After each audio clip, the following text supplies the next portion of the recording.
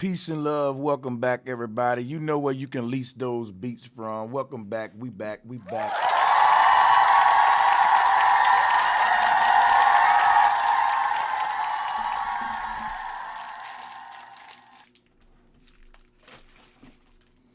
If you like the music that you was hearing, you know where to lease those beats from. Beats by Sanchez. The link is in the description. It's good to see everybody. How y'all doing? If you can hear me clear, drop a 1 in the chat room. Make sure you guys hit the like button on your way in, please, if you don't mind.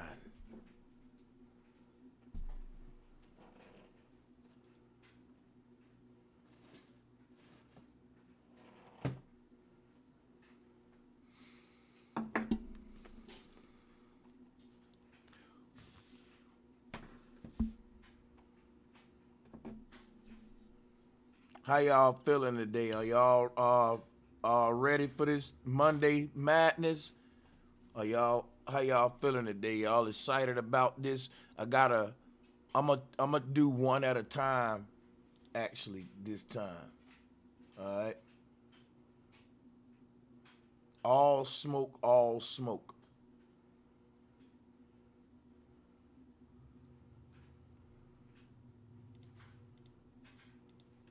One at a time. So, Alejandra said, you would like to know how the Rob Skiba death was a threat to flat earth? Yeah, when Rob Skiba died, it was all on the news that he was a flat earther who was denying COVID.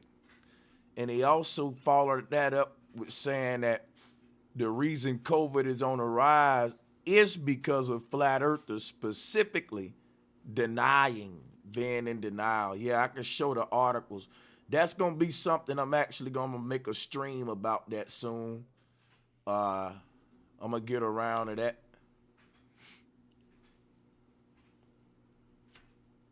I definitely going to get around to that.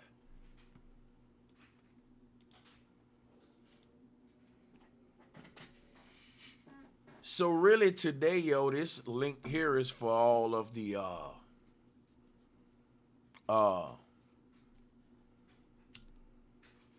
people out there who won't smoke. I think I'm gonna go live on my big channel later and do a follow-up to my presentation and stuff.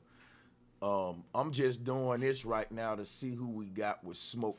If you're on let me see if any of these guys on the call got any smoke real quick. And we're gonna move on.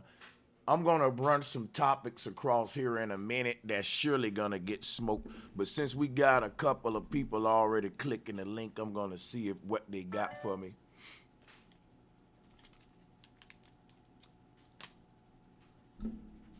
Aunt Mitch, what's up, man? How you doing? Aunt Mitch, how you doing, brother?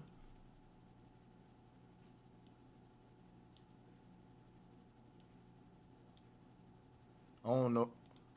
Yo, Anthony Mitchell, can you hear me, my brother? How you doing? I'm doing good, man? Yourself? I'm doing pretty good. You got some smoke for your boy, man. Good to see you, by the way. Good to see you too. I ain't had no smoke. This is Monday smoke today. Monday, Matt. Yeah, what you got for me though? Anything. Like, I must be the first on the panel. No, I was yeah, just you are. It's all good. Oh yeah, I was just checking out your last video you did 10 hours ago. I had missed the live stream. You was going in. And it's this one person by the name of Nubian Man Corey. And he have people, subscribe to Amen. Like he feel like Amen is the true God, the true living Lord. And it was just good how you was breaking it down. But if you would have like a chance to check out some of his videos, as far as Amen or whatever, you'll be able to dissect it or come with a different perspective too, other than his. But he out there pushing Amen race. I tell you what, he pushing deception. I ain't gonna go chasing him down to beat him up. But if he come asking for that smoke, I'm gonna unleash it on him. I can dig it. What's good, my brother? Hey, what's going on, man? I'm just joining on. You know what I'm saying? I'm at work right now. I ain't know nothing to do. Appreciate you letting me join, man. No doubt, no doubt. Uh, I want to say today, well, I've been getting a lot of smoke on other social medias, Facebook, YouTube comments, and sometime I do these panels to see if there's anybody that would like to come up and with any smoke or whatever. I'm still gonna go live later and do my thing. But yeah, I was listening. I think one of these topics, because today we doing Monday Madness. Hold on, you know what? Let me throw that up there. People people don't even know what we doing. I don't got my shit up there. Let me do that. Hold up. I'm missing something. My bad. Just so it'll be known. Bam, there we go. There we go. We're gonna put that right there.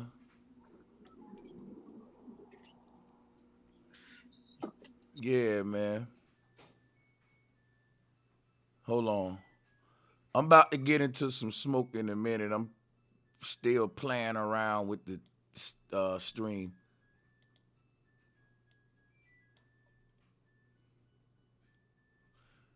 All right, I'm gonna go with that. And yeah, salutes to everybody in the building. So real talk, yo. A topic I wanted to debate Negroes about was Hindu spirituality. What are those aboriginals that think that I'm wrong about the Khmer Empire? Where y'all at now? Y'all do a lot of talking in the comments. Well, I really wanted to call motherfuckers out today, but we gonna kick it, we gonna chill, and like I said, yeah. So Now, bro, let me I think one of the dumbest theories out there too is that people who are in interracial relationships are endangering the black race or the black culture, or that dating out is a threat to diversity. I think that's one of them that we can do some Monday Madness. And of course the Aboriginal shit. Yo, somebody, hold up, was somebody trying to cut in? Let me cut my yeah, speakers up too. that was me. Okay, yeah. Yeah, go Now ahead. I be confused with the comedicism because I listen to a few brothers like Tahuti on Killer Priest podcast. And basically like the people that go against Kemet in the artwork, it's kind of like they saying it's like it's not speaking, the artwork is not speaking for itself. And it's like the conqueror and the invaders, you feel me, that they could have put those things on the wall to demean Kemet. And so, I be stuck between the two. I be like, dang, bro, what you saying making a whole lot of sense. And then I go over there and I listen to Tahuti, and I'll be like, man, he making a whole lot of sense. And man, that'll be a good, discussion if you can hop on that show and talk to him with some of the concerns, cause it's seeming like, trying to get what I'm saying. Yeah. So my thing is too is like when I just decipher it for See, myself. let Yeah, me show you some. A yeah, lot of these comedic niggas, like Jabari and all of these dudes you talking about, they are comic book, Black Panther, Marvel, Capcom loving niggas too. I'm not even making this up, because when you name yourself out the Tahuti, that's like me naming myself Captain America or some shit. These are mythological bird gods and niggas with superpowers and shit. Like, A dude that's dealing with mythology and comedicism is so far beneath me. With all due respect, far beneath me. And let me ask you this: with those bird heads and those weird things that we see, is it safe to say that the comedic people could they have been dealing with some type of form of multiverse? Because if our consciousness is And you know uploaded what into I the teach about multiverse, we're gonna comedic, well, yeah. yeah, you already know where I stand on Kemet. Man, so yeah, that was just my little quick concern. If I try and build up some smoke, I'ma bring it. No doubt. You know what I'm gonna do? I'm gonna go and brew me some coffee. I think that's gonna get me going, man. Y'all go ahead for a second. Hold on. That's what I'm missing today. No wonder I'm feeling kind of, yeah, I'm tripping.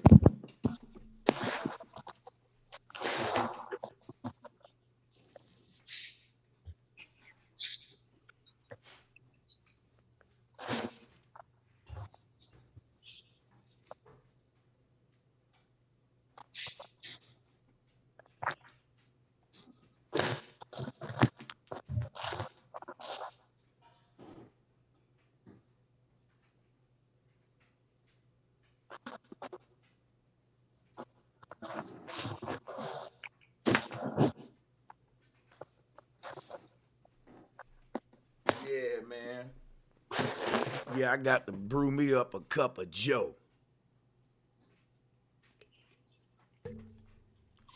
No, but I ain't gonna lie about to go with the interracial dating part. It's crazy how like I ain't gonna lie, up until I watched a couple of your streams on it, right? You changed my perception on racism because I was a proud racist, not gonna lie to you. Like I didn't I didn't see us as one or like see how they use racism to divide us or like you can be indoctrinated through not only religion but through other ways, right? But but uh it's crazy that people who are pro black or have that ideology that they have a problem with interracial dating because check this out, if a black man and a white woman make a baby, the baby comes out black. So you should be for that because if that happens enough, you'll wipe out a whole race and you just have a bunch of black people. Sir, You know what I'm saying? um, why don't white people think the same way?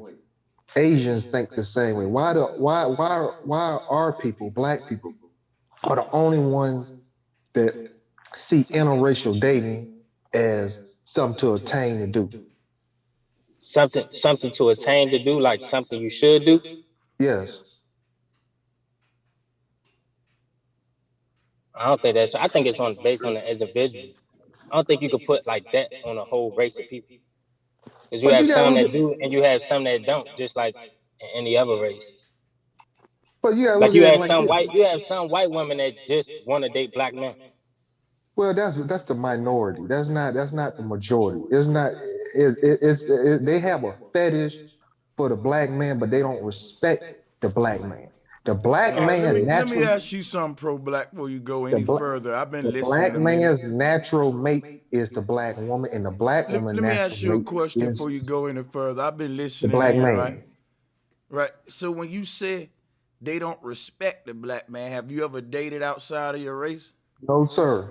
Okay, so I think we need to figure out how they respect the black man from someone who actually dated white women or dated out.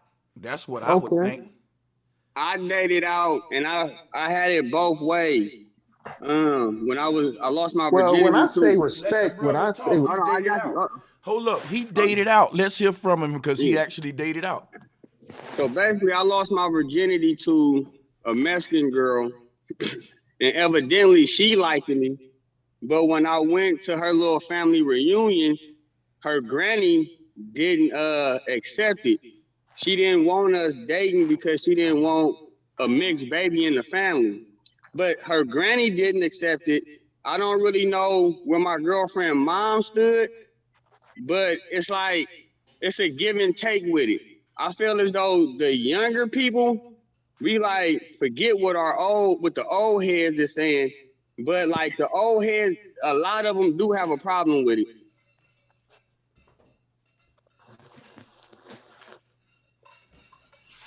All right, hold up, here I come. My bad, guys. My coffee ready. I want to talk to Pro Black for a minute. To the people in the waiting room, hold on. I'm trying not to let too many on at one time. Trying not to let too many on. Sir Drop, I see you, but you keep dropping out whenever I check the waiting room. I'm going to have to put my headphones on. Hold on. That's some good coffee. Hold on, yo. I'm going to be right with y'all. Sorry about that. Sorry about that.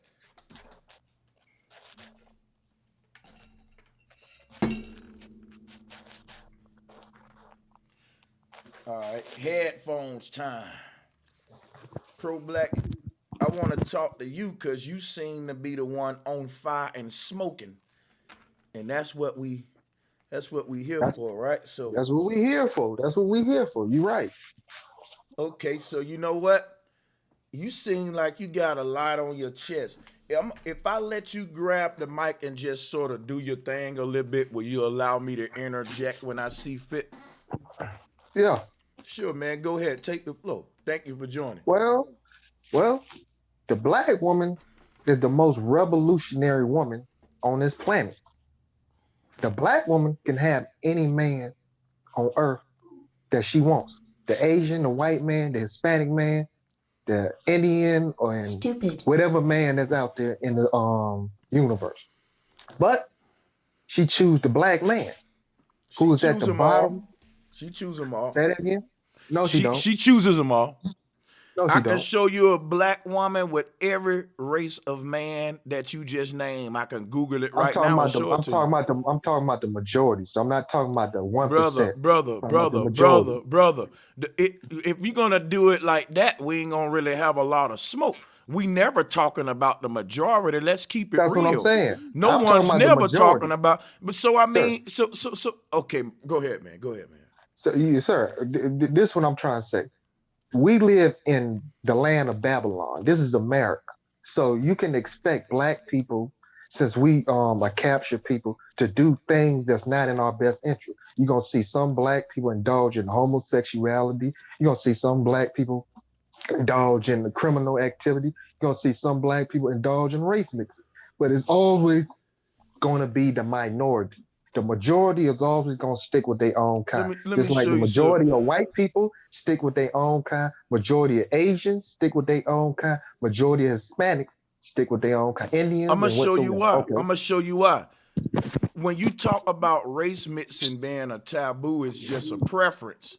And when you talk about people sticking with their own kind, don't you know when we talk about black on black crime, the reason for that is because black people live by each other and everybody. Wow. Now, hold on. Let me talk a minute. Everybody kill each other, but they try to act like it's only black people because we live close to each other. You're going to kill the people you're close to. So likewise, you're going to fuck the people you close to. And since black people don't really get out, they don't get out the hood. We don't explore the world like we used to. Of course, we fuck the people in proximity to us. We fight the people in proximity to us. And we kill the people in proximity to us. We steal from the people closer to us. Hey, look, a black men will do drive-bys in a hood, and the white people hood is right across the railroad tracks, and it'll never bleed over into the white man community. They'll rob and steal in their own communities, and they're secluded in their little zones, and they'll never bleed it over to the white man community. And that goes for the sets either. So I mean, the thing about staying confined to your zone, it's a preference. That ain't nothing that if I decide not to do, it's a taboo. Well, sir, the reason why black people are confined to these areas you're saying is because of white supremacy. Okay, here we go. Yes, the majority of black people live in black communities. They don't want to live there. Black people, as soon as Wow. they get some money, I got a sir, question. let I me got a ask you a question. question. Wait, I I want got to one ask for you a you question. first. I got You one for you from first. Mobile? No, You I'm from not. Mobile I'm Hill? not. I'm finna tell you where I'm from right now. No, no. No, I'm gonna tell you where I'm I'm from. about to Look, ask you a I'm, question. I'm, I'm I'm about from. to ask you a question. Listen, I'm from Jefferson County, Alabama. I'm from. Listen, Okay, hold on. Wait. They had online. They did a survey of the top worstest neighborhoods in America. My little city was in the top 10. Now check this okay. out. I made it out, but a lot of people didn't. And they could have. They didn't want to go. They embraced the hood. They loved that we was in the So top where do 10. you live now? Where do you live now? I live in Las Vegas now, man.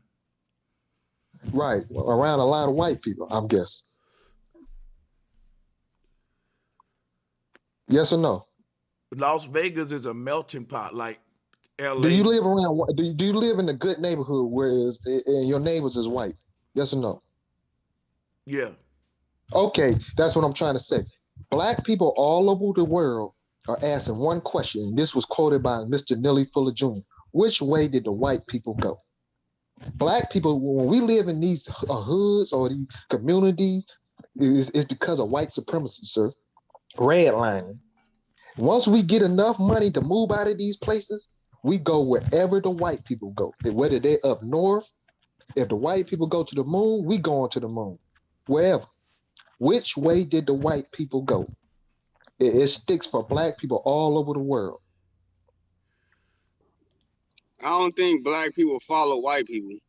Yes, they do. Let me show Well, you something, man. Let me show you something, brother. soon as you get Hold up, money, soon as you get wait. Let me money, show you something. Let me show you something. that's the first place you move. Hold on one thing. When you get money, you get better dental, you get better health, you eat better food, you wear better clothes, and you'll be a dumbass not to invest in a better environment and a better surrounding. So why is the black neighborhood not a better surrounding? Because the Where Now can black you answer find? hold up. No. Now see, I don't want that to start today. I said I was gonna do maybe a small panel, maybe. I might just put everybody off, but me and you in a minute, pro black. But yeah, because a minute ago, it was just a dead panel, wasn't nothing going on. Now my smoke has arrived, y'all, and guess who it belonged to? Mine. I'm gonna deal with this man first. Everybody enjoy the show. Hold on a second. Go ahead, brother. Yeah, it's on you. So listen, man. When you move to a better community, you ain't done nothing wrong. When you ask me why the black people community ain't like the white folks, I'ma tell you why. Listen to our music. Our music tell you we don't want it like Beverly Hills. If the hood get clinked up and get too soft, niggas will say, man, it ain't like it used to be, man. Like, niggas like the motherfucking grime of it. If you take away the filth out the hood, you took away a multi-billion-dollar industry. Let me break some down to y'all, man. Let me break some down to y'all. If you clean up the hood and stop the struggle in the hood, what we gonna rap about? Come on, man. What we gonna write in our raps, man? It ain't no trash on the ground in the playground. Ain't no pissy elevators. Ain't no syringes in the park. Come on, man. Your hood clinked up. It got roses everywhere. For real? Ain't no niggas standing outside the store. What we gonna rap about? Oh, them gonna be some whack ass raps, man.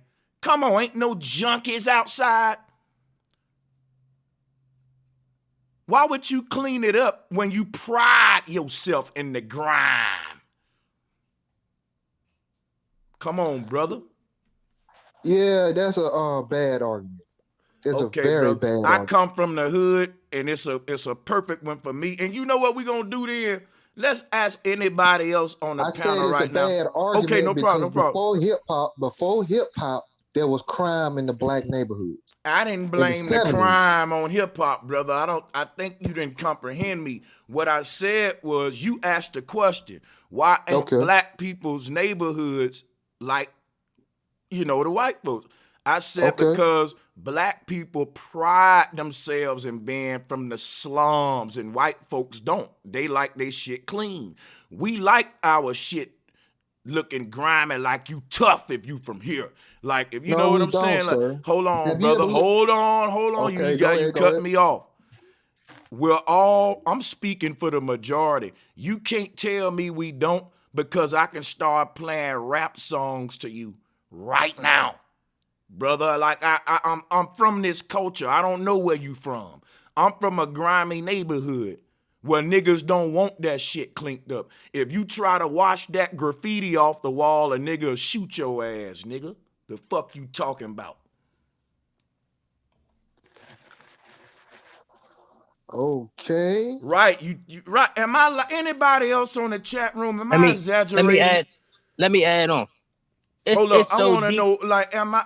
Yeah. This is what I want y'all to weigh in on real quick, because right now he's saying I'm just over. I'm reaching now. Am I reaching, or is this really our hood mentality? Do I got it down pack, or am No, I? it's not. Now you No. hitting it on you hitting it on the nose. Let me tell you why.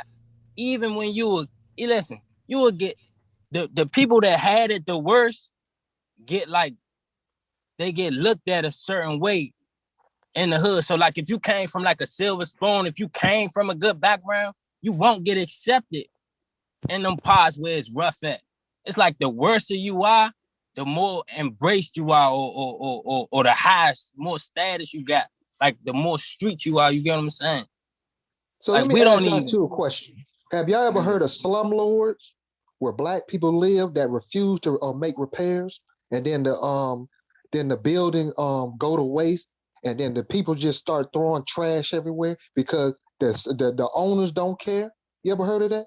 That's what the black communities are. Hey, let me give you an example. We're If you on. ride in that, listen right quick. If you ride in a white neighborhood, right, and you throw your McDonald's bag out the window, the car behind you will stop their car and pick it up. If you ride through a black neighborhood, you could throw anything you want out the window. People gonna just keep it moving. Just Well, something first that thing, let we you don't know the own mindset of our people. But we go don't ahead. own we don't own neighborhoods. First thing, we don't. There is no black community. Those are the places we call communities, are places they just put us there until they gentrify, and then we have to move and find somewhere else to live. We don't have any communities in America. I'm just talking about the mindset of how you can throw something out the window and litter your whole neighborhood up and nobody care. If you Hey, go into a rich neighborhood, let's take the color out of it. You go in a rich neighborhood, it's not tolerated, man. hey, Go look, Right? ahead. the brother making a lot of excuses, man. Hey, salutes to the elder joining, yo. Salutes, double salutes to the elder joining. Yes, sir, Mr. Rosson, sir. If there's no such thing as a black community, then you disproving your argument saying we all move to No, white communities.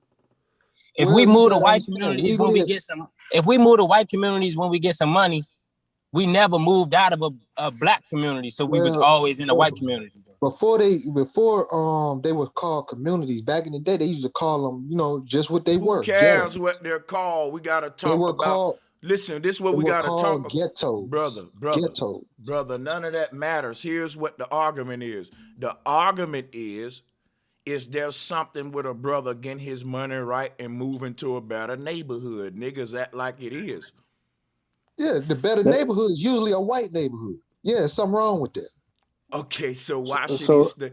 Okay, so if something wrong with a brother moving to a better neighborhood, tell that to Nipsey Hussle and Young Dolph, right? Bro, fact. that was something different right there. I Brother, mean, with the brother, Nipsey thing and the how Young much Dog, that's are you a something successful super black different. man? Are you a successful black man? No, of course not. So you're an unsuccessful black man. Yeah, I'm a victim of white supremacy, sir. Yes. Hold up. Hold. Oh my God. Oh my God. I think I gotta Hey, cut my camera on. Wait a minute. Wait a minute. Now I think you trolling. Did I hear that right? Hold up. yeah, I think he Hold trolling up. too, bro, That Sanchez. brother said I'm an unsuccessful black man and I'm a victim of white supremacy. You know what? I won a debate. If I look, man, you can't debate me, brother. Real talk. Let me let the elder get the mic. Come on, man. At least he honest. Go ahead. He meant to say he a victim of his own environment. He a product of his Hey, environment. Go ahead, I'm Elder. not a liar. Maybe you need to get out the hood then and take my advice, bro. He a victim of his mindset. Turn that TV off.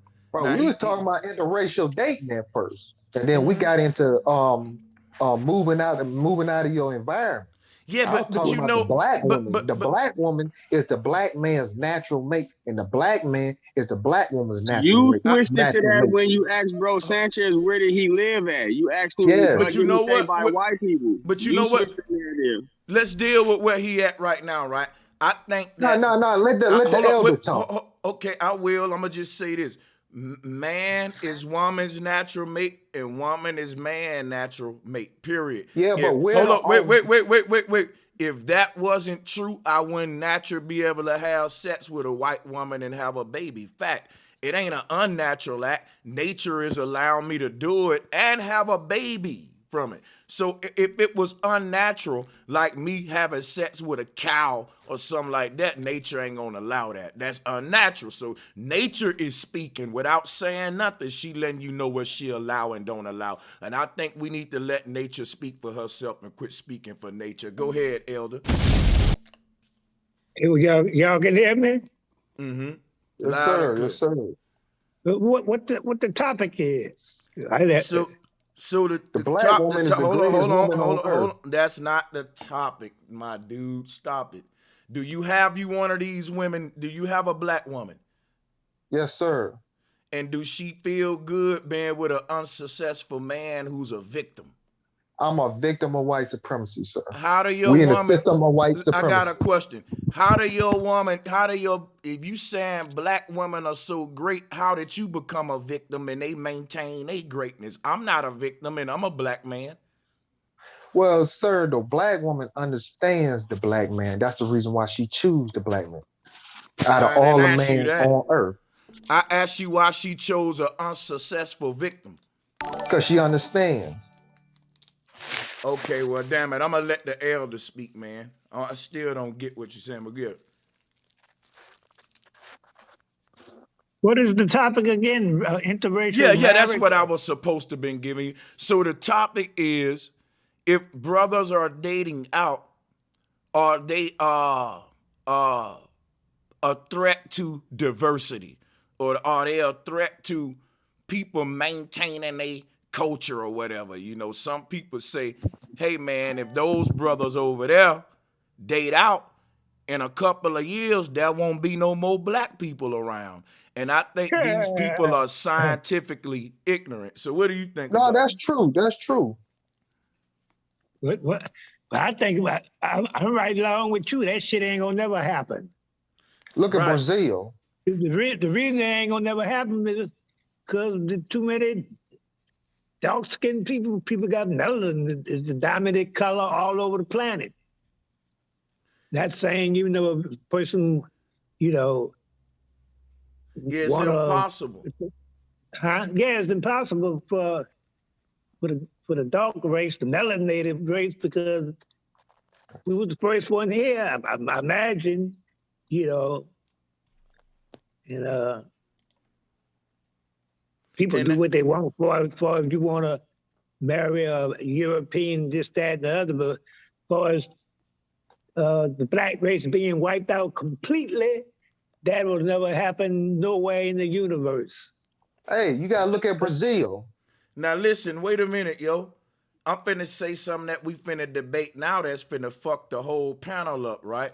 What if I told you what you calling blackness ain't got nothing to do with your DNA at all, but it got everything to do with your social engineering programming and your culture. What you call black culture is based on a lot of what Garvey did too with the Black Power movement, right? Yeah, So a great black, man. right? Wait a minute. Marcus, how was Marcus Garvey a great man when he had an alliance with the KKK and he was Sir, going? Marcus Garvey, Sir, you he gonna was let me pandering. finish, man? Yo, I'm not finna play with you, and I don't play with pandering ass foreigners like Garvey either. And a debate is not about Garvey. I'll say this: go and subscribe to Taz exclusives and follow the shit that he doing on Garvey, and you can follow the shit that I've done on Garvey on my main channel. So I'm gonna give a recommendation for Taz exclusives. My brother, you can go and check him out. He Yeah, did I a debated them. I debated them already. all right, my brother. Yeah. You He just didn't know what he was talking about. let me tell you something, brother. You really ain't in a position to debate. You might want to hear the stream thoroughly first to formulate you some shit to debate about. You ain't debate ready. I'm telling you right now. You jumpy to the The man gun. don't know You, what he talking about. yo, bro. Hey He man, don't. Garvey was the check greatest this black out, man. leader of all Bro, time. you showing your ignorance. No, stop, Everybody man. know Garvey was an agent who was working for the Jesuits. Prove it. Stop. Prove This it. is not. I've already done it, bro. Ain't nobody finna go backwards because you don't do research, man. You need to catch X. up, Come bro. on, You're in Ted. the Come on, advanced. You're Sanchez. in the advanced class, bro. You're in the advanced class, and we ain't finna The move white backwards man for told you. you that, sir. Hey man, the white man ain't told me nothing. How you know the white That's what man you got. told? That's what you. How you know what the white man told me if you ain't even let me prove it yet? I ain't even prove it That's to what. you yet. You told me to prove it, and I didn't prove it, so you don't know where I'm getting the sources from. I just referred you to a black man, dummy. I just told you to go check out Taz. That ain't no white man. I gave you a black man as a source. When I do give you black sources, you debate them with your hypocritical ass. Now, bro, I'm trying to get back to the argument. You trying to make it about Garvey. My show ain't about Garvey right now. Later we can debate Garvey, but we can't just be getting off topic. I just told y'all what the topic was. Now let me let other folks speak if you don't want to deal with the topic, pro-black. The topic, everybody, at this time is dating out a threat to diversity? Is it a threat to Hawaiian stand Hawaiian and Chinese stand Chinese and all this stuff? Could I talk? Could I say something? Salutes, Wiggly, sure. Already, it's your boy BL Wiggly, aka the Melanesian Mutant. Yo, they call me Wiggly in them gang spaces, but y'all can refer to me as Mike like my mom do. Yeah, Sanchez. I actually got a video I put up on my channel, and we done already been through this work here. I told you, you got to make a decision.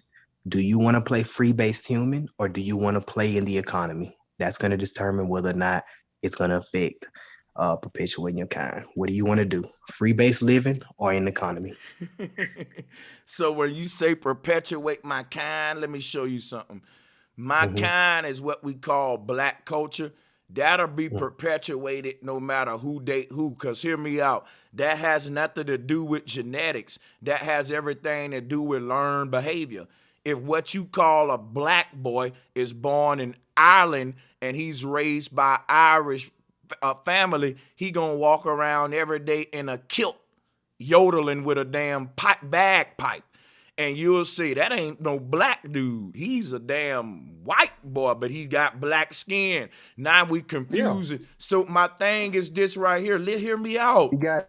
Y'all don't let a nigga talk long It's my enough, man. turn. I got a I'm photo. gonna have to start. Yeah, man. We got to let me speak just a little bit because I want to beat and teach today, and I talk slow. So just bear with your boy. Hear me out.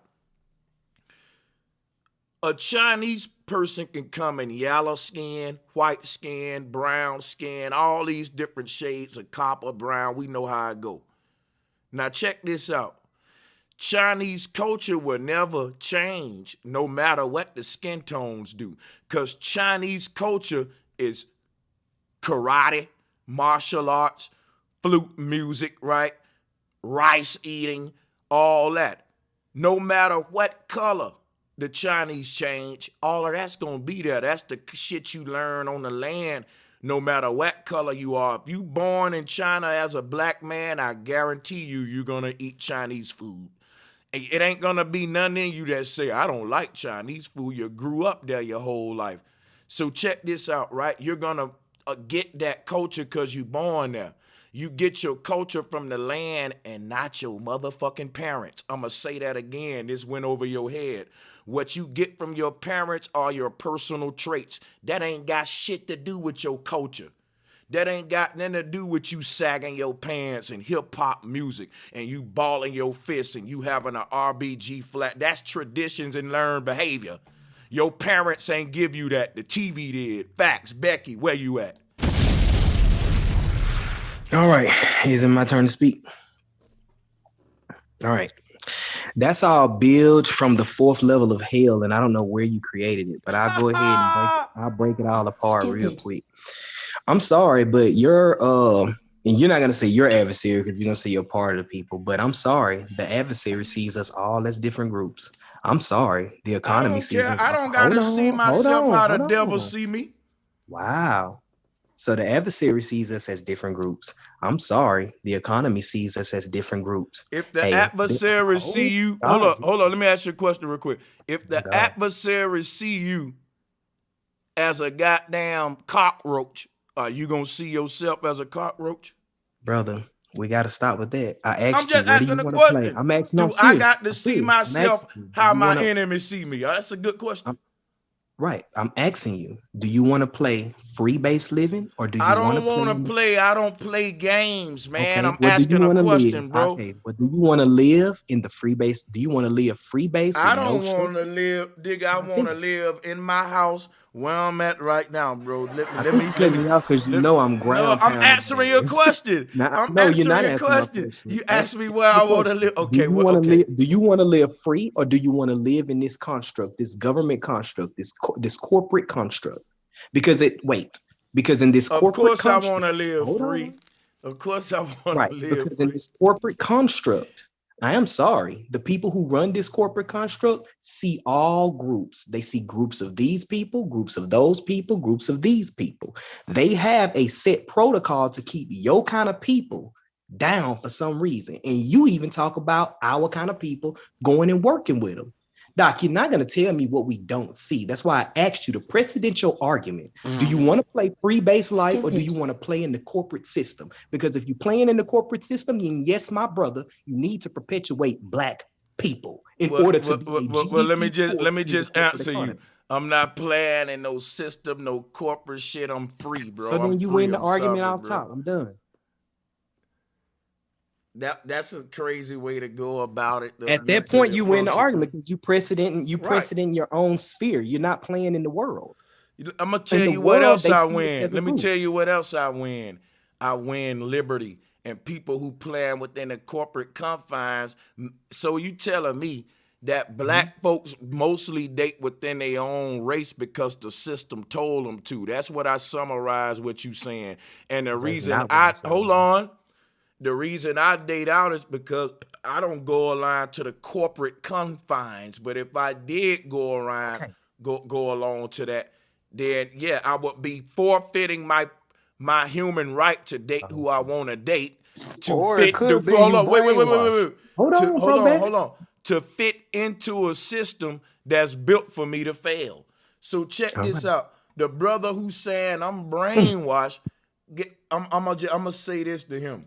The moment he said he was an unsuccessful victim, boy, you can't talk about nobody being brainwashed, dude. Hold on, stop. 99% of the You're an unsuccessful victim. That's your problem. You need to be quiet. You unsuccessful. And you talking to somebody successful, and I need to be teaching you. Said that to him, bro. Yeah, he got you right there. I'm gonna get you the whole show with that. Now your unsuccessful ass need to yeah, because unsuccessful niggas need to learn to shut up sometimes. Unsuccessful niggas talk too much, and I'm successful. How you talking more than me? Shut up and listen. That's why you unsuccessful. That's why you're unsuccessful. You talk too much. And me and Wiggly was talking. Bags. But yeah, I'm pretty sure. But thank you. You just conceded the argument. You gave me my win. I appreciate that because yeah, you just decided that you want to be on your own. You don't want to play on this this corporate construct, because in this corporate construct, it is vivid to see that they have protocols set up to keep certain, like I said the other day, what about the Marshall Islands? Those people are just designated to drop atomic bombs on to test them to see what type of effects would happen to them with atomic bombs. You think those people are not sticking together trying to fight against these fuckers for doing that? Okay, stop. You go into your wait. Can I ask you a question? One more Can I ask you a question real quick? Let me finish this, and you can ask me anything. You go into any metropolitan, any city, state, or whatever across this land. There's a little China. There's a little Mexico. There's a little Lebanon. There's a little Vietnamese. Everybody got their own side of the city. No one shops with you niggers. No one shops with you blacks. They don't come over here and buy your funky shoes and your graphic t-shirts, but they sit up in your goddamn community. You buy them fucking Indians hair. Wait. You buy them Indians hair. You buy them goddamn chew the Iceman teeth. You buy all they shit. They sit up in your neighborhood because the group economical corporate construct says that y'all motherfuckers will be down. We will be up. And until your men get up and start fighting and making y'all kind within y'all kind, we're going to exploit y'all weak ass all fucking day. And we going to what does that have to do? Hold on. What does that have to do with integrating? With Jerome. Hold on. Lily in the hood with a nigga. Man, what does that have to do? What does that have to do with integrating sexually? And how do you ask a man if he want to live free or live inside the corporate construct? And then when he tells you he want to live free, all of a sudden he lost the argument because you'd rather live in the social construct of the corporate construct that made us divided and made us think that we need to work separately. When if I can live free, I can unite more than one group of people. But the corporate construct got you divided. So how do you ask a man if he want to live free or in a corporate construct when the corporate construct is what's fucking you up? And you just said he lost? Exactly. That's the white supremacy right there. Corporate stop. Wait a second. Let me go back. The natives didn't come up with no corporate construct. There wasn't a native construct. Because y'all not wait. You're not gonna act like you don't see what's happening out here. Stop it. That's why I asked him, where do you want to live in? You're gonna have to pick a side. If you want to live like that, then fine. You can he told you he want to live free. Nobody's stopping you from doing free living. Nobody's stopping that. Do what you want.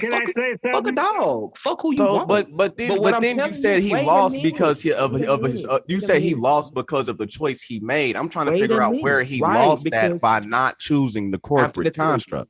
And I'm going to tell you, because the people that he's arguing against are precedenting that within the corporate construct. Don't bring your flab ass outside trying to argue over here in this building when you playing in a whole nother facility. The people who erected that conversation. Hey, that's what I'm trying to figure out. Like, how does integrating sexually? The people who erected that conversation are playing within the corporate construct. They want their group to be a GD gross domestic product force in this nation. They're erecting that argument from that basis. Y'all erecting it from a spiritual free base basis. No, so you're basing it on a reality basis. What I'm asking you is how does who I decide to mate with determine on a whole economic group status by like go to Little Mexico and ask them. Go to Little Mexico and ask them. What does that mean? Stop. La Tercera restaurant has been there for 60 years. What the hell are you talking about? What does that mean? I know black restaurants that's been open for 100 years. Wait a minute. That means that Abuelita. Wait a minute. Bro, not saying nothing. Abuelita is in the fucking house. And Marisol is running the register now because that restaurant been there for 60 years. But you Negroes, y'all just want to fight. What does this have to do with integrating sexually? Why it means? How does that hurt? How does that hurt the black community, Bob? Because you're not perpetuating your own. You're not linking none of this to the topic. You just saying a bunch of stuff and not linking. No, you're just being dumb and you don't want to acknowledge. My brother Wiggly. Yeah, let's let the elder speak now. I thought y'all was finna go back and forth. Thought y'all was gonna go back and forth with something, with a particular point. I bet 9 times out of 10 the elder agree with me. Watch. Well, it's okay. Elder don't agree with everything on this channel, but that's the elder, man, and we love the elder, man. Salutes. That ain't a point for you though, Wiggly. You gotta make your own argument. No, that is a point for me. Sorry. Everybody done? Mm-hmm. Yeah, Yeah, we my point done. of view, I believe in what Sanchez said. Fuck, I want to be free. I want to create my own. I ain't worked for a white man in 30 fucking years. For as black people, that they got a lot of black businesses. They got plenty of black businesses in New Orleans. We just don't support them a lot, but they got a lot of black entrepreneurs that doing good for themselves. You ain't got to depend on no corporate book. Fuck that corporate bullshit. I don't go along with that. That's going on with the system that's keeping us down. In a lot of ways, Guys, do we're y'all keeping see how our these own guys are self falling in the down. mouth of my argument? No, man, your argument half stupid. Well, y'all in the South, we don't allow elders to be cut off. Y'all tripping. Go ahead, elder. Yeah, what I'm saying is all black people got to do is just get their own shit. I believe in one part where you say a lot of businesses come in our neighborhoods, but we can just stop that automatically. We start getting our own and start supporting each other. That's the only way you can build a town. And from a town, you can build a city. Just like they did back in 1921 in Black Wall Street. If they did it then with all the technology that they got, now we can still do it. And we Man, with will all due do it. respect, Elder, I don't mean to cut you off. With all due respect, Elder, chatting everybody, did I just say this not too many nights ago? Come on, y'all. Stop, man. Go ahead, man. My bad. Who say I'm a radical pro-black? You know what I am? I believe in divine righteousness. I believe in divine truth. That's what I believe in, and divine order. I believe in all those three. I don't believe in no religion. I ain't pro-black. I don't belong to no manosphere. I follow the laws of the universe. Divine order, divine truth. That's the laws of the universe. Once you go with those three traits, you good. I don't believe in no religion. I don't believe in nobody's religion. I respect everybody's religion. I'm not a Christian. I'm not a Muslim. I'm not a Hebrew. Yep. But I respect all people's religion. I go by divine truth, divine order. That's the only thing I go by. Divine consciousness, I looked around, and you know what? Salutes to the elder, yo. This is a powerful stream. I want everybody to hit the like button. I looked around for pro-black, and I see he done got up out of here. Wow, you just ran, huh, pro-black? You could have spoke, man. Hey, I was just saying you can't be calling folks what you called me. And I don't hate Brainwash. women, though. Can I cut in? Somebody mistakes it. The elder hates and blame women. He's goofy. Who is you? You must be a troll. See, you niggas can't get together at You all. know what? I'm watching the goddamn Don't mind them in the bro. chat, elder. And they got this woman talking about I hate black women. What video you see me where I hate black women? Because I talk about Cynthia G and these bad wenches that promoting what you call that word? Y'all help me out. What the word is? I can't think of it. All kinds of stuff. Abortion. They support him, but I was gonna say, Elder, I won't even let that get to me, man. Because anytime you speak out against ignorance, they gonna say you against something. If you speak out against the own ignorance in your community, they'll call you a coon. Yeah, get her ass off for that, because she's a fool. She don't know nothing about me. Hey, look, dig this. When hey, let me set. Hold on, brother. I got you, Drop. I got you. I'm letting people on, and I'm trying to address the chat too. Yeah, when a brother tried to speak, to the brother out there, Alcatone, when pro-black tried to speak, he interrupted me and Wiggly just to call me brainwashed and make an insult that he was disrespectful. He interrupted two brothers who was in the middle of smoke just to make an insult. So then I made one back at him. I said, hold up, bro, you admitted that you was an unsuccessful victim. Those were his words. Now, pro-black can come back up and he can say whatever he want to say. But if he make insults, I'm going to make them back. We can make arguments back and forth, but insults, we can do that too back and forth. And if he can't dish what he put out, then hey, man. Thanks. Hey, what I was gonna say, bro, Sanchez, if he feel unsuccessful, I got a few programs I can email him that's free right now. They're starting off at 6 figures, but I mean the jobs are for the white man, but it's free. When he said that's successful, I ain't trying to speak for him. I think he probably just meant he ain't in a position of power where the people in position of power is, and that's probably what he meant. He just shouldn't have said that in front of public people. I doubt that, bro, because if you successful, man, you ain't worried about that. Look, successful. Successful is just measured on what's successful to you. There's people that got it all and don't feel they're successful yet. But I want to deal with the point on I wanted to deal with the point on how the elder brought up Tulsa, right? That's 100% fact. If you ever looked in your own neighborhood, you can't blame the hair store for you going into that hair store. Don't you know you will never see a Chinese person in Walmart? They shop with their own people. It has nothing to do with race. They shop with their own people. So if we can get another Tulsa going, we can do the same exact thing. You can't blame. But Sanchez, do you see they literally support my argument? Own people. All right, cool. Look, man, fuck that. Damn, Y'all bro. got it, man. Damn, bro. I mean, he did support the argument. I can't lie with that. But you know what? Thanks, because it's not nobody's gonna sit up here and act like we don't see La Harchazera there for the last 60 years. And they gave it to their son, then their son gave it to their daughter, then the daughter gave it to their daughter, and they all kept the sex within the same realm. Blah. And spent the money with the white man. You're not gonna take we don't see what we see.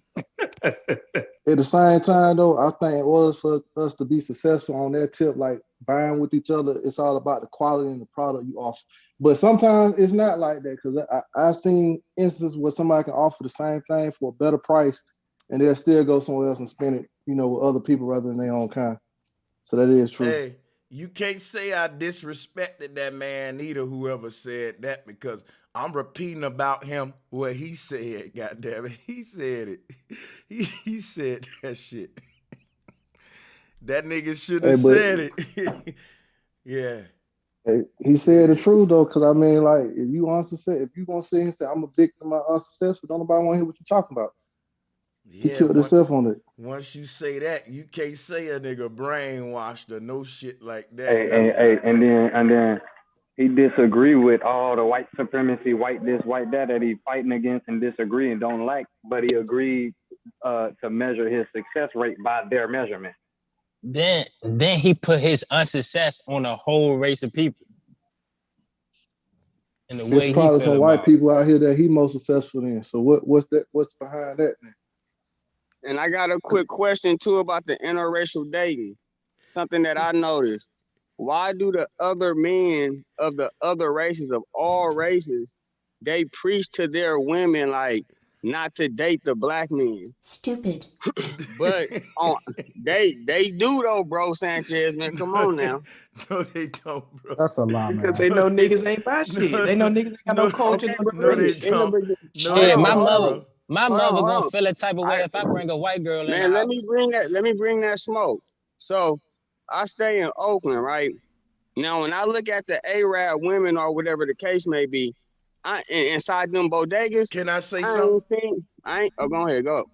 This here gonna hurt a lot of niggas' feelings, and I just can't sugarcoat it because I know where you going. You know what? They teach their motherfucking daughters don't date broke ass, victim, unsuccessful black men. Hey, I guarantee you they'll teach their daughter. Wait a minute, bro. Wait a minute. I guarantee you they wouldn't mind their daughter dating Master P, Jay-Z.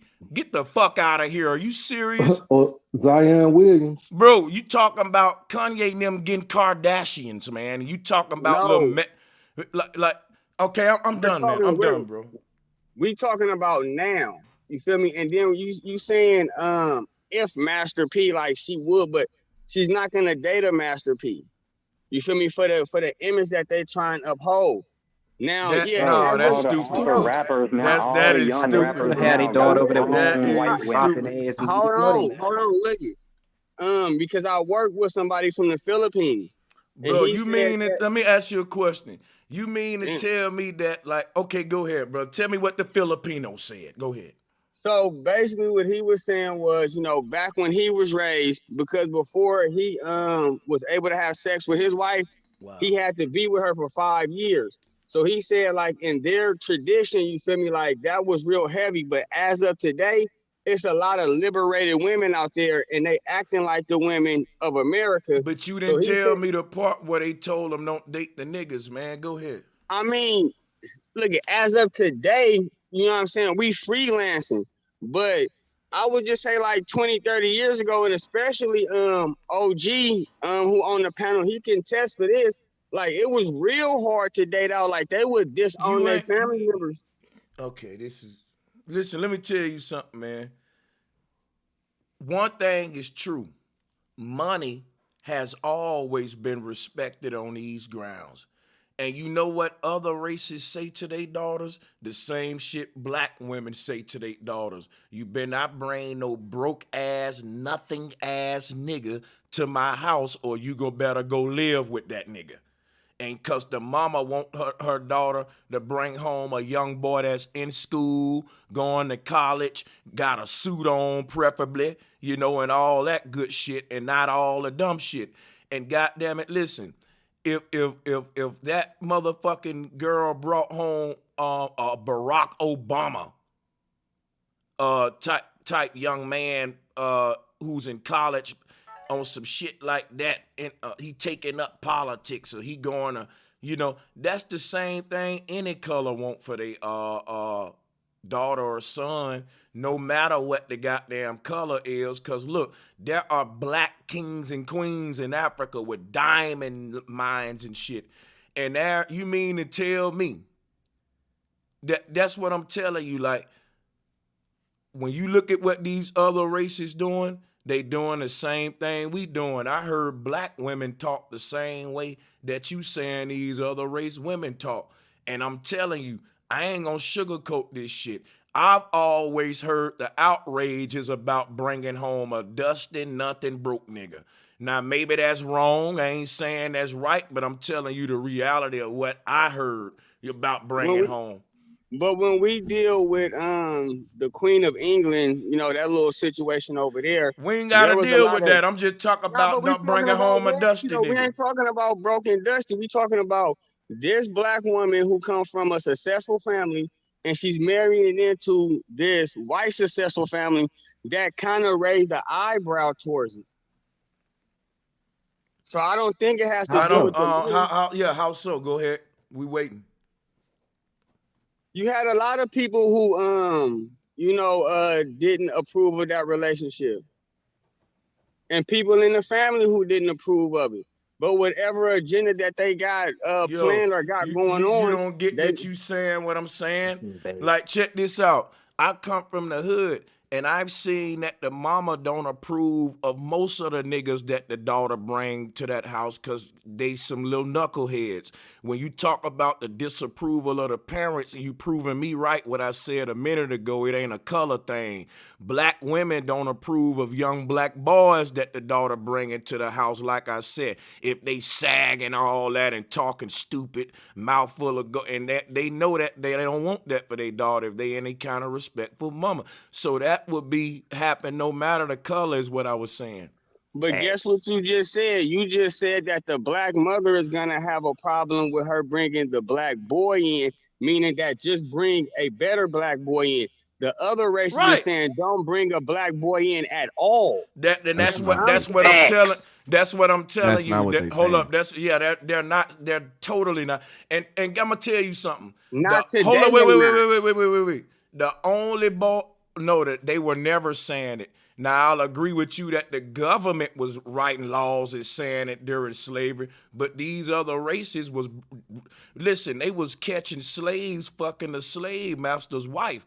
So these slave master's wife was getting killed and tortured just for a little piece of black meat, man. So hold on, you gonna cut me off and keep on pushing the damn goalpost. Brother, let me talk, and you cut me in and make arguments that are so irrelevant, man. And you're not listening if you're doing that. Listen to what I'm telling you. You're talking about a time where it was against the law to day out. That don't mean that the people motherfucking agree with the law. You're making arguments that does not help your point at all, is what I'm showing you. You need to think deep, make stronger arguments, brother. Go ahead. But it's two arms. Hold on. Wait. It's two arms to the body. So you said that white women were getting killed for getting some black meat, but then you don't want to speak about the other arm, which is the white man who wasn't getting killed for having some black, Yeah, because that's why he's called a slave. What's the next word out the slave? What? The M word. Master, right? Yes, he's the so goddamn, yeah, so listen, because you making a point, you're making a point that does not help your argument, and in fact, it's irrelevant to the argument that we're making. It is going to help Let me show you something. Hold on. I'm still talking. This is what I'm telling you. My argument cancels out what the hell you said. When you said that, hey man, that was a time where you couldn't date out. That don't mean people disapproved of it. It mean that it was just against the law. People was losing their life to do it, to show you that they didn't approve of the law, and they wanted to be free to do whatever the fuck they wanted to do. So what I'm telling you right now, man, is that I just ate your argument up. We're going to acknowledge that. Now, if you want to make another argument, that's called moving the goalpost. I'll let you do that, though. Go ahead, man. I'll shoot. Can I speak on that? I'm speaking. Hold on. I'm speaking on exactly, basically what you saying. So you saying that the slave master. So meaning that before it was any interracial dating, a group of people had to conquer another group of people. And then the interracial dating had to come from the man. You feel me? The interracial dating didn't come from nowhere. People been fucking each other. Listen, if a man see a white woman attractive, he don't care about no goddamn law if he thinking with his penis. Why you think niggas was dying for sleeping with the slave master's wife? Are you not hearing what's happening here in his argument? My question is, when the slave master wasn't a slave master and we was just freely fucking and it wasn't no master and no slave, when was that? Pre-slavery. Stupid. Pre-slavery, bro. Pre-slavery. I think the argument. I gotta cut you off, Wiggly, because you had cut me off. Now look, you gotta understand the people that do say what the young bull's saying. That has nothing to do with sex. They're racist people. You can have a black mom that'll say, don't bring no white woman in here because you got a racist black mom. You can have a white mom. Don't bring no goddamn nigga in here because they're racist. It has nothing to do with the majority of them. You have to say, no, I'm gonna use any word. Listen, what I'm saying is the whole world would have to be prejudiced for that to be a fact, what he's saying. No people. Put it like this. The white slave master was actually raping the black women, for crying out loud. So nobody really cared about who was effing. They just used it for a point to either rape something or you messing with the broke slaves out there, honey. You gonna cheat on me with the slave, and that's why they got beat. You see what I'm saying? It has nothing to do with put it like this. The prejudice in them, the people that think like that, because you can change a white baby to a black baby. So the racist person will be like, man, no, quit having sex with them. They will say that, and they will say that about any race. Those are prejudiced people. The average person is like, if you found love, I love it too. That's the average parent, but go ahead, Wiggly. So yeah, you would change that baby to a mixed baby. And that's why you had a lot of what's called mulattoes rising to power, because that slave master still loved his goddamn son, even though it was mixed with one of the slave women.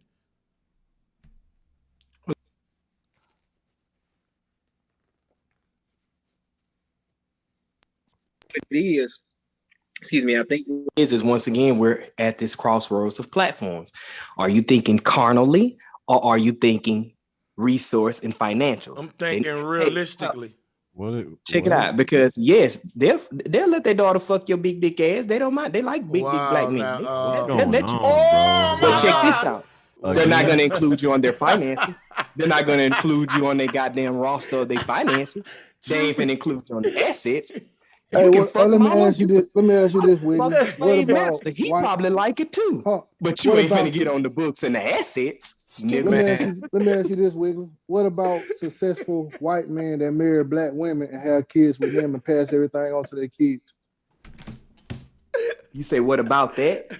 Yeah, because you said they ain't gonna let you in their finances. I see that a lot these days. Like white men. A lot of these arguments within the next few years are probably gonna be debunked, because society is a little bit more lenient for being nice and sleeping with each other, and you're probably gonna see that. I'm not gonna argue that. Yeah, you probably. I say that because only reason I say that because I used to think the same way until I got like in different states and started seeing how different people were, and I'm like, damn, I would have never expect, or you'll think of a white man have a mixed child here. Because now the children are coming up. They weren't raised by racists, or I guess people that hate other cultures. They weren't raised by them parents. They was raised with us. A lot of white folks went to school with us, so they know we not bad. So they don't mind their daughters and stuff sleeping with us and their sons. It's a different time. But if we're talking about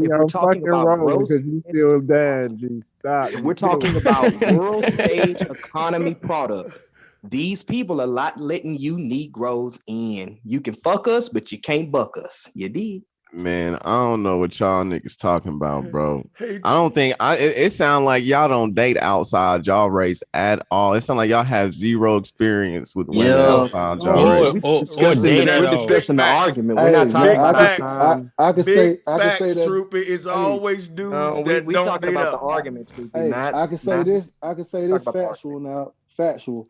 If you go in somewhere with a white woman and she look good, and say you go to an establishment where there's a lot of white men in her, they will be jealous. They will make you feel uncomfortable. But look, I'm gonna show you something. If you go in there and she don't look good, I'm gonna show you something. They gonna act like y'all invisible. They ain't even gonna care. Hey, and that's one of my personal experiences. Yeah, that's a little. Hold up. That's true, but check this out though.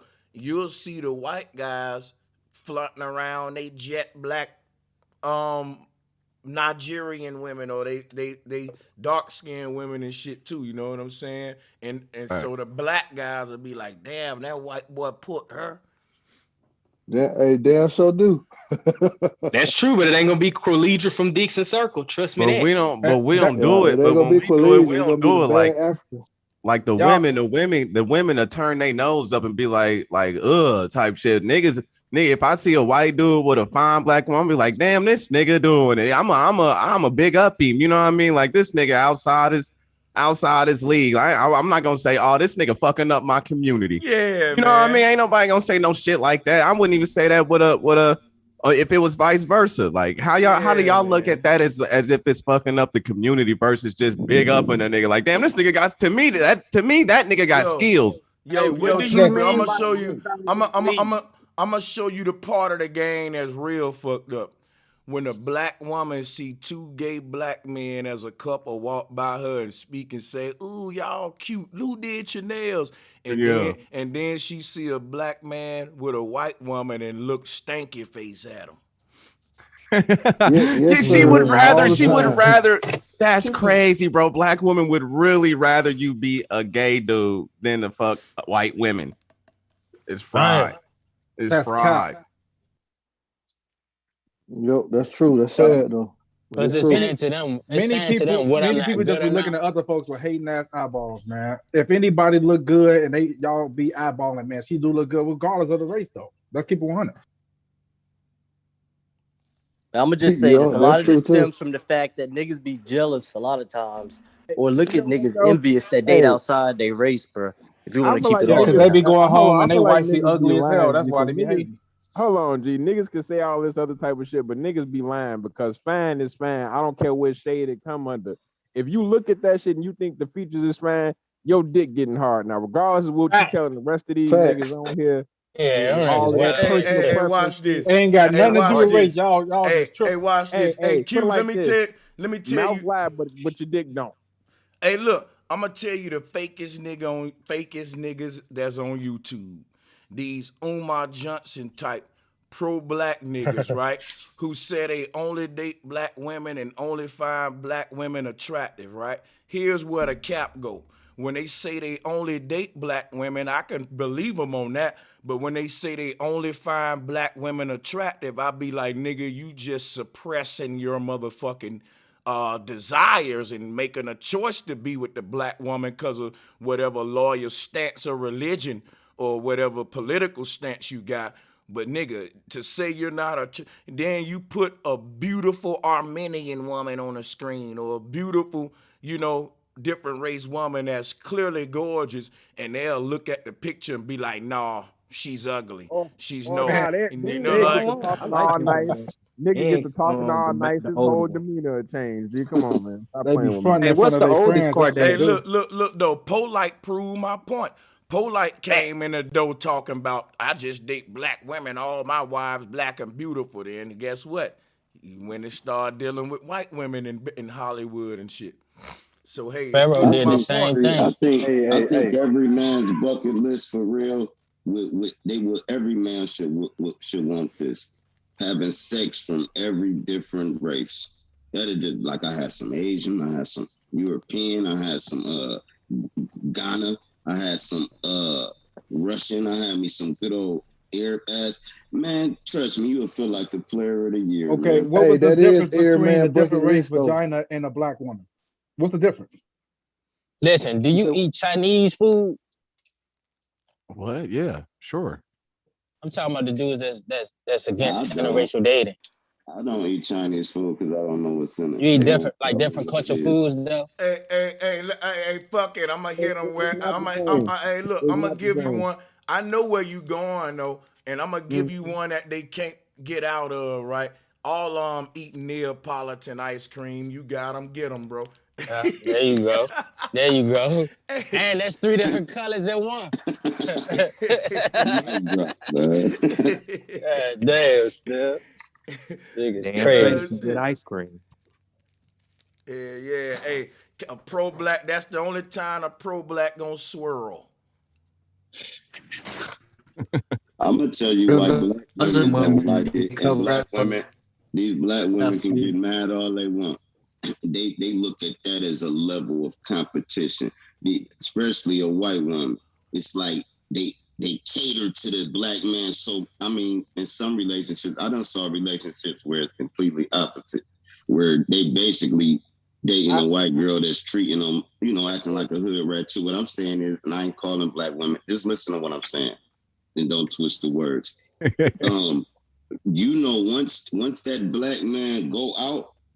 And you gotta step your game up now, and knowing you ain't gonna do what silly Becky do. You're not gonna be drawing his bad for him and doing all these things for him all day, all time, waiting on hand and foot. I love you, I love you, I love you. You're not gonna do that. So when they go get that treatment, you feel you lost a man. Instead of I don't think that's why. That's a stereotype, though, man. Hold on. Yeah, I was gonna say white women do the same thing. Like they, right. That's why I said. Hold on, no, that's why I said I done saw it on the reverse side too. I'm telling you why a black woman get mad at it. I wasn't saying this. No, I hear what you're saying, but one, that's not even why black women get mad at it. 1, 2, also, that's not even necessarily why black men go date white women. It's like, it don't gotta be because a white woman wait on the hand and foot. It's a lot of sisters that'll come out here and do that for you too. That don't be the thing. Then too, you gotta also factor in the fact that deal with my hold on, listen what I'm saying. dude, Just hear me out. Why do they get mad? That's all I said. Right, I okay. said this The ones you was with got mad. Okay, listen to what I'm saying. It's not that they get mad because they feel like they're in competition. It's just that they felt like you chose a weaker choice because it's easier for you. That's why they get mad. Because they feel like, I wasn't, or you don't feel like I'm good enough, or you wasn't up to me. You know why they get mad? I ain't gonna even cap. You know why they get mad? Because they think the black man belonged to them. Right. Disagree. Exactly. Even when you're in a relationship, the woman thinks she own you. You can't own a person. No, listen. The black men acting like they own the black men. Y'all, you can't date out your race. What the hell? What you want to do? Yeah. They actually but the That was question a pause moment. That man just said Say that again, bro. Now I get what he was saying. I get what he was saying. He's saying He like, talking like for like Umar. like when I say you can't, you gotta date who I want you to date. Sanchez Like, you The know what I question mean? is really, the how dick many of will y'all be. really dated outside of your race, and how many women y'all be with? Person would Right. be with one person and label that for all the whole damn race of people. That is ignorant as hell. Right. When niggas like me actually date outside they race. Nigga, my son mixed. You know what I mean? A lot of motherfuckers on here only date black women and don't know what it's like to date outside. Most of these dudes only had about two partners in their life. I can't even respect niggas' opinions on this matter if you ain't dated outside your race, married outside your race, whatever. Because you can't even relate to how life is like on the other side. I want to ask him real quick. Let me ask him real quick. Let me ask the guy that just spoke. You can't even relate to this if you ain't went outside the race. Let me ask you then real quick, sir. Are there little Mexicos of every state? The fuck? Nigga, there ain't no little Mexico. Wait a minute. Stop. Wait a minute. Okay, stop. We'll come back to Texas. There's little black towns in every. I know, exactly. but do they Wiggly, come over here? Like Wait, but do they come over here and spend their money with you? Do they come spend their money with you? But it's a little China. Do they come spend their money He with ain't you? say little Most China. of the time, Negroes are going out spending their money with let me say something, bro. Let me show you how they spend their money with us. Don't you know that? Yeah, listen, 70 to 75% of all motherfucking hip hop albums is to foreigners, whites and Asians and shit. It's more Asians that know how to break dance than goddamn black people damn near. Ask folks from New York and shit. The Asians were the ones doing the break dancing and shit. Let me show you something. To make it deeper though. Oh, go ahead. That is a big misnomer, but go ahead. Wow, you ain't gonna make it deeper. Yeah, I'm gonna deny that. But you talking about bread, egg. Wait a minute. Hold on, Jimmy. Yo, Michael, a suspect. Hold on, Jimi Hendrix. We talking about bread. We talking about eggs. We talking about jelly. We talking about groceries. We talking about insurance. Hold on, wait a minute. We talking about this nigga talking about. Stop. And these people go. Stop, Wiggly. Let me say something, bro. Hold up, nigga. Black folks don't make jelly, mayonnaise, and cheese and shit. Facts. That's our point. Hold on. Wait. Folks are gonna buy from a culture what that culture is known for. I'm not trying to buy a gyro from a Chinese man. I want some fried rice. I'm going to get my gyro from a Greek. But what I'm saying is what I want from a black man is some fried chicken. What I want from a black restaurant, some soul food. What I want bro, from and them Chinese people run the chicken joints. Why you feel the need we got to do that to each other? Hold on, my brother. I'm telling you, people buy from us what we offer the best. And what we offer the best is entertainment, comedy, dancing, sports, athletics, and people actually spend multi-billions of dollars with black folks for that shit. And you can say, well, they own it all. Well, hey, you can't bitch about everything. You know, hey, shit. Okay, now, don't come back on the internet and say that the Jews are running shit then. Don't come back on the internet and say the Jews are profiting off the blacks if you're going to move on that. Listen, what I'm telling you is this. Pro-blacks will say, man, it ain't enough black quarterbacks. It ain't enough black this in the sports game, how they doing with these black athletes. But they ain't saying it ain't enough black team owners. So when you start with, like the brother said earlier, he's an unsuccessful victim. They want to be victims. They want to stay on a certain level of just running the football and not running the franchise. So they never complain about it ain't enough niggas in the skybox. It ain't enough niggas that's quarterback. So what I'm telling you is this right here. When you ask the pro-black why it ain't enough niggas in the skybox, he say, man, because I'm a victim of white supremacy. No, because you're bitching about it ain't enough quarterbacks, and you teaching your son to throw the ball instead of the goddamn shit that Trump and all them teaching their children, and you ain't got to agree with it. You ain't got to agree. Well, you. No, I agree with you there. I don't agree with them saying that. I don't agree with what you just said. I don't agree with them. Okay, hold on, Wiggly. Wait a minute, quality. This what it is, man. It ain't even that deep.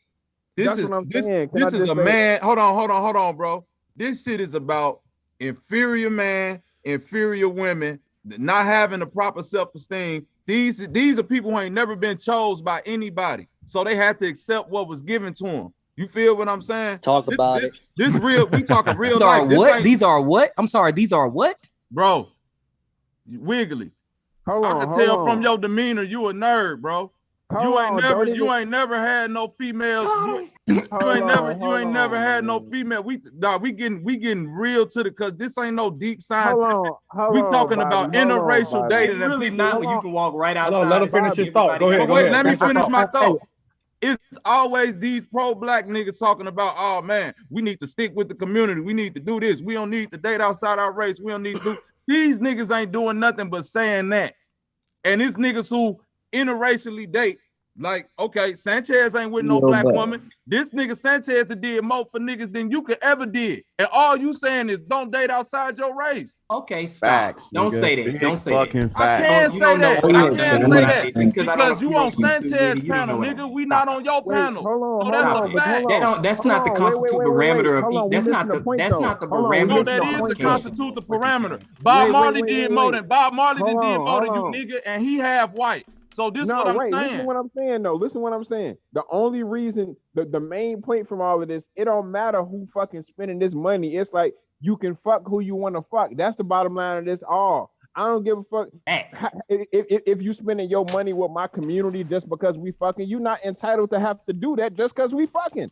I don't care Blacks what your care if we want to be a gross domestic force. Blacks care if we want to be a gross domestic force. Other than a gross domestic force. Hold on. You the only. Hold on. This is what I'm saying, Wiggly. We the only race that think the fucking contingency of our race is contingent upon doing anything besides just buying from ourselves. Nah, fuck that. We the only race that keep on. No. Hold on, quality. These niggas keep interracial dating. So since they bringing in these other races, we ain't spending all of the money in the black community. It's not because of other people. If we did that, nigga, then we'd do it because of our choice. It don't matter who we fucking. You want to know what it is, bro? Hold on. We could do that in interracial date at the same time. So stop trying to make it seem like that's the interracial problem. dating is We the only race of people that feel like we a different race. Everybody else understand that we all the same and it's just different nationalities and cultures. We the only motherfuckers that talk this high mighty. We the gods and we come from the gods of the earth, black crystal peoples who did all this walking on water and supreme. He's right, because we're not the only one. Classism. No, you missing my point though, bro. I'm saying we the only ones. Listen, bro, it don't matter what we say. We the only ones that bring to the table black, which is non-culture. Everybody else bringing their nationality to the table. This nigga Wiggly been talking black for 3 motherfucking weeks and he ain't never qualified what black is. Niggas in the motherfucker that Bro Shim be calling himself black and he Polynesian. Niggas in Jamaica call themselves black. Everybody across the planet call themselves black. But when it comes, you know what? And they think you can fuck away blackness. Like if you fuck too many white girls, it ain't gonna be no more trap songs and drill music. What the fuck? And guess what, Sanchez? This what the problem is, Sanchez. And this is not the problem right here, Sanchez. These niggas feel like, hold on, my wife is a light-skinned woman. She brighter than spitting bills. Wait, Wiggly, hold on. My wife light-skinned. These niggas be really feeling like, oh, the black blood and blue out the bro.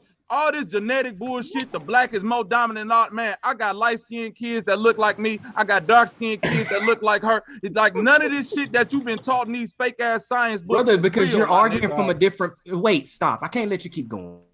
Are different standpoint, sir. We're arguing... Stop. We're arguing from a gross domestic resource monetary standpoint. And we saying what the fuck that got to do with who you fucking, my nigga? This nigga keep talking about my... Hold on, I gotta say something, Wiggly, I gotta be honest. Hold up, Wiggly. Wait a minute. Let me get order. Wiggly, we're not arguing from a gross domestic product. Okay, so then I need to follow. Hold. We're not arguing from a GDP standpoint. We're arguing from just a man with a dick who find beauty in women standpoint. Simple, natural shit, man. Well, then I agree 130,000% with y'all right there. But the people y'all are attacking are precedenting their argument within a gross domestic interest. Listen, that's why y'all sound crazy. Hold on, hey, Wiggly. You need to show.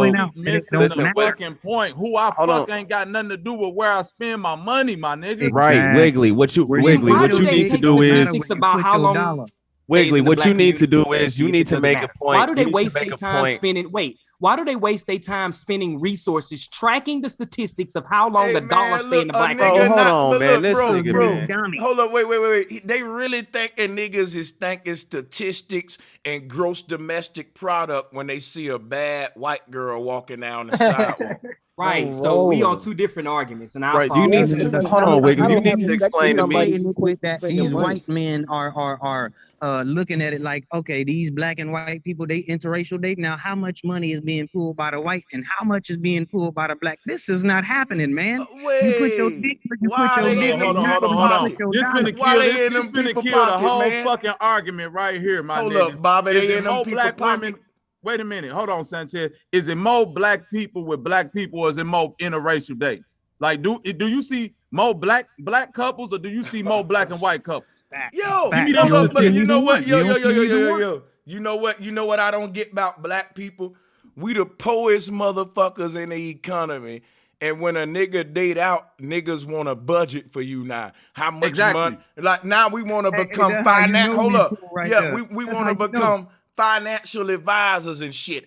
And see how much money the white girl my nigga. Black people spend the most money every year. Wait a minute, because y'all saying all this interracial dating, it's more black people with black people than it is black people with white people. So if the money ain't getting circulated right, it's us, my nigga. It ain't got nothing to do with a nigga going to date a white lady, my nigga, or an Asian lady or nothing. That's not the majority. That is not what you've been saying, Wiggly. No, that's what we're saying. Wait a minute.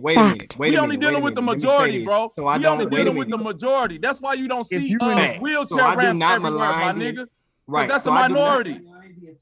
But check this out. If you malign the integrity, hold on. So I don't malign the integrity of the state of being where I'm trying to grow it. No, I agree with what y'all are saying 130,000%. I agree with what y'all saying. So where does I agree with that. come? So how did you have an argument? Where did disagreement come? Wait, because my argument is the people who y'all beating up, they're speaking from a monetary standpoint. Wait a minute, listen to me. Wait a minute, Wiggly. Wait, Wiggly. Real quick, I hear what you're saying about the monetary, Wiggly. And I'm saying to you, in the place where you live at, do you live in a black community around a lot of black people? Currently, yeah. Okay, so let me ask you this. Where you live at, do you see more, wait a minute, do you see more black couples or do you see more interracial couples in your community? I see more couples with their own light, more blacks. This that bullshit. This nigga dancing. Do you see? Do you see, man? You argue like a female, bro. This is why niggas can't do this. Not the same with these guys online. Hold on. Let me ask him a question real quick, Bobby. Let me ask him a question real quick. Answer my question, my nigga. Do you see more interracial couples or do you see more black couples together? He don't even want to answer. Stick it together with their own kind. I see Mexicans with Mexicans, blacks with blacks, whites with whites. Where I stay. So what? Okay, so if you see more black people with black people, if you see more black people with black people, where you at then? Why is your situation, your community like it is if it's black people with black people? No, we're talking about a world stage. We're talking about no. Everything. You gotta see the whole world. No. Wait a minute, bro. We starting where you at. Everybody got to start a start. I'm not starting where I'm at. I'm telling you now. I'm not starting where I'm at. I'm starting from a. You can only start where you at. You can't start nowhere else. From a country standpoint, I'm telling you that. You not. Wait a minute, bro. In this country, you not where I'm at. I'm not where you at. So I got to start here, and you got to start there. So where you at? What are they doing with the black people that's together? So then you got to the dollar circulate. So then you have to explain why it is so imperative people seek out groups for their empowerment. You got to explain that then, brother. Wait a minute, bro. Man, hold on, wait a minute, bro. You saying where you at is a majority of black people together and they not working together, but the minute the minority of black people get with the white people, that's the problem? No, let me ask you something. You're talking from a monetary standpoint. No, I'm talking from a monetary standpoint. The reason why you lose this argument because I'm still talking from a monetary standpoint. I ain't got off that. You know what? Let me say one thing. Wiggly is making it like the generational wealth gap was created by niggas dating out. Stupid. I'm not that's saying exactly that at all. what I'm. No, that's what it sounds like. Cause like, look, not. all right, open your ears and actually listen. I'm listening to you. Listen to my question real quick. Like, all right, look, my son half white, right? My baby mama white, right? So how does me having a mixed son impact the financial stability, the financial status of my black culture? Troopy, it don't. So why are you saying you thinking from a GDP standpoint if what I'm doing don't have an impact on GDP, my nigga? Are insured on keeping this side of the people under the spectrum. Y'all gotta stop acting like y'all don't see what's going on. I don't see what you, man. You know what? Here's where I'm about to get you. Keep themselves under the spectrum, man. Here's where I'm gonna get him at right here, though. Here's where I'm gonna get him. Now, for the whole debate, Wiggly been bringing up GDP. Now he got to explain to everybody how the hell does gross domestic products relate to his argument. I'm tired of him saying it. Okay, this nigga talking import, exports and shit. Right, bro. Goods and shit, canned goods. All right, I will explain. Don't cut him off. Let him explain and shit. Alpha Bucks. Let him go. Can I 30 seconds to explain. He might as well be a prostitute then. You worried about getting money and where you fucking, you might as well be a fucking prostitute. Nah, this nigga worry about, no, he's worried about jelly and mayonnaise. Watch and sugar and shit, milk and shit, wheat that the world needs wheat and corn. What do they need? Go ahead. Wait, hold on. I know what you're saying, Wiggly. Bobby, let him go. Let him go. Go ahead, Antonio. Light skin alpha. I want to hear you out. You saying what the world needs. Go ahead. Bobby, let him go. The world needs food, clothes, and shelter. The world don't need you shaking your ass and rap. Black people do not provide the food, clothes, and shelter in mass to be an effective force on a gross domestic stance. Wow. So why not date out? So why not date out? Wait. Why not date out and then? This how I'm finna kill them, true. This how I'm finna kill them, true. Let's kill that argument right now, my nigga. Let's kill that argument right now. You want to know why? Wait a minute. You want to know why? You want to know why you call their people to grow? No, you keep saying their people. You want to know why Italians came over here and prospered? Because they got a country that they can. Italians. Listen. Wait, why who? Who? Can I talk, bro? Listen. Who? Italians. A group of Italians. Stop. Man, stop, bro. No, I'm not. No, I'm not talking about a group. I'm talking about Italians. You ain't even let me talk. You want to know why Italians was able to prosper? All this GDP you talking about, that shit relate back to a nation. Italians have Italy to where they can import products. Chinese people have China. Korean people have Korea. Okay, and I'm telling you, your black ass up and take over America. Light skin does not have a dollar sign. Black, get your black ass up, stop sleeping out, and take over America. That's what I'm telling you. Don't relate to nothing. That nigga said, "Get your black ass up." He said, "Get your black ass up, stop sleeping out, and take over America." Now look, why he had to add in there, "Stop sleeping out." He could have done. That's because he think very lowly of us, bro. Like he think very lowly of us. I'm gonna tell starting to sound like you know what it sound like to me? Hold up, it sound like white girl. It sound like turn them down. It sounds every like white girl you ever tried to holler at turned you down, bro, and then you became pro-black, and then you switched it to some. Oh, the reason they was turning me down because I'm the black king and I'm supposed to be law, nigga. Hey, Bob, hey, my nigga. Arguments y'all talking about. Wiggly, you don't date outside the race. Corner where I want you. Nobody talked about any of them weak ass arguments that come from the other side. I asked you gross domestic interest, not shaking your ass and rap. Bro, listen, bro, we not worried about. It ain't a female on this panel that's listening to your voice that'll say, "I'll let every time you talk." Hey, it sound like to me the nigga the dick police. It ain't a female listening to this nigga that say, "I want to talk to you." He come up here talking about. He come up here pressing his argument on groups, but want to debunk me saying that you weren't getting no type of man. Hold on. Let's ask Wiggly. Hold on, y'all. Wiggly. When the last time you dated outside your race? Never. When the last time you dated? Last time I dated outside my race, maybe. Quit lying, Wiggly. Never. Quit lying, Wiggly. Quit lying, Wiggly. Never had nothing. Don't you tell that lie. A white girl named Anna. Don't you tell that. My first kiss was on Park Wiggly. Don't you tell that lie. What made you stop dating outside the race? She must have got mad because you ain't bringing no GDP. Nice ladies. Those are beautiful women. You know what I don't get? You know what? Now hold up. Now you know voice got hash. Now you know what he gonna have to answer. You know what he gonna have to answer now.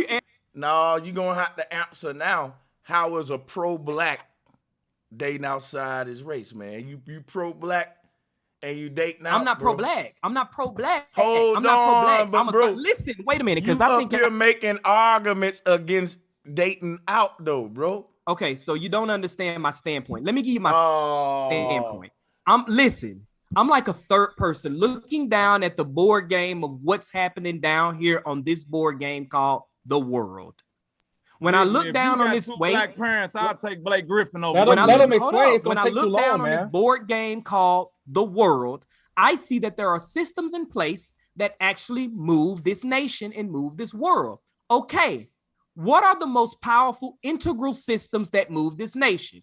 Waters, gasoline, petroleum, food, things like that run the nation. Okay, when we go to these places that run these nations, who by majority, run these things? Most of the time, it's groups who have brother Bobby said. Most of the time, it's people who have a nation. Istanbul, they give us oil. Those people are going to protect their interests. Okay, they good already. Hold on, you missed a fundamental part. I'm almost done. The United Nations. Let me just wrap it up. Let me just wrap it up. So when I look on this board game of the world and I see who's actually being used for what, to me, since the elite niggas and the boule ain't speaking up and saying that we actually have it looked like niggers are only being used for sex, drugs, and violence. Every other group is being used. Man, listen. You can't bring up nations of the world. You can't bring up nations of the world, bro. And then that's wrong. Hold on, bro. You can't bring up nations of the world and how. Hey, look, starting now, I'm putting a time clock on, man. Hold on. Everybody gonna get 2 minutes apiece. Hold on.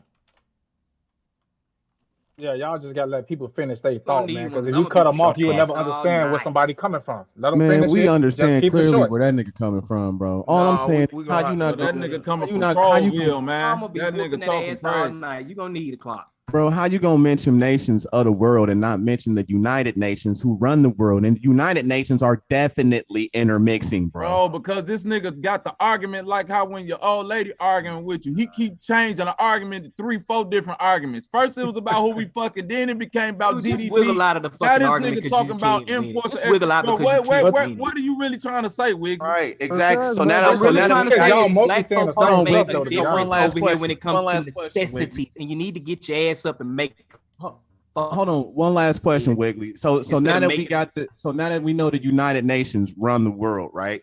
And the United Nations got great GDP, nigga, and them niggas intermixing. How in the hell does intermixing on a small level fuck up the black community? Neo touch. You're breaking up. Intelligent in that you're not gonna conflate that. What you're gonna do is you're gonna break that. Wait a minute, those nations. Hold on. What people are in majority of those nations when they're consulting and making deals with the UNs. Starting now, we got a clock up, man. So for everybody that get the mic, 2 minutes gonna be up there. Real talk. We gotta get a little order. Put 30 seconds on it, I'll say.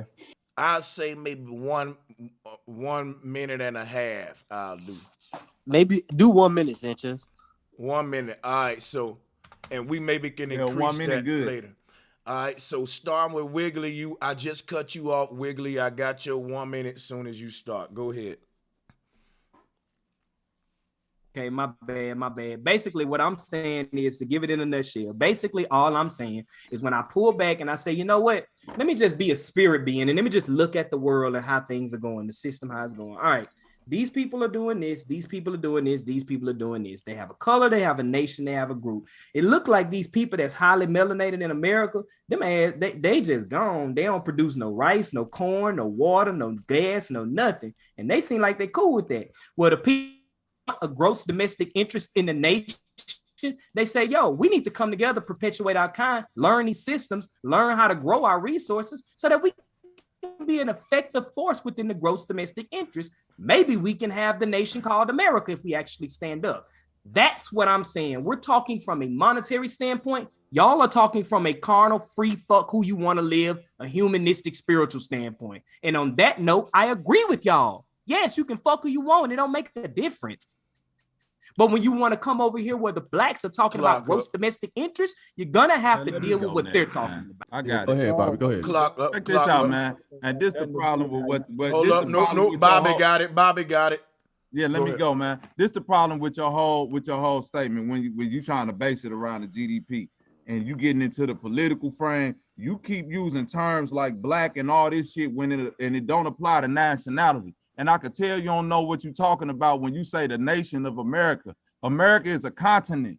You see what I'm saying? And if you go to the goddamn United Nations with this dumbass shit you talk about the nation of America, nigga, America is north, south, and central. That's one continent, for one. Two, black is not a nation.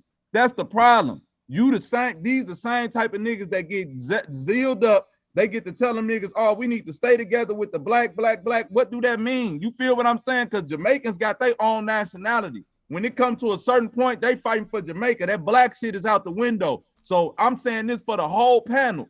Beware of these niggas that zealed up, get to talking about what black people need to do, including everybody. Then when it's time to run back to their nations, it's just the niggas that's left out there without no nations and everybody else running back to their home base. You feel what I'm saying? Yes, Sanchez is a nigga that's out here dropping real knowledge, and every time we get on this panel, we listen to goofy ass niggas who got their feelings and their opinions wrapped up into some shit they ain't even really researched.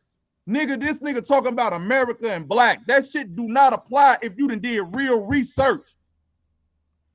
All right, salutes. Hell, you go ahead, drop. All right, cool. The whole thing is this. It's one of the biggest division tactics in the world. Once you get to saying I'm pro blackity black, I'm a white supremacist, or it's don't you know that the rest of the world is looking at us like y'all dumb as hell. We black people and white people act like we the only people on the face of the planet. The gripe we have amongst against one another, that's a division line. It's to the point now that we can't fuck neither. Or we can't spend money with them. We can't fuck them. But we supposed to just deal with the black people. Okay, I want a motherfucking cell phone. You point me to the black cell phone people. All right, I want a car. Point me to the black guy that make the car. It don't exist. It's a fairy tale that's dividing the people. But y'all go ahead. All right, I want everybody to use the raise hand option if you can. If you can't, just simply unmute and let me know you want a minute. Salute to the sisters that's on the panel. Any other sisters? Can I get just a few seconds, bro? You could have a minute, Tim. Welcome to I don't the even show. need a whole minute. I was just going to say, I think in the grand scheme of things, it's not an important discussion item to have. I know people are talking about it, so it's important that we're talking about it here, but I think there's more important decisions than whether or not people should be dating in or outside of the race. I think that people should just obviously date whoever they want. And if people are so concerned about, uplifting their community, I just don't think this is the best talking point to get there. I agree. Can I get a minute? Yeah, I don't think it's even a talking point. I think it's a divisive argument that's very common online amongst what we call pro-black communities. And it's just part of the program. I think it's more of a I think it's more of a science. Hold on, I got you a minute loaded up in a minute. So it's basically, Tim, a scientific argument about human origins, genetics, what are races. I attempted earlier to explain to them the confusion. This is a social engineering, chaotic situation by design, divide and conquer. The confusion is we think that we're jeopardizing culture by dating out or dating in. Sex is a very big conversation when we talk genetics and all that. And people today think they can lose culture through sex. And that is like laughable to me because culture ain't nothing you get through your genetics. I'm trying to have an intelligent scientific argument on some real debate type intellectual stuff here with DNA, genetics, how we breed, and different factors at play. That I'm hoping the conversation will advance to that area, Tim. So that's why I brought up earlier, I think we mistake culture for genetic makeup, and your culture ain't in your genetic makeup. That comes to you through learned behavior and social programming. I do think a little bit of it comes to us through our genetics, but not in a bad way. I do think that a lot of information gets passed to us from our parents about how to live. You know, for example, we don't have to think about our heart beating. I think that's just all built in. But you're exactly right, everything you said. Yeah, I wouldn't consider that's part of your culture, though. See, that's humanity. Right. I just meant in the sense that it's involuntary and we don't even have to think about it. You know, it's just baked into us. Anybody? Oh, Wiggly, you wanted the men who you want? Oh, I gotta go to the hands too. If you guys want to raise your hands, that'll help me out a little bit. Let's go with Bunny P. Thank you for joining. I don't know how to raise the hand on here, but I'll say this right here. I think that's where y'all going really deep. I'm staying on the surface level, just looking at the board game, looking at the world. Hey, these groups are sticking together. And I'm just asking Black people, hey, the optimal way to make the force is if we continue to grow our own people. That y'all do it. Do I care who you Hey, do I care if any? No, breaking up a little I bit, don't. Wiggly. You got to turn off your video. Because I agree with you, Wiggly. this is like pulling teeth. Wait a minute. Grow our own. This is like pulling teeth to get. No, I think you're teaching human agriculture right now, brother. Sanchez, you be coming with the Wiggly, wait, Wiggly. Can I ask you? I just want to get one thing off, Wiggly. We got to set the clock up, man. When you say these groups, hold on. I can't listen. Go ahead. My fault. I ain't gonna cut in. Now that I got the format going, I got to follow it. You right, Sanchez. Yeah, my bad. But yeah, I got you. I'm gonna slide you in. I'm gonna throw my hand up. I gotta go to Bunny P real quick. Bunny P, welcome. Okay, hey, bro Sanchez. Peace to the chat, the panel, everybody. How you doing, I just wanted to kind of go back to the topic earlier with the interracial dating. I wanted to ask, like, before the Pilgrims came to this land, were there other races here, or was it just one race or a group of people? I think that there was a group of people here that were like what we see in Southeast Asia. They come from copper color to dark skin and mahogany, and they are like well, they're where we get the word Indian from. Actually, I did a whole stream on that yesterday, but that's just my theory. I don't know if I'm right about that. We can only speculate, but I do think that there was what we call the Asiatic black race, of, if we want to use Farrakhan words. And let me reset your clock. Go ahead, sister. Take your time. Okay. Well, that's why I was just asking that, because it's probably not the fact that Black women are hating on white women or that Black women dislike, other races or whatever the case. It's probably more so that we were tribal, and in those tribes, we did date within our tribes or within our same race, so to say. So I personally don't agree with outside dating just because of the tribal concept of it. I'm not saying that it can't happen, but that's just like if you take a pit bull and made it with a Yorkie, yeah, they'll have a baby, but that don't mean that that's supposed to happen. You know what I'm saying? So that's how I look at it. When you say it's not supposed to happen, and hey guys that's waiting on the panel, I ask you all to be patient. Yes, I'm going to give the sisters a little more time because not a lot of sisters join and most of us brothers be on a lot. But I do got y'all. All right. So, sister, you could unmute. We're going to go back and forth for like a couple of minutes, me and you, because you bring up I think me and you spoke before. And much respect to this sister, guys. She bring up a tribal argument, right? And there's some validity to that. Right? When she said that she disagree with dating out, I think everybody got a right with that. You know what I'm saying? A lot of people can say, man, I disagree with dating women who wear weave, or I disagree with men dating women who got long nails, or I disagree with men dating women who live in certain areas, and they may do that, right? I think everybody got the right to disagree with whatever sexual standards they require for dating, but I don't think they got the right to put that on the next human. To me, these are personal preferences that don't affect anyone but the person doing it. So if a man lay with another woman, the only two people that can hurt or help are the two people in the bed. And I disagree with that two people's romantic situation can somehow affect me miles away from what they was doing in the bed. So that's the argument I'm making today. A lot of people, like Wiggly was saying, you know, it's a gross domestic thing. And a lot of folks say, well, it's hurting us in different ways of economics and stuff. So that's the argument I was making to that. As far as the tribal argument, though, what I would say is that I think that we was dating outside of our tribes and in other tribes and going outside of and regularly. The word tribe really means family. So if we only stayed in a tribe, eventually you will have incest.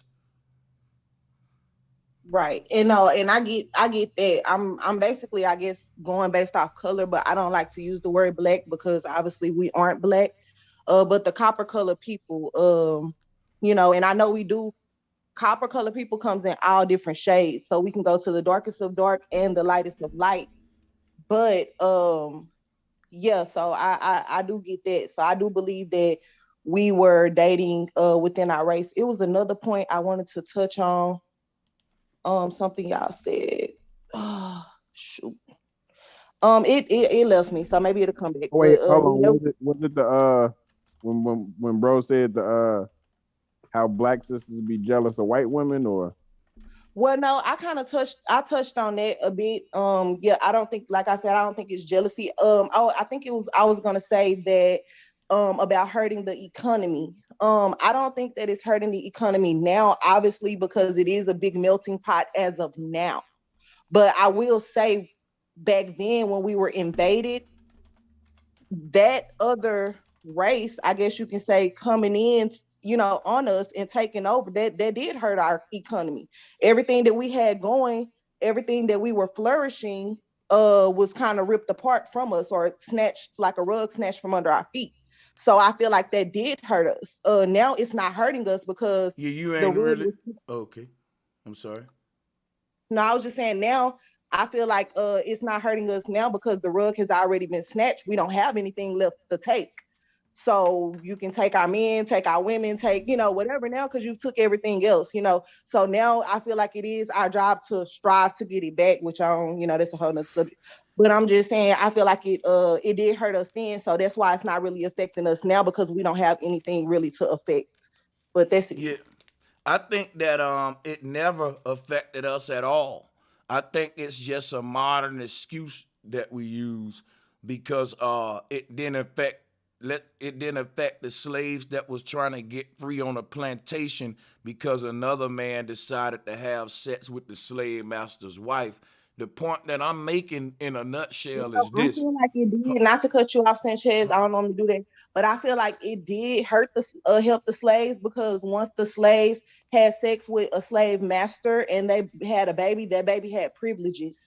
So it did affect. What I don't understand what's wrong with that. I'm not saying that there's anything wrong with it, I guess. I mean, that's technically favoritism because the brighter you are, the more privileges you get, or if you're a mulatto, you get this or that. And if you but see, my thing is this: if I was a dark-skinned slave on a plantation, saying lighter-skinned slaves get privileges, then it wouldn't stop me from still revolting. Now I know I gotta go against them and a slave master, and that's what was happening. See, and when you add it up like that, it boils down to rich versus poor. Because if a mulatto was rejected, he would be considered black. So since they was mixed, you can the poor mulattoes can be considered black if they, you can have these rich mulattoes passing for white, and that's why the Moors will tell you black and white is social statuses. because it depends on what tax bracket you was in back in the day, and it's kind of still the same today. But I ain't gonna go all deep into Morris science and shit. All I'm Right. saying is that, Go ahead. I'm sorry. this argument the economic argument and breeding argument stem from what I just said. It was a numbers argument, which is why Wiggly kept bringing up GDP and all that. But that's why I was joking with him that a guy who dating out don't care about y'all numbers games and statistics games. He just a young cat thinking between his legs. And Wiggly was saying, okay, well, then I ain't got an argument with you if you don't want to play the game. And a lot of us who date out don't play the game. We do what the fuck we want to do. We make our own rules. But yeah, go ahead, sister. Facts. All right, and I understand that as of now, like I said, I feel like what you're talking about right now is more modern, day concept, because that is true. Nowadays, you can be who you want to be, do what you want to do. It is what it is.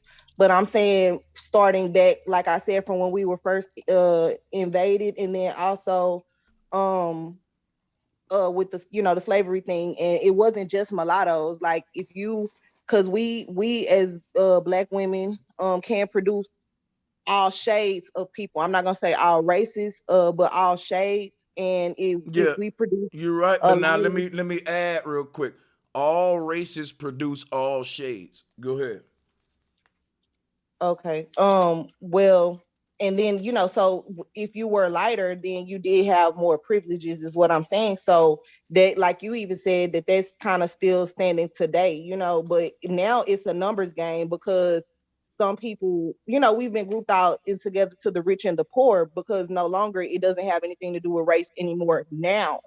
But back then it did. So I would say, just for the sake of the argument, I would say now it doesn't matter, but then it did. And if they wouldn't have never came over here, I don't think it would have been the whole mixing and matching thing. So that's that on it. Well, it's always been mixing and matching from the beginning of time. Ever since nature created humans and put them here of all colors, they've been, if you look at the diversity that's on this earth, it's proof to what I'm saying, that a lot of people might not like the mixing and matching it, but it's been going on. So it's new cultures that's being formed right now because of mixing and match right now as I speak. And the old cultures ain't went nowhere. They still here. So I don't think you lose one when you form a new one. But my thing is this right here. I think nature intended for the mixing and matching, as she would have made it where you couldn't do it. So the argument that I want to make now is based on observation. That's the first step to the scientific method. Observation. Let's observe nature. Let's look at our environment. Now, nature speaks to us. She show you what you can and can't do, right? If you try to have sex with a snake, something bad gonna happen, all right? If you try to have sex, nothing else would work, right? It's like Nintendo saying you can't put our controller in an Xbox. Either I'm not gonna let it fit, theirs is not compatible. Nature is showing us compatibility, what she's allowing based on compatibility. So that's why a Black man and a white woman can mix their DNA together. And all humans, no matter the skin tone, can mix. So now the argument that I'm making is, let's look at what nature allow and don't allow. Nature don't allow man to mix with trees, all this other crap. That's what I'm saying. So now we dealing with observation. Now, based on what nature allow, I can say it's compatible. That is true. And guess what? That makes me go ahead and say nature intended for this to be. And if nature intended it, I think it trumps any human's argument that would go against nature, because that human will be making an unnatural argument or unnatural argument. Because if nature's saying it's so and it's okay and I'm okay with it and it's natural, anybody saying other than what nature's saying, they have the right to make their argument, but I think they will be making an unnatural argument. What do you go with that, sister? To a certain degree, an unnatural argument would be what I would be making. because I do feel like some people are here unnaturally. And when I say unnaturally, at that point, I do draw a blank because it's like I don't know how it got here or how they got here. But you know, that's when you'll go with the portal talk, space in the ice ring talk, or you know, petri dish talk. I don't know. But Well, I teach that's how all humans got here, actually. how? In a petri dish? Nah, not in a petri dish. I use a petri dish to explain to you the broader picture of our universe. Our Earth is a circle. I don't know if you into flat Earth and globe Earth. You sound like you Yeah, starting to I what am. or what? I follow all your stuff, so I'm pretty familiar. Like I said, No, I are agree you a with flat earther? We everything. gotta know it. We gotta hear it. Are you a Yeah, flat earther? I'm a flat Oh, earther, flat okay. Well flower. then you believe in the So petri dish, silly. You believe in the petri dish, silly. Let me drop a bomb. Hold on. But what I'm Go ahead. saying is, I agree that everything probably started out from a point of singularity. And I do know that you gave the instance of the flowers and how flowers can come in all shades and colors. So why can't we? And I agree with that. I feel like us as colored people, that's why they called us colored people. We come in all shades and colors, but there's one color in particular that I just never seen someone like myself produce. I've seen us produce all shades, and I've also seen, like you said, other cultures produce different shades as well, except for one specifically. So What's that one? you know which one. No, tell us. The European race, I guess you could say. Me personally, I'm not trying to be racist because you know I'm not trying to Tim be. and them niggas. Nah, I'm just kidding. I'm fucking with you, Tim. Nah, but No. So hold on. When you talk about the white people, that's different than the European race. That's where I we make a understand it because confusion. it Yeah. could be black people from Europe, so I get that. I just didn't want to say white people, but yeah, white people basically. Okay, yeah, You're right, sister, 'cause I was thinking that. we gotta use these specific words. Now let me deal with you right with white people. You said that that's the only color skin tone that black people don't produce. I know we can produce an albino, but an albino isn't white. It's I not agree pure. with you. I agree with you. Yeah, no, I agree. So my thing was black. That's an argument I make every day to these guys, sister. They be like, black people created all the races. And I'd be like, no, black people didn't make Europeans. They made albinos, and that ain't a European. So we both agree on that. So we know all races didn't come from us. Hey, And even though you I got think, white albinos. right. And I think that the sister said that we don't know where Europeans come from or some of that nature. Correct, sister? Yeah, for the most part, yeah. They come from Europe, sister. Now listen, sister. I don't think we know where we come from, though. Well, Sanchez, when I just watched the debate you had and the show you did afterwards, you went back in time to show, and I know you did just start it. That was only religion. I guess you can categorize that. But we were everywhere first to a certain degree. You know, like we were the origins. Everybody took from us. You know, and we basically laid out the blueprint for everything. And then after that, Yeah, they took it that's and now it's theirs. see, I'm specifically talking about Hindu spirituality, the Nagini culture, the Naga people that we don't want to claim. If we want to claim Khmer culture and Asiatic culture, then I can entertain you. But if we ain't gonna claim that, then that was my whole stream. So my thing is this: anybody can be a Hindu, no matter your skin tone, because that title is a religious title, a spiritual title, like a Christian or a Muslim. Anybody can be a Naga if you want to practice the right natural practices of the earth, and you worshiping Gaia, and you meditating in the temples, and you doing all that. Anybody that's what I'm saying. So you had Buddhas of all shades I was showing my people in America where to find themselves at and why we was called niggas.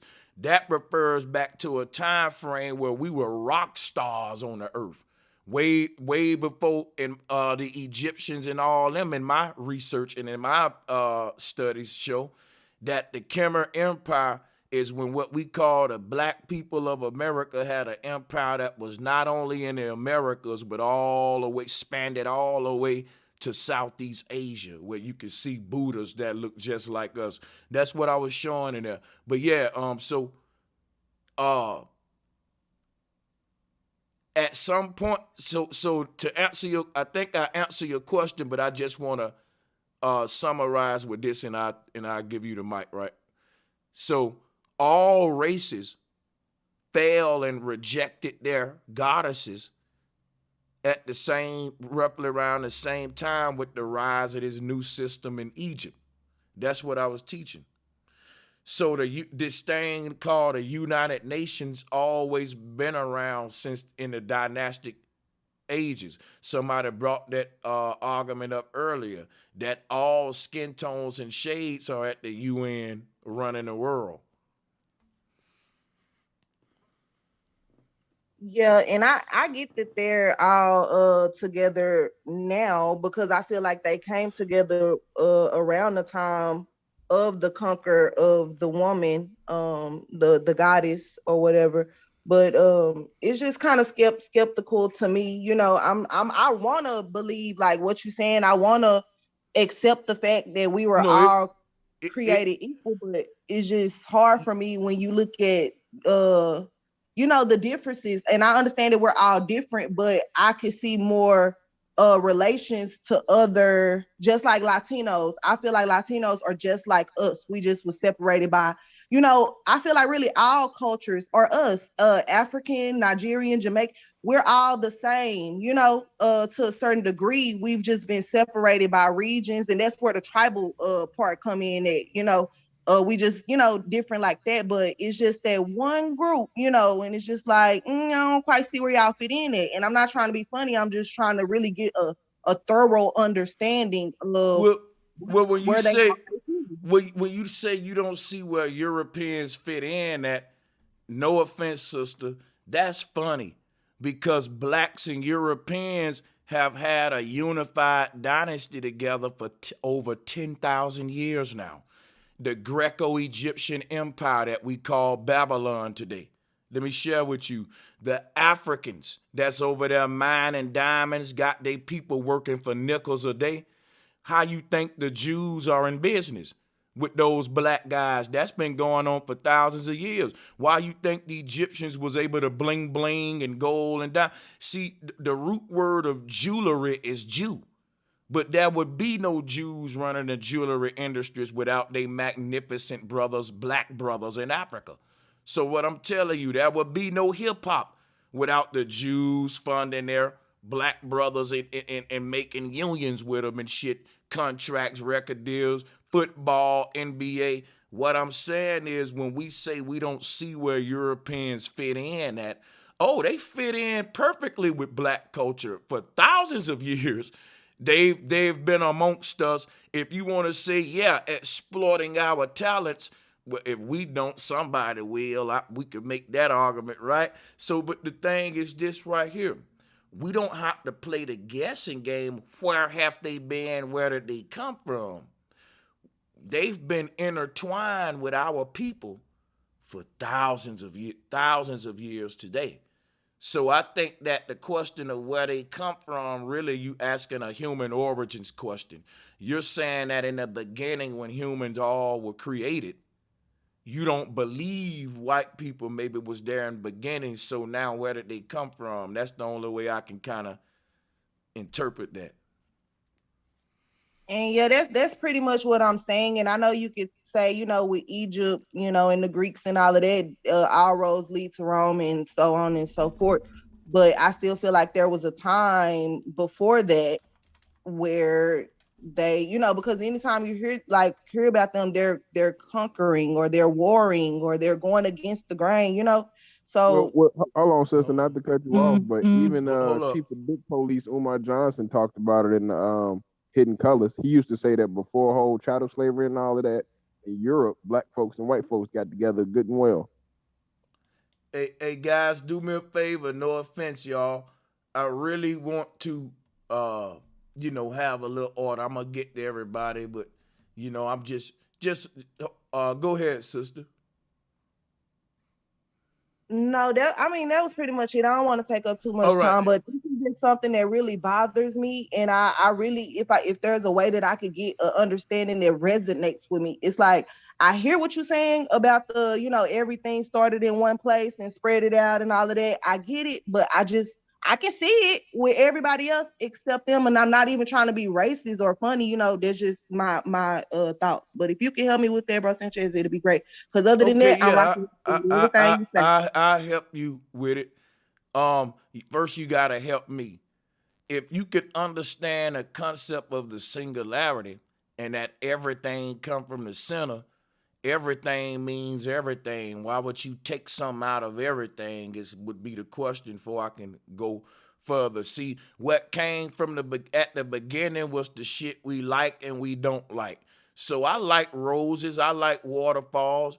I don't like the smell of musty armpits, but nature created that smell. Hey man, listen, it's a lot of things in nature I can honestly say, well, I like that and I don't like that. And I don't think nature cares if it's some things we don't like.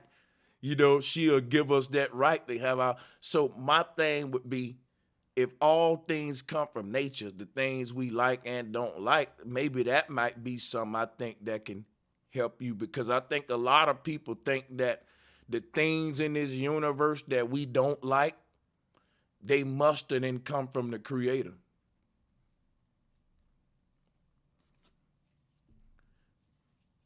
We kind of make our devils in life. But yeah, let me pass the mic around.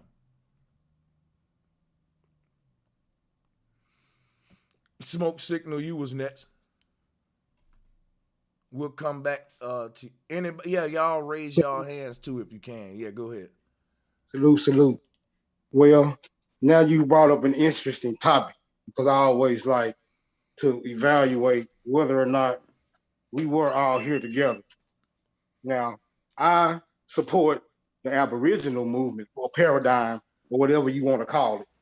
Niggas being in America first. And when I say niggas, I'm not being all inclusive. I'm sorry, but this is just the way I feel about it. Now, true or not true, when the foreigners showed up on the shores of the American continent, were they distinguished from the people who were already there by any type of bywords?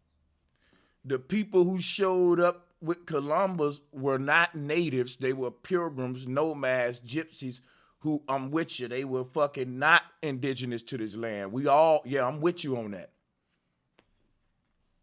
How were they distinguished from the people that was already here? How did the people that was already here distinguish them from themselves? Because I might disagree with you a little bit. Hold on, but you gotta wait though, Bobby.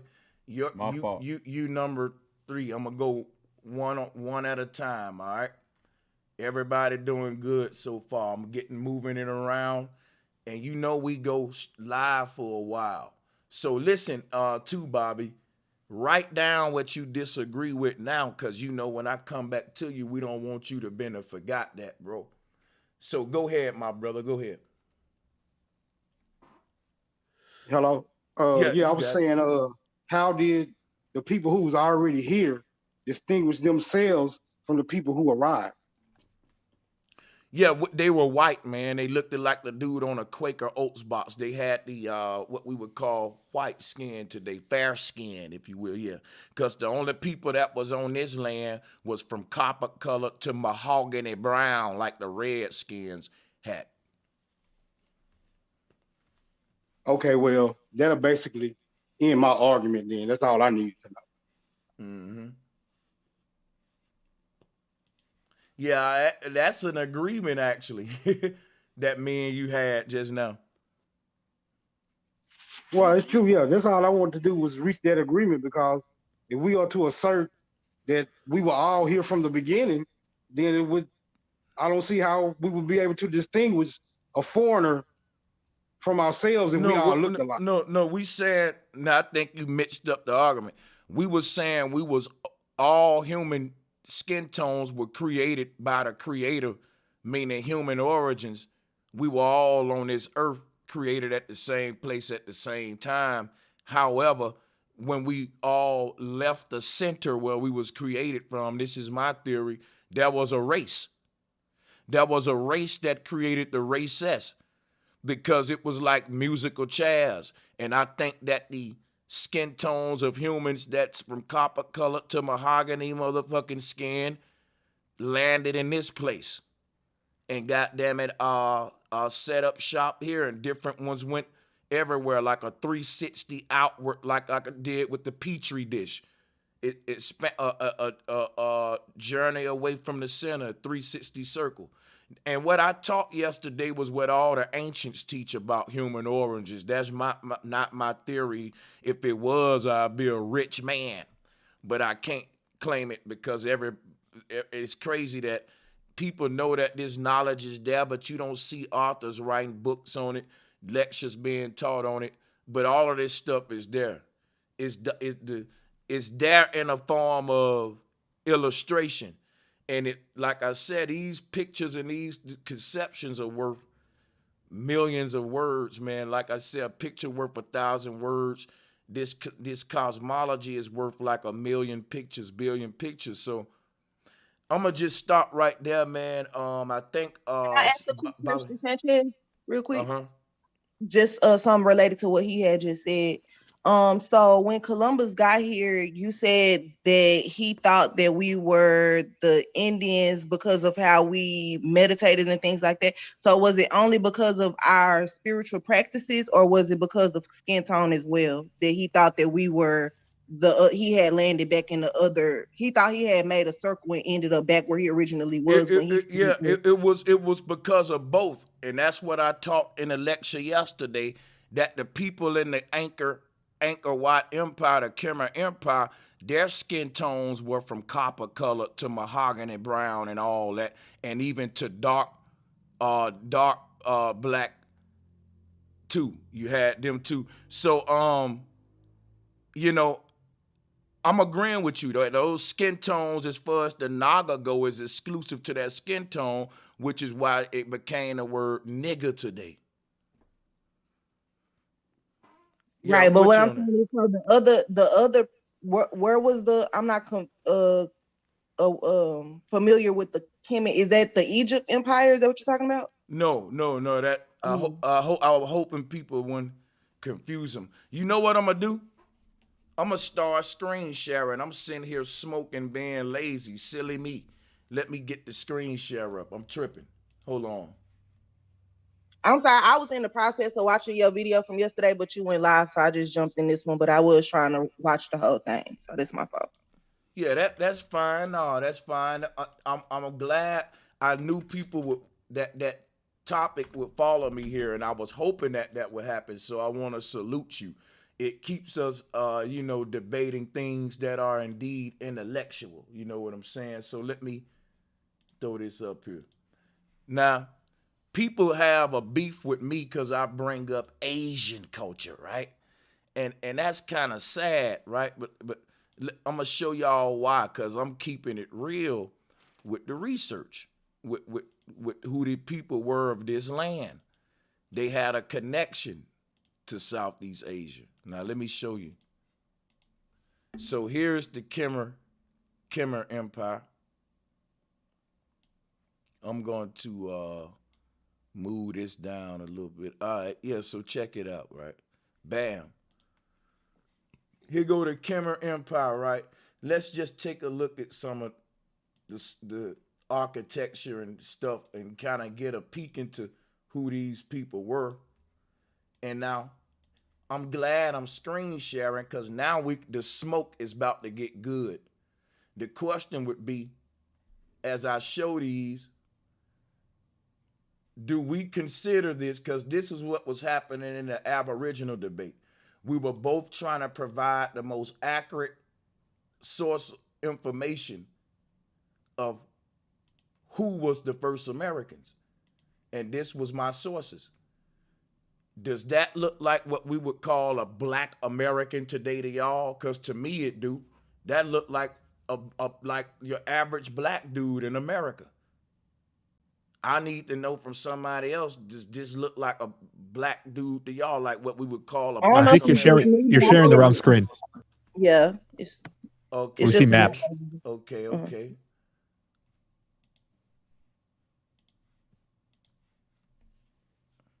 Does this look like what we would call a black American today? Me and Bobby people, Anthony Mitchell, the people over here, right? Bunny PRP. Do this look like somebody that can be in your family? To me, I look at the big nose, big lips, and I see a Negro, a Like a black Chinese. That's why they call them the, and that's and look. Yeah, and you know what? When you say his eyes look Asian, that's our people, man. We don't want to see that we are Asiatic. Let me show you what I'm talking about. Yeah, I know some niggas who look like that. Hold on. What's the dude with Onyx? Fredro Star? No, Sticky Fingers. Look up Sticky Fingers. Hold up. Fredro Star first, and then Sticky Fingers. And then we look here, man. Pharrell Williams. Let's look at these dudes' eyes. But that's why I understand when they showed the reconstruction of the skull, you said that lady looked Asian, which she does, but we have and black that picture people at the bottom look just like that statue. First picture. Yep. I feel you on that. Who else I just missed? Shit, my girl, all black, nappy hair, and got Chinese eyes. And you ain't lying. Oh, it was. You said Pharrell. Didn't you say Pharrell? Pharrell. Oh, Tyson Beckford. These guys got Asiatic eyes. That's what I'm telling you. And see, Mike Tyson looked like that nigga. Exactly. I was just about to say that shit, bro. So there's a reason that Farrakhan said the Asiatic black man of America. Because when we try to find our empire on earth, y'all, they buried it and hid it in the jungle, y'all. I'm telling you, it only was uncovered, and people don't even talk about this empire. The sister didn't know what I was talking about. This is a whole kingdom of people that had electricity. Can't nobody lie, because look, anybody you know why they hid this from y'all? Because look at it closely, y'all. They was cutting stone into blocks. Look at the blocks. Say his hairline on point. Check it out. Listen to me for a minute. You got to, man. Wiggly, don't do that. Listen, I'm being serious now. I want you to listen what I'm telling you, because this is important.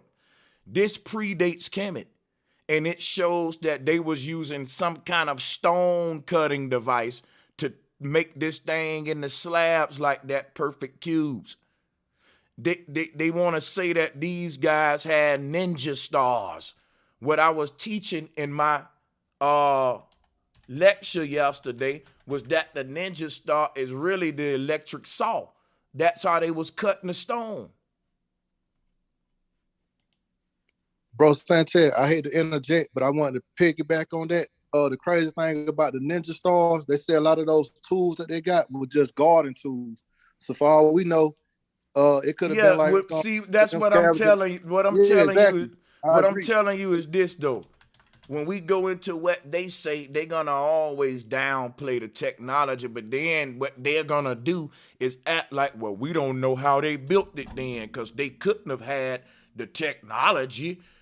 So let me get this straight, y'all. Let's just think with me for a minute. They said that these people had ninja stars. So they had the technology to carve steel, but they didn't have the technology to cut stone. When are we gonna think? Exactly. See, I agree. The reason I was agreeing, I looked at it a while ago when I was looking at little saw tools when I used to work in a carpentry shop. When you look at the blades, they just look like upgraded ninja stars, and they got the circle in the middle. So if they say in history that they were using garden tools, that's just like saying if we carpenter workers and we got to find something to use as weapon, and we just start throwing our blades. So when you think about it, what you're saying, it really adds up. Hey Sanchez, I have a question about that picture you just showed for our supplication. I'm really interested. Who put that picture up? Where is that statue at right now in the world? Where is that? And what part of the world is that in? Where is this? This is in the Cambodia. Cambodia? Yeah. These are the original Cambodians who were native to what we call Cambodia today. And if you pull up, let me show you what Cambodia. Do they got a website on where that picture at? Like under the picture or something so I can look it up real quick? That's interesting. How you not know nothing about that? All you got already? to do is pull up the temples of Angkor Wat. This is pull up very Angkor Wat, popular bro. stuff, man. Yeah. No, I don't be paying I attention. ain't doing nothing major at all. Yeah, just pull up the 50 statues in Angkor Wat, the city that was found in the jungle. You don't know nothing about that? Because ain't nobody trying to use that to empower themselves. They just looking at it. I don't know. You can't go to Trump and make tripping, bro. I'm telling you who this nigga is, man. Expose. No, I mean I don't see this as my widespread education over here. I don't see how people are implementing this in their daily life to make it useful. That's why enjoy the ride then. It's about to get crazy in this motherfucker. Now let's talk for years looking at him, but let's talk about the copper colored people. It's all right. It's Shaquille O'Neal copper colored. It's Kobe Bryant copper colored. It's Ricky Williams the running back copper colored. Is see what I'm saying? LeBron James copper colored. I have another question, teacher. You know what? We're not. We're brown and mahogany, and I think that using the word copper colored ain't really referring to the aboriginals of who exactly we are, Bobby. I think we're the Seminole, mahogany brown, dark red Indians. There were different kind of aboriginals. And I don't think my people per se, just speaking from Brother Sanchez, now some of us do come in copper colored, but predominantly Black Americans come in brown skin, like India Irie said. And we come in dark skin like Shaquille O'Neal, and we come, you know what I'm saying? And so what I'm telling you, do we come as pale people too?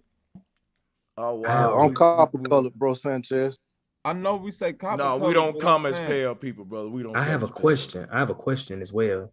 So you're showing this right here, and everyone on the panel knows that copper is very conducive to electric. And you're showing this in connection to brown people. Could this be why the people who come up talking about Black power and the black skinned people, could that be why they talking about that? Because they're conducive to electricity, like that copper thing there? All people are. All people are conducted. You know that ain't why it's not exclusive to brown skin, bro. Now I wish they was that deep, but he connected it too. That's why hold up. I wish they was that deep, but yeah, man, they strictly talking about skin tone. I think that's what they're trying to say, though. I think that's what they're saying. No, I talk to them all. I talk to them all the time. I'm even rubbing elbows with some of the top chiefs in the community. They ain't thinking like that. Trust me, I know. I do this. I'm a content creator.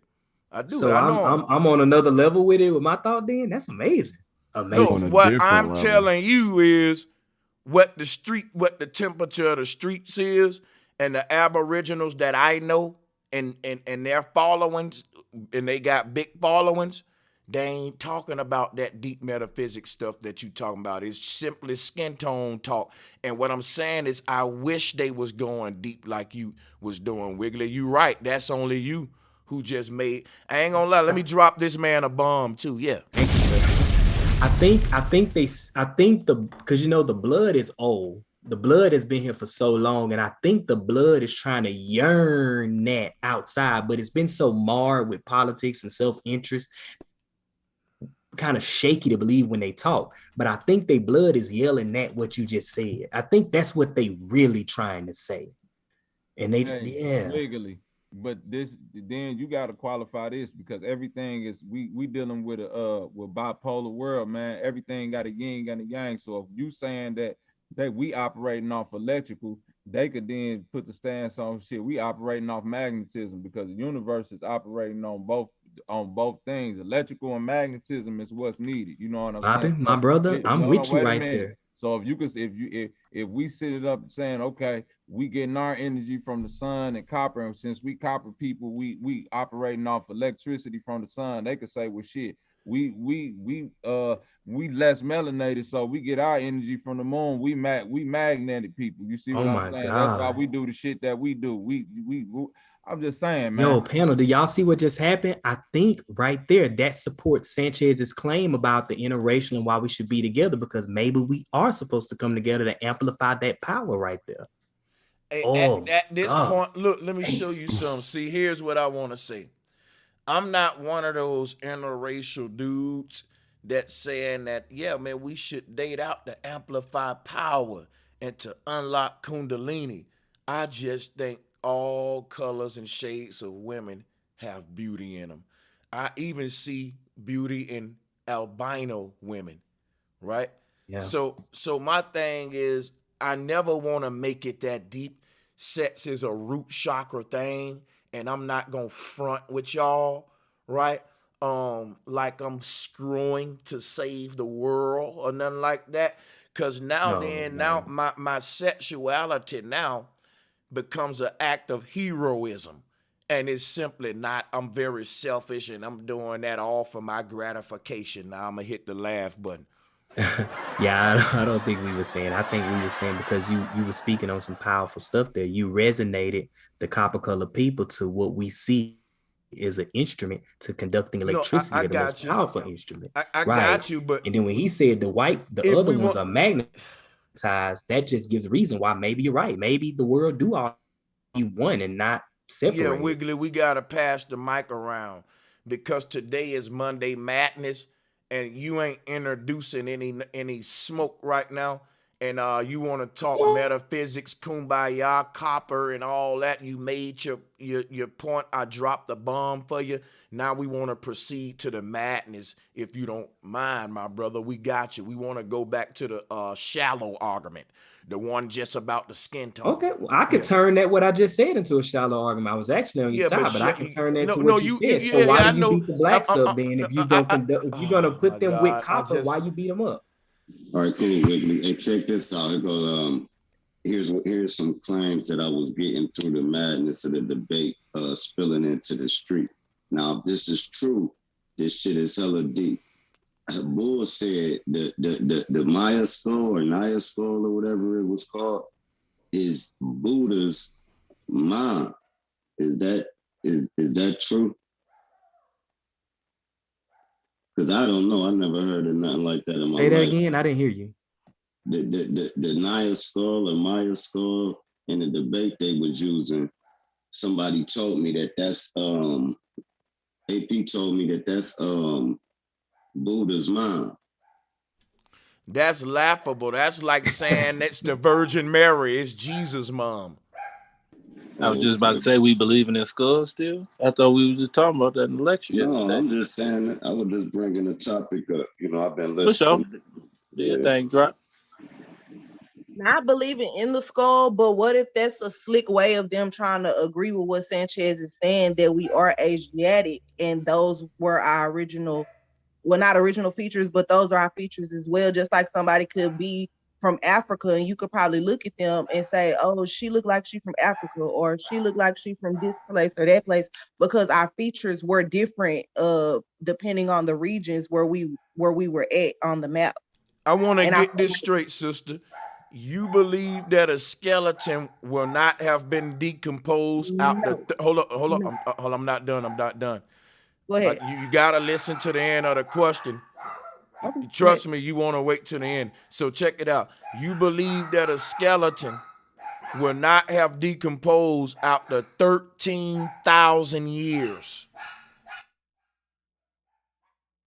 I agree that the skeleton was most likely decomposed. I agree that it's not a real thing. What I'm talking about is the features and the color. You said yesterday or whenever the debate was that person you asked took a poll and said, does she look like an Asian woman? Yes, she has Asian features. No, I didn't say that wasn't the poll. The poll was, does she look like a black Negro woman? Oh, okay. Well, people were saying no, she looked Asian. And that is true, she looked Asian, but that doesn't mean that black women can't look Asian like that. That don't mean that she was that she wasn't Yeah. black just because she had Asian features. And Yeah, I'm not saying that the goal was weird.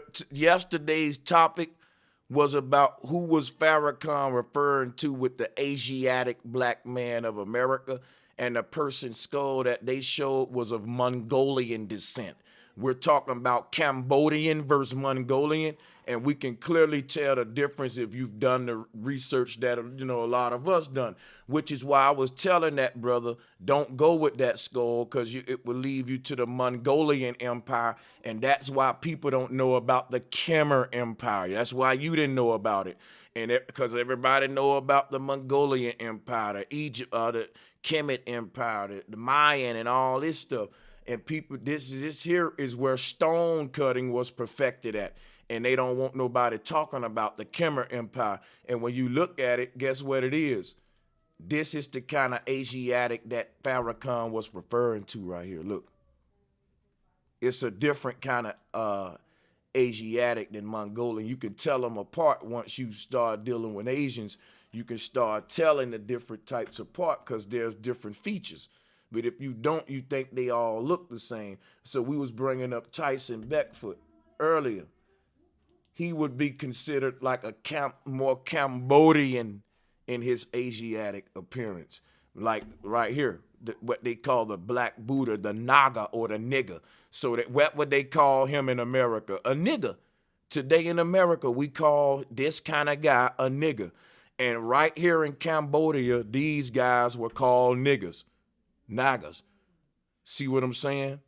With they big nose, big lips, and Asian eyes. That's why we was pulling this up. This particular feature is exclusive to the what we call Black Americans. I guess what I'm getting at is, is it possible that all the Asians could have been darker complexion, and then once they start mixing, and dating other races, then they started to get lighter?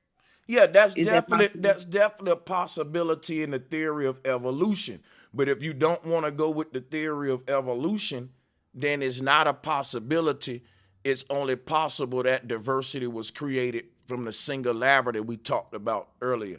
So if diversity wasn't created from that singularity, then this diversity will have to evolve later, and you would need some sort of evolutionary theory of mutation and some kind of bizarre crap, Yakub theory of monkey stuff, to explain it. So if you would like to go that route, hey man, you can open that can of worms, and I don't think nothing wrong to theorize in that area, but I haven't seen any conclusive facts come from that kind of approach to explaining humanity's diversity. Well, I'm just saying, what would happen if, like, you had two mulattoes and then they weren't related, and then they mate, and then they have mulattoes, and it just continues to go on and on and on and on. Like, what would happen at that point? Like, when the color be less visible as the generations go on, or no? You mean if mulattoes kept mating with mulattoes? Yes. They'll just make more and more mulattoes. Real talk, like albinos. So you don't think they will get lighter and lighter? I mean, not lighter and lighter, but you don't think that it will, like, okay, say like I have a baby and a guy has a baby or whatever, and we're both darker colored, and then we have babies by a white woman, white man, and then our kids are mulatto, and then our kids grow up, and then they end up getting together, the two mulatto kids, and then from then on out they just start a whole generation of not outside dating or nothing like that, just just inside dating and procreating. What do you think? Like, it wouldn't be any more color. It wouldn't be no more darker colored kids. They would only be. What mulattoes can give birth to a small shade tone of light brown to light yellow, like your boy Drake. You know, mulattoes can come in different, and what'll happen is you'll have some mulattoes that's more on the light brown side, but you will see they white features sort of. They won't have a big nose. They'll have thin lips. It'll show that way.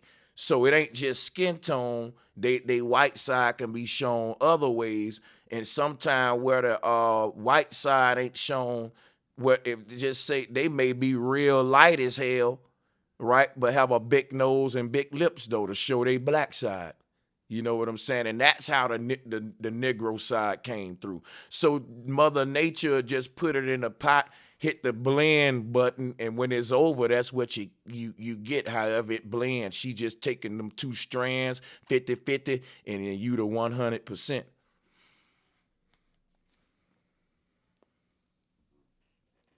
But just another thing too, mixed people don't got to procreate with other mixed people or mulatto people, because a mixed person, whether they date a black or a white person, they still mix, making up, it still would be mixing. No, I know that, but it's like you could look at the baby and be like, oh, that baby look mixed, you know. But even if you look at, I believe Drake's son now, if I'm not mistaken, that's the little boy I seen, he looks less colored than, you know, not. So I feel like if he was to be with either a Caucasian woman or either another mulatto, then their baby would look more less colored than not. And then if it goes on and on and on. So I was just saying that could have happened for the Asian culture. Maybe we were darker and originally, you know, darker Asians, and then that happened. And that's how they are the color that they are now. Although some of them are darker complected as well. Not saying all of them are just, you know, but I feel like that's how it started. But I could be wrong. So it's just all speculations and guesses and theories. So. Okay. So what I was saying, like if you look at Italians, they're Europeans and they ain't white. They like Rosie Perez color and shit. You know what I'm saying? Italians. So I'm just finna show y'all something real quick just to make a point.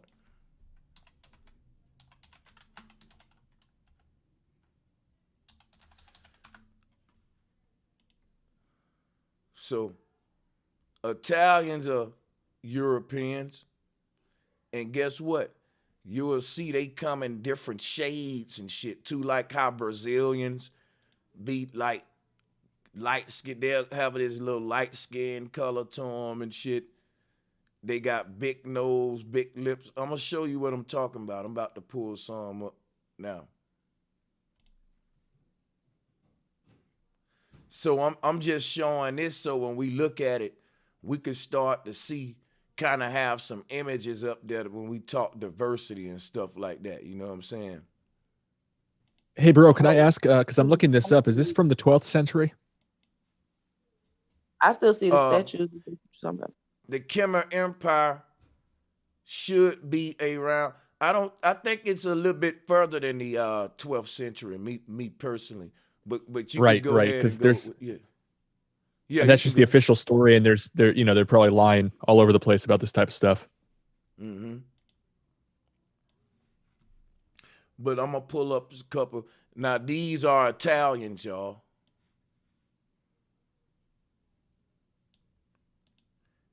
Hold on, let me get these off the screen so we don't mix it up.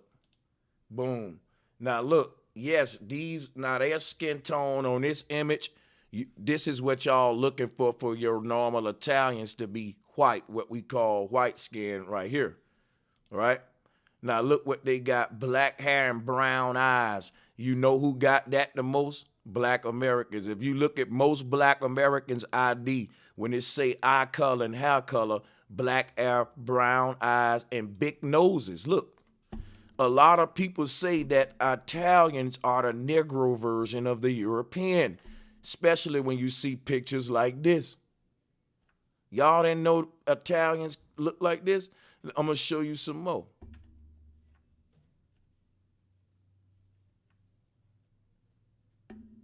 Yeah, I was tripping too.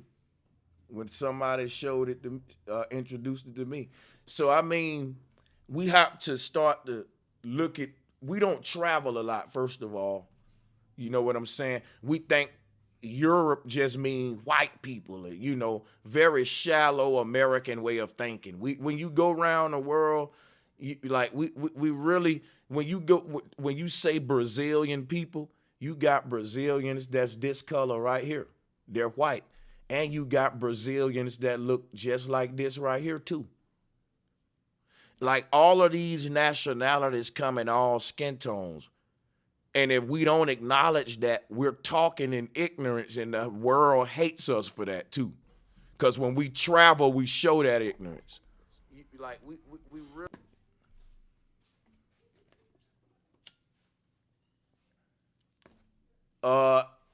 Let's go to OL. If you on a call, you need to mute the YouTube show. OL, you got it next. OL, we gonna skip you going once, going twice. Let's go to the brother Bobby who been waiting to speak. My brother, you got the flow. Go ahead.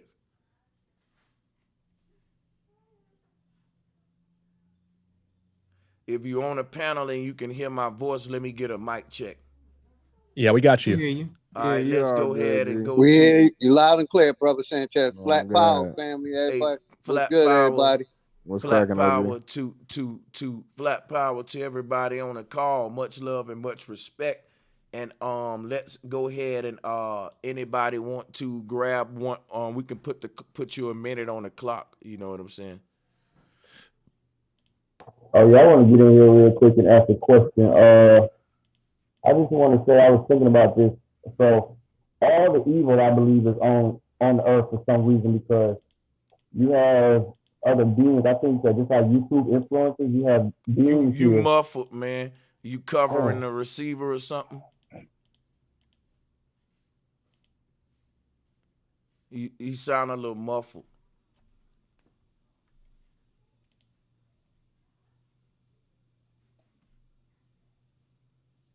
Yeah, let's go to the next person.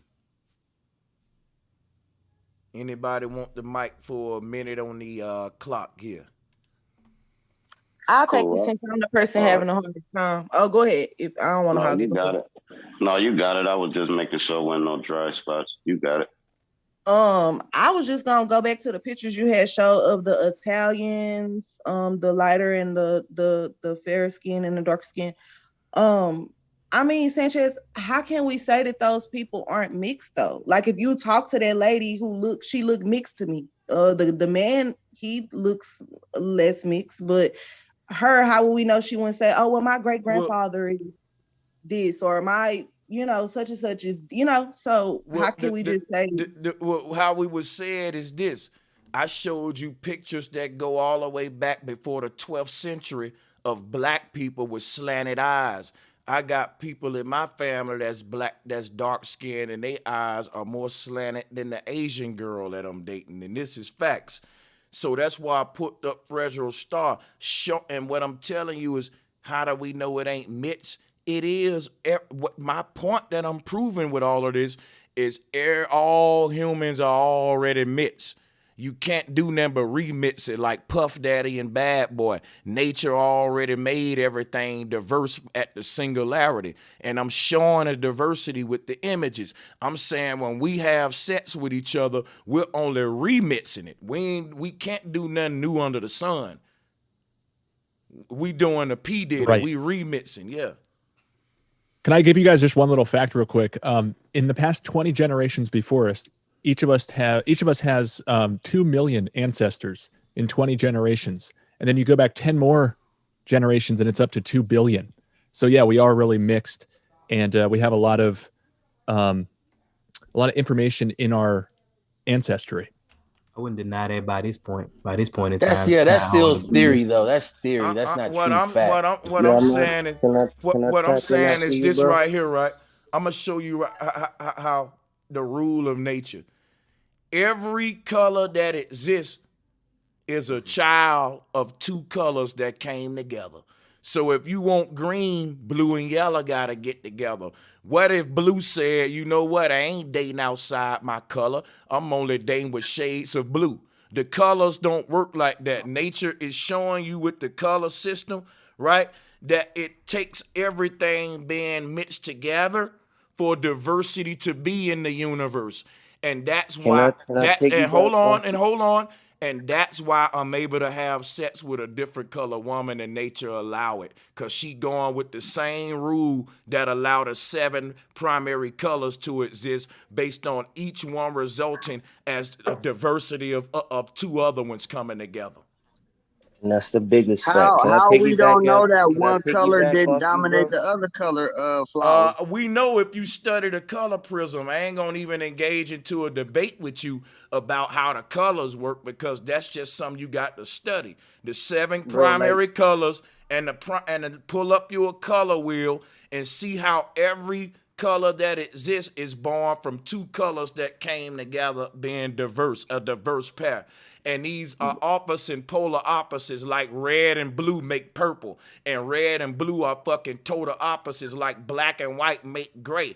But guess what? Nature is telling you if we bring these opposites attract and come together like sun and moon, out of diversity come great things, which is why in corporate America, they found out they companies can't even succeed without diversity in the workplace because every race is good at something. And you may need the doggone Asian man to do something that the black man can't do and the black man to do something that, see what I'm saying? And they using that diversity for their benefit even in corporate America.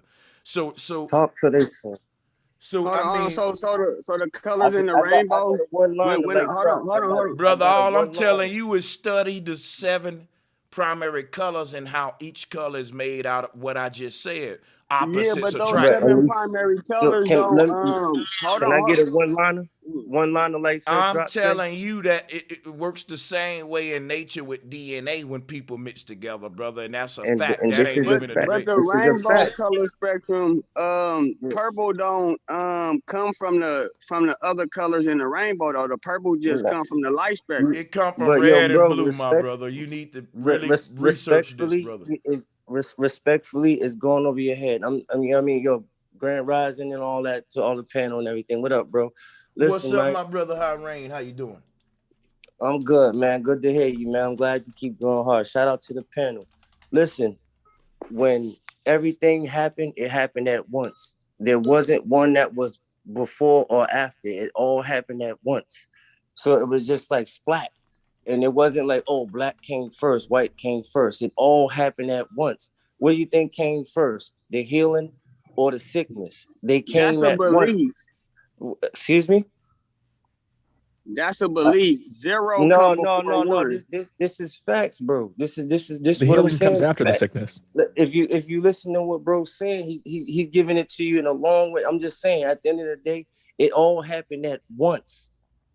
Everything happened at once. You think everybody, all right, so say it was the color black. So everybody was running around with black hair, black eyes, black blood. Everything happened at once, my brother. This is what he's trying to explain to y'all. He's been saying this for the last few years. That's false. No. If there's an up and a down, which one came first? They both came at the same time. Like you know what? That's like saying I came before my shadow. No, but you know what I'm saying? But I came before my sister though. So you like, know what, brother? Shadow Mike, that didn't sound right. That did not sound right. And that sounded like incest. But see, bro, I don't subscribe to one single. I don't subscribe to one single creator though. I don't believe that there's one single creator. Then we after the single creator. I feel like we all have participated in the creation. Now you're talking about your beliefs, respectfully. We talking about for sure. That's a belief too. Hold up, real quick. I'm gonna drop it. I'm gonna mute up. When Mother Nature created a disease, she created a healing at the same time. It's simultaneously, all at once. We're sitting here in these carnal minds trying to decide which came first, left or right. They both make each other exist, so they had to happen at the same exact time. He's been teaching this for the last 3 years, bro. It's really simple. I just think that we think in our minds we try to make too much sense out of it. It's really easy. It all happened at the same time. What came first, the chicken or the egg? They both came simultaneously. I yield the floor. Yo, shout out to you, bro. I think it all started from the center, and it was darker in the center, and then as it spiraled outward, everything got lighter, and then we got to grew love and just learned to travel. And You can use dogs as an example. There are 4 ancestry of dogs, and within those, with the wolf, you got multiple different dogs that are the modern dogs now. They're all dogs, right? But they're not the same at all. Just like mankind is all the same. We're all cousins, white, black, or whatever you want to call it. You only got a 1 to 2% difference out of all of us on this earth. So when we're talking about the original debate about where the race is going now, eventually within another 50 years, ain't gonna be no more black or white. Yeah, because mostly gonna be one modern color. That's all Johnny come lately. Racism and classism was created by man. We talking about Mother Nature. We talking about the almighty. That's what I'm talking about. That's what I'm talking about. You only get erased from your atmosphere from where you live in. Respectfully, what I'm saying is you can't have a left without the right, right? So that's like we going back and forth, wasting our time saying which came first, the left or the right. They had to come simultaneously, or one would cancel the other one out. If Mother Nature came simultaneously, right? Hold on. If Mother Nature came simultaneously, what about Father Nature? We never speak about Father Cosmos. It's always just mother. You talking about his story or her story? Which one came first? What I'm saying is we speak about Mother Nature. I just want to know, where does the masculine energy take place on Mother Nature or Mother Cosmos? In her womb. In her womb. Yo, Aunt, where are you going, bro? I got hands to get that's to. That's like saying that a woman can't bore a child. That's a man. That doesn't, like, it can happen simultaneously. Everything happened at once, my brother. That's like saying, was it white or black? They both had to happen simultaneously for them to exist in the same, like, you get what I'm saying? It's really simple, bro. And if we can get that and like simplify it, we can move on to other deeper shit, because it's part of my language, bro. There's so much deeper things for us to, to dive into. But this right here, man, it's like, you know what I mean? We got to catch up, man. So existence started from the center. You hit a deep Nature doesn't have a gender. Hold on. Wiggly, are you a flat earther? Yes, sir. Then, according to ancient cosmology, existence comes from the center. Yeah, that's what I said. So it started from the center. If you subscribe to flat earth and ancient cosmology, it couldn't come from nowhere else. Yeah. Facts. So yeah, we right. It come from the center and then it go from left all directions. Mm-hmm. Now the center is wherever the raindrop fall in the ocean, where the ripples surround that droplet. Each droplet is its own center. Thanks. So there are many centers. Another synonym for the word center is a house, a building, a center like a building. So each universe is a center of consciousness. But anyway, I ain't trying to, the whole religion of Buddhism was about centering yourself and all that. A lot of people, if you had any Aboriginal smoke about what I teach about the whole Asiatic black people or whatever copper colored people, and the Cambodian connection to our people, the Asiatic connection, bring it.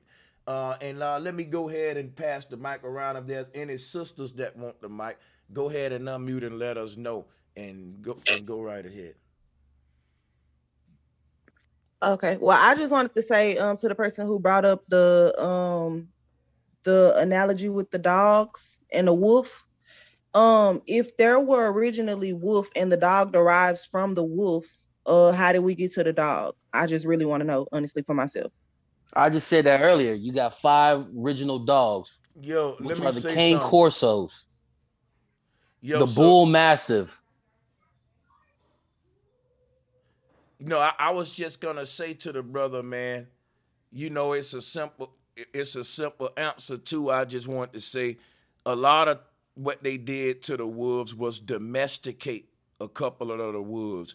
And once you had house wolves and wild wolves, we call the house wolves dogs.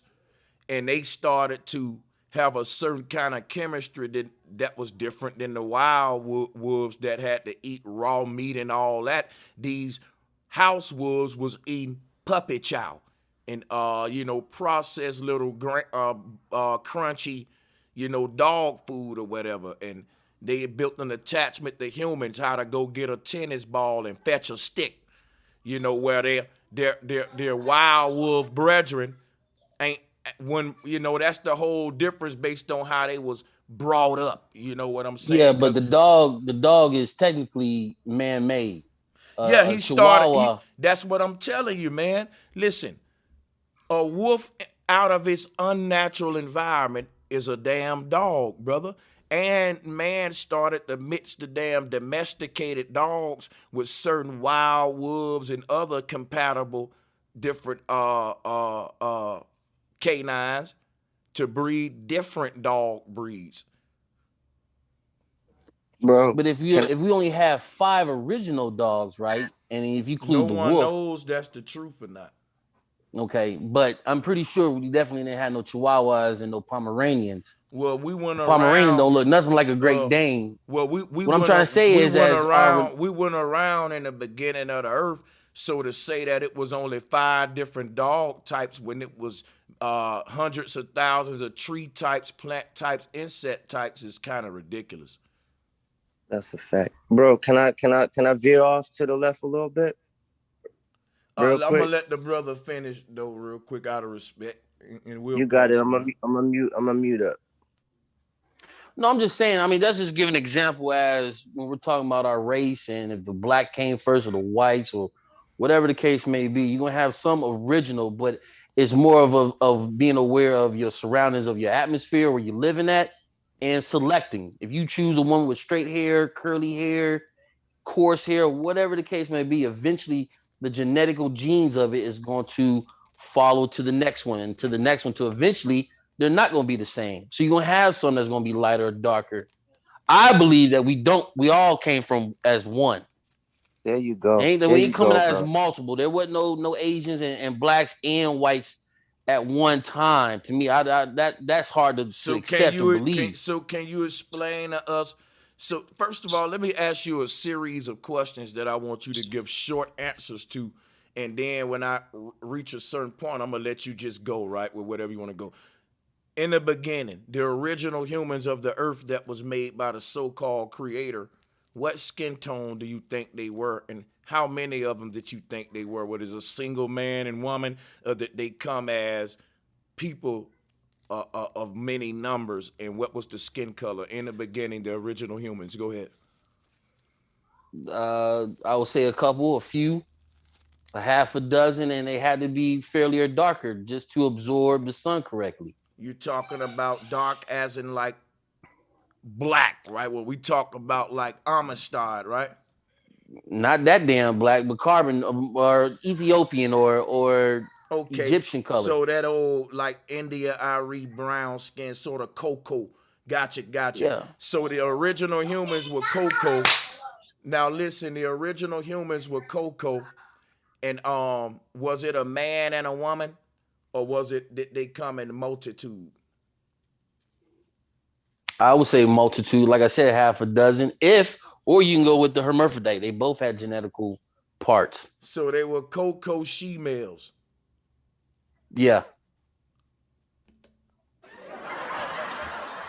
Oh my God! At first. Stupid. I don't agree. Stupid. But if you multiply, now think of this though. This is what I want to talk about. I've never seen black people have genetic deformities of like the wolf man. I've only seen it in like Hispanics or Indians. I don't see it in whites either. But I don't see blacks having issues as like the crab fingers. Now a tail, that's a possibility. But you don't see black people, carbonated people have those type of defects. And we all know blue eyes is a mutative gene. It's not a natural gene, it's mutative. It's not original. Can I Oh tap my in? God, you Can I tap killing me in, over bro? here. You are fucking killing me. Yo, But I'm can gonna I let tap somebody in, else bro? take it. Can I? Yeah, can I tap in? I know I'm late, but you know what I mean. These like if you've been following, bro, man, this is easy work. This is light work. Bro, this is all stuff that's been told, man. To like bro always say, divide and conquer. That's all Johnny come lately. Like I said, if I was to ask you which came first, left or right, what would your answer be?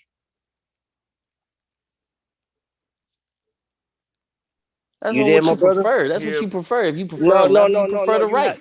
Look The at that. option. He going to preferences now. Yeah, I know. Don't dance. Don't dance. Hold up, bro. I ain't trying Let to me dance handle with the me, but light we work. debate about They this either every other damn day. Bro, let me they either handle came the at the light same Just work. time or answer they've the always question, existed. man. Yo, listen. He ain't been coming to class. Listen, check it out, right? If I asked you which came first, your left or your right, what would you say? Left. Right. Yo, come on, I'm trying to be serious, man. Like I'm trying to. Okay, my bad. I'm trying to be serious, bro. Like now, bro, all seriously, which came first, your up or your down? It's the do-up, brother. If there's a above, there's a below. Everything happens simultaneously. This is, you know what I mean? Like, I'm saying this respectfully. You missed a couple classes, but thank God that, you know what I mean, you got brothers like me and Drop, and you know what I mean, a couple other brothers that's gonna get you up to Wait speed. though, I'm gonna help. not everything. Right there, Not that's everything some happens at the bullshit same right time. there, bro. No. Because if you talking about motherfucker missing class, Some things we happen at the same debating. time. You ain't No, perfect wait, on your Oh theories, my bro. God. Your shit ain't Tim. perfect. No, Yeah. what you mean? So miss me with that bullshit. Half the No, motherfuckers that be on this panel be left listen, field bro. sometimes. Bro, Young was talking about relax. some Kardashian shit that had Bro. nothing to do No, when we talking about we Hey, fucking ain't, melanin. relax, Now brother. what miss me in ain't that talk. whole ass shit. All right, brother. Don't come at me Hey, south like that. all right, Bro, brother. I'm It's gonna cool. accept It's that cool. talking about missing It's motherfucking cool, classes. brother. Bro, I I hit mean, this girl for a my boot. brother.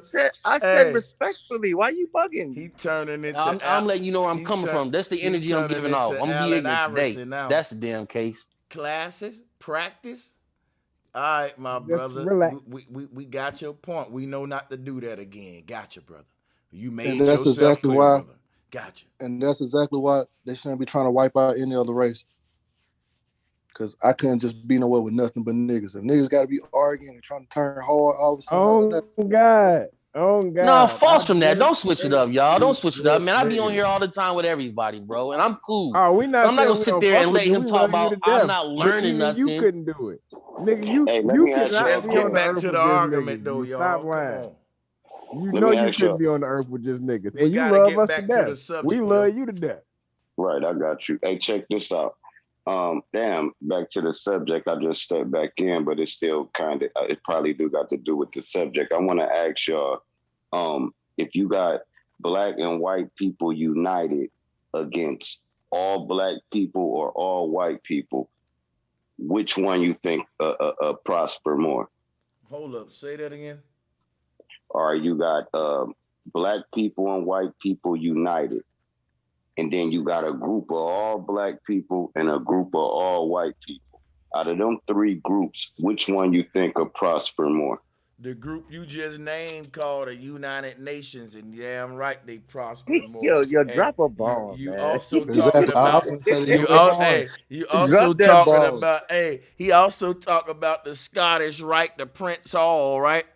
You gotta, you know what I'm saying? The white churches The and black military. churches get along. Yeah, I ain't heard that bomb go off yet, man. Becky, where you at? Yeah. No, I She gotta gave her the drop. night off. No, y'all can't hear it on y'all end. You gotta, No, it's all good, but yeah, man. bro. Salutes to the brother. I was muted for a minute, but I was trying to, and yo, shout out to you, Drop, man. I was trying to ask the brother, was that Wiggly? No, we're gonna eat. You sound like you eating too. Uh-huh. Yeah, you know, bro's lit when everybody eating is still coming to the bill, man. That's fire. Drop a bomb for that, man. Nah, Thanks, man. Let me do something real realistically, quick. I'm about to hand out some more minutes, right? On the clock, right? And I'm about to go to some more smoke. Y'all ready? So Anthony Mitchell is waiting. He's waiting for some more smoke. So let my brother, salute to Anthony Mitchell, man. Salute to my brother. He supports the show as well, man. He bring good smoke. Go ahead, Ant Dog. It's all good. So my smoke I have is with the one diversity guide, because I don't feel like it's just one main creator. And then my question that I have before we get into that, what gives the white man the okay to name everything? And I remember in one of your last panels, you said that the Asian man, like the Chinese man, he named himself Chinese. And I disagree with that. I don't know. I didn't say that. Yeah, I ain't okay, well, No, so yeah, so my first question is to kind of like get into who originated on this planet first and things of that nature. My first question is, what gives this white man the right to name everything? Like, oh, they Indians. Oh, this is Miami. This is Texas. Like, what gives the white man the grounds to name everything? I can answer that. Nothing. Sanchez, and this going to my point where I just remember where I disagree with you at. The point is that it wasn't just no white man. We just saying white man because that's the enemy that's being propagated on us now, is that white people this and white people that. We always always been in Metropolis. That's what I'm trying. That's what I was saying when dude was saying, oh, they came across the ocean. Hey, Columbus had black people on them ships. It was all type of niggas on them ships. You feel what I'm saying? Yeah, you seen some niggas come across the ocean that was looking like you. That's why I was so welcoming. You feel what I'm saying? They trying to make everything like the Pilgrims. Queen Europa was black. We just think it was a ship full of lily white people. We don't know.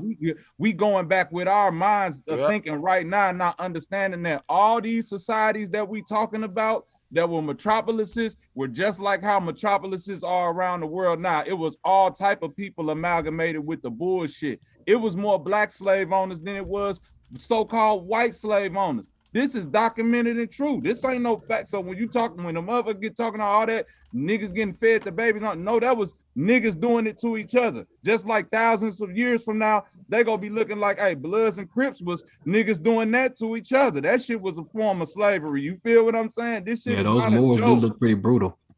No, yeah, he wanted something like that. So now when we deal with this, make sure I ain't on mute. When we deal with this single God concept, because I feel like all different races they have the same concept of a creator, of an all one creator. But if we separate creators and we deal with dimensions and things of that nature, what I feel is, we all was in this cosmos at the same time, but in separate places. So now when these foreigners or pilgrims, of what we call them, when they came over in our space, in our domain, how did they get granted the right to start naming their shit? So listen. So hold on. No, you gotta wait. Please. You got it wrong. Like, in the beginning, when humans were created, there were no such thing as boundaries or territories. In other words, nations weren't formed till after the age of exploration, where the boundaries and maps that we see that make up what we call the known world was solidified. That's facts. So some real shit. Listen, in our realm, bro, it's only America, Africa, and Asia, because that imaginary line that they put between Europe and Asia, like it's some shit right there. You feel what I'm saying? Know that this is all that's it. And the island of Australia. You feel what I'm saying? That's why that pyramid make the man, them the only continents. And America is north, south, and central. That's one thing.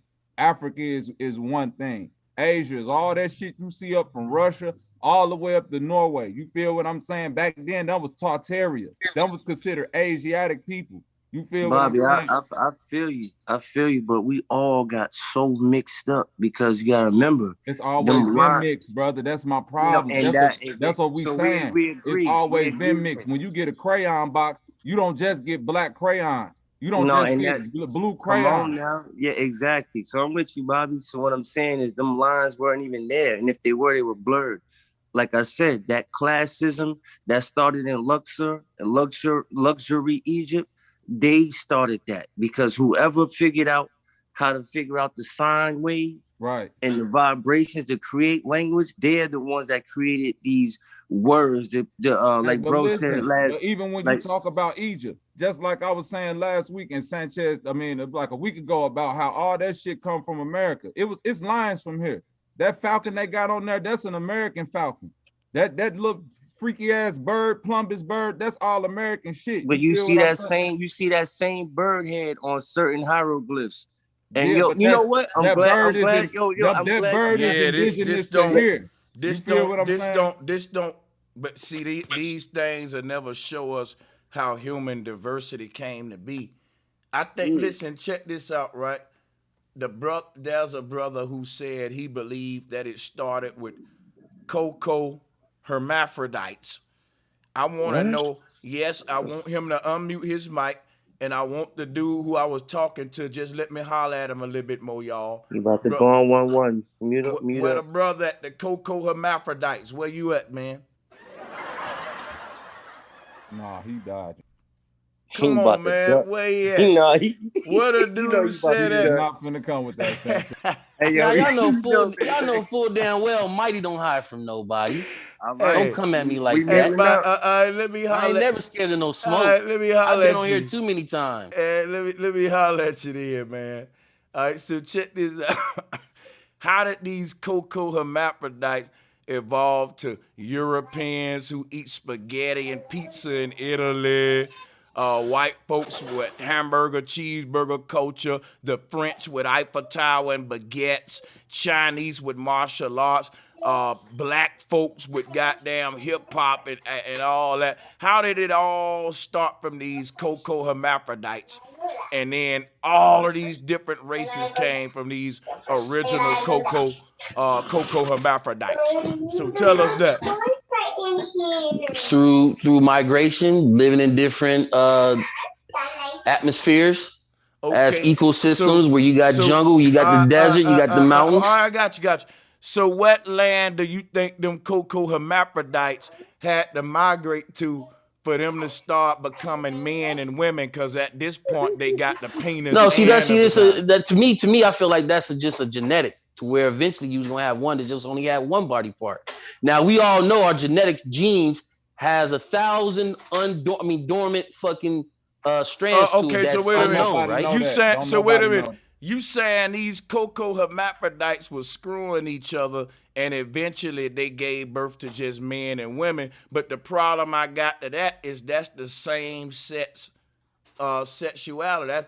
That two of the same sex get together, hermaphrodite on hermaphrodite. What I got to say about that, if both of them got the penis and a vagina, then they would have to decide like which one of us gonna be the man.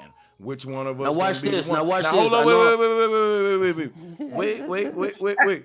You're sad that these cocoa hermaphrodites had sex with each other, right? And then they gave birth to men and women of distinct nations and colors, and Italians and Chinese and Arab. No, that's throughout the years. Eventually, the years that's you talking about centuries that go by. That eventually you got to explain that to us, though. Explain all that to us. I mean, because we first of all, we don't never put two and two together. The Earth was all together. It wasn't separate. It wasn't separate. It wasn't no seas like that at one point in time. It was all connected at once. And then the migration and stuff. First of all, Africa has multiple different plains. You got the jungle, you got forest, you got the desert, you got mountains. Eventually, once you spread and you dwell in that area, eventually, the reason why I say it's cocoa is because as Black people, you can be in the sun and get darker, right? And then when that winter comes, you get lighter. So you diverse in your colors. You don't stay one color throughout the whole year. Yo, bro, you going 1-on-1 with him? because I just got one question. Look, man, don't question me, bro, because you just trying to toot your horn, bro. If we not gonna build right, bro, then don't come at me, bro. Miss me. I'm gonna let him calm down a minute. Let him breathe, Hiram. What I learned from him today is that our ancestors was cocoa hermaphrodites. Stupid. Go ahead, y'all. Go ahead. Stupid. He conflicted. He got hermaphrodite. I am dying. Yo, he said everything was once at once. Like he said, there was no left and a right. It was a right, and it was a. It was no. What's Hey, regardless to what, bro? You just stomped him out. Hey, I just want to say, what's up, panel? Hey, what's good, bro? What's good, Daryl? My brother, me, myself. Hey, Yes, let me drop brothers, a bomb for the panel. fam. What's good? What's going on, me, myself? Look, he always giving all the extra information. He like, hey, let me say this. I got 120 seconds right now. My man to give you GPS coordinates and everything. What's up, brother? Hey, wait a minute. Now we trying to diss? No, I ain't trying to. No, we was off that, Mighty. Don't be on that petty shit, I bro. just want to qualify some statements that you made, bro. We was off that. We're not qualified. Hey, I'm not talking about none of that. All I want to say is, y'all know there's only one number, right? And 2 is how many ones you got. 3 is how many ones you got. 1,000,000 is how many ones you got. There's only one number, and that number's 1. There's only one color, and then us humans try to understand that color, and that's where we get the variations of colors. There's only one light spectrum, and from that spectrum we get all the so-called colors. That's a fact. So you see, self man, when you hit him, you hit him with the secrets. Self, when you hit him with the secrets, bro, they get angry, man. They try to toot their horn, but you can't hit them with the secrets like that, and it's over their head. That was feel a me? secret. Say one more That time. was a secret. I know you getting your shit from. I know you getting your shit from. Mighty B, you just tried to slide with him. And hey, I ain't No, that yet. Hold on. We ain't talking that hermaphrodite shit, bro. No, he talking about none of that. Bobby, don't talk, man. When you had Sim cussing you out, bro, and you was all irate and pissed off too, Cuddy. It's all right. Remember that? Remember that, right? Hey, listen. I'm just here for the love in the build, man. Bobby, you was cussing up a storm, bro. That motherfucker had you hot. Who wants to debate what the brother said about the light spectrum?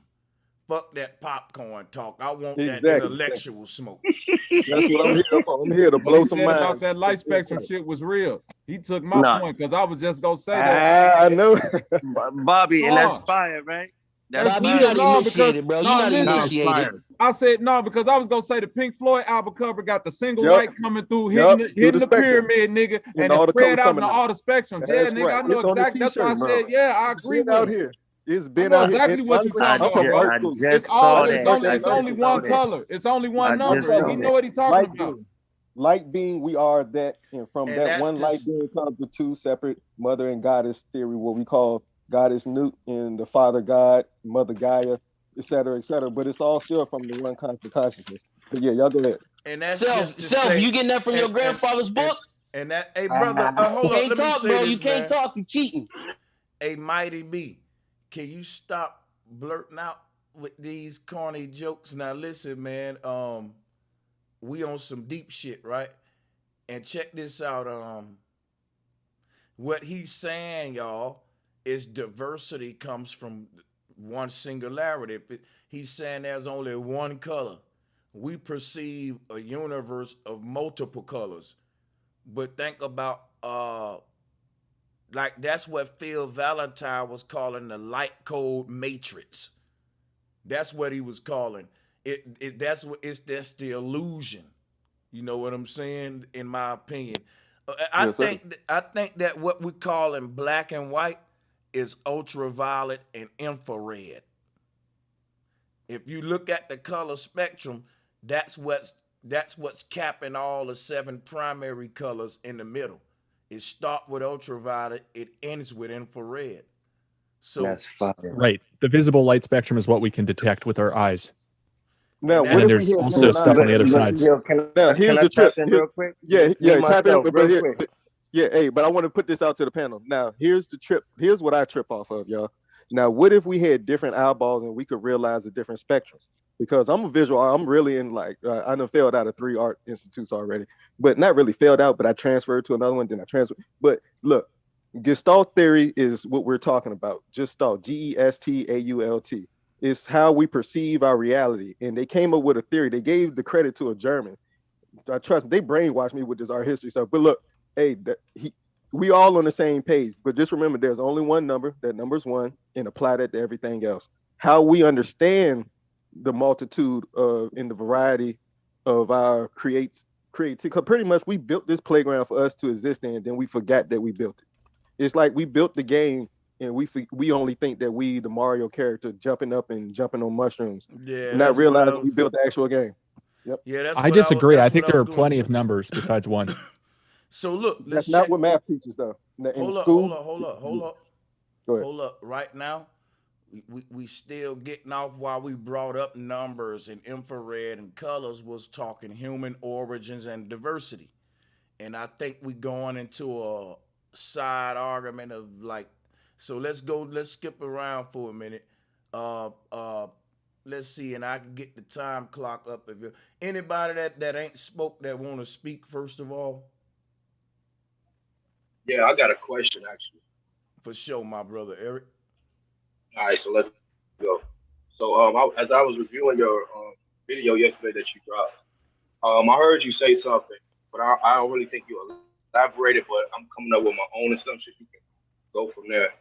So what I have written down is what you said was probably not verbatim, but there has only been one deity since the beginning of time, but in different forms, basically like the shapeshifter you said. Is this deity the Great Mother? And that was my question. No, this deity was the first gods that replaced the Great Mother, the god Amen, that I was going over on the board, what we say at the end of all the prayer. Basically, all these different gods around the world is just different interpretations of Amen. This one Atum, and basically leads you back to the Baphomet goat, Pan, Uncle Sam to us. Like that's what it is. Prior to that, the Baphomet goat was a great mother. You know, the horns of the goat and the fucking goatee that right there, that was the uterus. You know, when I put the picture of the Baphomet goat with the damn uterus to show you the sacred geometry. So prior to them, see, that's when they desecrated the Great Mother. You know, that's why I call it from her story to his story. But the Baphomet is a male and female, right? That's what I'm talking. That's what I'm talking about. And a Great Mother is just a woman. So to desecrate a woman, you make her an hermaphrodite.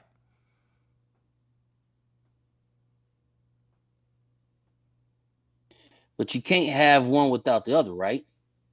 What you mean by that? Boy, this nigga crazy. What you mean by that? I'm rolling. Love in the marriage. He can't explain it, Sanchez. He don't know what he mean by that. He don't want know that hermaphrodite shit to be so true. Yeah. Bobby, miss me, bro. Miss me. Until you finish your debate with Brother Shim. Hey man, why you keep bringing up Brother Shim, bro? Because he tore him a new butthole, man. He let Shim get to his soul, bro. Yeah, you and I was wildin', disappointed bro. watching that shit. You say pause after you was that, hot, bro. You was on fire, and he cussing your ass. He want to talk about yesterday. Right, what the fuck Shim got to do with this? Yeah, that's what I'm talking about. Don't come at me, man. Don't say shit to me when I'm talking to Bro Sanchez, bro. This dude right here. You speaking in general, bro. Like, let's stick to facts, guys. Right. Yo, that's a super pause, bro. He need to relax a second, man, and hit the blunt or something, man. Bobby, go ahead. You already know, man. That silver haze got me lagging. He trying to know, Sanchez. He want to have a reason to explain that Baphomet tattoo on his back. That's why he want. You co-telling, Cuddy. You co-telling. Miss me with that whack shit. You just proved it right there that the Baphomet is a male and a female, bro. And if you're talking about the all woman, desecration. That's what we're saying. This desecration. A woman's seed is not alive until a man comes into her, bro. That's two different things. A man got a nut first, right? That's not a hermaphrodite. That's not a hermaphrodite. So she was a man and a woman when she had the child, right? Is that what you saying, Mighty B? Bro, no. First of all, what I'm trying to tell y'all, man, I don't believe into the hermaphrodite, but I'm saying for genetically, for it to be possible for everything to be like that, and if you don't want to pick one or the other, when you trying to question me about the left and the motherfucking right, up and down and shit, and you gotta have both, then you contradicting yourself, bro. You contradicting yourself, man. Hey, yo, Mighty B, right? Wow. Check this out, right? Yo, I got nothing but love for you. I don't know you from a can of paint, man. Yo, relax, bro. This is an intellectual man, this build. is me talking, man. This is me talking, man. Y'all don't stir me up like that, man. Hey, I'm bumping my gums, bro. My nigga from the Mighty B. take a chill pill. Hold on, y'all. And the viewers love it. The viewers love when I come on the panel. Hey, I hear you, bro. Yeah, this where your argument failed, bro. This where your argument failed. Two different things. Still don't have to. No, Bobby, two different things. You, Bobby. You no, they stay in they separate states. When you got positive and negative, they ain't. Let me ask you this. Let me ask you this. On some bro. Let me revert it. Let me revert it to y'all. How y'all be doing me? Go ahead, is a woman's egg alive? Yes. When? At what part? Yes, it's alive. Is a man's seed alive, right? So if you put that if you look that through the telescope, that motherfucking egg gonna move, right? It's gonna move, right? It depends on the man, bro. You asking open-ended questions. Wait. You said if you look at women's eggs are not alive until the man comes into it, bro. A man's seed is alive automatically. When you look through that motherfucker, them sperms is moving. It's alive. It's the living thing. It's the living waters. Okay, when it emerges into the woman, that's when the egg comes alive. You can't have a man without you can't. Right. So what you're saying is, all right. So let me hear you out, bro, because like, you know what I mean. I want to hear you. What is you saying, bro? Take your time and stop yelling. You blowing my eardrum out, my man. Yeah, nigga, don't talk to me like that. Oh, come on, let me not go after you, young. But I'm gonna leave you alone, bro. Cause like bro Sanchez, that's last week. Hey, Mighty, Mighty, man. Explain that, man. I'm trying y'all talking about yo, no, listen, no, for real, man. Y'all to me with shit. Y'all still ain't talking about diversity. Mighty B, won't you relax a minute, man? Hit the blunt, man. iPhone, what's good? What's down, bro? Hey, who want the mic next? What's down, bro? This smoke the God. Okay, salute to smoke. Go ahead, you got it. Man, I got a question for the thing about the great mother. And it's just to you on the panel, because you know that's your field of expertise, and kind of on what the brother was saying. How can we put her, for lack of a better term, why would we put her in a box when that immediately out of that statement takes one half of the balance away from her? Just like you could never call God male or female. It's like, why would we say her? And like, kind of like the brother saying, I don't think the all creating deity could have a gender placed on it, because it instantly takes away some type of balance. And that's a fact. The whole thing about fact. This is hold on. He said he was addressing me. Oh yeah, I'm muting up. Hold on a second, yeah. So here's how it works. What we call the creator exists as one source, but this one source expresses itself in two different ways, and that play out as night and day, negative and positive, up and down, left and right, hot and cold. And it make a universe based on that duality being blended together, fire with water, sky with ground. You see what I'm saying? So now, with that being said, right, the creator, right, I'm tracking, right, man and woman itself exists within this one singularity. I agree. And that's like saying that, what is a tree? Well, a tree is a tree and a seed. You can't say the seed ain't a tree. So the seed is an aspect of the tree. It is like everything coming. It expresses itself in many forms. Infinite potential. It sounds like you're getting that infinite potential. Yeah, and the creator ain't no different. Yeah, was infinite potential. The seed has the potential to be, well, you could judge a seed by the tree by the fruit it bears. But I see what you're saying. Until you put it in the ground and then it blossoms, you don't know if there's going to be a male or a female plant that come out of that seed, but that seed got the potential to be either one. Yeah. Drop them fire emojis, man. That's it right Drop there. them fire emojis, y'all. Y'all hear this build? Y'all hear this build? I feel like this build is a real build, bro. Already know I fuck with him. We gonna put something on your mind. That's why I said I ain't y'all beefing. Hear this I want, build? let's y'all get hear that. I ain't gonna lie though. What he coming with though is I can entertain this kind of stuff here, man. So yeah, bro. You know, bro, I'm gonna be honest with you, bro. I listen to you all the time. Me and you both know you playing half the time. You talking to people on here. You metaphysical like a motherfucker. You really just playing on this earthly shit, dog. But I understand, you know. I'm trying to make them get deeper and rise them up. That's why I won't go with you. I won't get on this metaphysical talk. Let's talk outside of this body. What are we really for real? Like we doing all this male, female, left, right, and all that. But at the end of the day, and you mentioned Brother Valentine, if you ever peeked at Brother Valentine or Brother Bobby Hemmett, and I don't care about the person, but I mean the information that they get on, we could bring smoke about the earthly shit. But if you really want to get deep, let's talk about that metaphysical shit. Let's see Becky, who really where on is after that this bomb? life journey. Becky, you know what I'm we saying? need that bomb. This how I look at it, Smoke. Instead of looking at it like male and female, which is what it is, we could go straight to the positive and negative and say, when we come on this planet, on this plane, and we have an experience, you may be a positive plug or you may be a negative outlet. And then you got to find your match in order to regenerate it. You know what I'm saying? And then it may be another positive plug or negative plug. That's Bobby, called that positive and negative. That right there is all right there is called battery. What you call all that? The same battery. Yeah, it's all the same battery, and then you create a perpetual motion. You see what I'm saying? It's like an engine that take care of itself. It's self-sustaining, like Sanchez nigga, you better always talk see. that. You better talk that, bro. Sanchez. We renew. It always watch back and renew our own energy. You feel what I'm saying? That's why when you go into the dream world, that's why when you go into the dream world, you don't know what body you might hop into. You feel what I'm saying? If you on this plane right now and you a man and you are negative, then you go have all negative. If you feel what I'm saying, them go be your experiences as you travel parallel. Then as you get renewed back in the system, you don't know what you might wash back off nigga, into. talk that. Here's the question. Here's the question. Because it's energy. We energy. You feel what I'm saying? I feel you. Now, there's another question about the energy to Bro Sanchez first, because it's respects to the host, and I like to see what I don't think people ask him this kind of shit enough. So, bro, it's to you first, and then you could kick it around. When you pass this round, first of all, while you down here, this is a two-part question. Do you think you're down here, there's a certain amount of information you have to collect to be able to do things in the astral realm or the afterlife? That's one, because I'm tired of this conversation of everybody just down here, and when you're done, you just get to do whatever you want. When nothing in nature shows you that, it's no progress without struggle. That's one. And for two, do you go into the light after you leave here, or do you go into the dark when they say go into the light, or do you go into the dark? That's a two-part question, bro. I hope bro, I say the first one you spot on. He said Chaz first, man.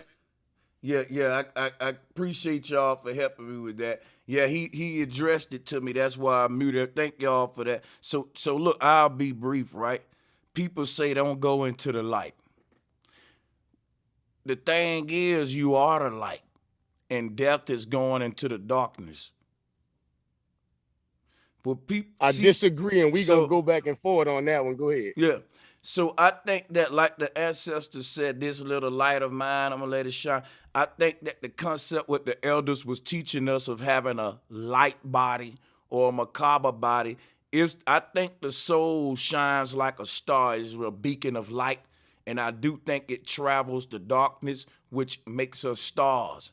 You know what I'm saying? So I'll disagree with you, but I like your take on it. But I'm gonna come back with some smoke. Go ahead. No doubt. I want the smoke. And y'all, if this brother disagree with me, everybody else need to mute up and let us get it in for a minute. Monday Madness, baby. Let me drop a bomb. So check this out, y'all.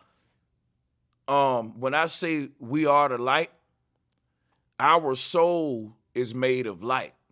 But that light of our soul is being projected from his own darkness, like the black hole at the middle of the sun. But the sun itself is surrounded by night. So the sun itself is surrounded by darkness and has a miniature darkness within itself, which is projecting it outward. So when we talk about light and darkness, I think that as humans, we are both of them. This what makes us a higher self and lower self, a yin and a yang, like what the ancient Vedic was showing us. I agree. See, that's the thing about you, bro. See, you'll give an answer. I might disagree with the first half, but that second half, you get back on track. But this is where I disagree with you. And that was a beautiful answer, by the way. Somebody in the chat kind of said it. Darkness exists, darkness is. Like somebody said, you can move at the speed of light, meaning it can be measured, meaning it can be timed. You can say move at the speed of dark is instantaneous because dark always is. Light just sits in a dark. Boom. That's for the darkness side of it. But with the afterlife, this is why our answers kind of meet at a head, because I agree. If you want to go into the physical realm, go into the light. Your ass gonna come back on the other side of a fucking hospital room being born into the doctor's hands. You're gonna go back into the light. So you say a light body.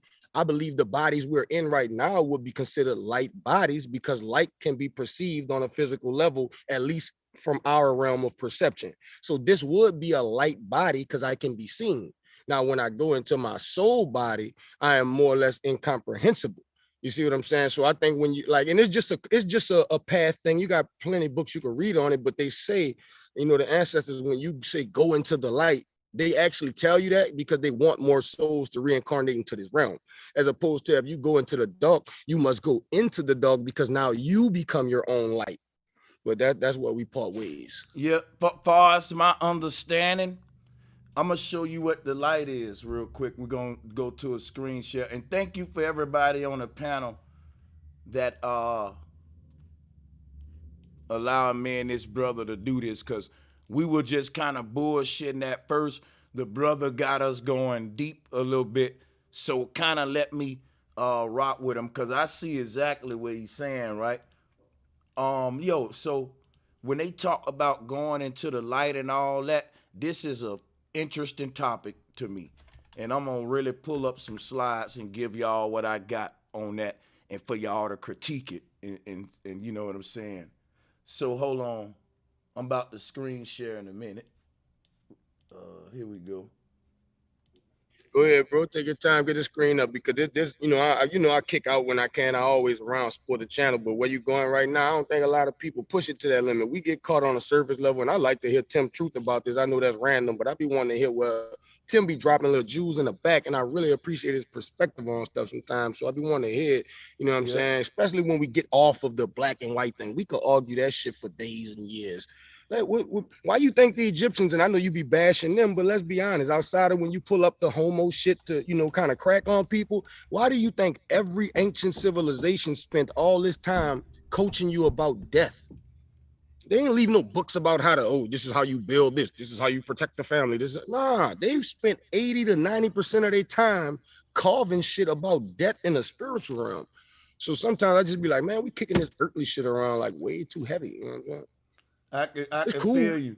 And I ain't gonna lie, my favorite topic is the death realm, spirituality, transcendence, what we talking about now. You see, it ain't for everybody, bro. Everybody ain't there yet. That's why you like it, because you don't fear it. You know what I'm saying? That's what our ancestors was trying to get us to encompass, that death is not a fearful thing. As a matter of fact, death is a celebration. You know what I'm saying? We used to understand that this shit was a stage. You know, as Shakespeare said, we used to understand it was a stage, but now we get so caught into the white man said this, the black man said that. What's the real science? When you forgetting that the science is what you got up on the screen. You know what I'm saying? You the science. Yep. Hey, look, I'm gonna pull up some more stuff real quick. We about to go deep. Here's what I think the light that we see at death is. They say you see a light above your head, a light in the sky.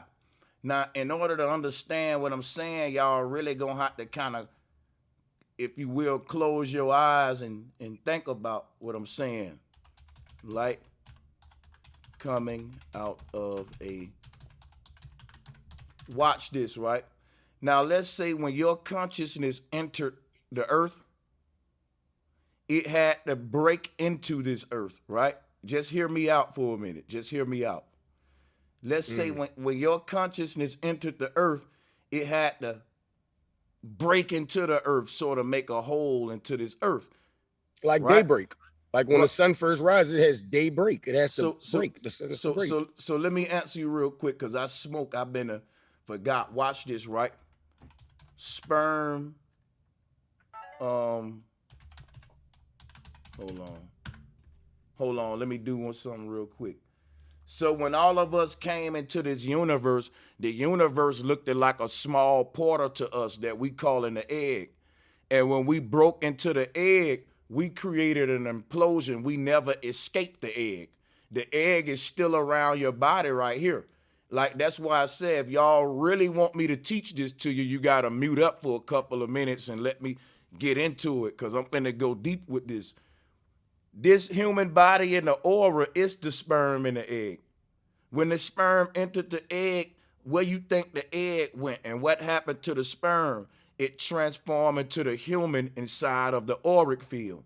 It transcended. All right, I'm about to go deep. Just wait a second. I know I got dogs in the background. When I say we're the light and the darkness, check it out. When we broke into the egg, we broke into the firmament dome, the small portal into this big world. And when we did that, guess what?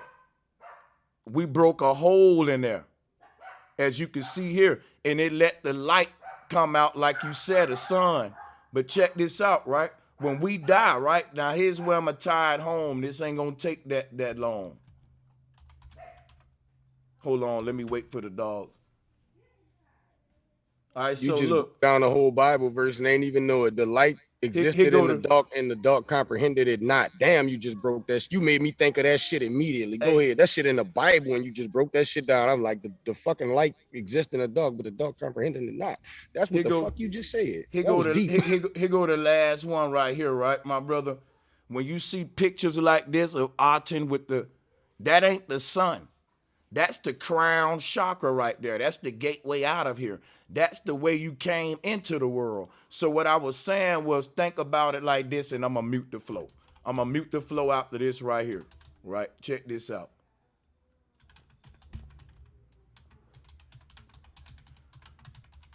My bad for being slow typing that. So check this out.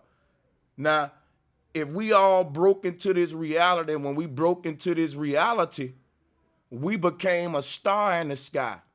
That's the hole in the firmament that when you pierce through that egg, that's where you went from micro to macro. The egg is a miniature gateway that Jesus called a narrow path, what the sperm went through. And when he broke through it, it made a light in the firmament. You created your own star up there. Right there, when you broke. This small egg is this big old universe we in. Once you get inside of it, you think you're a big old human walking around when the sperm bigger than you. See, what's happening right here is micro and macro is a paradox happening, where it's big and small. The nature of our universe ain't what we think. This is why this stuff is hard to comprehend. Like the gateway into this universe is small, but once you get in it, it's a big ass world. I'm gonna end it with this right here, right? When we die, we see the light that we created to break into this place. You created your own light in the sky, and the only way out of this place is the same path to how you broke into it. Your consciousness have to trace its same journey back home that it came to this earth. You weren't just born into your mama. Your consciousness ascended into this realm before it went into the body of your mama and daddy first. They explain this with the Cupid mythology, but I can do it better, but I ain't gonna take that much time. Basically, what we're saying upon death, in my opinion, is our own, when we looking up at our own crown chakra, man. Look above your head there. Above our head is a opening. And that opening lead to the true light of the Most High, whatever the heavenly realm is. So when we die, this portal is opening up, this crown chakra.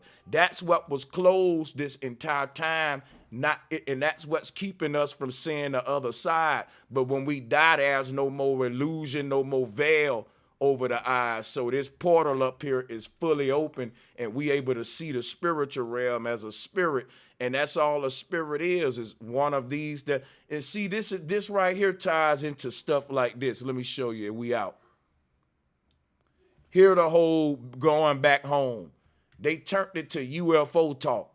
But the light that we see above us is our crown chakra that's spinning around, opening up, waiting to accept our consciousness to go back home to the Most High. They telling you not to go into the light today because they trying to trap you here, man.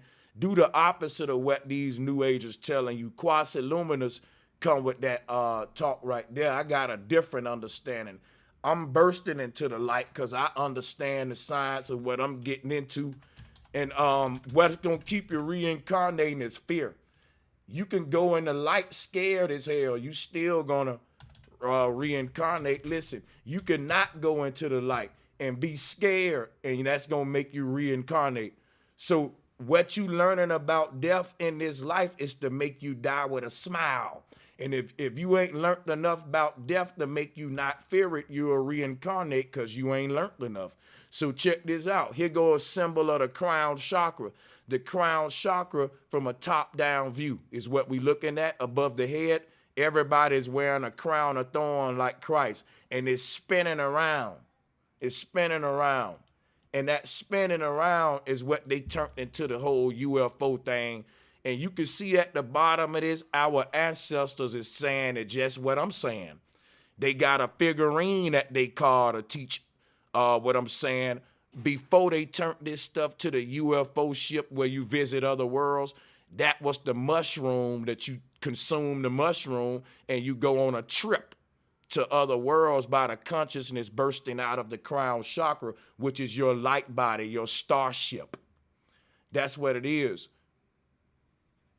That's waiting to accept your consciousness when it's done out the body. Your consciousness would see, where do your consciousness go when it's no longer dwelling in the body? This is what the ancestors said.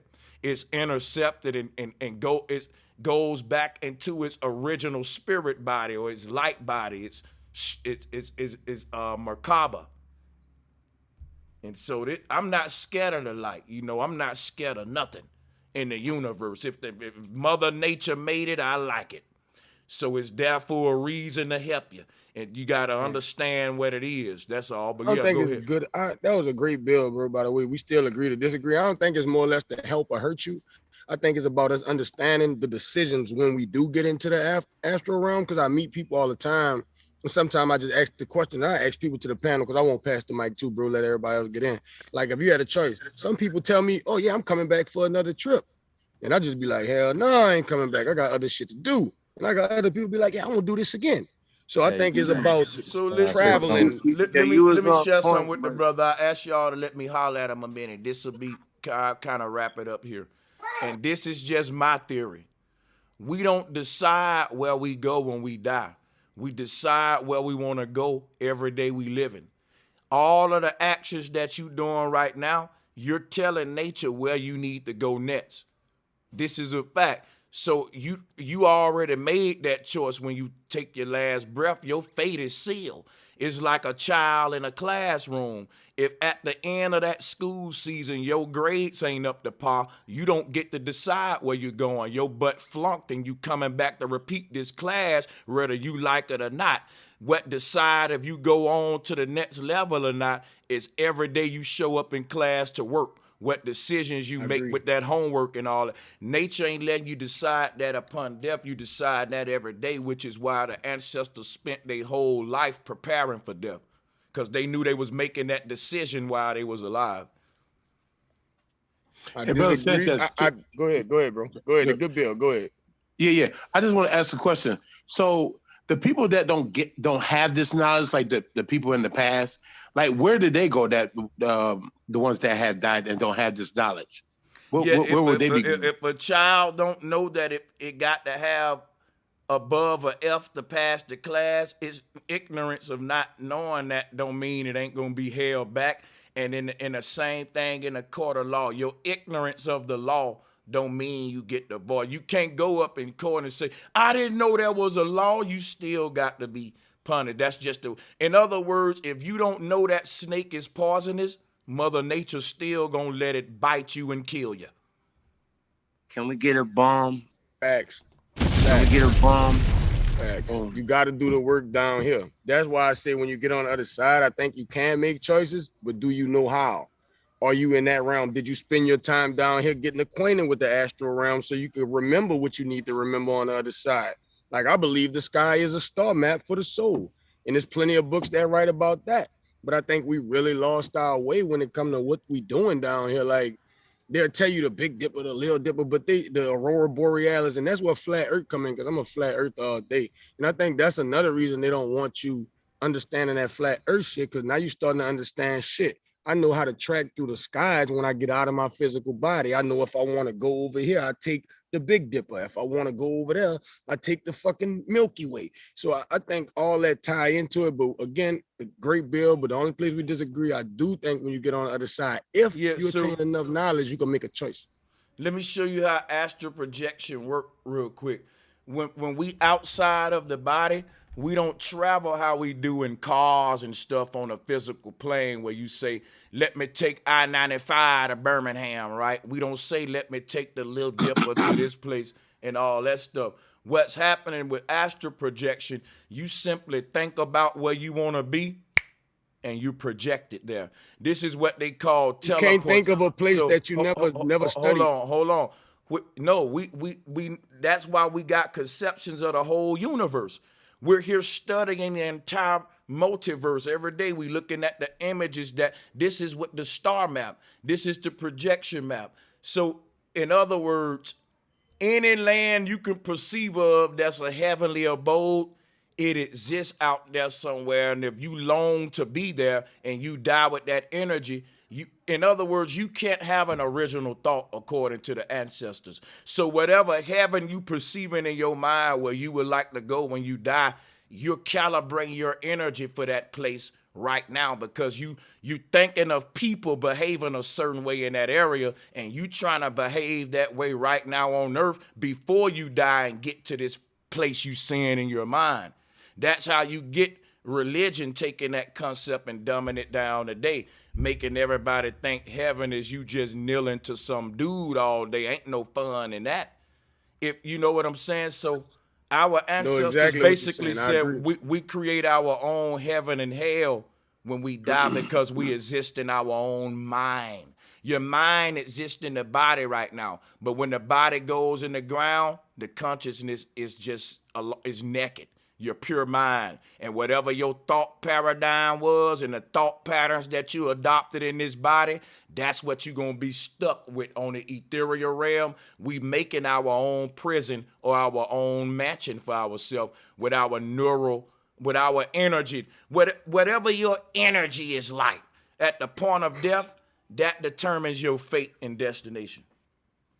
I think a good example of it, if you ever saw the movie Watchmen, and I'm a pass it after this, but like kind of when I started it, just what you said, like creating my own realm after that, and it's just on a low level, I started off saying, well, you know what? The first thing I'm gonna do, if you ever seen the movie Watchmen, they got a guy named Dr. Manhattan.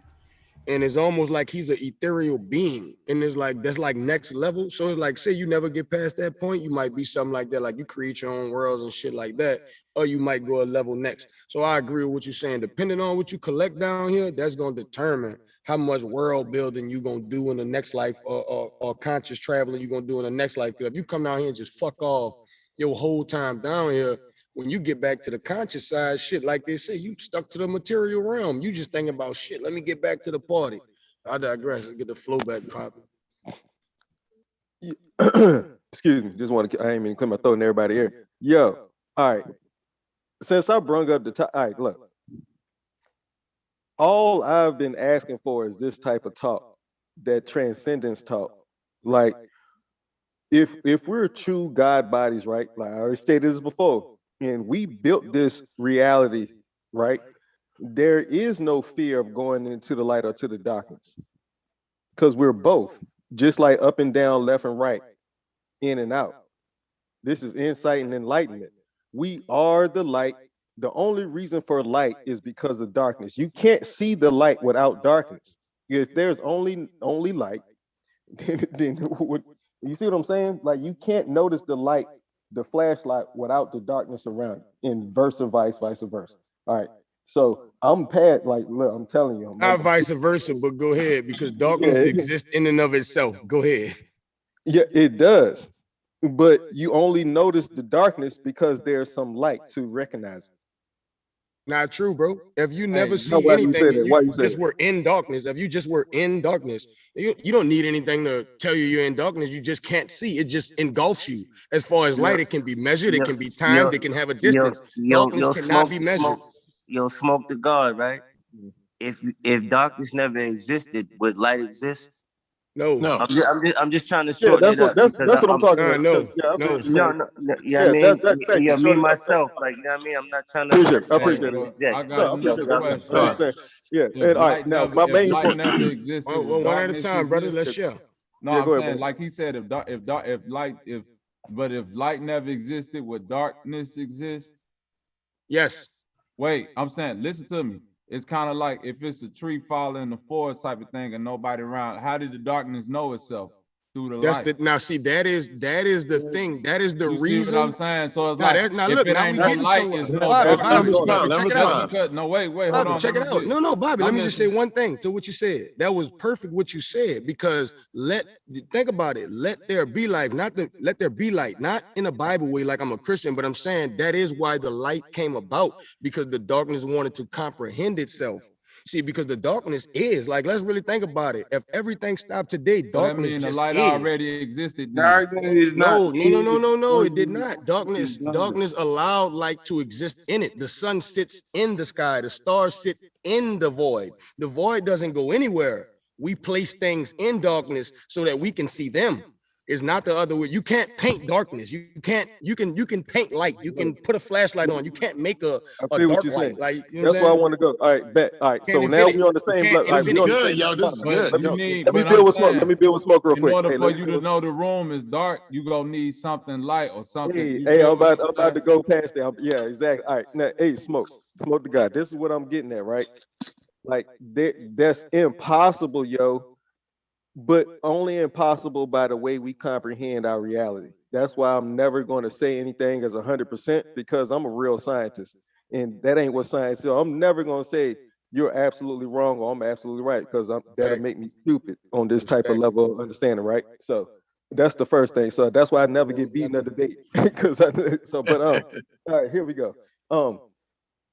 As an artist, as a human being, you ain't got no left without right, man. In our fleshly understanding of reality, you ain't got no up without down. So what I've always been is that there's only one. There's only one number. I don't think you heard. I don't know if you heard me when I broke that down, but I did. Islam teaches, a whole bunch of religions teach about that. There's every tree is numbered, and that number is one. And then that's how million is just a million ones. 3 is just how many ones you got. Those are called integers. That's what they teach in public education. So I'm just gonna go with that, right? But going past that, light, my man, like you were saying, when you touched on how like light is the reality that we comprehend the most, and the darkness, the opposite of light, which is just part of the one whole, is the stuff that they stole from us, the ethers, the voids, the waters, the waters in which the light was birthed out of, right, et cetera, et cetera. That knowledge is the occult knowledge that I've been, you and me, we trying to get deep into that, because you know Bobby, you know Panic, you know him. Yes, sir. You know Sanchez. Let me throw his name in there too, because he just don't go there with y'all enough. He not gonna toot his own horn, but yeah, we gotta. Yeah, Paul. Hey, think of this though, bro. Like, also, when it comes to us being light bodies, we are just as much at our true essence. When we break down to us being the universe itself, we are darkness, right? That's our final stage past light. So you could think of it like we basically darkness with definition with light wrapped around it to be comprehensible. I understand what you're doing. But what I was saying, to be clear though, what I was saying was not that. What I was saying was not that though. What I'm saying is that we're all one and the same at the same time. And our comprehension of our reality is the separation of left and right, dark and light.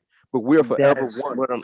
That's what I'm trying to get at. So right, that's why I was saying we both at the same time, because we the darkness wrapped with the light wrapped around it. That's why I said that is a hell of a quote. If you really break it down, even in the Bible, I mean, we crack on this shit all day. That but verse is crazy. Reading it, breaking it down, they still tell you all the same shit in the Bible. I can't remember the verse, but it's like the light exists in the dark, but the darkness comprehended it not. meaning that you're walking around in a light body, but you're not recognizing you truly are the dark. You're on the trail, and this is the thing. This is why I love this panel, man.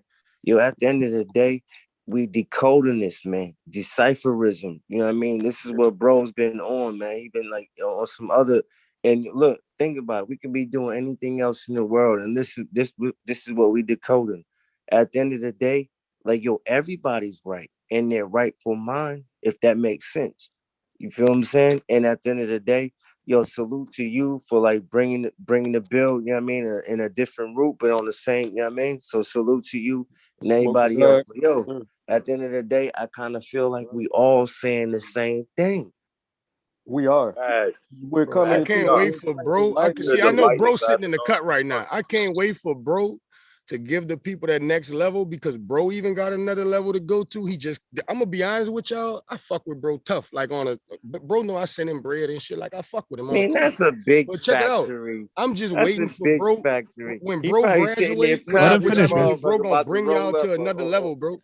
This channel, like, and bro, I hope he listening in the background. Bro, know this channel really on a personal level. This shit hold bro back because he bringing everybody along, holding their hand. Bro really about to go to a whole nother level, and I'm just waiting for him to get there, like waiting for him to start kicking the shit, because at the end of the day, bro done brought us through all the baby steps. Now it's time for bro to start telling y'all what you need to, how we gonna navigate our souls on the other side of this. Because like I said, we could bullshit all day, black, white, this, that, and the third, but what that shit really mean? Because if you really want to go there, even on a black and white level, you dealing with a vibrational frequency thing. It's not even about genetics like you think. It's like bro said, melanin is melody, which is hue. All of that ties into your soul, my man. Like if you're gonna separate color, you cannot separate anything. It all, like, I put it like this, and Tim might not know this. I always sit back and I listen to Tim be on here, right? Tim is on a panel with like 95% copper color. No. But what it shows me is that Tim's soul path is on a different level. Because I'm pretty sure Tim got local friends that look like him, but he come here. So when y'all be on that white black thing, it's more or less no. And imagine how hard it is. Wait, let me ask y'all, Tim Truth. This is a question I always wanted to ask you. I hope you still on the panel. Yeah, I'm here. Go ahead. How hard is it for a Caucasian person, right? In this world where everything leans towards black people have soul, black people have melanin, black people.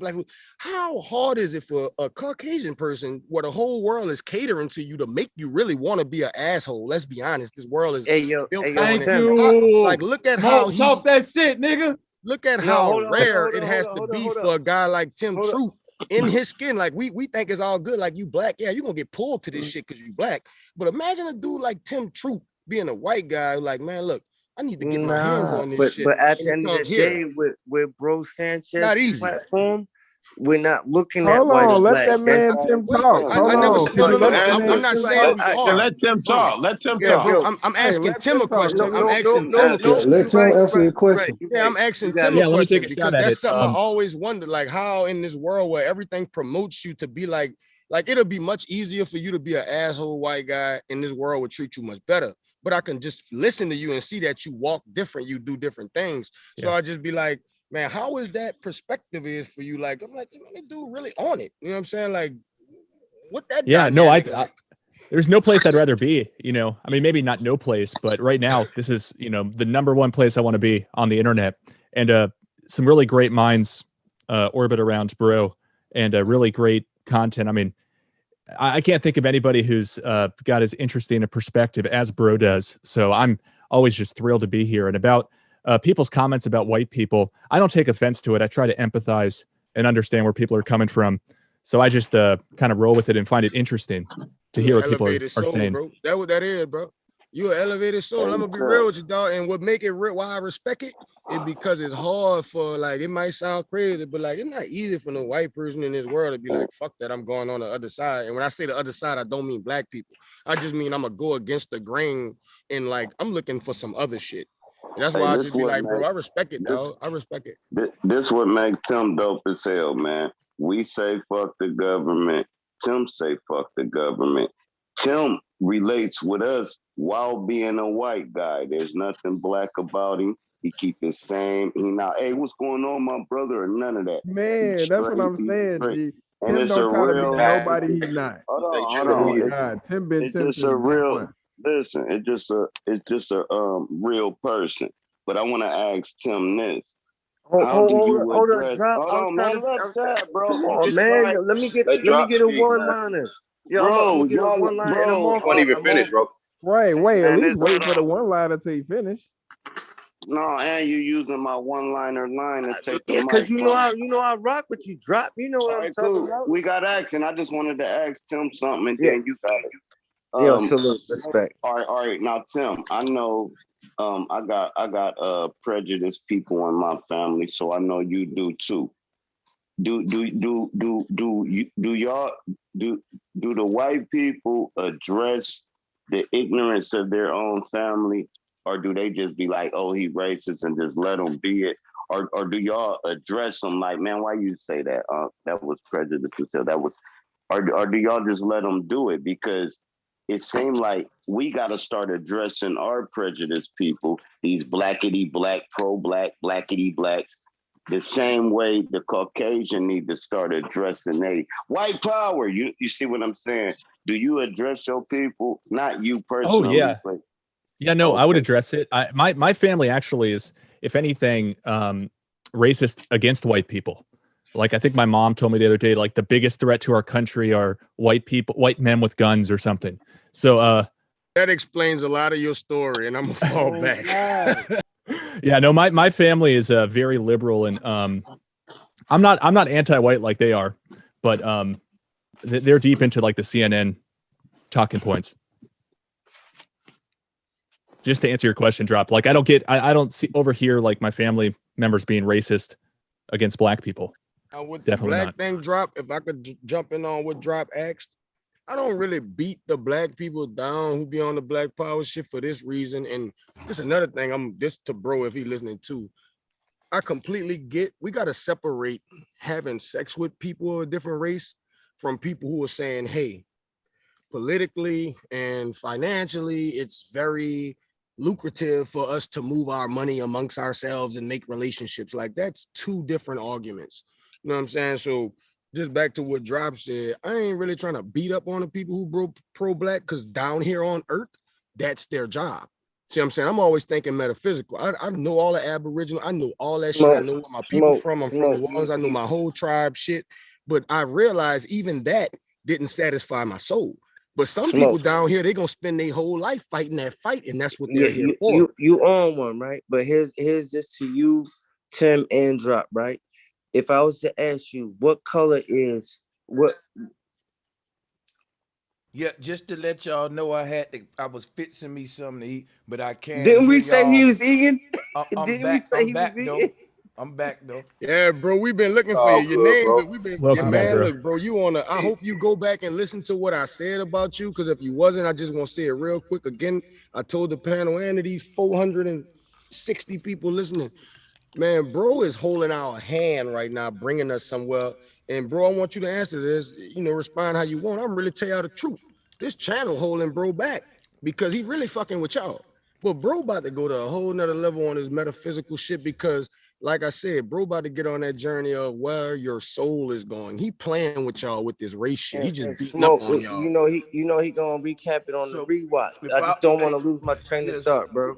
If I was to ask you, what color is loyalty? That's hilarious. It's abstract, right, bro. You hear me? So that's like saying, abstract. like, yo, what color is being real? Abstract. This is why those that understand, when Tim's on here and he's speaking his truth, I don't even like, what I mean, he might sound a different way or a different frequency than what I'm used to, but when I hear him, all I hear is truth, and truth has no color. His I yield the name, floor. His name, bro. Resonance. It's called resonance. It's called resonance. If it don't resonate with your soul, then it don't matter what color the person is. Fuck, I read the Art of War. That shit was written. I read the Art of War. I read 48 Laws of Power. That shit written by all kind of people. It's the resonation. Check it So out, it hit right? you. So it hit you with truth, bro. So the whole thing is this, High Rain. I was just coming back. Smoke had asked me something about he said something about the channel being a setback. No. Yeah, because you stepped in on it. Let me say this. This was my perspective, and like I said, this is mad love for you because I fuck with you, and I'm a fan of yours, and I support. You know that you hit me back every now and then with the emojis and say thank. But what I was saying about the channel is, in a humble way, saying that we should be thankful that bro spends so much time walking through this type of stuff with us because that It's a little rant we've setback been for on. him. Yeah, exactly. That's what I was saying. Not in like a bad way. We need to be thankful for the people, but I'm like just saying, like if bro wanted to isolate himself and really get on his metaphysics, like bro would get on here with a video that half the people who watch him won't understand. Yeah, I see He's exactly. pretty much saying you taking baby Brings it steps. down for y'all. I notice it all the time. He'll get ready to say something and he'll like make a little turn because he don't want to go there. That's why I brought what I brought today, because I like to hear him get on that metaphysics, because that's just what he is, man. He's That's more fact. than what he's That's fact, portraying right Smoke. now, but it's cool. You know what I'm saying? That's I was You know that at what? one point too. Smoke ain't lying, no, I can't lie. You know I ain't lying, son. Real recognize real, son. Real recognize real, son. I'd be like, man, bro, just he kind of walking y'all down right now, but he got more for y'all. That's why Hell when you went yeah. off just now, I was like, that's the fucking bro. I can't wait till he make Hey, it hey, metaphysical. you remember that's like I channel. be telling motherfuckers all the time, if they don't believe you, even if you can tell the truth of what you Shut just up, bro, said based on going back and look at some of the videos bro used to be dropping even in 2017 or 2016. It's like before all of the open panels and it was all of that like that, even when it was just bro doing documentaries with background music going in on the Cosmic Boulevard and the ripple effect. Yo, Don't you know go what? in Yo, paper. you're right. You know what? That And you know what made us relate to 5 him years. more is because he got on here like without doing all the editing and all that. He got on here was like, you know what? I'm about to blow some smoke in your face. I'm about to Exactly, come. I'm literally, about to go grab me a beer. Like, yo, he That feel was like his one of the biggest gift to homies. niggas, for real. Yeah, no Well, it's bullshit. called Like, relatability. Bro Sanchez like, is much more intelligent, I think. It's called relatability. Bro Sanchez feel like the dudes you're gonna sit on the corner with and smoke and talk. That's why they can't fuck with bro, because he feel like yo, your cousin. Hey, yo, He Smoke, pioneered it's this like, whole format of having panels, and it's I don't who else is doing this besides Bro, and he was the first one to do it. So I think Bro, the he only deserves a one. lot of Bro coming credit through for with that. 20 and 30 no people on that shit There's and a few still people It's doing refereeing. it. almost Look, like he I was invited gonna say, into. Yo, he look, got I was my gonna fault, say, my fault. my Mr. C, bad. real quick. It's Go almost ahead. like he just invited us into his man cave, and we just get to just come build, and then, you know what I mean? Then, yo, good night, niggas. All right, we out. You know what I'm saying? Yeah, It's a basically, good, you it's took a the good words But from my feeling, you man. mouth. want to But know I what was the gonna biggest say, point I take away from I'm a, Sanchez? I love Bobby Hemmett, Phil Valentine, and all them niggas, but a lot of they shit I disagree with.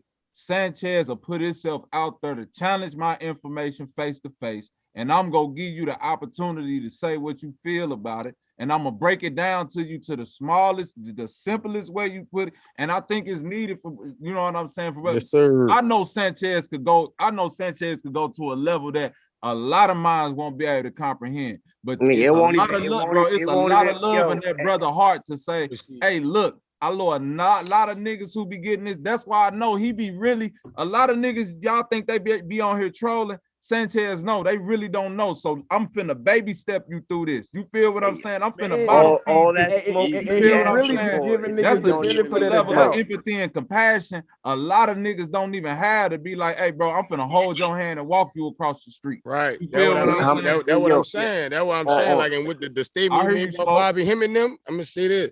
Dude, them was Say past that Bobby debate him and shit. them. Like Panic, Bobby Hemmett, and Valentine. I'm gonna be honest with you. Bro Sanchez is for our time. He for us. See, I fuck with them dudes because bro do this. Them dudes used to have to literally make VHS tapes, just travel across the fucking. I don't even know how they used to get some of the fucking books they used to get in the It's time like they writing a lived in. letter. But It's they like was writing kind of a like letter. Can I off say that something? debate shit. Can I say one Put it thing? like this too, G. It's like just Hey, the fact that somebody let niggas get up here. He let these niggas get up here and challenge him. You yeah, got niggas man. getting up here calling you a bitch, all kind of other shit. You got niggas that done talked about your woman, and he'll still let you get up here the next week, and then in the panel was saying, "Brother, I fuck with you, we cool." Yo, Fact. you know what? That's a fact. Y'all Quality. made me think Yo, about YQ, something. that's a fact, man. hold Guys, on, let's hey, go. hold on. Hold on. I just Guys, want to mute say up. something. I done kept Mute up, bro. Mute up, bro. Hey, Mute up. this will be quick, right? Y'all made me think about something. folks like Bobby Hemmett and all them, they had a harder time reaching the masses because they didn't really have a lot of the resources we got. Like he said, VHS, and that quality was horrible, man, during that day with the audio. And then look, but they didn't get a lot of challenges though. Today we got it easier to reach the people, but we gotta have a lot of debates too, cause it's with that Facts. easy technology. So I just thought about that. Facts. Yeah, That's why I said. That's why I never really disrespect the ones who came before us, even if I disagree with some of the stuff they said. Cause I just be like, bro, I'm on the internet and I probably still ain't touched as much information as these people. Like we could fucking Amazon Google some of the rarest books. These motherfuckers be doing lectures in 1994, pulling out the fucking coffin text and shit. I'd be like, bro, how the fuck you even got that shit in 94? So I just be thinking about it. You know what I'm saying? Like, so it be fucking me up. You know what I'm saying? But like bro said, with great power come great responsibility. So bro got all this power of the internet at his hand, but he got to be responsible to be able to take them fucking debates. Hey, yo, so it all Smoke, balance man, out. yo, well said, bro. And this is why he's giving young, powerful voices that think outside the box a platform. Who doing that, man? Unless they doing it on some old, you know what I'm saying? Like, yo, hey, yo, drop. I see you, bro. Yo, one liner. Hold that to me. Go ahead, drop. Hey, no, I wanted to say, man, y'all gotta understand the pressure that comes with success. Do you know how many when you start getting hate videos with your name hashtagged in it, and it's like, hold on, man, I'm bringing people the truth, and I got a lot of motherfuckers hating on me on the back end, and the power to ignore that is phenomenal to me. It's because, all right, cool. Say every time I look up, Sir Drop, an agent. Sir Drop is a cool. Sir Drop is that. That shit'll fuck with my head mentally because in my real time, everybody love me. So to be able to accept the hatred on some YouTube shit is strong as fuck to me. Drop. I salute bro for that shit. I got a one liner for you, Drop. Can I get that one? Drop. Can I get one? Yeah, no, you gotta grace me with it, man. I don't want to take you. He said it's out. Hey, yo, listen, man. Ain't no such thing as bad promotion. Long as they talking about them, we exist. I just want to give Brother Sanchez your flowers while you're here, brother. Keep doing what you're doing, man. Don't let the haters get to you. I think that haters actually motivate you because it seems like, this is what I'm saying, you've been on fire lately. I love what you're doing, man. Keep exposing the real Satan. You did what I'm saying. And Satan? Can we let's get back to the smoke. What is Satan? Hey, What is the real Satan? What is that? Get back to the smoke. I want to say something. Hold on, let me say this. I just want to say, cause look, I was watching Bro Sanchez just before I started watching this video. But look, ain't it something how every rapper, every gang member, every thief, every hoe, every stripper, every prostitute, they automatically claim that they was raised in the church, right?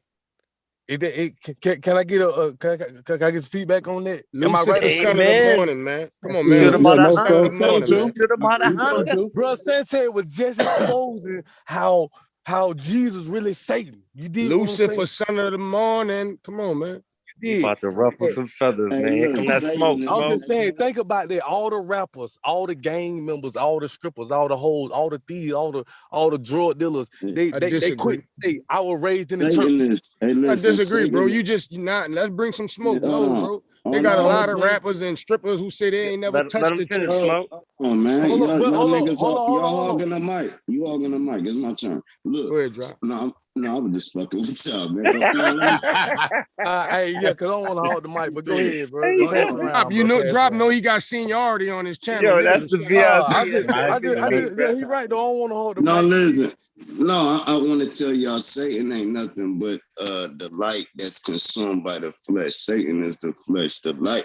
It's sort of like how fire don't have a shadow. and they consider hell fire. So if you take a lighter and you put it and try to make a shadow with the flame, you can't, because it's a form of light. Once that light is captured, that's why they say you're born in sin. That's Satan. Heaven is celestial, but they coexist together because you celestial captivated in a body on the Drop the purgatory. mic. Drop the mic. Yo, Right. drop the mic. You done made a strong argument for my Drop point the that the mic, light, bro. that you don't go into the light. If the Bro, light is Satan, why you that's go the into the light? that's the duality, man. I'm gonna That's throw the one thing out there. duality. Yeah, let me throw one thing out there real quick. Lucifer Look. ain't a bad thing neither. Hey, exactly. Hey, but look. Y'all remember? Facts, it's just an energy. But y'all remember Satan used to be blue, right? And ain't blue on another spectrum of the scale than red. So that's why I keep going back to, we going off of what they show us that Satan is. The red Satan or the blue Satan, which one we talking about? Because if we talking about both, remember the first Satan was blue and hell was extremely cold because it's the most unforgiving for the human being. So the worst place you could be in is a cold place, not a warm place. So the first Satan, I'm just giving you some more art history shit, right? But the first I Satan never was heard of that blue. one. Yeah, the first Satan was blue, and then the second Satan that we talk about now is the red, which is the lowest chakra, right? That's why we always say, get out. Well, we relate that to the lower, more earthly, the food, the flesh realm, right? And Double M. yeah, and we That say that we're on the lower chakra realm right now, the frequency to 7, right? And but then they when both gotta coexist. Double M. They we, both gotta exactly, that's what I'm coexist. saying. Now look, Yeah. which one we talking about? The blue or the red or the green? Because Yeah. that's the RGB. That's primary color, RGB. But yeah, Did you say Satan started blue? yes, he did. Y'all go Yeah, I never. Like no, what are you where's basing that that from? off of? I haven't heard that. And you can just go, I promise you, this is what we were taught in our history. Hey, Santa Claus is in the North Pole. Hold so up, it hold might up, make okay, sense hold there. up, hold up. Hold up. Let's talk about the blue Satan. Hold on just real second.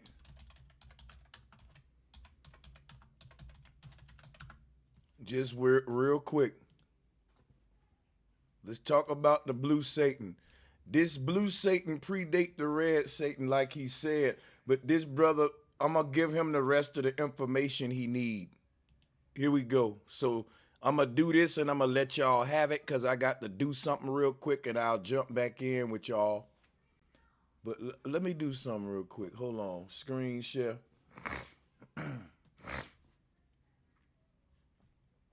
My bad, yo. Hold up. Let me do something.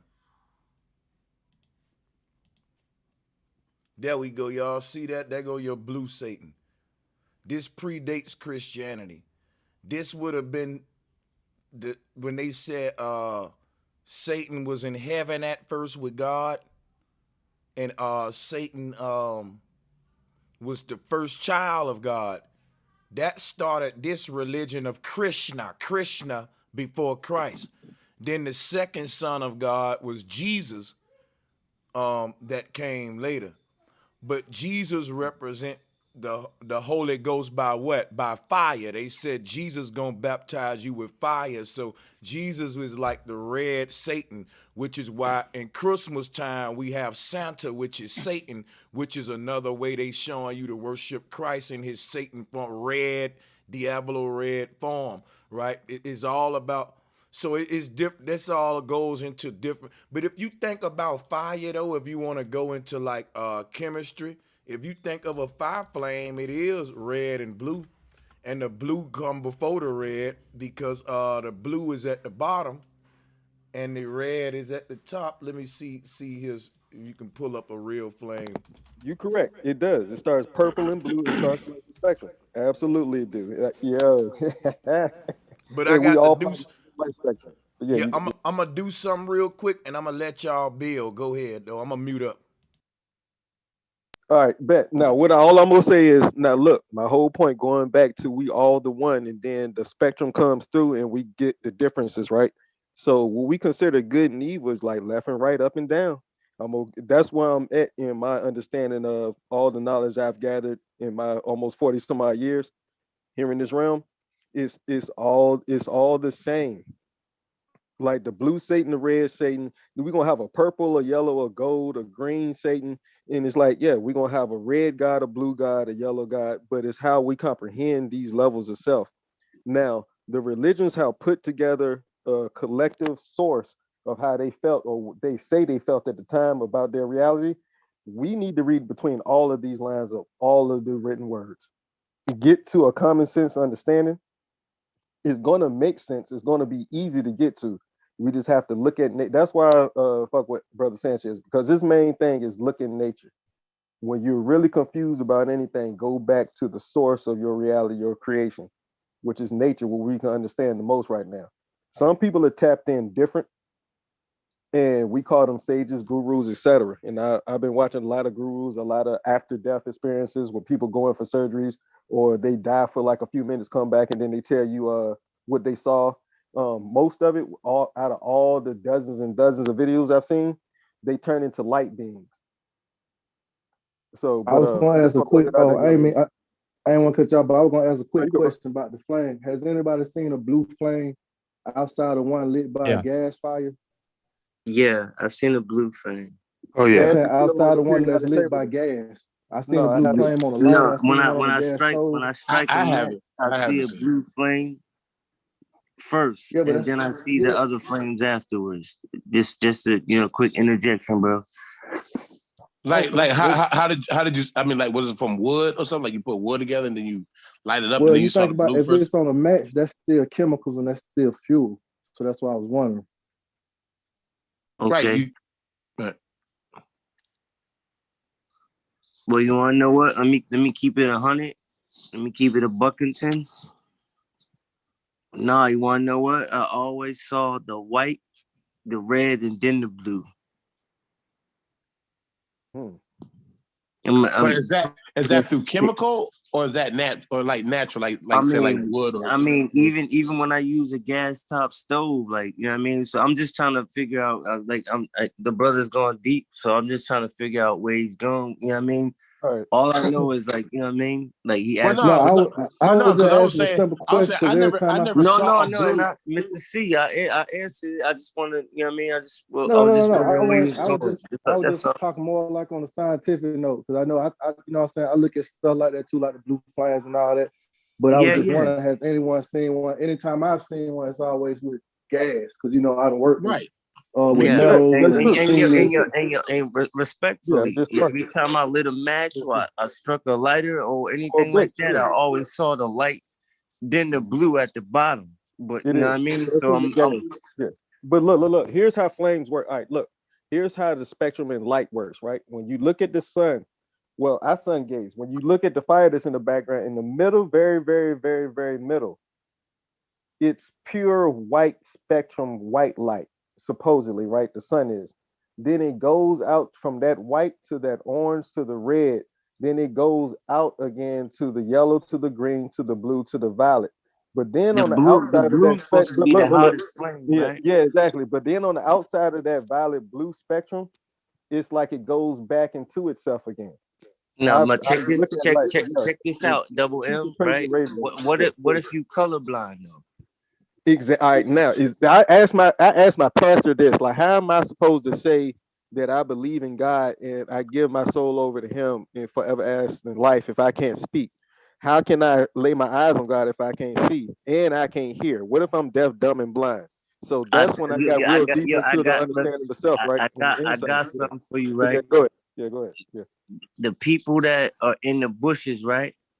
Mm-hmm. That don't know how to speak the way we speak. They speak like, you are based off your conscious and what you realize and what you feel like is right. Because if you step on an ant, you just killed something. The true power of having power is knowing that, I can kill this, but I choose not to. Bad for that. But some kids, I have friends, that love doing it. No, check me out. I'm real quick. I'm about to drop it real quick. If you, you know what I mean? If you know you have the power to kill something and you don't do it, that's the true power in it. The power isn't in killing it. Fair to say? Yeah, the power is control. True control is power. Right. Having I don't want to say control or anything. And that leads me to something totally different, because we all worship time, right? I don't believe in it. What if time was the thing that we all worship, but we don't even know that we worship it. But anyways, we'll get back to that later. You feel me? Yeah, You hear me? No, but you know what? We on Bro Sanchez, man. Hit I that definitely like don't button. worship ask the time. whole Can panel I a say question, This is where we man. going, bro. Yo. Can I say something though? But okay, so you said we may be worshiping time, but we don't know it, right? You say that, right? That what you said? I was gonna hold that for later. You know what I mean? Like I didn't want to Don't disrupt. throw a jab and then run away. Oh, you want me to go because in? I'm gonna say. Well, no, but I was gonna say. I mean, what's to say that time is part of our nature though? Because you think about when we get old, but check we gonna this out, die though, anyway, right? So breathing is part of our nature, right? Do we count how Right. many breaths we take? Everybody, No, no we matter don't. what, right? A serial killer can they can plan a murder out, and it has to be specific times. We get up for work and have to be there at a specific time, or we know. You know what? I'm with my side chick. I gotta get her out at the specific. We all worship These time. are all concepts. These are all concepts of man. That's what you need to understand. That's kind of a bad contrast. Yo, let me just say I this. think that's a bad make time. contrast right there. God made time. Is we all had a sense of timing, and that's really what you're saying. Right. That's Now we right. got sense of timing. Right. Yo, And that's and different brother, from at the end of the day, time. right? We worship time more than a deity. No, And I don't want to say I don't want to say that I really disagree with that on the worship. Yo, I don't think we check worship me out, time. right? It's natural. It's natural. No. You're saying it's natural, right? But if it's natural, that means it's God given. It's for us. So what I'm saying is, if you got to have a specific time to be at church choir rehearsal, you're still putting the time before you know what you're supposed to be there for. That's a bad contrast, dog. That's the thing. That's what you you real quick. society Within thing. this society. Outside of this society, time had nothing to do with nothing. Right. Say what is it? It's instant, brother. It's just no. See, time. Listen. Let me say something. So the natural time is time, like I said, as you get old. You know what I'm saying? You're growing old. Your time. Nah, bro. Nah. How? Bro. How? So you say you're not gonna die with time? No. Look, yo, check this out, right? If you got a half an hour, yo, check me out, bro. Like, you know what I mean? We here to build.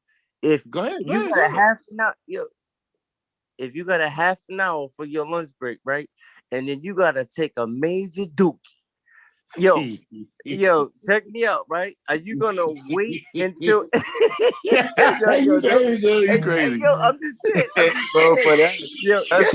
Society. Stop laughing at the word duke. Stop laughing at Come the word on. duke. Okay. Go ahead. Yo, check me out. I probably shouldn't have used that. Stop laughing at the word Look, I just want you to understand. I hope nobody was eating, bro. I hope nobody was eating. But check me out real quick. I'm about to search drop it. Animals don't do that. Animals eat and then they let me hear him out. Let me hear him out. Gomez, I'm about to search drop it real quick. Check me out. Go ahead. All right, go ahead. When I say that a lot of people, including myself, it's like our deity is time, right? And this is why I said I'll wait till later. At the end of the day, even when you go to worship your deity, how many times have y'all been like ready to go to church when y'all were going to church and you was like you felt you were late or you were rushing? Time. And then when you were actually there, right? You're like, you know what? Man, the football game's on. You start pressing for time. Or if it's Thanksgiving, you've been cooking the night before and you wake up and you're waiting for your family. It's time. Everything always ends up being time. This is what we're Let me answer her real quick. Bro, let me just close out real quick, right? Even right now, with this platform that Big Bro is on, right? Yes, I know where you're going with it. But listen, brother, this is what I'm trying to say. What I'm trying to say is everything that you're saying is bind within the laws of society. And unfortunately, we are in it. we can't do nothing about it. But that doesn't mean that the whole world and nature move like that up on time. Nature don't move up on time. All right, That's so it, Gomez. Gomez, There you go. Gomez, That's what I'm saying. Gomez. That's what Hey, I'm yo, saying. K, You got it K, wrong, man. You K, got it hold up. confused. Let me build with Papa real quick. Yo, you right, and I agree with you, right? But like, Right. yo, do you know there's a certain time for the leaves to fall? Say that again. Yeah, that's on our understanding. Nah. Yo, stay with me, Gomez, bro. You on here? You's a regular, bro. Like, come on, this should be easy. Yo, do you? All right, Because so do you know? that's what I'm Yo, trying to make you understand.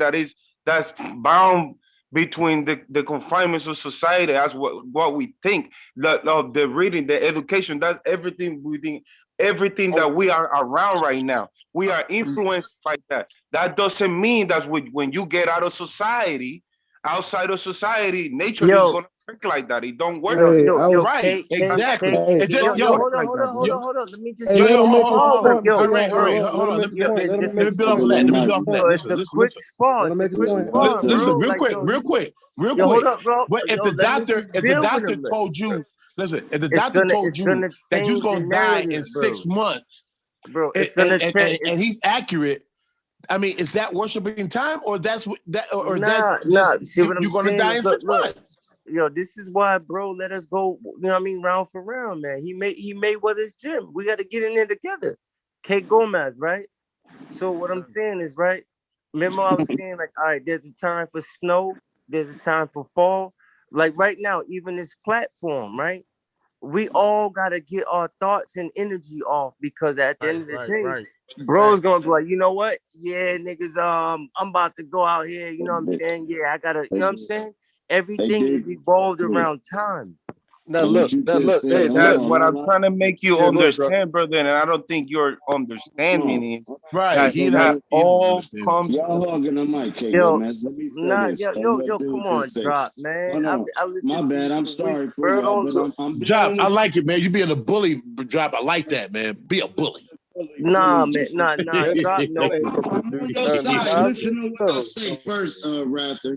Just listen to what I say. All right, cool. You got summer, spring, winter, fall. That's all Luciferian. Now let me re-say it again. Matter of fact, like Conceited the battle rapper. Let me slow it down. Summer, fall. Ooh. Summer, fall. Hold on. Summer, winter, summer. Hold on. Summer, winter, spring, fall. Summer. Boy, if you didn't get them right, I promise you, drop. Summer, If you didn't get fall, them right, winter, spring. Okay.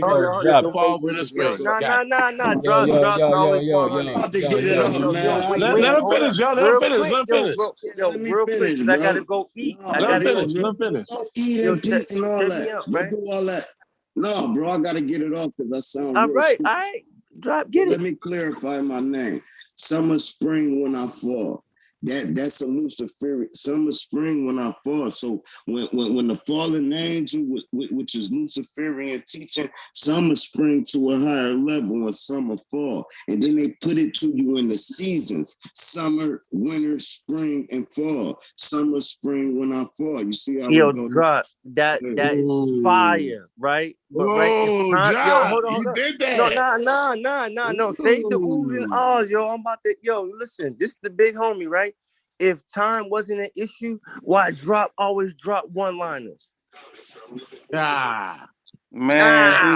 that was ain't crazy. Yo, let me say this. Nah, let it marinate. Yo, that was Drop, that was so fire, dude.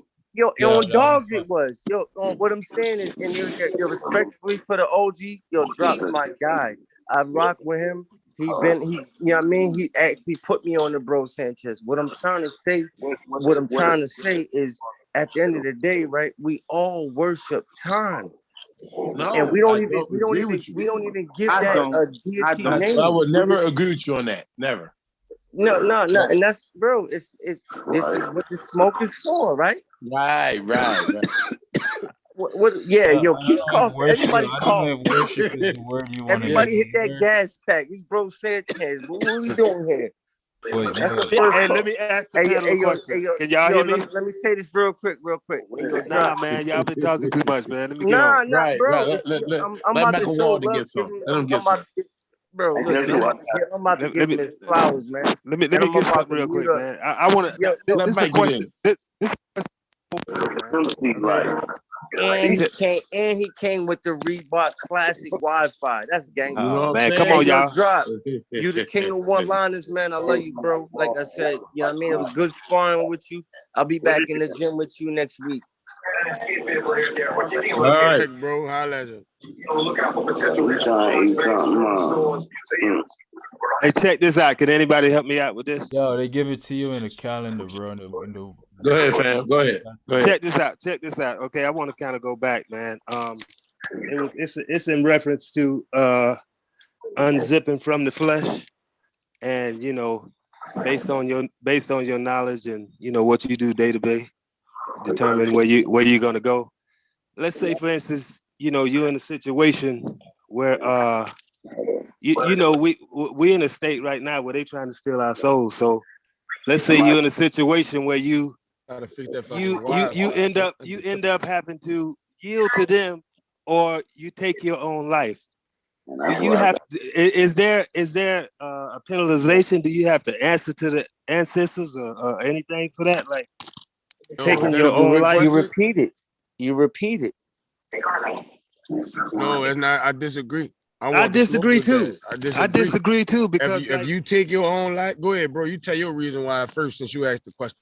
Well, I mean, I'm out to protect my family and everybody, whoever I can. So based on what I know, the things that's going on in the world, I need to know so that I can, do everything accordingly. So just doing that, I'm wondering, like, is there a penalization for it? But I don't believe you come back, because just like bro was saying, based on your knowledge of your reality, determine what realm you're gonna wind up on. So Hey, yo, Michael, can I say something real quick? And I'm about What's to up? drop it. Go ahead. I'm gonna drop it. That's the new tech, bro. Go ahead. Look, right? No real shit. I'm about to drop it. Look, on the hieroglyphs, right? They used to have the man with the bird head, and everybody used to think like it was about bestiality, right? Check me out, right? What if birds they fly, right? They ain't gotta pay rent, they ain't gotta pay for food or nothing, right? So what if you came back in a man body but had the mind of a bird and you was just free? You ain't worried about women, you ain't worried about a nest or a house, you just built everything, you just ate whenever you wanted. And that's all I you know? feel like if You'd be a bird brained no, motherfucker. Right. Exactly.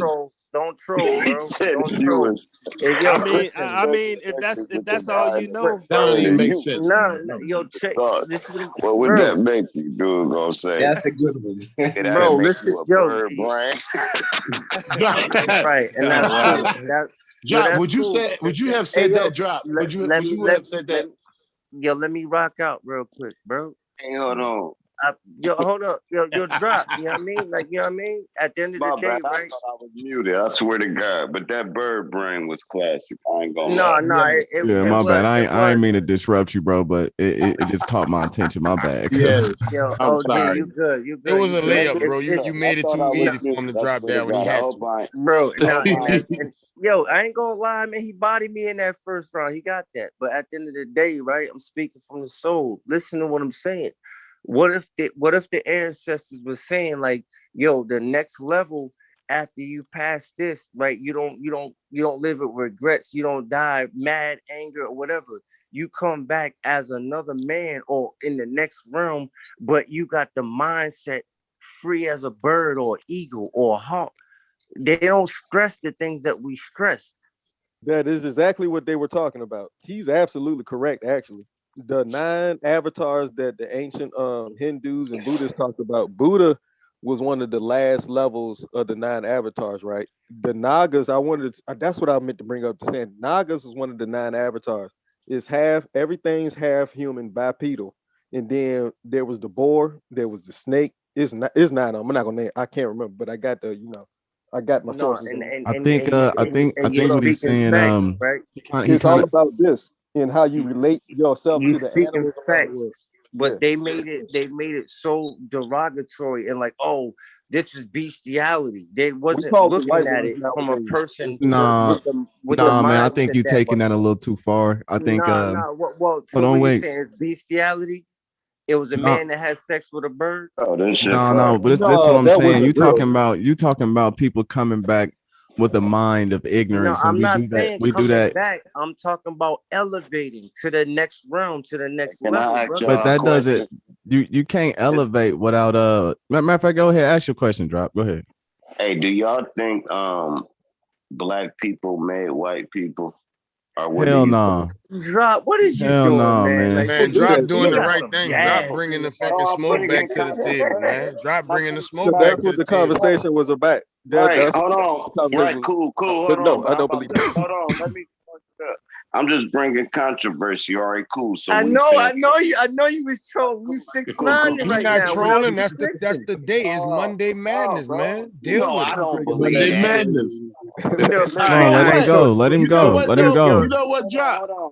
No, Yo, I you do got to be know. I thinking know. about that. At first, I was like, hell no, but then I thought about that. No, hold I'm on. like, Hold man. on. No, you got a lot of blackity blacks that say everything on the planet was melanated, right? But So we by know that's default, not man, even hold on, the man. Let's case. jab, bro. Listen right quick. I get your jab off, bro. Get your jab. Cool. No, I'm saying this. You got a lot of blackity blacks saying everything on the melanated, and then the white man was formed, and then the Chinese person was formed, and then and that's just so not true to me. I mean, to me, there's no way two niggas can make a Caucasian. So they'll say, well, no, on the Yakub story, they just every albino. If you want an albino, they killed you. And we spoke about this about we spoke about this. They just had a debate about that. Saying, like, yo, check this out, right? Hold, I got you, me myself. Bro, but my blunt halfway and I'm halfway done. I know, bro. I can tell you just smoked smoked the hell out that shit, man. Like, I'm about to be on my second. Listen. But I was yo, about in the done, beginning, though. Hey, yo, I Joe, I love you, man. bro. Yo, I love this nigga. I Yo, was about done, but though. yo, I ain't gonna even lie, bro. That shit was not about to be a ceremony nor a soliloquy. Listen. Yo, Here's what Drop. I'm Let me just get my one line. Let me start dropping. You got it, it, man. quick. Yeah, All you right. got it. So what I was saying is like 45 minutes to an hour ago, I spoke to the panel and I'm like, yo, bro, been like on the duality. Everything happened at once. If you was to tell me, hey, yo, black was first. So that means everybody had black hair, black skin, black eyeballs, black fingertips, black fingers, like tone. It doesn't, everything happened at once. Melanated was first. They ain't No, saying I don't. Yo, you really drop you on that melanated right now? No, Okay, I'm telling you what they're saying. Let your boy ask a little something between the two of y'all, since they seem to be at a stalemate because we go over the black white thing so much. I'm gonna move it up a notch again. Yo, what came Mo, first, light or the dark?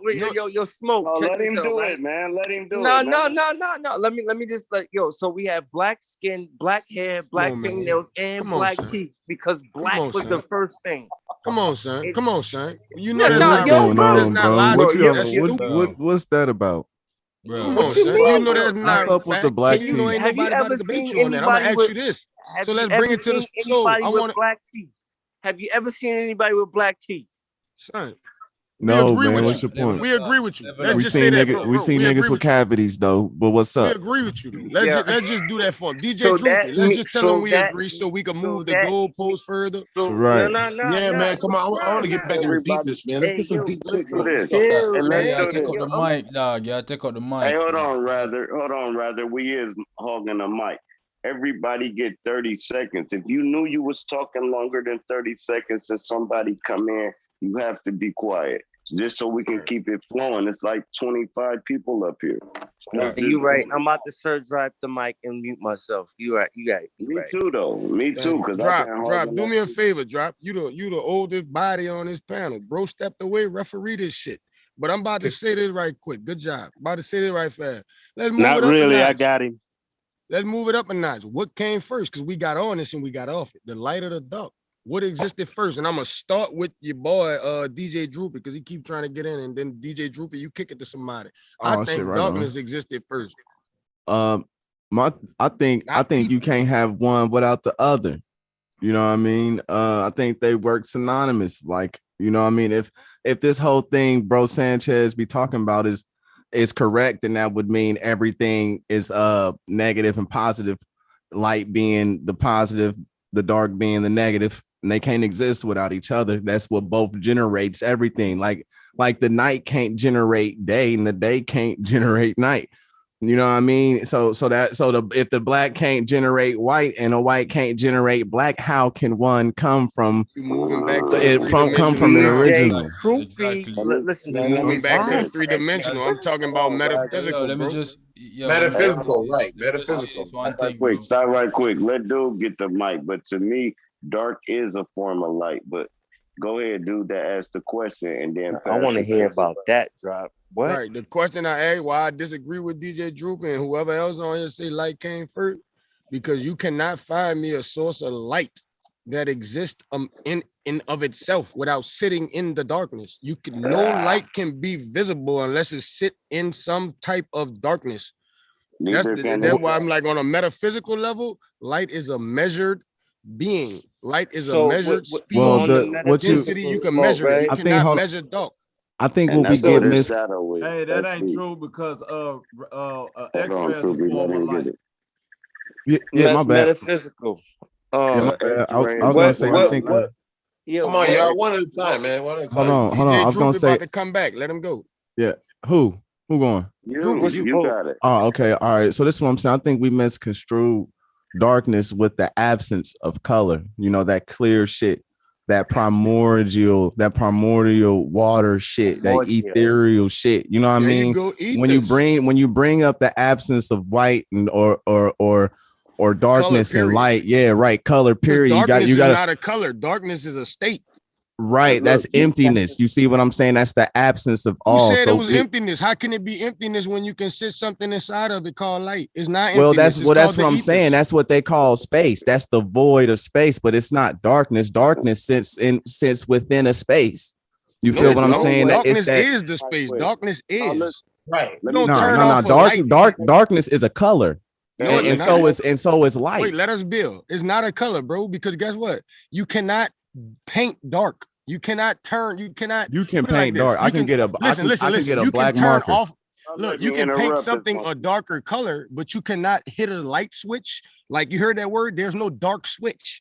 There's no dark switch. But when I turn on the light, where's the darkness? All right, cool. Let me get y'all the game. Where's the darkness? The darkness is waiting for the light to die out, because every single source of light has an expiration date. Right. Why would it have to die out if it already exists? No, hold on. Let me get X-ray light. Hold on. Let me get y'all. Come on.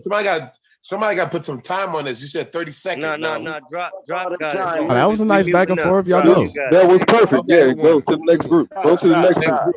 Okay, yes, let me say this one thing, and dude that was talking come in right after me. So it's like a one-liner for real. I ain't lying this time. If you can't escape the light. If you sit in a pure dark room, 20 to 30 fucking minutes, that room is gonna be light. You're gonna be able to see where you're at. If I put you in a complete dark room with the light out, 20 minutes later, you're going to see what's in front of you. It's called nocturnal. No. You think it take 20 minutes for our eye retina to convert to a nocturnal being? It might not take 20 minutes. It might take you 20 seconds. I'm telling you. 20 years, nigga. It won't. I know what he's saying. He ain't saying it's going to stop. Hold on, bro. Y'all can do this experiment yourself. Cut the fucking light out, go in a dark ass room and sit there and watch you start seeing everything in that room. After right. There's low light. Right. You asked me to respond. Let me respond. Hold on. Wait 1 second. It's gonna be quick. Do one better. Hold on. Do one better. Do one better. Go in the dark and take your hands and cover your eyes. You ain't gonna see shit but straight pure darkness. Yep. You said if somebody cover your eyes? No, I'm saying that's an experiment. Go in the dark, in the closet, take your hand and cover your eyes. you ain't gonna see jack shit. And then Straight pure uncover your darkness. hands. You'll see your Right. hand, man. Get the hell out of here. That's All right, not now true. let me really ain't even respond got to to do Sir that Drop. if you Let me just respond to is Sir a Drop fact, brother. scientifically. Sir Drop, this is what you're saying. I get where you're trying to come from, but this is the thing about your perspective. The reason why things that can stay in the dark for so long, their eyes adjust to absorb the smallest amount of light. Thank you. If you have no light, which means no, think about it. Can anybody out here give me a source of light that does not have an ignition? Period. Right. Yeah. Boom. Yeah. Drop a bomb. Yeah. Boom. My Right brain. Right there. My The brain. eternal spark. Yo, It's not your That's, brain, it's your soul. that's what I'm talking I am the about. light. Nah, that's a good answer. This is what I'm talking about. But it's not your brain, my brother. The God, you dropped that on. That's Yeah, what I I'm know. saying, bro. Yeah, I know. Drop. I can definitely see things without the need of an external source of light, right? Right. So, But right. so this is Yo, what I'm saying. Soupy though, right? Right. That means that things got lighter. No, if you let's can go see to- it. Nah, let's yo, go- Drop. Come on, man. You asked a question, man. Let us get right. Oh, my bad. But what would you say? My bad. Say that again. What I was saying is like, even if you cover your face, right, you still have a different percentage of light that allow you to see in that darkness. So either way, the light and hold on. You will see your hand. I ain't gonna lie. Okay, well, here's the thing though. I can I wasn't if I even know done, where bro. listen, if I hold on, listen though. If I know where everything at in my room and my space, I don't need a light. You know what I mean? I can go, I can take a couple steps here blindfolded. I know where Now this you at. dealing with memory. Now you're not dealing with y'all dancing. Y'all dancing. Y'all I'm not really dancing though, but I'm just saying though. No, I'm saying this. What I'm saying though. I'm saying darkness is a form of light. Darkness. Right. That's what I'm saying. That's what I'm saying, bro. Is it a form of light? That's what we saying. Who said that? Who said darkness is a form of light? Mike said that. Yeah, Bobby. Yeah. Let's go deeper than this. Nah. Yo, hold him accountable. Bobby, no. Darkness No, that's what. But he make a point. Bobby, you heard that?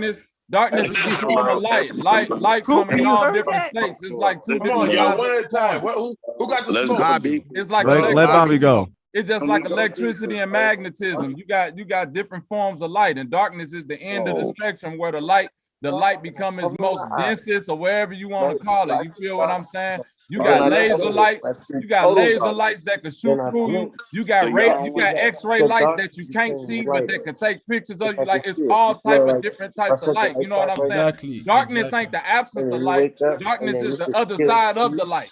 Exactly. That's what I'm saying. Y'all misconstrued the darkness with the absence of everything. You know what I mean? Like that. But that's what I'm saying. That transparent. Once you add darkness to it, you gotta add light. That's why you can't have one before the other. Darkness is a light. Exactly. If darkness wasn't no light, it wouldn't be. You couldn't even be able to take nocturnal beings because it'd be the absence of light. They wouldn't even be able to take no light in their retina because you will be literally saying darkness has no light. So what would they be taking in? You feel what I'm saying? Let's go deeper. Let's go deeper, bro. Hold on.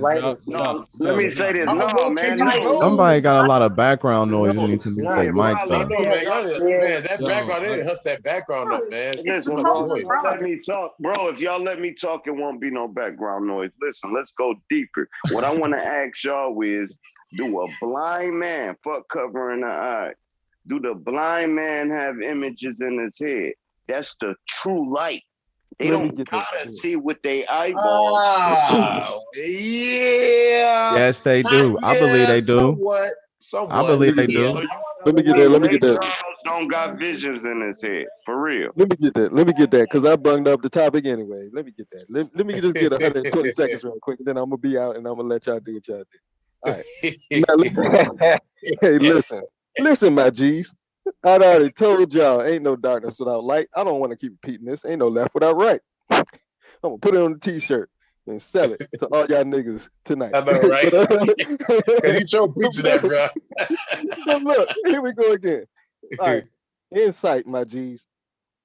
Man, we are the kids on the playground playing around in the universe we built from our collective consciousness. Facts. We've lost fact that we built the video game and we think we just Mario running around hitting bricks with our forehead and eating mushrooms. Nah, we the mushroom, we the dirt, we the trees, we the birds, we the bees. We the sky that they cut. Yeah, we everything, right? All at once. So when y'all have an argument over what came first, light or darkness, there's neither one without either one. But bro, it's exactly. Now look. Here's my real point. Here's my real point. I want to get let me just say this one thing, bro. I'm not done. I still got like 40 more seconds left. I still got 40 more seconds less than that. I'm lying. Got about 20 more. But here we go. Look. I'm about building our own portals because when you understand what we are and what the sun is, Brother Sanchez touched on it in a Cosmic Kid. I was trying to ask her, like, what you think's behind the sun? Because when I stargaze, the sun is a void. And it's emitting this bright light that we call heat, right? But it's really knowledge. It's information from past, present, and future, because there's no such thing as time. Time is a barrier, like left and right, up and down, and all the colors, which is only one color or race, right? So time itself is a barrier, but we are the thing that holds that barrier up. We the everything. So always remember what you learned and apply that to everything you say. I'm out. Yo, what y'all on, man? I'm back. Bro Sanchez, you belly full now, bro. What came first, light or dark? You got a full belly now, bro. That man asked what we was on. Light or dark? What came first? I told them they both came at the same time. Both of them. Yeah, y'all ain't gotta repeat what you told them. Let me tell them now. I'm back. Let me give them mine now. Oh shit! Everybody mute up. Everybody mute up now. I went to the store and waiting for this. Yeah, I think that darkness is the shadow of light. Just like you got a shadow. Which one came first? It can always depend on you to come with some abstract. That was a fucking good ass answer, boy. Everybody mute up. Everybody mute up. No, I want to say one thing. What came first? I gotta hear this. I need to hear this. No. I want to say one thing first and I'm out. A real Sifu, a real chess player, a real master answer a question with a question. I just want y'all to pay attention. Keep game. No, you right, let bro. Bro finish. Let him say one line. Yeah, so like that one need to be for a flashlight without the darkness. So which one came first? The flashlight or the dark? Well, the flashlight came as a result of the dark. That's how I look at it. The shadow came as a result of me being born. Had I not occupied material space within this universe, I wouldn't be able to cast a shadow. So which one came first, my body or my shadow? My body equals light, my shadow equals darkness. That's how I look at it. Crickets. Green is crickets. The medium. Because the shadow only exists because there's an object to reflect it. Darkness is not an object. An object can be taken and you can see the reflection. There's no reflection of darkness. But smoke, which is why it has to have high rain. You gotta start. Let me speak for myself a little bit, Jess. I've been gone a while. Let me holler at it a little bit, man. Y'all. You right. I muted a little bit too late. You got it, bro. Yeah, I'm forgetting what I'm about to say. So what I was gonna say was, a shadow ain't material. A shadow ain't nothing you can touch. Just for my brother Smoke the God. Yeah, but a shadow is darkness. But it reflects from a physical object that you can touch or see.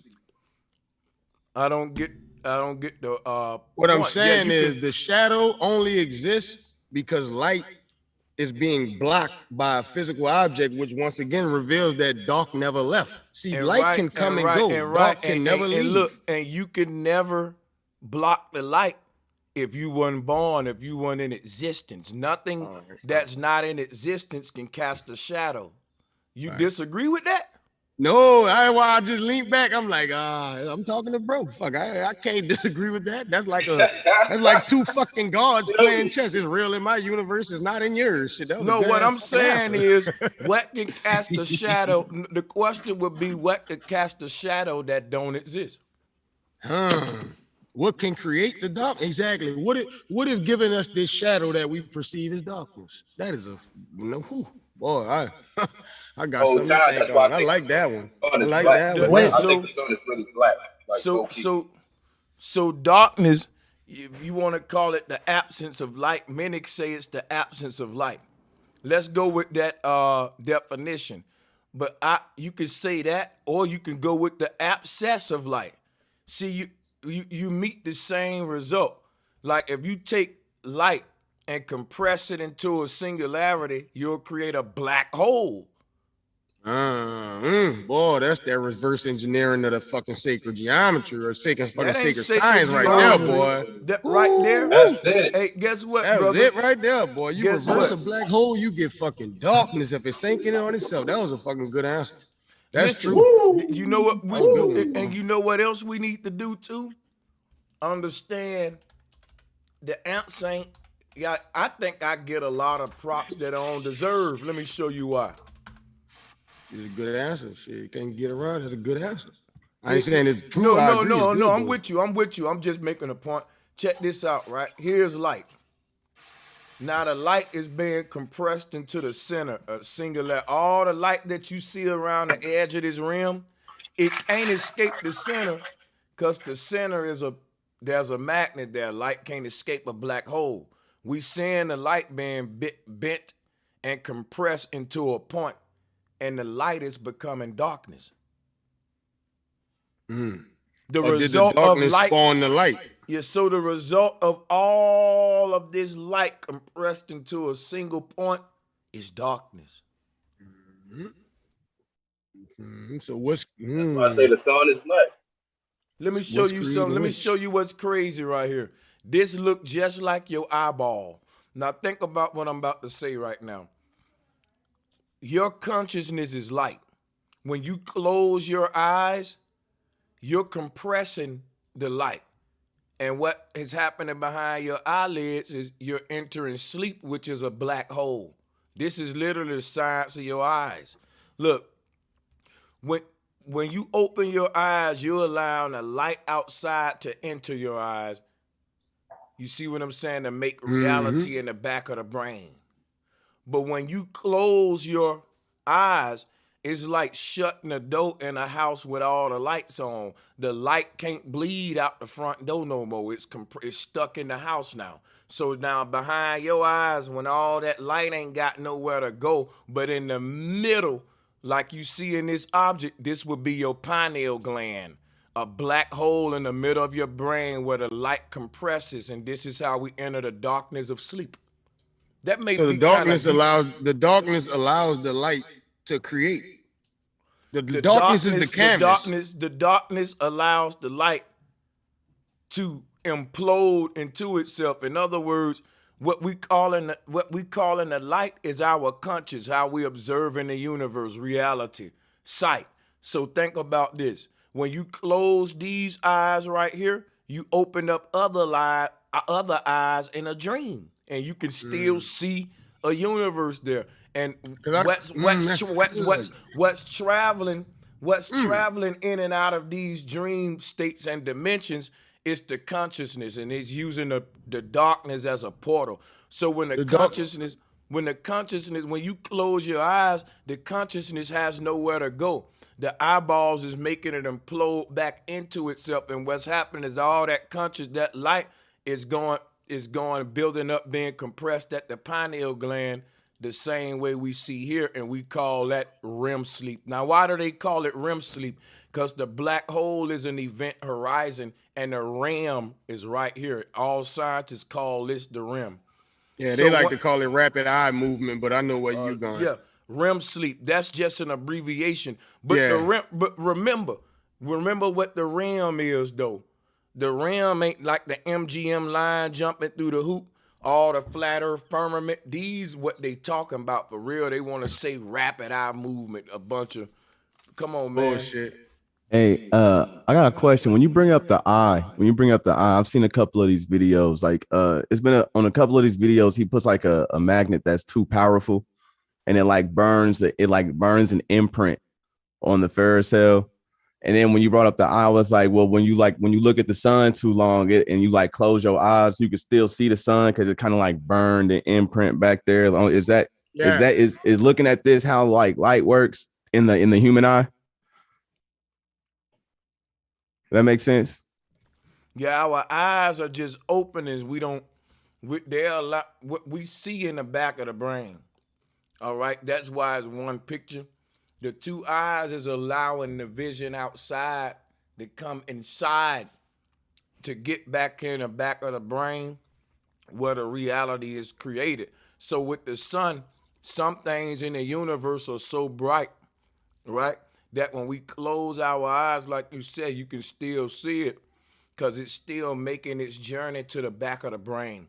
And once that light fades when you close your eyes, where did it go? It went where you go when you go to sleep. It's still going through that gateway back there.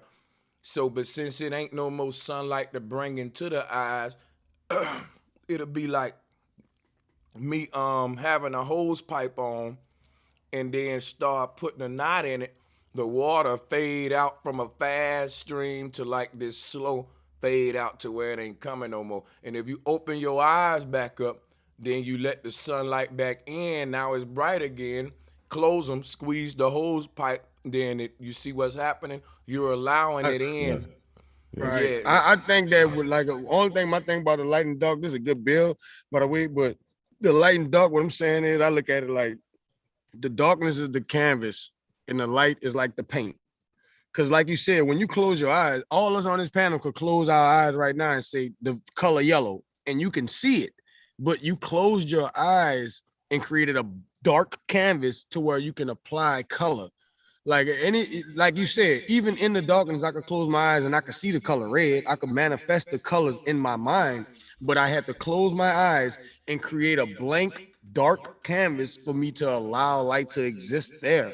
It's like trying to close your eyes and be like dark. So that right there summed it up. That's literally everything I teach. Yeah, in fact, yeah, what you said is a quotable in my book, that the darkness is a canvas and the light is a paintbrush. You've been learning. I think some of this stuff that Bro, we walking about together, David, but I always pick up the gems from you when I can. I just want to say, I think when we say darkness, it's kind of human centric because we can only see light particles on a certain frequency spectrum. So for example, if you're in a really bright red room, you're only getting light from one spectrum, like the Dark Side of the Moon album cover. The light can be separated, and you could turn up the brightness all the way to this overwhelming bright white light, and you're hitting all the visible light spectrums. You could also fill that room up with infrared light, which is just barely outside of our spectrum, and it would be perceived as darkness. But really, what's the difference? Just that we can't perceive that light. So I think. So it's almost like, is there even would you even find darkness if you could see every frequency, like night vision and thermal? See, now that's why the creator separated frequencies, because if he don't separate the frequencies, we back at the primordial sea, which means chaos uncontrolled. That's where you get the term order out of chaos. Because once everything, like Tim said, if you just throw everything back in it or you overpower one, it's just chaos. There's no separation to create the beauty that will be a reality. You see what I'm saying? So once you start to separate the realities, now you can differentiate. That's like he said, we all God. We just separating the reality so we can view ourselves from different points in this darkness. Like I'm sitting outside right now with a fire lit. You know what I'm saying? The fire has to be lit. I only lit the fire so I could perceive reality. If I don't light the fire, I don't get to enjoy the things I created. You see what I'm saying? So like Tim said, it's just a frequency you resonating on, because we might go into the ethereal realm and what we thought was a black sky, we get up there and it's a fucking super highway. You just couldn't see the roads. Yeah. Right. So thank you. It's just nothing happening on the visible spectrum in terms of frequency. That's what exactly. darkness is. We're limited, Tim. You're right, Tim. You're limited by. We're limited by our three-dimensional reality. I agree with you, Tim. But in this reality, darkness just is. That's why I always say, when people say the speed of light and move at, I wish you Godspeed. Godspeed would be darkness, because it just is. It's always there. I was just finna interject some fire shit. Damn. My bad, bro. My bad, though. Yo, he's stealing the idea straight out my cerebral right now. Smoke the God, I promise you. Hey, every time, I'm about to say something. He ain't stealing, man. Just But thank that, me. Man, we connected. We just connected, bro. I got brother. That man ain't no thief. Your boy just a good teacher. Now check this out, right? like I was finna say, that's a perfect explanation. The same explanation I give verbatim. So check this out, y'all. The thing is this, right? Darkness is just the creator saying ignorance, veil. You can't see the other side till you get on the other side. The darkness is the boundary. We're crossing over this darkness. When they talk about the Passover, the crossover, all of this stuff, and they put the blindfold on the initiate's eyes. That's all I'm trying to tell you. In order for you to get from this world to another one, in between will always be darkness. So darkness is now a doorway. In other words, all of these dimensions exist in the same space and time, and you wouldn't be able to perceive the universe if the universe lets you see all of them as a collage superimposed over themselves. It'll be a distorted, incomprehensible picture you couldn't make out. So the universe letting you perceive it in layers. And it ain't that it's darkness. It's just like a video game saying, I'm not gonna let you walk beyond this point till you unlock the board or something. Bro, you a musician, bro. Let me fuck with you, bro. You a musician. There's no music without the silence in between. That's the darkness. The silence gotta be there, or it's just chaos. Yep. You think I the love the silence connection not a between note, but light. the silence is really a note. You gotta measure your silence right. You have to have enough darkness compared to the light for the light to exist. You can't make a song without a break. You can't make a song without taking a pause in a verse. Like bro said, the darkness is not really darkness, is a part of the whole song, but it just exists. Just like silence allows you to make music, darkness allows you to make creativity, create life. So silence and darkness are married together because you sit in the darkness, in the silence, and you create. You sit in the darkness and you paint. They go hand in hand. One just allows the other one to exist. And that was Once for the eyes, once for the ears. That's why I say bro just be playing. Bro, yeah, it all comes down to frequency. Right, Tim. Frequency. Hey, let's go deeper right quick. All right, like you got times of like World War I, World War II, right? This would be a form of generation, right? Them times is still going on. It's just not in your spectrum. So now we in our time, this our generation. These same times that we're living is going to keep going on. When you take each generation, them are real. Them times never change. It ain't like that we was primitive one time and we became this. No, there's still primitive people living in that realm and that time that your eye can't see. The light won't even reflect these celestial things that's going on. You see what I'm saying? So if you thinking of all right, let's take it all the way back to something y'all can relate to. Let's say Black Panther. I think I get what you're saying though. All right, cool. Well, I'm gonna end it right there. Oh yeah, I do get what you're saying. But bro pulling up something deep. I'm looking at what bro pulling up and everything he pulling up. Go ahead, bro. You got it. Go ahead. My bad. I'm about to go into this right now, right? We celebrate a holiday called Xmas. Now the X is the hourglass, and I'm about to go into something real quick since we diving deep to show you what's happening at the North Pole real quick. What's happening at the North Pole is a crossfade. And if you do with music, then you know what I'm talking about. Jesus' symbol is a cross, but that cross is dealing with something called a crossfade. All of the dimensions are playing. It's like this. Imagine an infinite amount of bands playing their music at the same time. Now, the only way you can hear each band is to move in front of it. And as you walk out of the face of one band, they music fade away. But you're walking into the face of another band and their music is fading in. So it creates this X-looking cross, what we call a crossfade right here. What we see is the end of one song and the beginning of another one. But so they just won't abruptly come on, you know. One is fading out, but at the same time, one fading out, one fading in, so you can hear them both, but you hear the old one getting lower and the new one getting louder. And we call it a crossfade. I could give you an example of what that would sound like, but you could do that on your own. When we die, we're entering this hourglass at the North Pole where a crossfade, where these dimensions are basically merging at. But what's happening as these dimensions merge, we are emerging. What I mean is, when a car passes you by, when it's coming towards you, you can hear the that's fading in. It's fading in, and it's getting louder and louder as it's Can I coming at ask you. you something before you go deeper? No, you gonna let me just go deeper. So, like I was saying, when the car coming at you, it's getting louder and louder as it come towards you.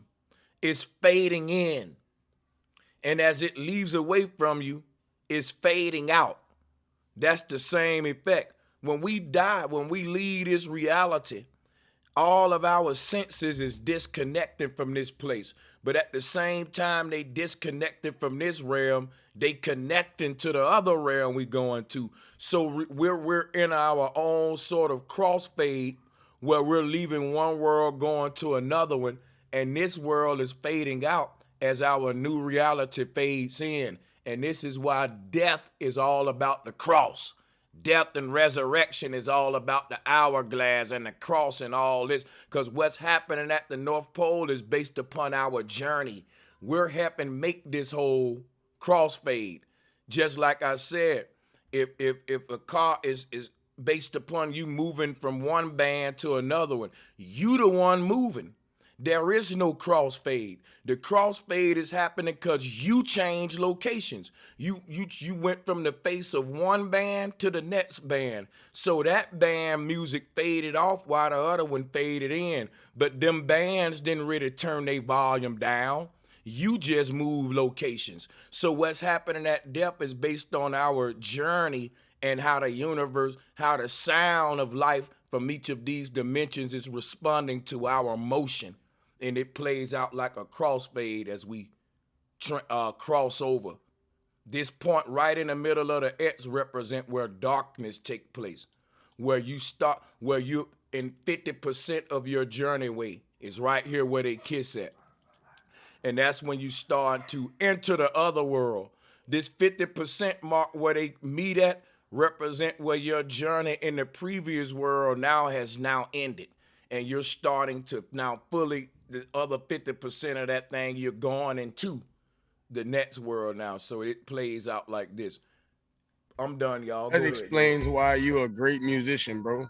See that there? This music you do, bro? See what you just did? That's the reason why you, Kanye, I fuck with music, and plenty other people on this panel. That's why you so good at what you do, because you're not looking at fucking music notes. You see the universe when you make music, and it's written in your fucking subconscious code. You just pulled up a fucking musical note and broke all that shit down, but people never sit back and be like, God damn, this motherfucker not looking at music, excuse my language. You sitting here reading the universe. You reading the universe. Shit's fucking amazing. I'm enjoying it. I'm glad. Let me say something to Jimmy real quick. Jimmy, I ain't mean to be a prick, but here's what I'm saying. I think it's better for you to get a pen and pad, write down what question you got for me, versus interrupt something that I'm about to give these folks a whole little mini presentation. And your interruption can make me forget everything I was gonna do. Now, when I'm done with you, I forgot where I was going. You robbed them. So not in a bad way, but you ain't that important, bro. So when I'm teaching and put a screen share up, write that shit down and let me do my flame lit now. Know what I'm saying? When we could get bro to come out like this, saying shit. I ain't take that personal. personal. When that flame get burned, you gotta let that burn. Yeah, I just sat back bro, and let you go in. Fired up, boy. Bro, you did that shit just now. You need to clip and cut that shit you just did, explaining spatial dimensions using music. Man, you be doing some shit sometime. You just be needing somebody to push you. I'm gonna get on here more often and push your ass over that edge, because this shit you dropping right here, I'm gonna be honest, the numbers might not always follow. That's why I say you really be playing with them because you know you're a human. You gotta live the human experience. But if bro went all the way in, He man, that wasn't shit was playing, fire. man. He wasn't But playing. He yeah, was. my fault, bro. But yeah, Sanchez, I ain't take that personal, man. I know this your shit, man. Go ahead, man. I just wanted to say that real quick. But as soon as you said that, I'm like, yeah, let me go ahead and write this down. Well, Real look, quick. what Sanchez, you the best out here doing it. Well, look, let me answer his question. Look, the Navajo Cosmos, they got this crossfade at the middle. The cross, the X, all of that's dealing with this electromagnetic energy field right here. See, this is what's happening. Yeah, you can explain this in music as well. All right. Excuse me. I mean to turn my mic on after I clear my throat. I'm sorry, y'all. I'm gonna get better at that. But what you were saying is the type of stuff that I think when we say we as a people, I almost had a chance to go to the first Million March dance, Million Man March, not dance. Why did I say dance? I'm thinking about middle school. Million Man March, right? Back in, was it like 95, 96? But I had a weekend off from Taekwondo, so I decided to play football in the street. And my pops went to DC because we in Virginia, so it was pretty much a hop, skip, and a jump up the street. But it's like, nope, I got a free weekend. I'm gonna just play outside with my homies. But outside of that, what we're talking about, light, right? And what came first was the first question. Before I forget, I put that in the chat so I wouldn't forget. When we talk about the canvas and then the painter and then the creator, I think what we're getting confused is that we think that there's a before and a after when there's a complete cyclical cycle of the same energy and light. There is no before or after. But there's a cycle that we tried to time, like the Mayan calendar, the 26,000 year precession. That's another. Sanchez, I wanted to ask you. I got that on a piece of jewelry. Is there a past and present? Yeah, that's what I'm going to ask. Yeah, like, do you believe in the precession? If we're flat earthers, right? Because I'm in the midst. I'm right in the middle. But if we're talking about ancient in cosmology and how our ancestors looked at things, they believed in the 25 to 26,000 year cycle called precession, right? On the wobble of this axis. I'm a firm believer in the cosmic egg, and I think we're floating around in the cosmic electromagnetic frequency egg. And when you look at the egg yolk floating around level on the inside of an egg that's not about to turn into a chicken, it looks like it's on like we're on a flat plane. But I believe like our sight, our eyeballs is actually what our world is shaped like. How we recognize our reality is what our reality actually looks like. And then we can transcend other realities and then we have other spectrums in those. But yeah, how do you feel about that? That's what I wanted to ask. To Brother Sanchez first. Yeah, I don't know how to feel about that. I'm gonna ponder on it a little bit. You ain't really asked me a question, but what I'll say is I think before and after is simply future and past.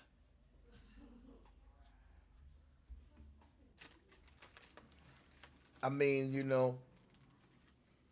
Because all right, let me clarify. Because what I meant was, I believe that there's, because what we were talking about, if darkness comes first or light comes second, or vice versa, whatever, right? Same time.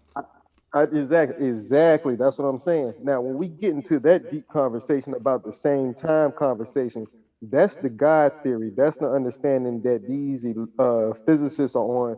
Those are the people that are actually studying how to build the better CERN. Hold on, wait a minute. Say that again. That didn't sound quite right. All right. What I'm saying is that light and dark came at the same time. Right. That ain't the God. That ain't that. Listen, No. that ain't the God theory. That's what the Hindu teaching you with the yin yang. I can't help it. They turned it to the Big Bang. I can't help it that the yin yang became the Big Bang. The yin yang became the Big Bang. That ain't my fault. That light came out of darkness. Yeah, I don't believe that at all. Because Hold on. when they teach that, ain't nobody saying the yin yang ain't saying that light comes from darkness. What the yin yang is saying that they come together as a pair. That's literally duality. Absolutely. Now the people who giving you in the Bible is telling you light came later. Exactly. Yeah, and that doesn't make sense according to everything is because of everything, in my opinion. And we already discussed that, but I think that's in Lauryn Hill opinion too, brother. Yeah, it is. I was about to you got me again. Drop a bomb, bro. I've been muted. Drop a bomb, Man, you bro. got me again, man. Drop Come it. on, yo. You supposed to let me do. All right, but hey, yo. Where you at, Becky? Yeah. All Yeah, right, that's but just a universal truth though. that's right. That's right. And all right. Man, I'm a Gemini. I promise you, man. I got a short term memory. Shit. Pardon my French. Got a long-term conversation though, brother. Yeah, I know I do. Y'all go ahead. Yeah, I'm out. Yeah, I'll get out there. Bro, how you feel about the speed of light being 600 million miles per hour? You That's think not that's a true. It's true statement? 186,000 miles per second. Right, 186,000 miles per second and the fact that 186 miles equals per 6. hour and miles per second is different. I I just think did it miles per hour. I think the fact that y'all keep hitting these 3, 6, and 9 numbers is like that's some bullshit because it's always some weird magic number behind it that they use, like the sun is like 9 million miles away or some shit like that. Right. That's why I wonder. And like If the you don't 72 respect the rules. Or, numerology and you throw it out the window, you fall in short. I'm not saying the numerology. We just saying that what qualifies you measuring the speed of light. I don't agree right. with that. I'm just how do you even hit that number? Yeah, exactly. Who sat down with and said, so I'm saying that goes back into the point, like you said, you got to turn on a light switch. Light is just there. This is energy, can't be conceived, created, nor destroyed. You feel what I'm saying? Light can be destroyed. That's where we differ. So I'm saying the light is there the same way the darkness is there. It ain't no, it's not, bro. It's if not anybody on this panel could tell me a light that is existing without an ignition, I'll be chill. Yo, you smoke. The soul is, bro. Yo, Bob, yeah, but now you're moving into the metaphysical and you cannot measure the soul. You can measure the soul is not meta. The soul is a part of physicality. Real quick. Let me the soul is not metaphysical. The soul is not metaphysical. Wait. Bro, I'm saying the soul is a part of physicality. So how can you discard or discredit something that is a part of everyday reality? No, and the soul does not need an Droop, ignition. all right, DJ Droopy. Now let me respond to that. This is where we differ. The spirit is a part of everyday reality because spirit means breath. The soul exists in a metaphysical reality which operates this reality. Soul and spirit are two different things. Spirit, but listen, metaphysical is still physical. It's just dealing with like the gaseous layer, the unseen. That ain't saying it's something that's not physical. That's just saying unseen. Meta is beyond the average physical that we know. It's another type of physical, but it's still physical, but if you can, it's not no magical wait. shit. It's 3-4 people talking. Let me ask this. So we need to set some boundaries right quick because we My gotta. fault, you good. We got to deal with what science are we dealing with. Because now you saying that you can weigh and measure the soul, and I don't want to hear about that experiment when they weighed a man's body, let him die at the last second, and all that shit. We're not saying weighing and measuring. I'm saying the same way. I could light this light bulb in this room, and you could just see the light, but the light ain't nothing that touch you. Another type of light heat the room. Another type of light, like a laser, go through your body and actually kill you, physically harm you. It's a light source, but it got a different type of density that could physically do damage to you. You feel what I'm saying? Right. So that's what I'm saying. Okay, now this the thing. What is metaphysical if light plays? Metaphysical is still physical, brother. That's what we're saying. Metaphysical is still physical.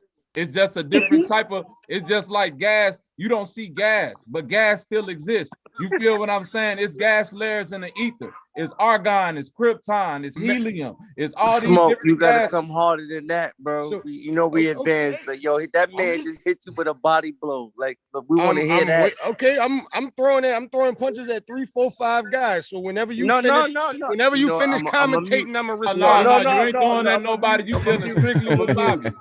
My fault. Shit, nigga, this shit. But smoke the God. Honestly, I'm trying to understand And that's I just read what I put into the comment section that we dream our next reality into creation, right? We dream our next reality into creation. That's why I think I was on agreement with you, because that in that understanding there has to be something before the next stage. But Right. I'm trying for my hardest to understand the God mind where there is no separation of the male and female, up and down, left and right, before and after.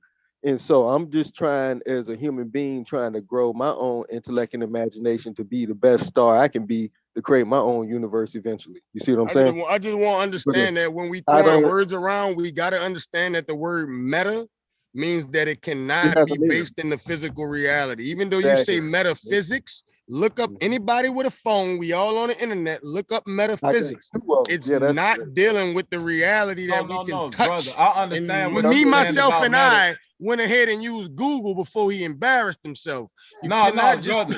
Listen, but hold on, brother. Listen to what I'm saying about it's meta. abstract, bro. Meta is abstract. Yeah, hold exactly. on, And I'm everybody. saying I don't believe Time in out. it. He said something about me embarrassing myself. I'm saying Look, I you were don't smart. believe I in the said you were abstract, intelligent brother. enough to be like, you know Oh, what? okay. Yeah. All right. We ain't Let gotta me deal not. with Yeah, belief. I'm with you. In the abstract. I Hold up a second. only Yo, listen, understand the let's unseen. respect Do gonna you be see quick. what I'm saying? It ain't let's no respect. abstract concept. It's only unseen things. You Hey, feel look. what I'm saying? That could be seen in different ways. So What when does the you word saying abstract mean? no, listen, when you saying metaphysical, like somebody would say a torus field is metaphysical, but that's a physical thing. This could be that's a real thing. That's physical. So It's that's why real I said energy. let me interject real quick. Go ahead, right? bro. My fault. Cause check this out, man. We making it too hard. Literally, metaphysical is the modern term for interdimensional. That's it. See, what happened was this.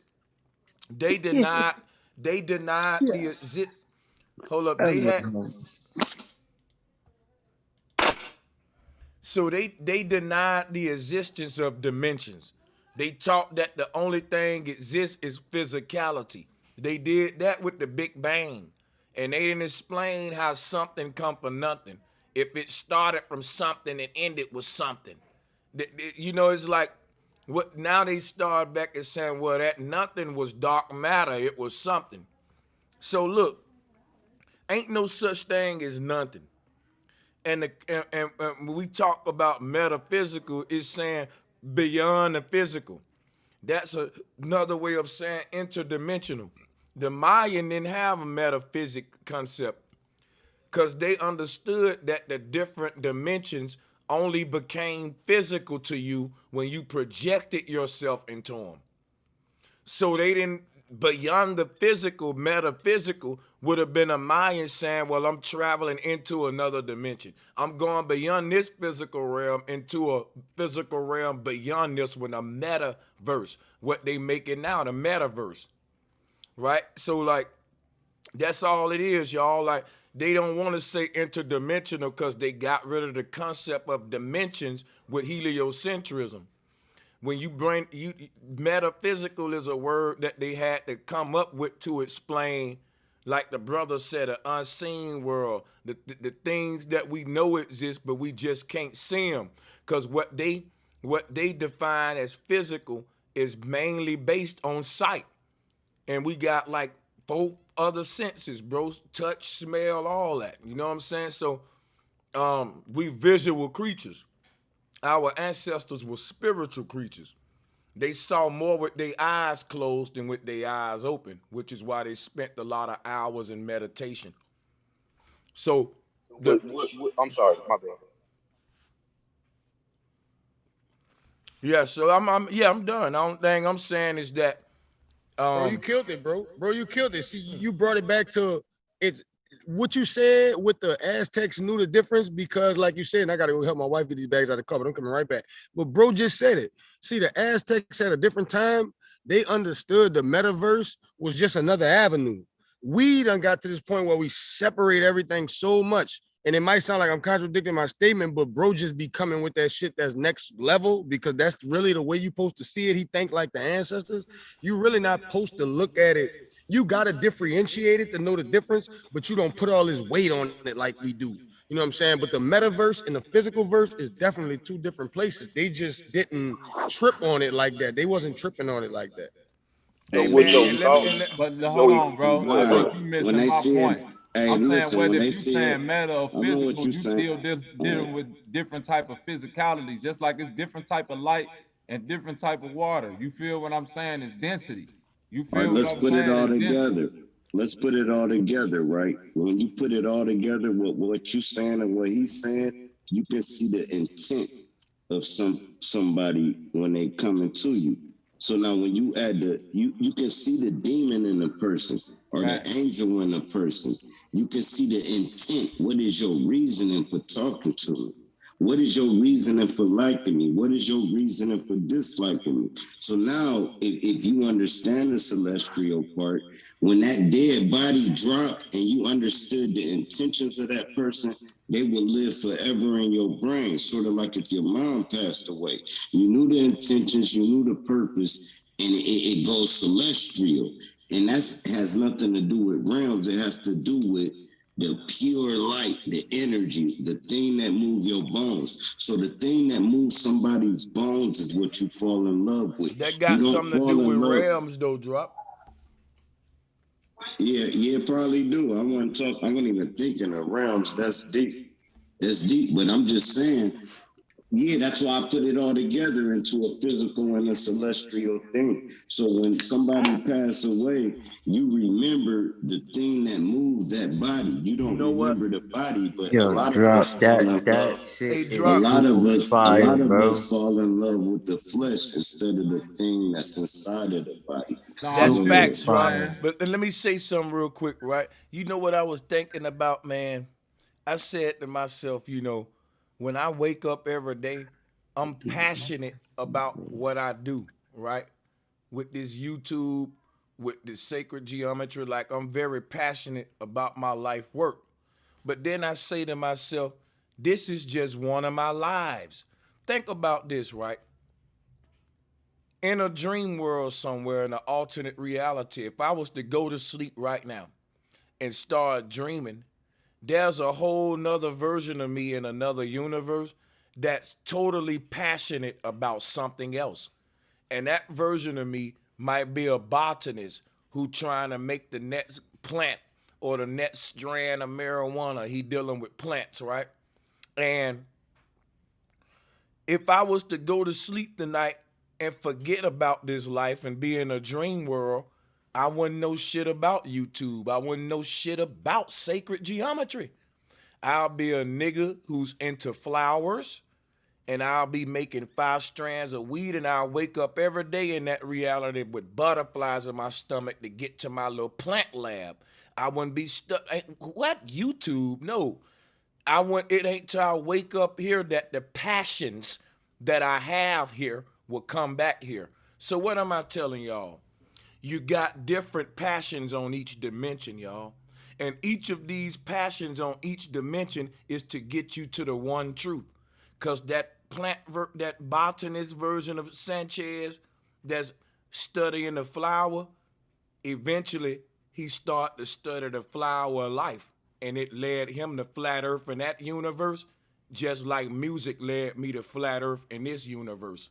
Your passion always leads you to the truth in each universe, long as you ask the questions in each universe. What you do as a passion in that world will always answer the questions for you if you listen. Just my theory, though. I could be wrong, Now as always. this might be a little throw and off topic, right? So y'all know how they say like dolphins and killer whales and shit are some of the most intelligent creatures on the planet, right? Now let's y'all follow me on this. Do you think that also when we go into the dream world that we could also like are we separate from the animals? Like, do you think like say I have a nightmare or something that I'm getting chased by some demon, you know what I'm saying? And I'm running all around like I'm running through a house and I'm jumping through holes and I'm just getting chased by this creature. What if in that parallel universe I'm some type of mouse or something that's getting chased by, you know what I'm saying? What if, Yeah, you know what man. I'm saying? You're Speedy Gonzalez and Tom. No, you're Jerry Tom in that universe. Tom and Jerry, You yeah, I'm literally, on some Tom and yeah, Jerry yeah, shit. yeah. So yeah. Anybody want to talk about passion though, man? Think about it. Hit this something. Your passion is what drives you. Meaning every day I wake up, I'm driven. There's a version of LeBron James in the universe that's a running back. He don't care shit about basketball. I'm just saying, and you ever thought about that? The version of you in your dream has its own set of passions too. And to me, that's kind of heartbreaking a little bit because I like being a musician. And the thought that I'm not a musician in every universe, it kind of break my heart. But then I'd be like, if I was to dream into that universe, I wouldn't care about being a musician though. I would automatically want to be whatever I am now. You know what I'm saying? Ain't that kind of weird thing though, I think, but you know. Yeah, that's a hell of a perception to come on when you get on that kick there. But I agree with it, but I think only you. And the third. It's like you understand from this perspective how you feel from this perspective in that world, but nonetheless, you see how in that world or whatever, this perspective wouldn't even affect you.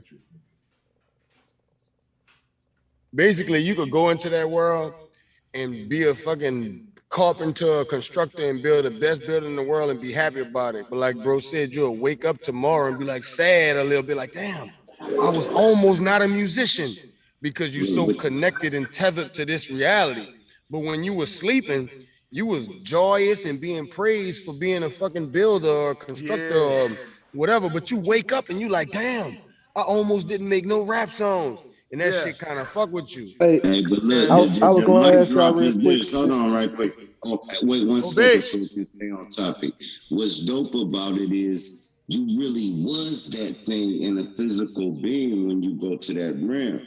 Then when you wake up here, you think it was all a dream. No, it wasn't all a dream. You really was a carpenter over there. You really was a king over here. You really was a peasant tied up to a chain over here. You really was a millionaire over here.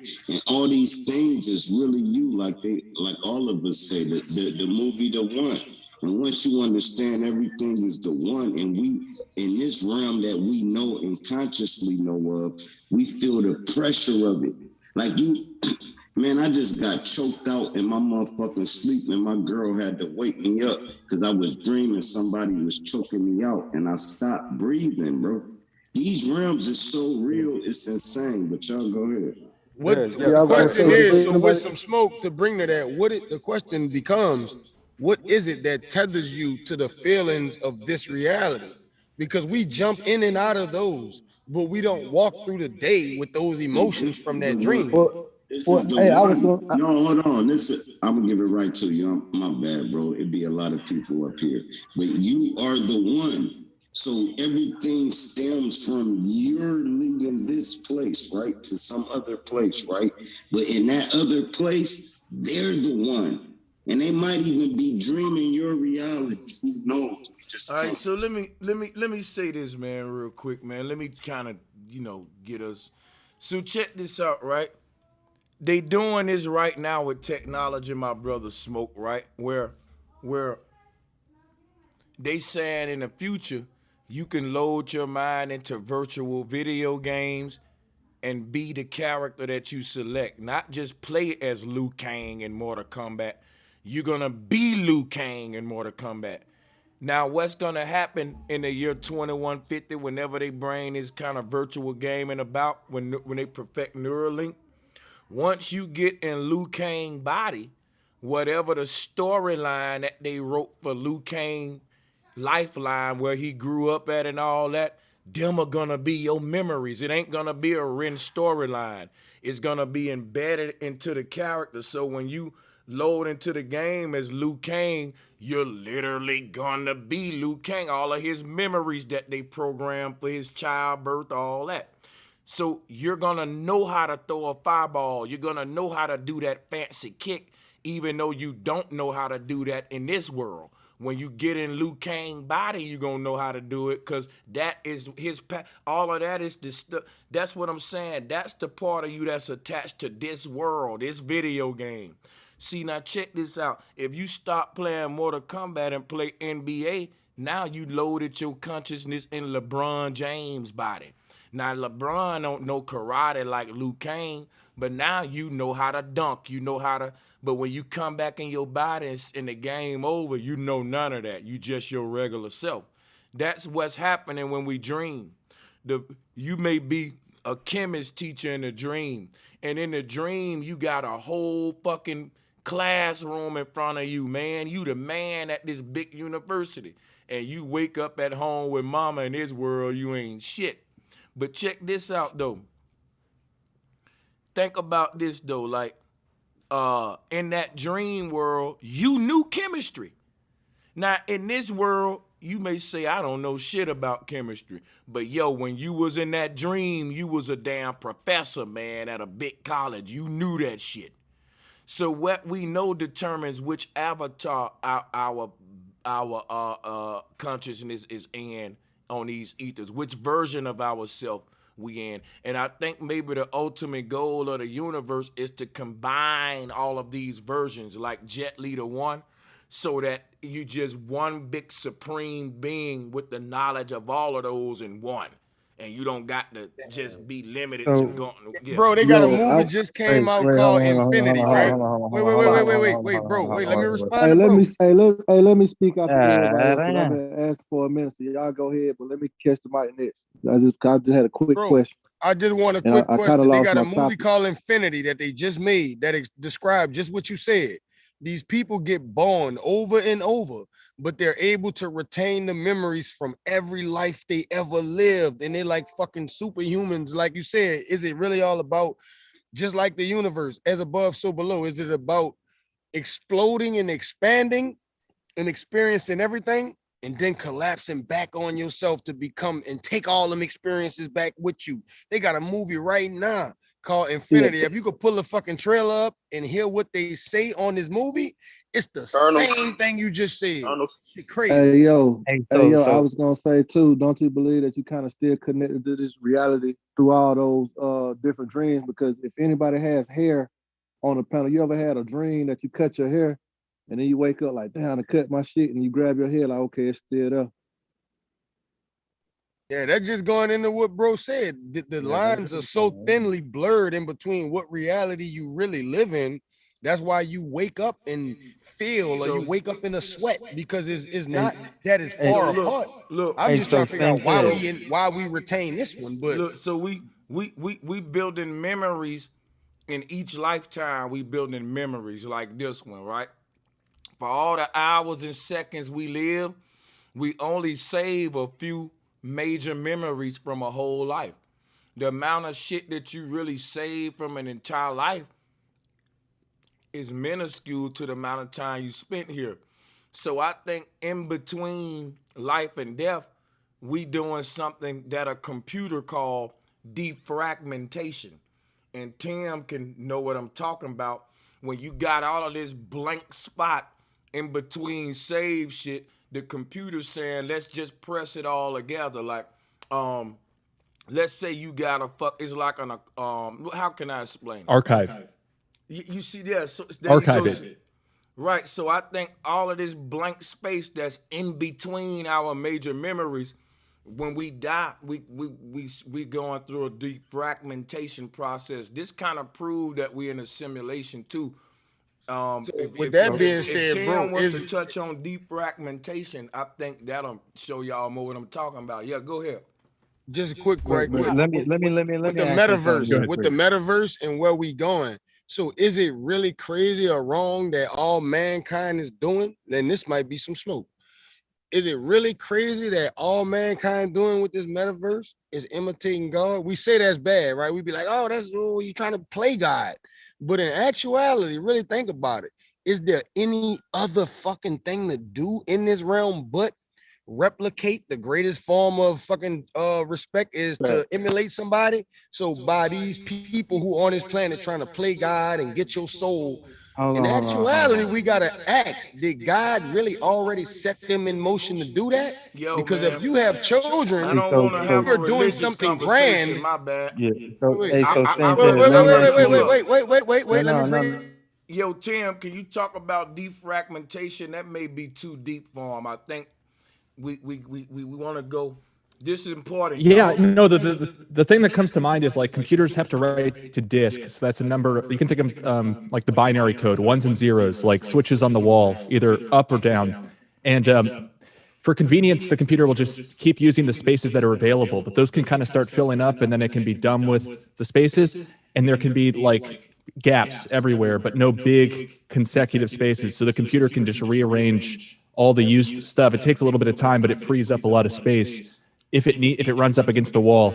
And so in this case, we're bombarded with tons of sensory information in impossible amounts. So we have to store it to memory, and then we run out of space. So we have to kind of push the other stuff that we don't need away and make room for the new memories, if that's what you're talking about, Sanchez. Yeah, like, and we basically come to this world for a few key moments. We spend all these years just to only remember these few, what they call precious moments. And I think those are checkpoints. When the brother said that the ultimate goal of the universe is for the consciousness to take all the memories of all these different universes and blend it into one, that's what's going on. I think the process of how that happened is defragmentation. It's literally got the word "mint" in it, dealing with the mind. The word frag, dealing with, like, a frag bang is a light weapon where it's gonna beat you by getting a big bright flash of light that's gonna blind you. So to defrag is to take you into darkness. That's basically compressing the light. Like I was telling y'all earlier, the light is the memory. Like, that may be a little too deep for y'all, and I ain't mean to cut off like that, but we was finna go into That's fire, bro. That's fire. The light is the memory. That was a fire line right there. I The was gonna light try to is bring the them back to the memory. light no, the and how That was no, that was defragmentation. just fire because he really breaking it down. No, Like, it was fire. I don't really be wanting to get sucked off too much. I kind of want to pass it a little bit because the lightest the memory may be a quotable, but I really want you to be learning about defragmentation. That's the easy part. How about this one, bro? Lightest the memory. Hey, see, Like there's some everybody see memories. the name I put in the chat. My bad. Go ahead. There's some memories that we have at hand all the time. It's very accessible, very ready. We know it like the back of our hand. And then some that are just buried back in the recesses of our minds. And it's interesting. And I'm sure everyone's had that experience where you have a memory that you forgot about for all this time. And so it's just interesting to think about how much information is buried in this just kind of sedimentary layers on top of it. But you can still kind of go dig things out. Although I do think a lot of it becomes hopelessly lost, but I don't know how much our brain can store, but it's an amazing thing for sure. I think so is when it we safe to die, say? right? I think when we die, my bad, bro. I think when we die, we actually become the main source in another realm that we already was living. So what I'm saying is, in this realm, right? And this ain't got nothing to do with fragmentation, so I want y'all to get back on that. In this realm, I'm alive, and this is the main focal point. When I die, the next realm is the main focal point. Now, the reason why I say this, in this next realm, if my dad passed away, he's alive in this realm. He didn't die in this realm. He only died in the realm I was living here. So, cool, once I be physical in a whole nother realm, after my celestial being ascends, then I'm in a different realm. Is it like Akron, Ohio? I have no idea because I'm not the one in that realm. I'm just going there, visiting and looking at myself. But I feel when I die, I'm gonna actually have to pick one of these realms that I'm actually dreaming to live out. And it changed the storyline. And that's just to me, man. But y'all go ahead. I feel Hey, you. so Hey, I just want to say one thing. About I want everybody to recognize and understand that this is a training ground of understanding. What he was talking about is absolutely correct. And everybody that understands that you got to be trained up. Like, all right, here we as above, so below. We wither away here, right? Like you can get withered away just like every other organic material here. Up there in the spiritual realm, because we're spirit or whatever we're talking about, soul and physical, and then we have the metaphysical talk about how both of those are combined, etc. Right? But we have to understand that as above, so below. We're gonna wither away up there if we don't train ourselves up in our spirit understanding and our soul being, right? So we have to understand that we need, that's what I believe a lot of the books are about, man. It's about, it's not it is soul harvesting or whatever you talk about, but it is a war because I think there was an imbalance. Here's what I think the war about but what we are is beings of frequency, non-stop, all encompassing. There is no left, we the whole thing. But there was an imbalance in that those books were trying to balance out. And so now we're at a level in humanity where we're starting to comprehend both sides and we can see the foolery of everything, right? We can read in between those lines. So now we have to come together, piece all the puzzles together, build, like see the bigger picture. Now we see the whole puzzle and now we got it. So look, I promise you in the next 20 years, our reality that we see with our physical, what we call physical eyes, is going to be completely different because of what we're talking about right now. Yeah, y'all go ahead. Hey, look, Sanchez, I wanted to ask you this. Besides when you say that these other realities or these other selves are on autopilot when you dreaming or whatever, do you think that, or is it safe to say that these other selves or these other dream selves or whatever are actually conscious and that they can dream into the other dream worlds or whatever? And when you, in a sense, like everybody like to use the example when you driving or something, and you kind of black out or you go on autopilot and kind of snap back like, oh shit, I wasn't even paying no attention, or how the hell I was driving this part and past 3 exits or something. So, like, Yeah, is it so safe to say that when you go into these other realities, the other ones might be dreaming in and they having a dream that they driving at that moment, or they yeah, fighting when you in that blackout or something? I think there's a version of you right now in the universe that is going through something spiritual, a spiritual situation in its reality, right? Of what we would call a traumatic moment where we say after this point, a brother would say, man, my life changed. I just had a revelation. I can't explain it. Like, I just had a feeling to land in my heart, and it just, bro, I can't describe it. Ever since that day, that was really when I really became alive on that day. I don't know what this happened in the cartoon, the animation, the movie Soul. I'm going to give you an example of what I'm saying. There's a version of you somewhere asleep, and it's only sleep for about an hour, a little daydream. What if I told you when you die, that version of you wakes up from a daydream the same way this version of you wakes up from a night dream and be like, oh, yo, I was dreaming, and it's gonna be the same. See, cause you can go to sleep tonight and dream that you in the Bahamas for a year, but when you wake up, it was still only 8 hours of sleep. 8 hours of sleep. What I'm saying is, I think the version of us that's projecting itself into this world, it's on a higher form of time. In other words, it's on what the Mayan would call a long count. So this spiritual being, this higher version of yourself that's on this bigger universe, one day of it sleeping is a whole lifetime here. And that's kind of like they try to say that about God in the Bible too, how time changed based on this concept here of traveling through the dimensions, which why the Mayan had different counts. So the Maya can leave this world for 30 minutes, but they just visited a whole nother dimension for 30 years. They was just meditating here for 30 minutes and went in altered time in a whole nother world for 30 years. That's why I said the people that's ruling the world, they some kind of Luciferians. That's how they stay ahead of us. We say, man, they 50 years ahead of us because they project their Luciferians. They interdimensional beings. Wherever they projecting from, their lives here are only about a couple days in their base reality.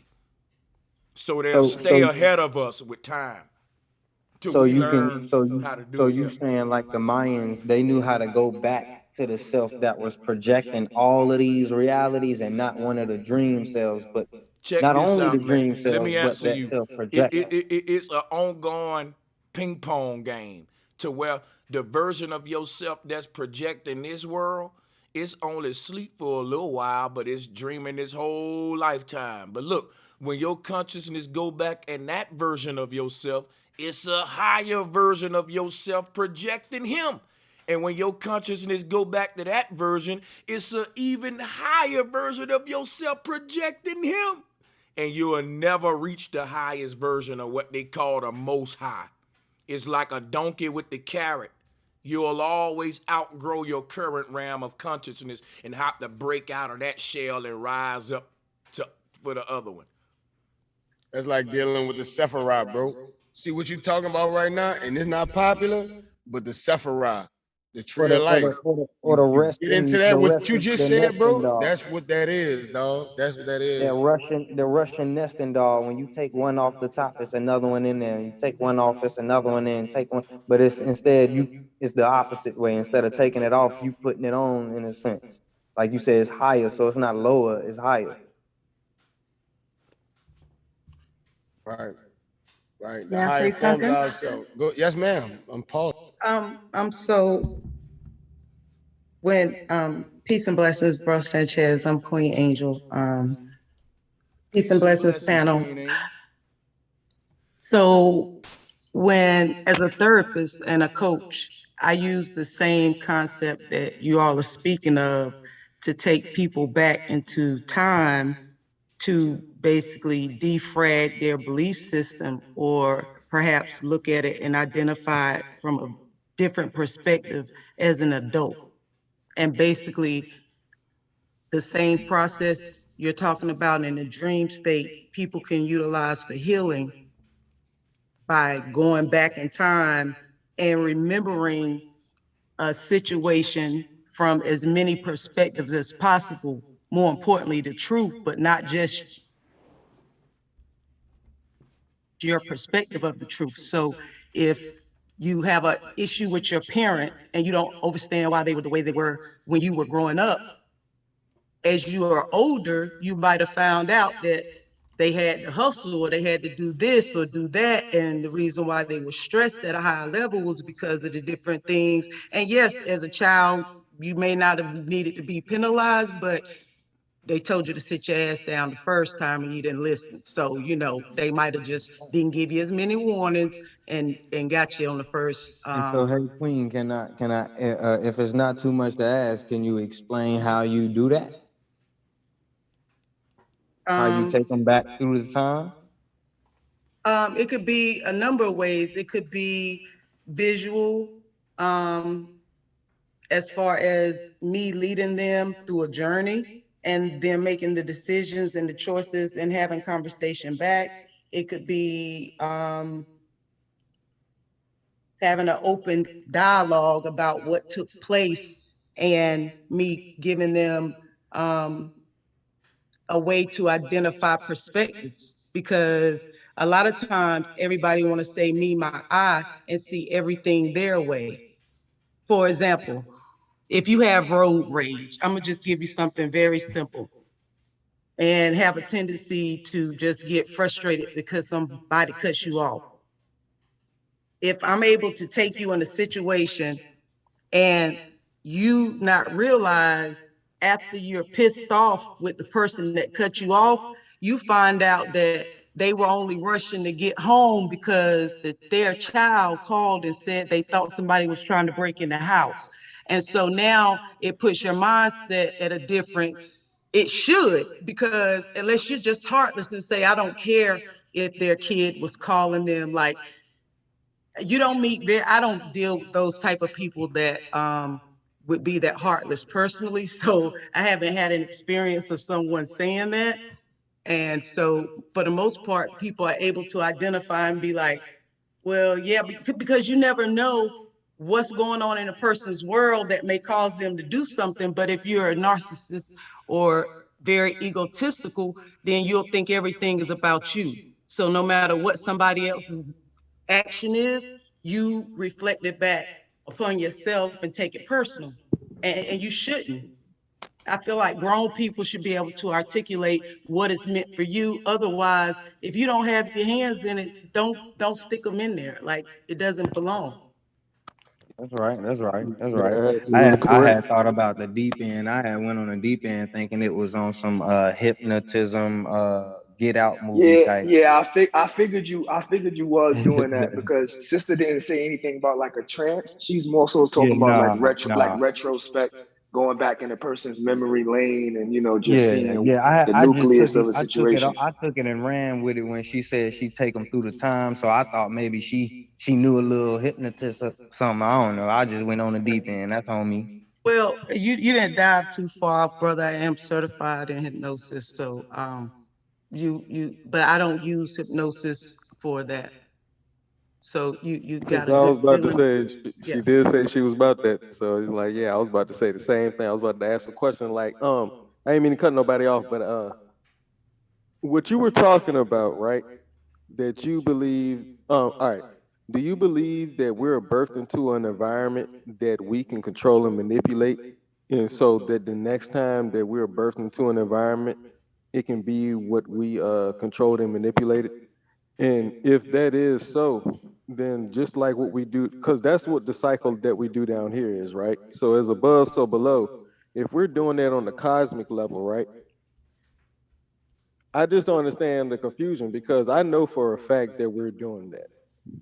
That what we do down here, we do up there, and then we're rebirth, and there's levels. Imagine you've seen the little when they're sitting in the Indian stance, and the red bubble is the lowest bubble, and then it goes through all the layers of the spectrum, right, all the way to the purple bubble, and then it's the God bubble. Those 7 bubbles, right, are just layers of understanding here in this electromagnetic realm. So, what level? I just wondered for the panel, what level do y'all think we're at? Are we at our lowest chakra right now here in planet Earth? That's honestly the real question. Like, do y'all think we have levels to move up, like transcendence, to move, like, Bro, just to yeah, that's respond what. back to what you're saying, you ain't gotta elaborate. You right. We're not at this humanity is not the lowest level. And this is just me going off things I studied. Like I said, the Sephirah and the tree of life. If you really get into it, you start talking about the Keta and the Ether and where we really at. You're not at the lowest level because it's 12 Sephirahs and you the 13th, just like Jesus Christ. It's 12 disciples and you the 13th, waiting to complete yourself like Jesus Christ. And it's funny because all of the fucking ancients and our ancestors told you the same The thing. same This thing. is not our lowest level. This is not our lowest level. There's levels lower than this. That's why they say that there's an underworld, but there's also an upper world. So if you really, like bro got the screenshot, I ain't about to do all that, but if you look up the Sephirah, it'll show you. You know what I'm saying? It literally show you why they call, even the reason they call you the Asiatic black man, and the reason why they say you live in a sphere, because all of us are dedicated to a certain sphere of reality in a Sephirah. That's a spiritual thing, but your plane is flat. So what you saying, bro, to answer your question, no, we're not at the lowest level. And we do live in a sphere, but it's not a physical sphere. It's the Sephirah that they talking about when they talking about the sphere. And for anybody who don't Exactly. know what the Exactly. Sephirah is, just look up No, the no, tree of exactly. life and it'll show you. That's what I was talking about earlier. I was trying to bring up another topic about like we're like I brought up the electromagnetic cosmic egg that My all our bad, bro. I ancestors. can't hear you start over. I'm No, fucking with the my fire, my man. fault. No, you good. It's a cosmic egg. In an egg, that's why like I've seen, man, I've watched it. Neil deGrasse Tyson, I was a fan of him, but then I'm not. Now I'm not, because I watched him do some things and say some things. It's like, man, he petting. You It's lucky, like, bro, ain't hit you with that. Oh it's my like, God. Talking about you a fan of Neil deGrasse Tyson, yo, bro. Yeah, that's what I oh my said. God. Yeah, I was about to say, yeah, absolutely not. But right, look. I'm just confused because I thought we were all on the same level, that we know that we're all one, and then that we and our understanding in this realm are separate of that one. So what I really want to get into is when we do our breathing exercises, can we open up our portals to transcend through these 7 layers Yes. without dying. And Yes. that's the technique that I think our ancestors were really about. That's the kung fu. And kung fu Yes. means time and energy. And it's really gung fu with a G. But I don't really want to get too deep on everybody. But yeah, that's what Bro, I'm what you really said about. about the Like, breathing yeah. exercises and the Queen Angel, I'm so glad to hear a female energy voice come on the panel. I just hope you interject more. But like you said, bro, the breathing exercises, that's where you get on a whole nother level where you got to separate soul from spirit. Spirit can be disciplined, meaning that you can read books to control your breathing, which will send you into another realm. Per the reason why when you go to sleep, your body is on Daydreaming or autopilot. regular dream. Yes, sir. Wait. Let me finish this right quick. When you go to sleep, just like your heart beating, you don't control it, your blood flowing, you don't control it. But when you go to sleep, you're out of control. So now you don't control your breathing. So you're breathing while you sleep. Back to what Bro Sanchez always say, you go to sleep, your spirit, your breath changes. So now you change realities with it. That's right.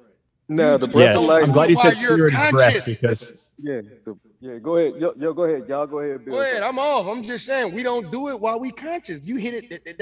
That's what bro be trying to explain. When you go to sleep, your I just want to say breathing one more goes into a God state. So now you Yes, it jumping does. from round to I need to round. say God one just out there thing. playing when you go I to want to sleep. say one more thing. One more thing. Yo, look, listen. Here's how you know what REM sleep is. If you have a pain or ailment, let me move my mic. If you have a pain or ailment, right? Like you know had surgery on the ACL, like you got some steel or some titanium or some screws or whatever in your body, and that always hurts during the day. At night, notice how you don't feel that. When you're waking up right before you open your eyes in that moment where you realize you're asleep and you're about to wake up, that's what REM sleep is. Notice how your body isn't hurting. And then as soon as you start to actually wake up, even though your eyes are closed, you'll start to feel that pain. That before pain is what REM sleep is. We need to talk about the techniques and the gung fu about how to traverse our reality that we created for ourselves, And all that's 7 levels. that's That's what where we're I here be for. feeling like Yeah, Bro y'all go ahead. Sanchez channel is going. Like I be That's it, feeling bro. like Yeah, that's what bro exactly. bringing people to that point where it's like, bro, your we gotta We're here for that. understand Yes, sir. spirit and soul is two different things. So when bro get on that level where he telling you about controlling your spirit, which is why meditation is always about your breathing, the tantric breathings and these kind of breathings. It's the same thing that happened when people catch the Holy Ghost in church. They just I not was about to understanding that say, that's they all just it don't is, understand what bro. it Their is, body bro. gets It's at so another into. level.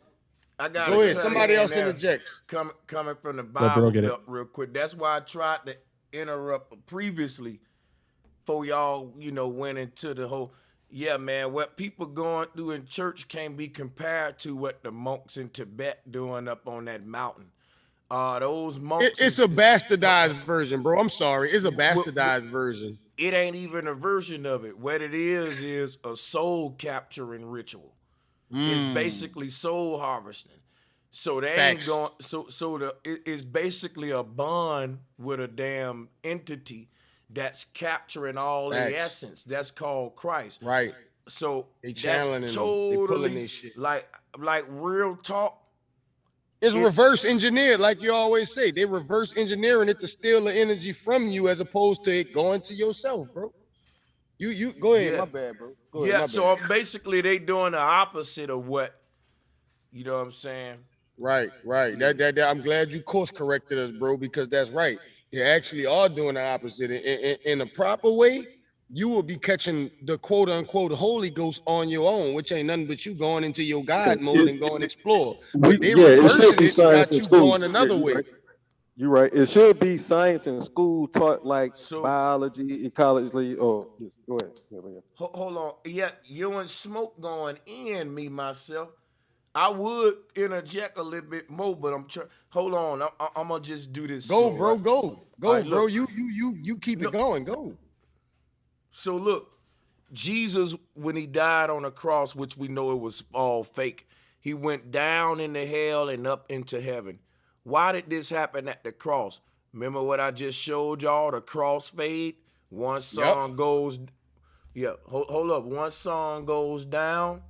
One song. Hey, y'all ain't got I ain't gonna do smoke like that. But yeah, y'all ain't got a mute, man, to give me props, man. Just let me do my thing. So check it out, right? Jesus went down to hell and up to heaven. That's that crossfade symbol at the cross. It was on a mountain. See what I'm saying? But they said that death is a valley. That valley and that mountain is the sine wave. That's that whole crossfade I was showing you. Look at what I'm telling you. Down and up, the crossfade, the cross. But when you talk about, see, because I don't want to lose my thought why I brought that up, right? Because we're talking about, damn, where was we just about to go? It's happening to me right now. That's why I like bring us back, me, myself, and I. Bring us back, because I'm slipping too. I'm listening to bro, yeah, and I'm slipping. Yeah, I told you I'm I a know Gemini, and that energy will pass off on you. Yeah, go ahead. Go ahead. Yeah, Jesus and the crossfade. Yeah, you No, saying he went down and then before up. the reason he brought that up is because we were talking about the energies of man, you right. I told you y'all can't do that. I was passing it off to y'all because I knew that I can't do it. Yep. He was, We're he gonna was have to talking rewind the about how tape. it's different from what the monks do to what they do in the Oh church. yeah. Bro was saying it's there we different go. from what the monks so do. what I was There it gonna is. say was this, right? When people get the Holy Ghost, they body be moving all stupid and like swinging at stuff that ain't there, looking they almost like they in an alternate reality. Now I want y'all to think about something right now. This is a trance state. Now they said there were huge festivals in medieval time where multitudes of people, masses, would take these mushrooms, and when you look at that whole crowd, they would enter a new dimension together, like Jonestown told them to drink the cup. But this is different. He killed his folks. Now, for all we know, he could have done some Travis Scott shit and made all them people's spirit go with him to another dimension for real, because he was talking the same alchemy Travis was talking, and Travis mean traverse. But check this out, right? This what I believe, because with Neuralink, they're gonna have huge virtual Neuralink interdimensional gatherings on Earth in the future, to where people gonna link up in these buildings that's padded and everything, of course, hundreds of people, and they're gonna put their Neuralinks or whatever technology they using to transport the consciousness out the body, and you'll have whole hundreds of multitudes of people swinging at the air, looking stupid, looking retarded, but they're really in another dimension, and they just doing it in multitudes. Now, we're using technology to do that today, but the original natural technology was literally mushrooms. Where today we make Neuralink to get the consciousness out the body, and we decide where we want the consciousness to go by creating quantum computers and multiverses in those. But back in the day, we traveled the ethers, the natural universe, of course, and we decided where we wanted to go by different chants, mantras that we did, I think, around stargates. I think we had achieved a way to actually project our consciousness to whatever world we desired, which is why the Maya had the different counts on their wheel. But check this out, and I'm going to pass the mic. Imagine a bunch of hundreds of people, right? Let's say we'll call it a Christ mass. All chew on the doggone mushroom, and you see them out there acting like the people in the church, swinging at stuff that ain't there, moving around in a trance, because a trance is a transit. You out the body, like the crazy dude in the neighborhood who's swinging at the air, kicking at everything. That's the Christian that's supposed to be in the Holy Ghost. Now, the Holy Ghost, the word holy is holographic. This is the holographic body on the other side, the avatar.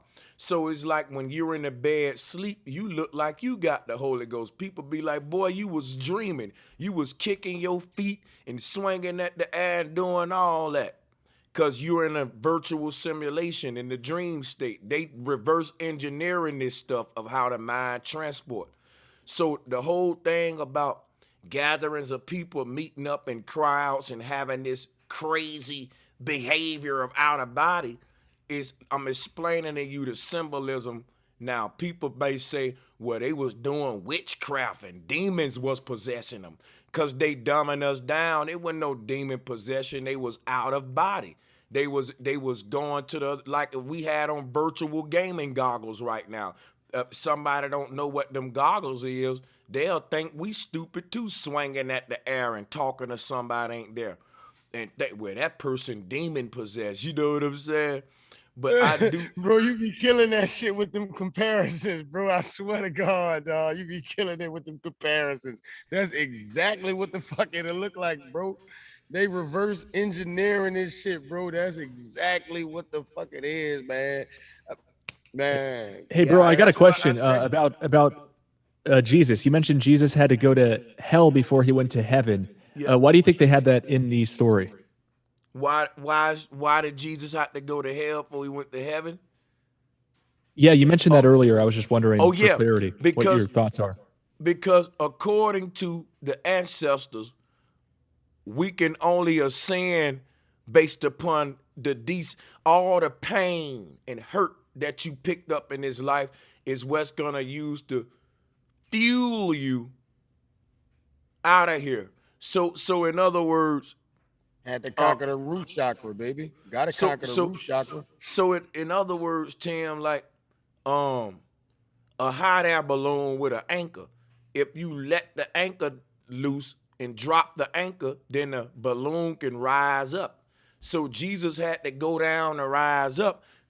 In other words, Jesus went to heaven and hell, and that's what I teach my people we all gonna do. Below your heart chakra are your bottom chakras. Above it are the top chakras. The bottom or the lower chakras pick up all your frustration, depression, all the shit you went through in life, the heavy shit, right? The depression, the anger, all that. Those called heavy emotions. And the law of density apply on the energy level too. So like heavy metals go down into the ground, rocks, dirt, all of that fall down and gases go up. So when we die, all of the heavy emotions go down to hell and all of our good moments, happy time, that's what's ascending. So what they was telling this ancient truth in a modern way that basically when we die, we go to heaven and hell. We got a higher and lower self, as we call it. And Jesus' lower self went home and Jesus' higher self went home. It's to say that the universe is a neat freak and it separate our good deeds from bad deeds when we die. All of our bad deeds and bad emotions descend and the good ones ascend. So we literally go to, the consciousness is separated that way. And it exists in a dual state no matter where we incarnate. That's what I'm saying, you know what I'm saying? We'll pick up good and bad and release good and bad and keep on moving it like that. Just like in a house. That's fascinating. Yeah, in a house, all of the sewage and all that get flushed down and all of the gases go out the chimney. And so that's the same concept. Just to add to that, what you said, Tim True, just to your question to piggyback, that was a good question to keep it going. Jesus got to go to hell, and this is my just again theory, my belief, my perspective on it. You gotta go. You can never reach your higher self unless you know your lowest self. If you never face what you call your darkest point, how can you ever be your greatest point? Like bro said, you cannot say, oh, I'm here to save the world, but you never went down and see what you telling people you saving them from. So it's really just an allegorical story of the chakras. Jesus Christ had to go to the realm of the lowest chakra to come back up to be able to tell you, look, you want to be at the highest chakra. This is where I'm bringing you. It's all allegoric. That was a great fucking question because that's exactly why would they say in the Bible Jesus went to hell and came back up?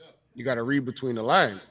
How can I ever be the greatest me if I don't know the lowest me? Go ahead. Reminds me of the story of Buddha. Remember, he grew up, he was like spoiled in the palace with his parents, and then he finally had to go out, leave the palace walls and see all the suffering, the disease, and the pain. And then he had to meditate and figure it out.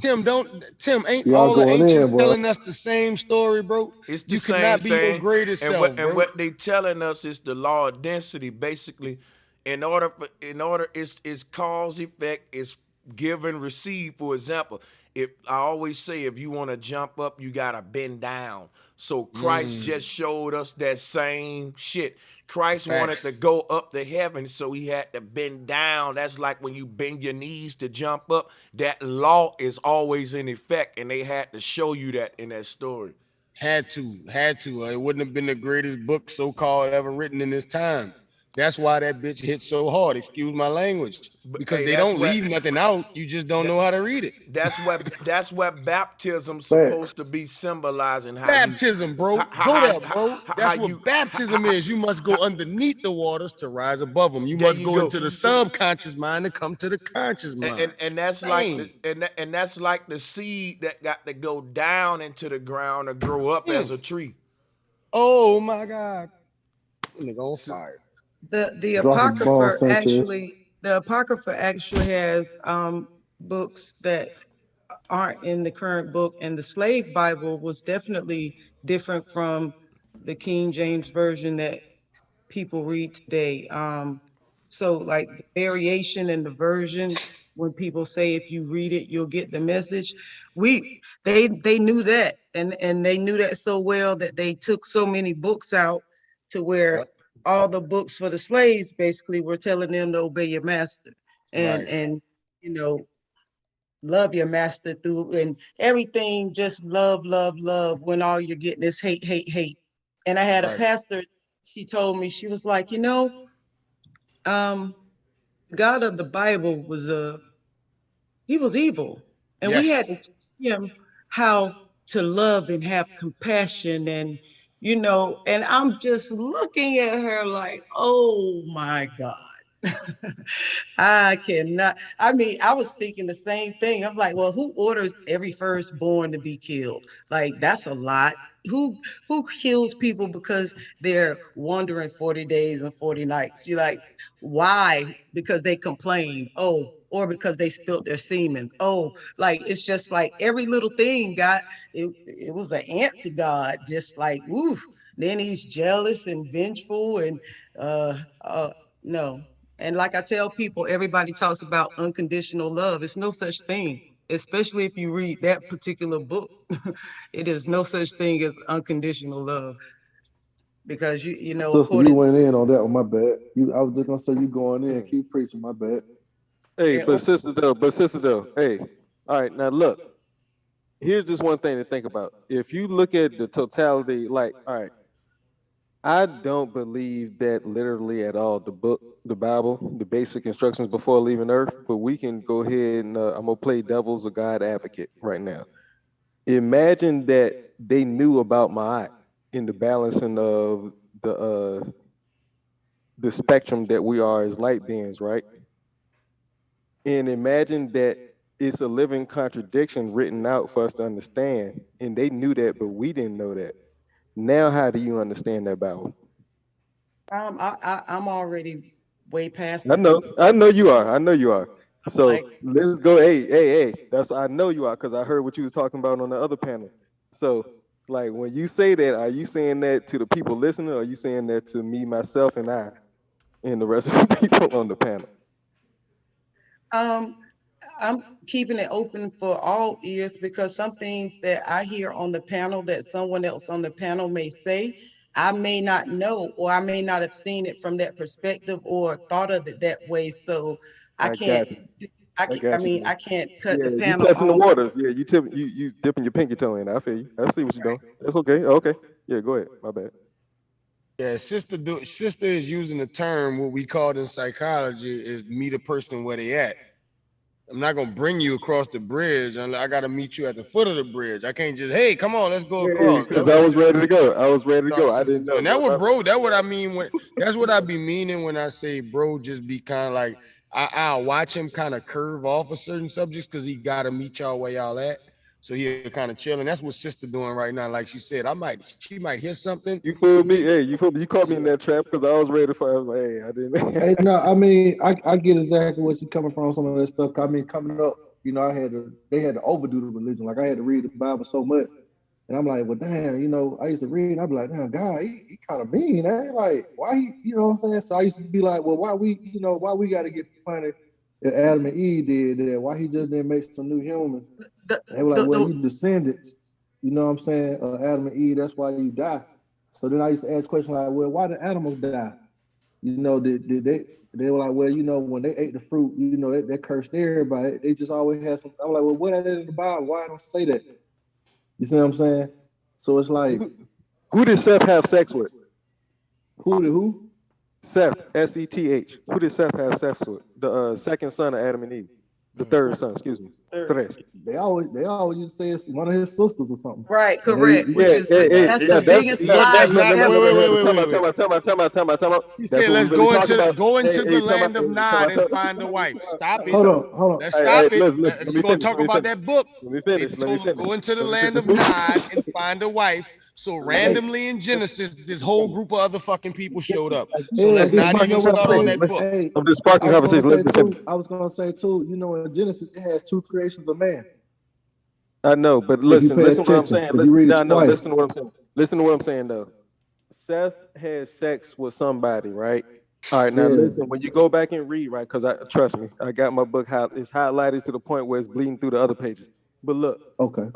What we were talking about in the beginning of the panel is where did diversity come from, and that's what that book is talking about in those passages. Now there are other books that talk about the same thing, but in different languages with different names of the same general time period. Now look, let's get back on topic because I feel like we're drowning out.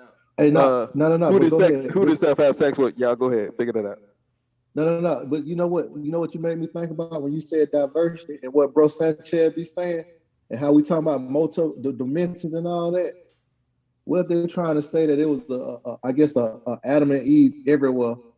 It was everybody always, all the time. Exactly. He had exactly. Like You answered the question, man. I was trying to hit him with that trump card, but you figured it out. Yeah, you know everybody else was quiet though. They got scared.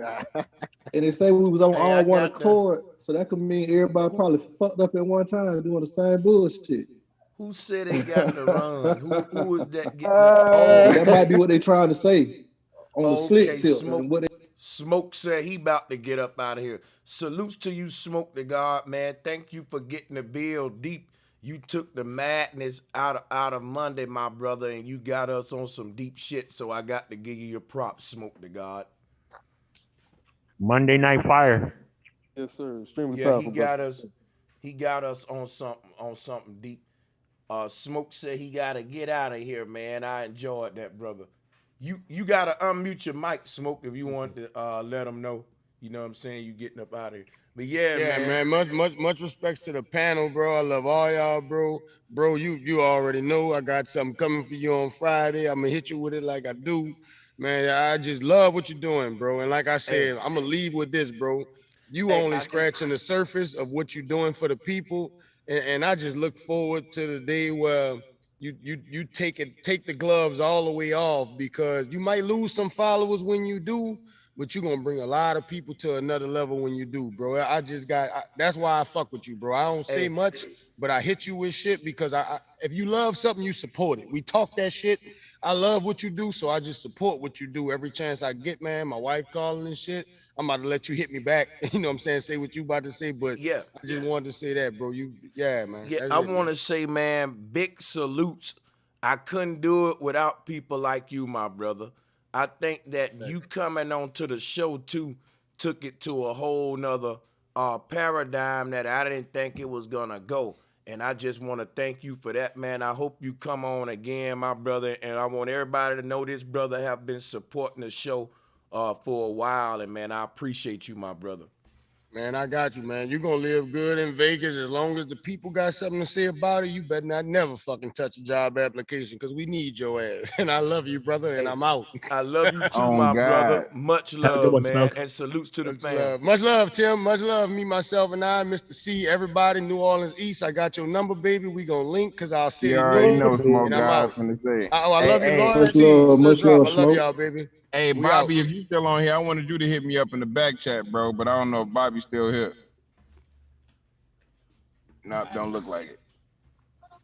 Hey, salutes to Taz hopping on, man. Let's drop a bomb for that brother, man. I referenced his channel earlier for the Marcus Garvey stream that he was doing, man. That's very informative, for real. What's up with it, fam? What's cracking? Man, Monday Madness, bro. And we got a full panel, bro. You know what? We just been up here debating a whole bunch of different stuff. I don't know how much of it you was able to hear. We started off on procreation and ended up on dimensions and all kind of stuff. But it's pretty much whatever, my brother. Thank you for joining, man. Yeah, I wasn't even listening up the last hour. So I'm here, man. I jump in. You know what I'm saying? Y'all got it. Okay. Marcus Garvey was a sellout. I know how to make this interesting. This is where the brother Anthony Mitchell come in at. Hey, Ant Dog, where you at? Yeah, he probably He's on the panel but muted. And we got yeah, you know what the conversation was? Nah, I'm still here, man. I'm just driving this big ass RV. Oh, salutes to that, man. I want an RV, Negro. Damn, that's what I want. Hey, salutes. So, but yeah, man, I'm gonna revisit some of the earlier arguments now that we got new people on to debate them. We was talking about how did that argument go earlier with procreation? Let me see something. We was saying something about people that say you can they say that the reason you want to procreate within your own race or whatever is so that we don't lose black people. Like, and for example, if a brothers date too many Beckys, then man, we gonna lose this culture that we got. And I think that what I was telling them was, if you really think deeply about it, culture don't come from our genetics. That's come from our environment and learned behavior in society. That's your hip hop, your food style, your things of that nature. Like, your parents don't necessarily give you that genetically, they give you that traditionally. Mean when you coming into the earth, you learn that through day to day. That's just the way my grandma did it, sort of thing. That's the way my mama cooked her food. That's the way, so you're gonna culturally adopt that, but not genetically adopt that. And I think a lot of time our people, since we don't really, not everybody are content creators. I give them that. But we don't understand how not everything come to us genetically through DNA. And we don't need to even talk about DNA and genetics with how we get some things. You know what I'm saying? And I think that culture, by definition, is something that, guess what? Your mom and dad ain't give you that genetically. They give you that through traditional learned practice behavior. So y'all want to talk about that a little bit? Yeah, they say that there's two major ways that people acquire behavior, and that is through modeling, which is kind of like your role models, where you would look at your parents and see what they do and then do it yourself because you are modeling yourself off of them. And then there's conditioning, where based on what's working for you in your life, you'll continue to do the things that give you the rewards. But I do think some information gets passed along genetically. There's this experiment from like 80 years ago where they did selective breeding for rats in mazes based on the performance in the maze. And a lot of behavioral traits get passed along from the parents to their offspring, even when they cancel out any environmental upbringing effects. So I do think it's a combination. But culture, I guess, is mainly external to genetics. I would agree with that, but I do think there's some percentage points attributable. Mm-hmm. And I would have to agree with you, Tim, in saying that when you speak on modeling and conditioning, a lot of times parents don't recognize that do as I say, not as I do. It don't work. Yeah. And if it did, a lot of times we wouldn't have a lot of situations we have. But if my dad did it, or if my mom did it, if they see it, typically it's a lot easier to repeat. Remember, let's long repeat. So you end up finding them doing the total opposite of that. So modeling and conditioning, they I believe that the modeling causes the conditioning. Yeah, so I think that what we call our genetic makeup, right, is like the template that's given to us from mama and daddy.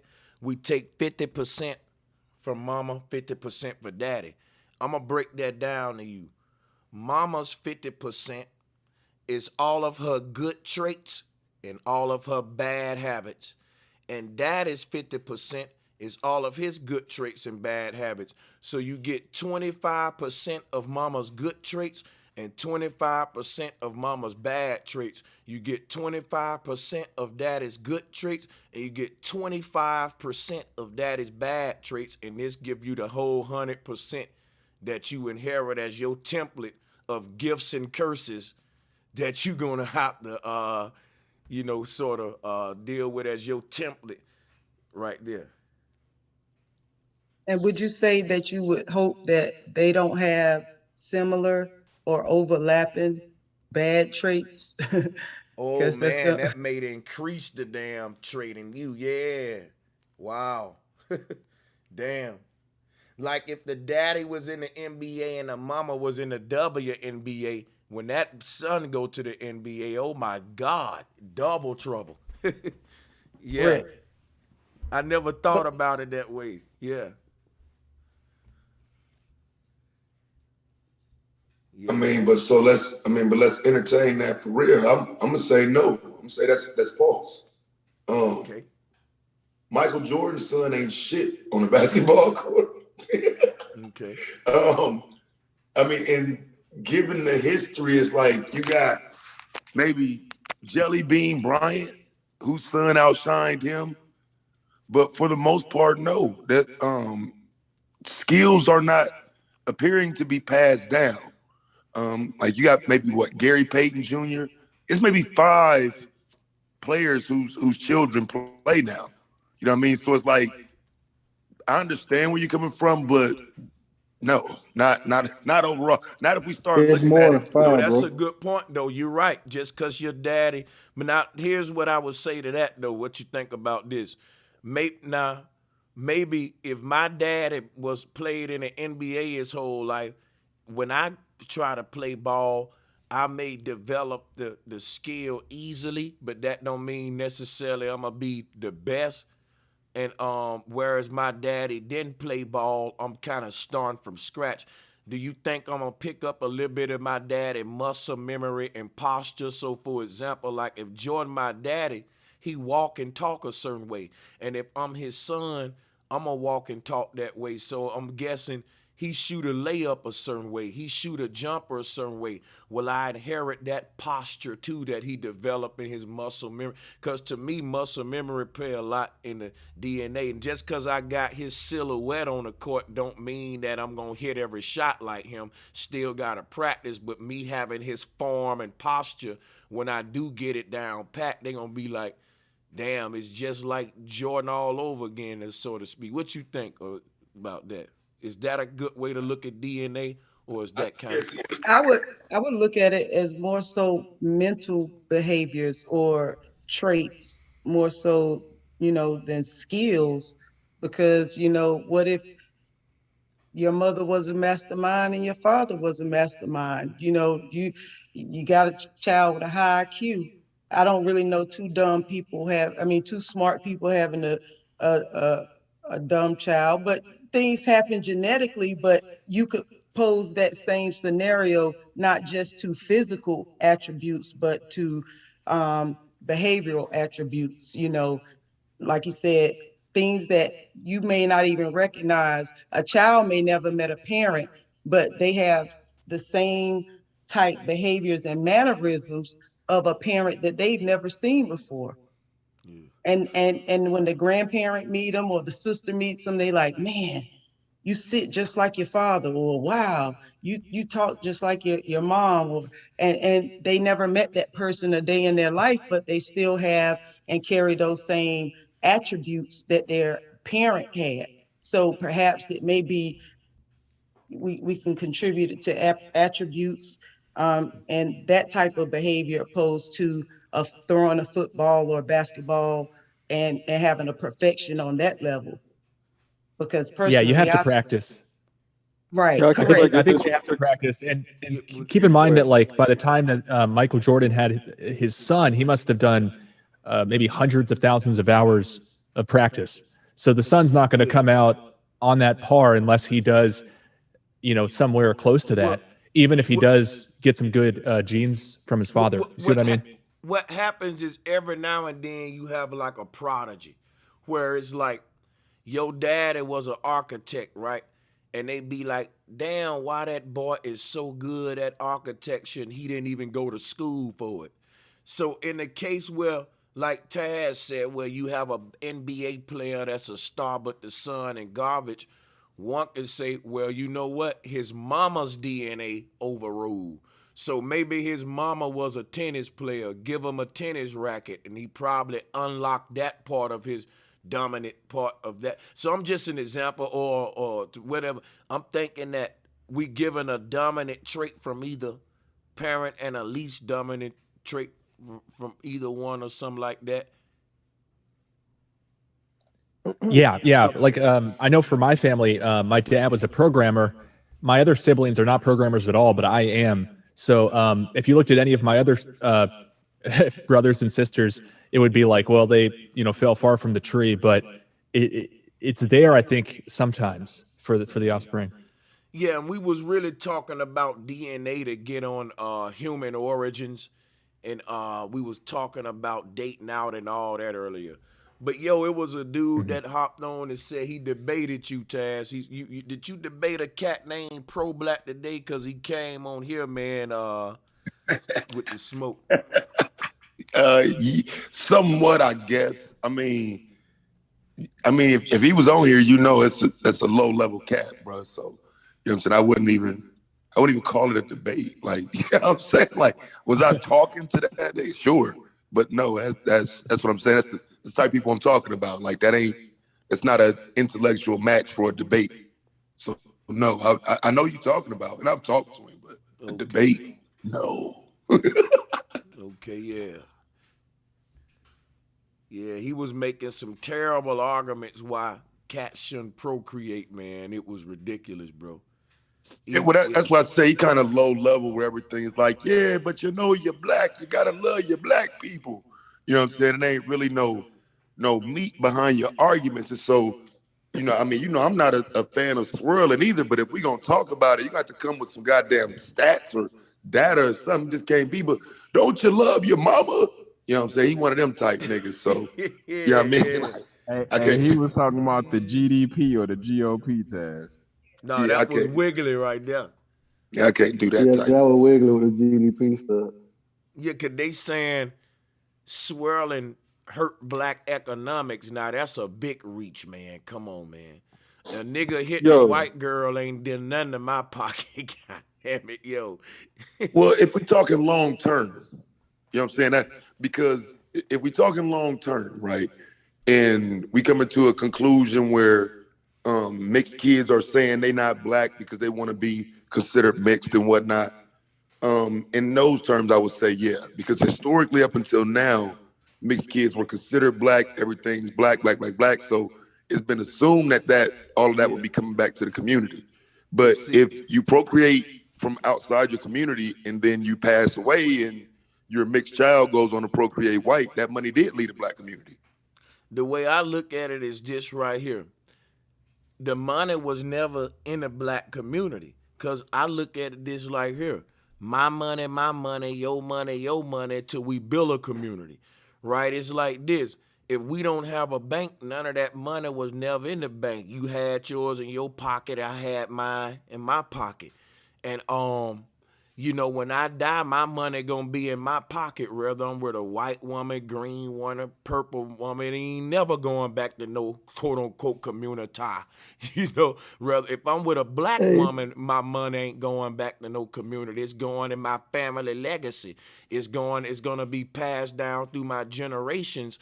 And yes, we're gonna do things as far as build up, in a community and stuff, but as far as inheriting my wealth, the community inheriting my wealth, because that's the arguments most folks make. They say, well, look, The community ain't gonna inherit none of that. No, inheritance is for your heritage, not your community. Right. That's a Yeah, bloodline. nah. Yeah. Yeah, the community ain't about to get. I mean, shit, the community ain't inheriting shit from me. That's for my kids, nigga. Yeah. So like, yeah, that's the wrong argument for the community. Like, no, nigga, inheritance is most definitely for your children.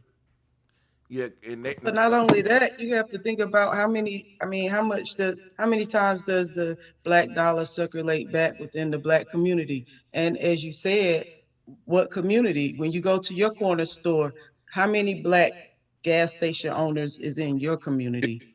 Yeah, that's been a bullshit talking point though that they sold for years. I think that's part of the stagnation. That how many times does the dollar flip over? You know, there's there's really not because a you black got to community remember to the measure that. Spanish people will shop with Spanish people specifically and be with that. The Chinese will shop with the Chinese. I mean, they will get into their Yeah, community and only shop with those are the things that's killing the community though. If you really want to know, honestly know, it's how because they're in our those community and low we're level shopping with them. So boss. they've already killed our community. I mean, my point was that when they say community, I'm trying to figure out what community, like what area is it? It's a loose knit argument.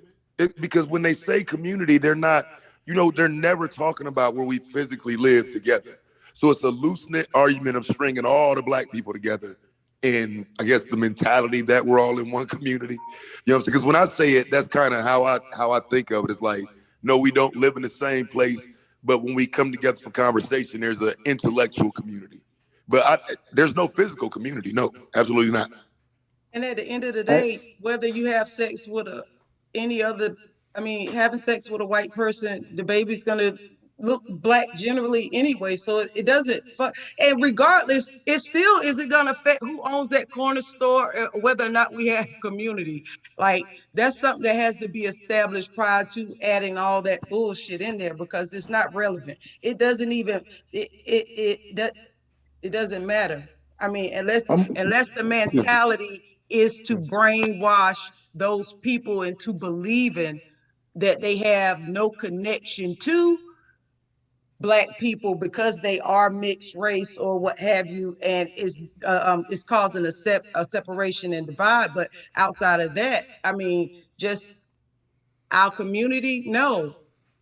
98% of our money goes out of our community and never comes back. Only 2% comes back within our community. So, like, you can't tell me if I say all black men stop dating white women and all black women stop dating white men, that we're gonna get a raise in that number or that. No, it's not gonna matter. I'm gonna tell you like this. Every black person that try to tell you how to spend your money or where to spend your money is normally a pastor or a pimp. It be your brother Pollites, your Umar Johnsons, you know, that spend that money. Or a nigga like me, or a nigga like me, or a nigga like me. Yeah, or a nigga like me too. You know what I'm saying? When you think about it though, you got people running around saying that we not financially literate and we this and we that. And so this is why you have so many people talking about how we should spend our money, because so many people are saying that we're financially illiterate as a community. You know what I'm saying? And a lot of times we end up taking intellectual hits because of things that have yet to be qualified. Our community don't have the finances to question the financial literacy, dog. You know what I'm saying? But we have the technology to do the research at this point. Like if you're behind on cryptocurrency and you see them and have these Bitcoin machines going up in your neighborhood corner hood store, and you're not wondering, well, why would they have a cryptocurrency machine in this store? And I'm in you have to pay attention. And if you can't see those signs, what do you say? You just throw it under the bus like it doesn't matter, or do you try to go on the World Wide Web, which we all have access to at this point? I think it's a lot of excuses and just no actions taken, and I'm not up for it. Like I have a very short patience, like my hair. My hair is as long as my patience, and I'm a bald head black woman. But like you mentioned crypto, so like with crypto though, you're talking about something that's unregulated and could still go any direction. So like I look at the machines in the stores, but that don't automatically mean, maybe I should throw everything behind that. Because what a lot of people saying is that's the way, that's the future, that's the everything, and that shit could bottom out tomorrow. And so could your dollar. It means So throw a piece what is the behind it. best It means throw a investment then? piece behind it though. I ain't gotta From throw it all, but I experience, throw a little bit. from personal What would be experience, the best investment? I can say this. I can say I could put my money in crypto today, and I could go back to it on Friday, and I guarantee you I got more money than I had when I started out. Now, when I put it in my bank account, when I go back to it on Friday, more than likely I have less money because it got deductions coming out and all kind of stuff. And that's just that is not true when it comes to crypto. When it comes to crypto, just that is a very common misconception. The market is very volatile. You could put your money in, and then Friday you lose $200-300, nigga, and you be like, and then motherfuckers pull their money out. Yeah, so no, it ain't that simple. Trust me, nigga. Yeah. So what would be the best investment nowadays? You could put it in and damn near lose it immediately.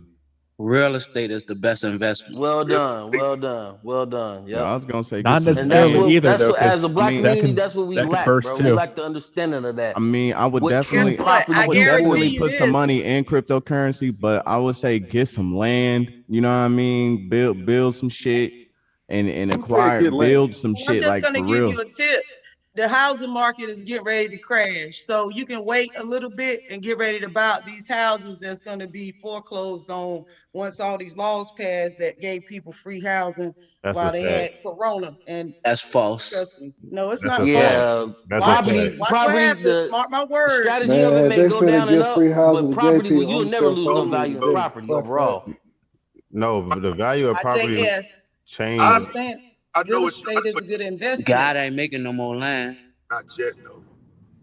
Y'all understand that it's a gradual depreciation and appreciation of land to things that you build from the land, that you take out iron ores, etc., from the land and build from.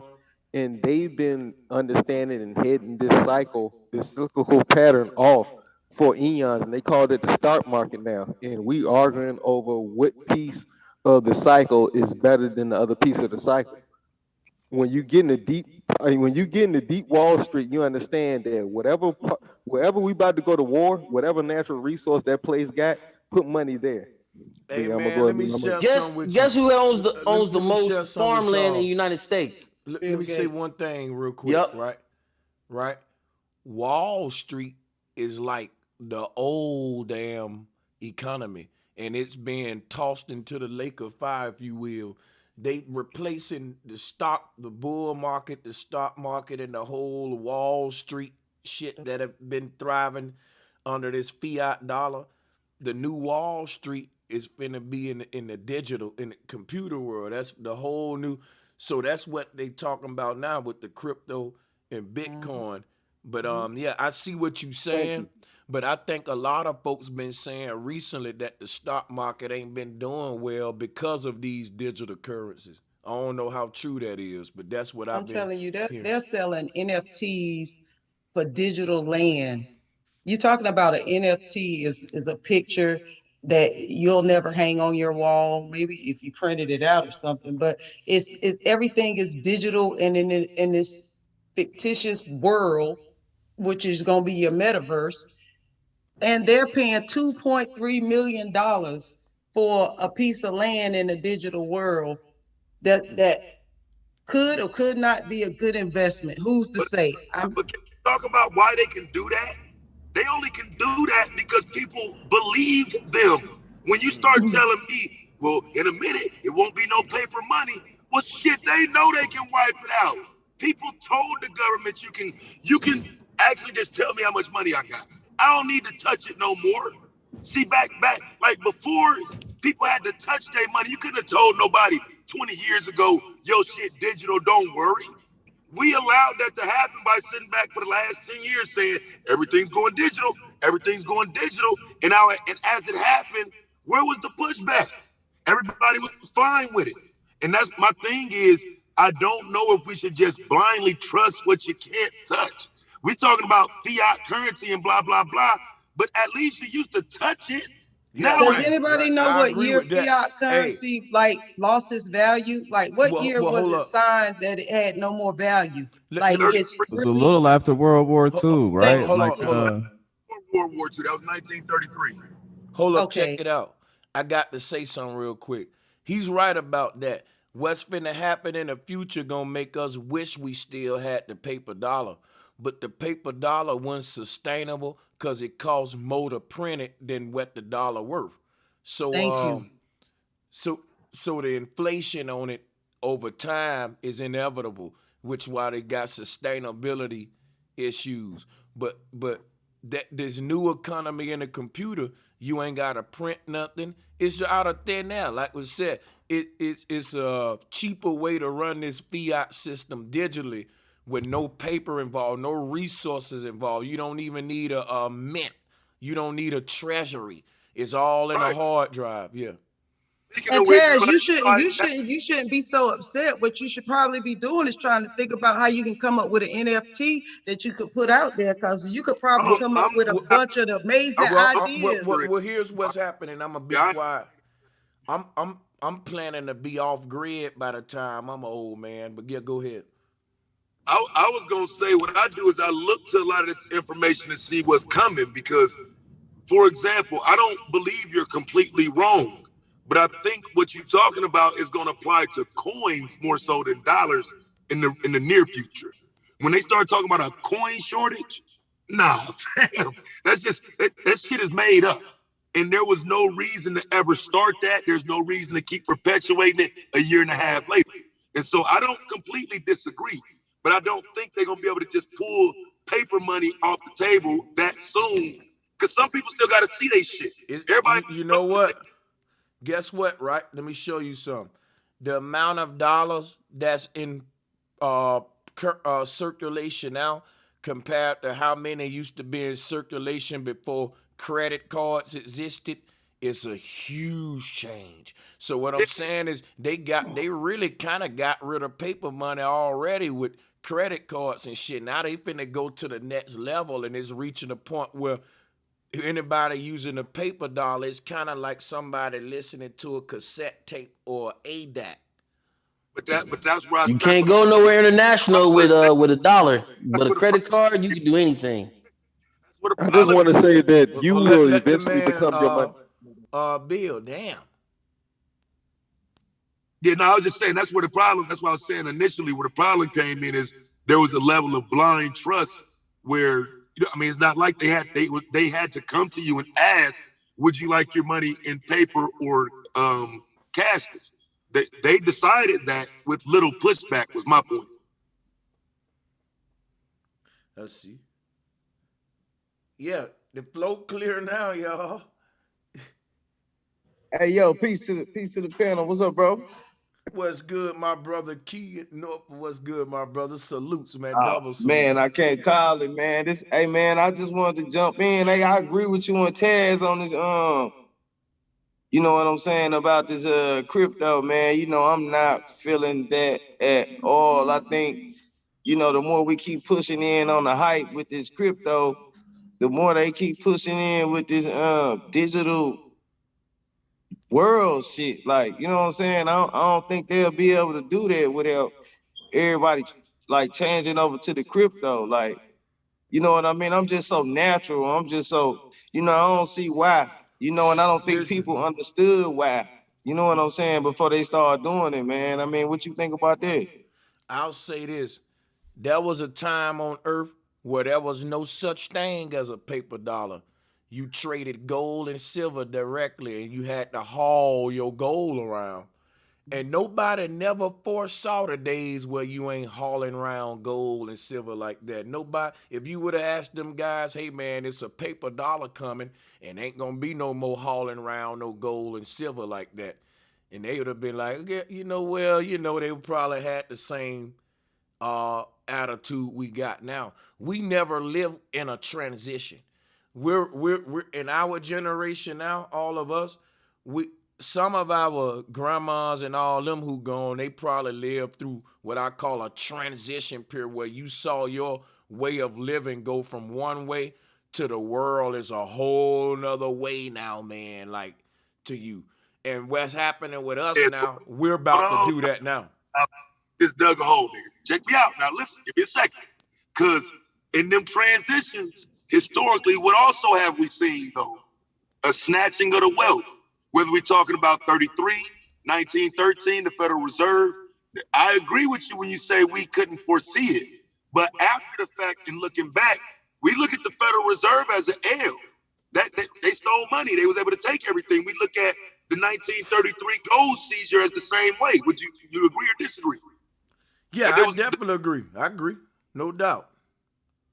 So I do think we looked at the Federal Reserve as an L. We start to get, I think it was a quick Band-Aid fix, but when you see, here's the thing, when you keep a Band-Aid on there too long and not really treating it, it get infected, and that's kind of what inflation, what happened with this whole system. The whole system we had under this fiat dollar Federal Reserve system, it wasn't meant to be a permanent fix. When they passed the income tax law, it wasn't even meant for Americans to pay taxes this long. That was supposed to be for 1 year, and it ended up being for a couple of generations, hundreds of years. So yeah. And you know what? And what I'll say is this, y'all. What's happening with what I would say with our people, black people, right? What's happening is when you talk about y'all was saying earlier about the focus on black economics and how you spend your dollar. Really, a lot of that information, and I'm not, don't take it the wrong way, is just talking points, as y'all call it, Taz, from people like Boyce Watkins, who learned from people like Kevin Trudeau and all these guys. And see, they want to come up with this whole black economic thing. It's kind of like what the Creflo Dollar doing for the church. Buy my book, buy my program, my class, and you'll be making money like me, so to speak, sort of way. Black economics and all that stuff like that. See now.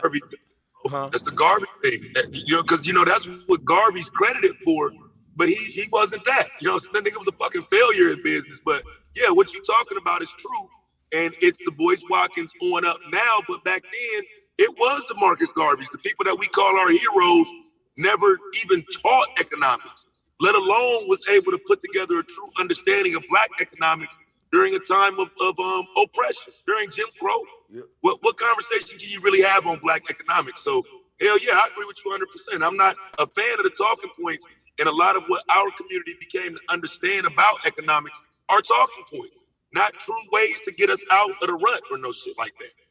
Yeah. Hey, I think that's just like an advertisement, like bro was saying though, cause I heard an infomercial last night with the the white pastor who be doing that prosperity preaching. Joel Osteen.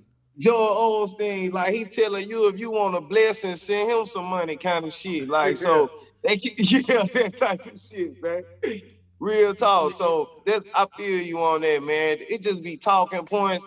And people get so, it strike their emotions, man. So they be like, yeah, black economics is messed up. But at the same time, they talking about black economics, but they not bringing no solutions or even no steps for solutions for black economics. You know what I mean? So I'm with you on that, bro. Because guess what? When we talk about that shit always end up being that the plan is going to be everybody put the money in the pot to do some shit for me. and what I got. Garvey. That's Garvey. That's Garvey. That's Garvey. It's the Garvey story. And Garvey so cold, man. Then I heard some shit with Malcolm X daddy was funding him or something. So that spun my head all the way backwards and upside down, man. Now Garvey being funded by Black America was funding him, the US government was funding him, the Ku Klux Klan was funding him. And so when it all come to pass, the argument that he was making about black economics is just simply false. There was no black economics. You know what I'm saying? And so our springboard for the conversation is generally going to be Marcus Garvey, because that's one of the first times where you saw any conversation about black economics. But it was bullshit. And that's the part of it that hurts the community, is that we're not even acknowledging that, hey, man, we can't call it black economics when a nigga couldn't keep a business open for a year. We can't transition that to the next generation as a win or as a victory, when historically it's a failure. And people, for me, it's the scholars. For me, it's the scholars who pass this shit around for years and years, and then I read it, and suddenly now I gotta fight the whole fucking community because I actually read this shit. The community just sitting around following a blueprint that people keep saying is an economic plan. But if you read about the man himself, he failed economically. So how can that be a blueprint? That's what hurts our community, in my opinion. Yo, you showed some but shit. if he took all that money, Hey, hold up. This nigga Taz showed some shit in his stream today where Marcus Garvey had these motherfuckers calling him an obedient servant. I ain't never saw that shit. And then goddamn the green on the RBG flag is some Irish shit. Whoa. Yeah, well I probably said it wrong, or maybe you heard me wrong, but on that, it was Garvey writing letters from prison to the white man, referring to himself as your obedient servant. Garvey sent that letter to that white man and said he was his obedient servant, which is why the homie Top Cat says those were Garvey's handlers. I don't use that language per se, but when Top Cat says that, it's like, well, shit, hey, he was referring to himself as his obedient servant. So that language does qualify if you want to use it in your teachings. And yeah, as far as the other part, yeah, bro. Yes. And they gonna tell me this man ain't a Jesuit? Bro, I think I ain't gonna, bro. This shit is just coming out. Bro, I've been on YouTube a while, bro. No one ever brought out the obedient servant shit. Right there, and the green and the RBG being some druid Irish shit. They don't want to talk about it, but Bro Sanchez, as much as you research, bro, it don't even take 10 minutes to research the Irish liberation in 1917 and start to realize where Marcus Garvey got almost all of his movement from. He loved them white dudes because they did what he wanted. He said he wanted Black America to do. Wow. Them white dudes did it. Yo, it just hit me. The fighting Irish, and he was a Catholic like the Notre Dames and shit and all that. Yes, sir. Yes, bro. Yes. Yeah, wasn't he living in Ireland or somewhere like that? He never went to Africa. He never even went to Africa. Bro, like, making more sense now. Man. Yeah, it never went. And that's what I'm saying. This is our blueprint though. And that's the part of it where I say, like, when we start talking that black shit, the bad part of it is you can't tell the truth, nigga. And then when they called him the Black Moses, y'all know Moses was in a Kabbalah, a Jesuit priest, just like Garvey. I ain't gonna even go to that part. And this gonna really be something that's gonna piss some people off. When I think about that old scary movie, The Leprechaun, I think they joking on Marcus Garvey, a little short, stout dude in a green little suit like that with them little boots and that little hat on like that, with that Irish shit. Come on, y'all know how they be joking on the pick me and shit. They probably joking on Garvey like that. Hey, it's funny, when he died in 1940, UPI put out in their little obituary of him or whatever, that's how they described him. You know what I'm saying? So it's like the only thing they didn't say is the green, but they described him as a short, stout. You know what I'm saying? That, like, so it's funny you said that because that's how they described him, nigga, in his obituary. God damn, bro. This is crazy. I'm starting to, and then you know what's crazy? I used to say, why would the Vatican and why would Garvey have so much? A lot of people don't know he was granted a lot of equipment by the Catholic Church. He had a lot of connections with that. And I say to myself, yo, don't you know that the Red Cross, the Jesuit cross, it's the same cross that the Klan was burning. Like them burning the cross is really like them symbolizing the Jesuit cross.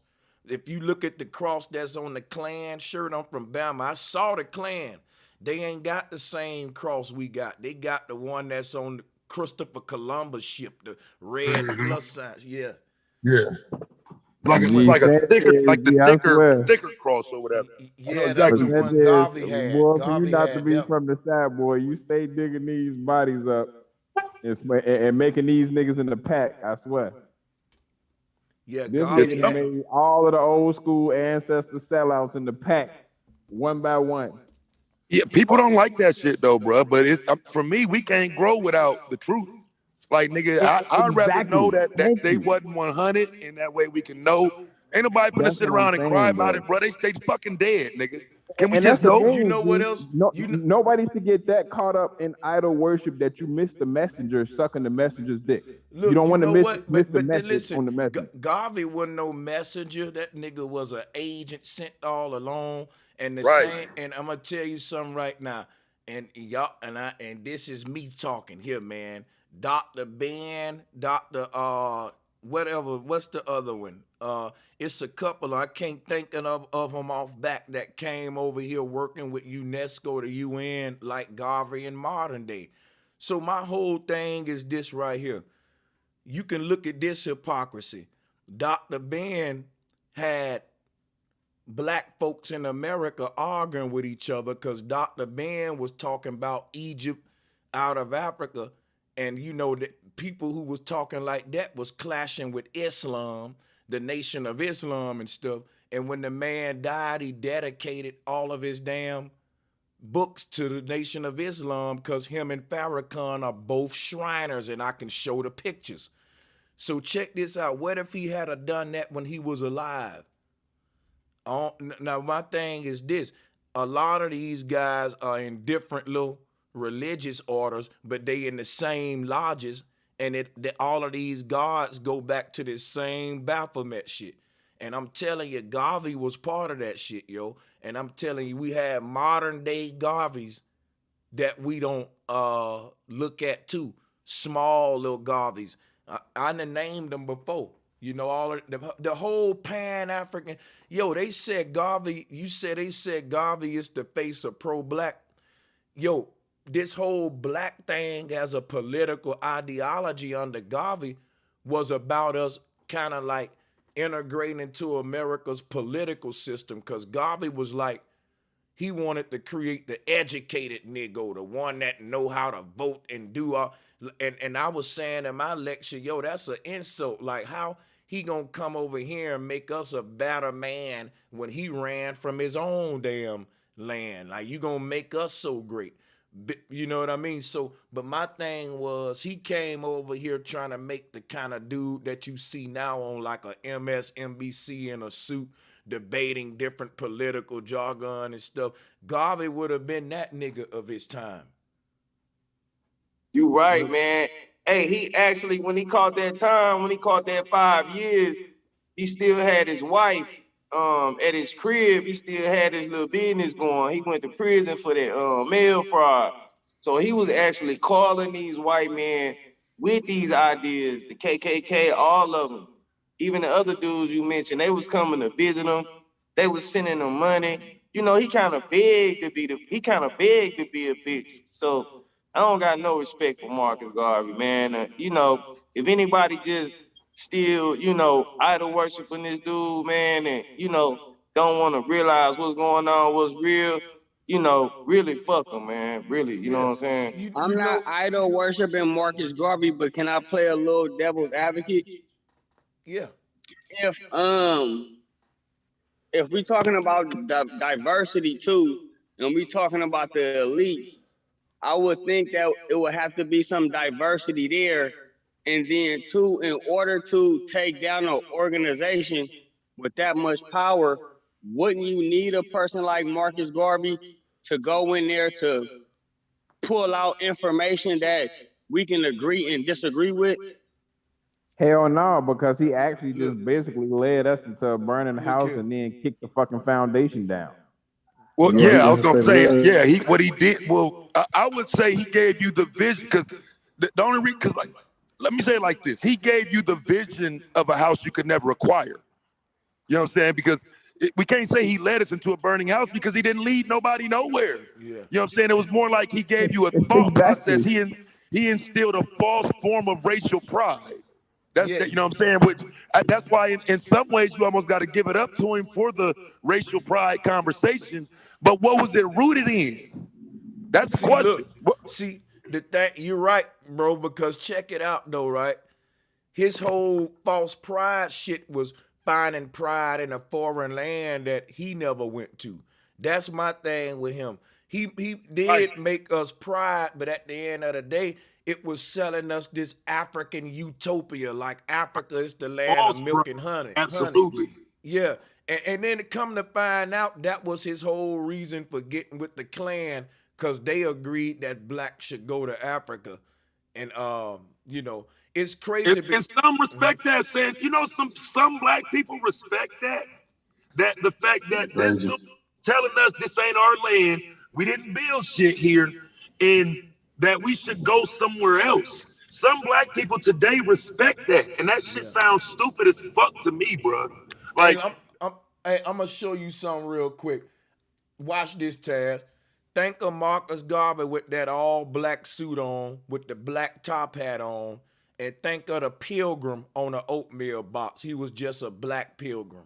Foreigner telling you to leave. See what I'm saying? That's how I look at him. And now, when you go to painting them just like the oppressor, they really gonna say you tripping. Nah, but that's how I see that nigga with a Jesuit cross on his shit. And he allied with him. Yeah, I was gonna say it'd be different if he didn't, because I wasn't paying attention. I had put my phone down for a second, but I just heard somebody say it. Like, he aligned himself with these white dudes. And so for me, it's about being around them. It's about what you were selling. You were selling black prosperity without no help from the white hand. So if anybody can't get no help from the white hand, it's you. Not because there's something wrong with getting help from white people, but because you sold economics with no white help. Now, if everybody else at the time would have been able to use that same model you use, we might have had 100,000 thriving black businesses. But you sold black people the narrative that they shouldn't work with white people while you did. That's dirty, nigga. Yes, that's cold. And let me show you how he worked with him, because when you see how he worked with, and this just one way, you can, like I said, Taz, go in on this too on this channel, man, in a bunch of ways, yo. But check this way out. If Garvey was alive today, he would be pushing the jab. I'm going to show you why. He had the Black Cross nurses, and he said his mission was to educate black Negroes on medicine and different vaccines and stuff. Remember, they was going into this new blood work and all that. This man was working with the Red Cross to do something that the white man couldn't do. See, the white man couldn't gain our trust with this whole Red Cross movement that they was trying to do back then. So that was another reason Garvey they worship Garvey. They call him, when they call you Moses, man, you really did think about how, I'm gonna go so far to say this, y'all. The Tuskegee experiment, what was going on with Garvey was we was getting into the age of blood work, blood transfusion, the beginning phases of genetic research as advanced as it was. Right in them times where Garvey was, Booker T. Washington was doing experiments. Let me show you something. I would argue that black people genetics are fucked up now because of what Garvey did. Like Garvey put on a whole movement in America to make us regain trust during a Red Cross experiment. I'm about to pull it up. It was a whole Red Cross movement going on in black America with medicine and shit. Yo, I believe they was altering our DNA and shit, and we probably fucked up to this day because of that. Remember, see, I can't go too far into that, but I know for sure I read that that them nurses, those black, what was it, Black Cross, Black Star, some about some name the nurses had. Their training came from the Red Cross. And so, like, when you start talking about that time period, I don't know if you remember specifically, Sanchez, but what it was before the war, it was gonorrhea. It was STDs. And what they feared was that those white soldiers would continue to get sick and die and whatnot. And they didn't have no cures for this shit like gonorrhea and shit. So they started experimenting on the black community. And when Sanchez says this about the nurses and whatnot, there is a lot of evidence that point to Marcus Garvey saying, yeah, you can come in and work on us. You come and try it on us. Cause look, Taz, He was pushing out to go back to Africa, and Africa is a big petri dish for disease experiment and stuff. So there's a lot of connection. Now here go the kicker, bro. This bro, if you flirt with this idea, what I'm about to throw out now, bro, this the one that fucked me up, right? Check this out, y'all. Marcus Garvey was going to Tuskegee to fuck with Booker T down there to do them in spirit. He was visiting to check on the research. They had a good relationship going. After them black guys got syphilis in Alabama and experiment failed, Garvey never went back down there, and he never even said nothing about the black man that died, never said or respect, nothing. Now tell me something ain't strange about that. Yeah, he was already gone. He was already deported. But let me tell you what you hit me with though, right there. But you just reminded me of something.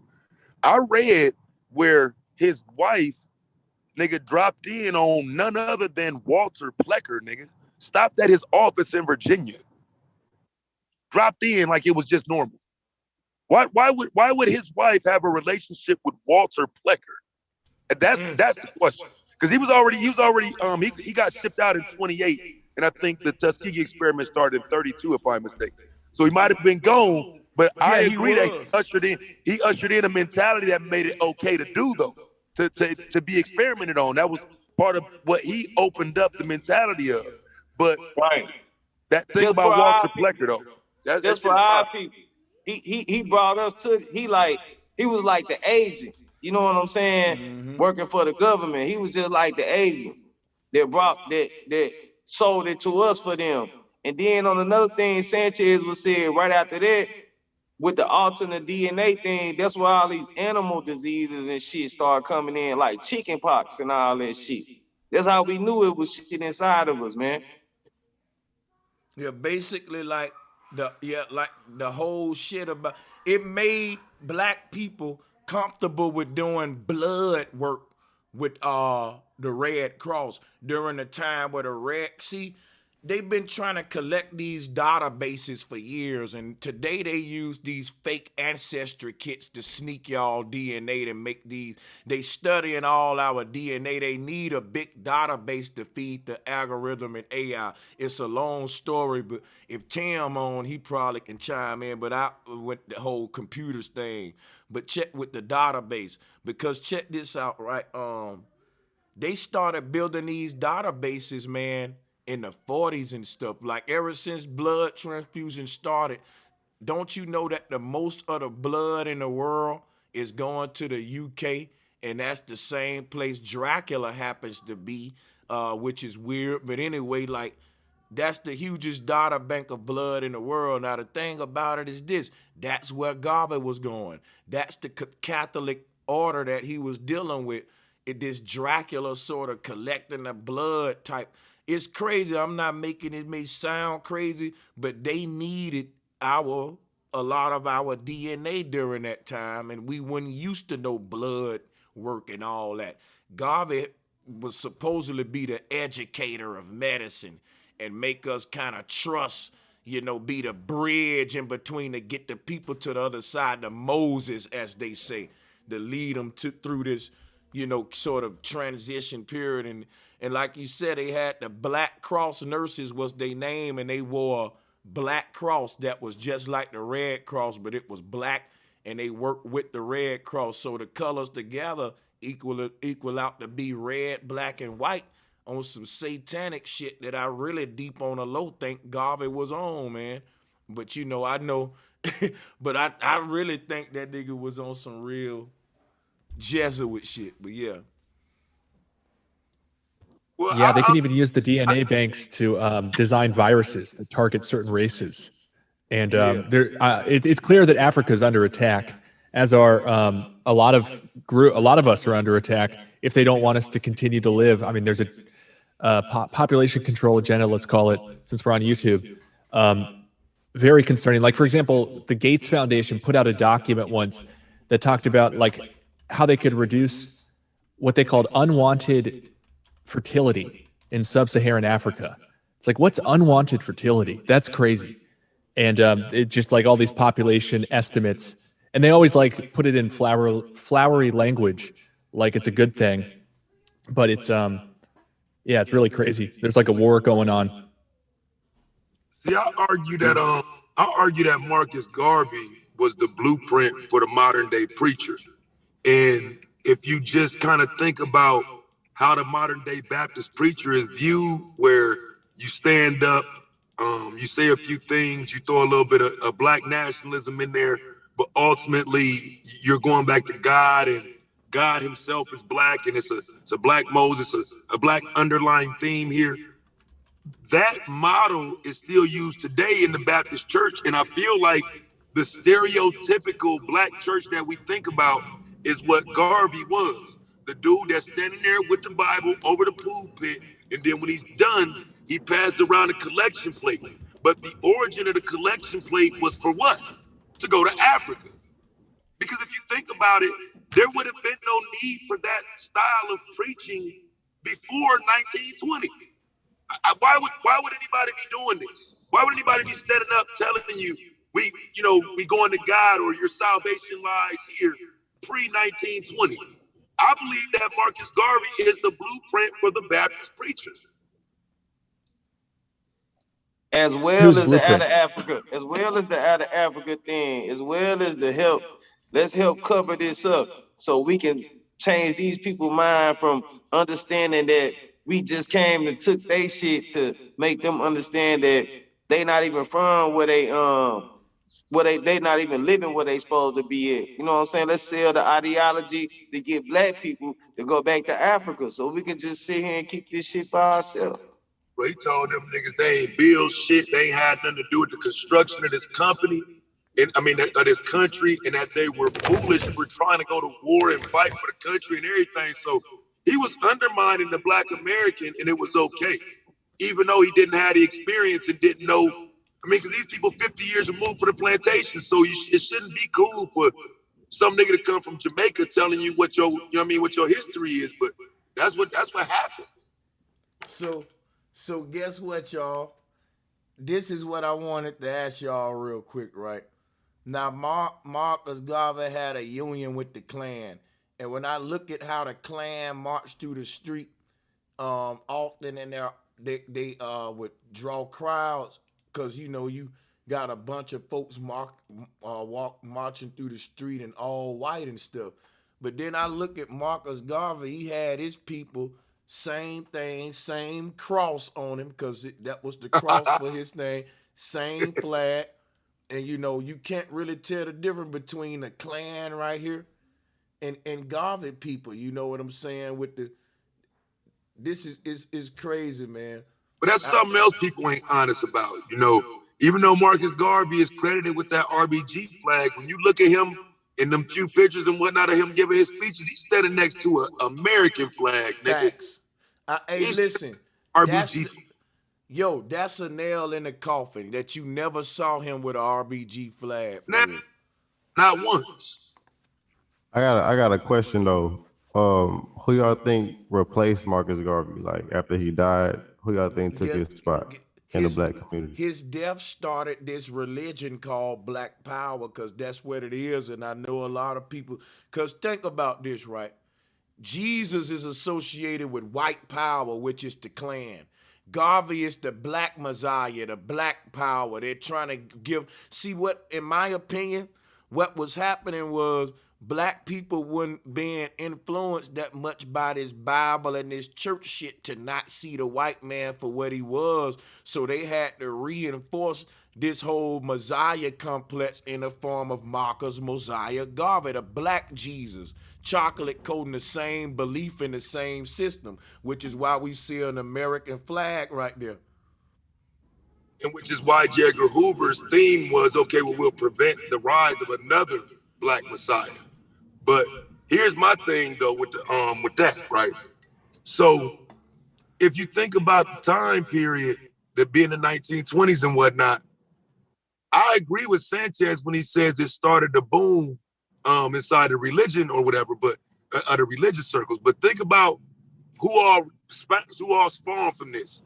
So you got Drew Ali, you got Elijah Muhammad, you got Fard Muhammad, all of these different entities who later on went on to become great names historically. Malcolm's parents. This was the opening and beginning of not just Black power, but Black economic, Black prosperity, Black education. Everything underneath Black started here. So I like say Sanchez is absolutely right. Says the pro-Black thing, the religion of pro-Blackness. Hell yeah, I agree, and that's why it's so fucked up now. Hey, you said something in your earlier stream, hero worship, and I just thought about it.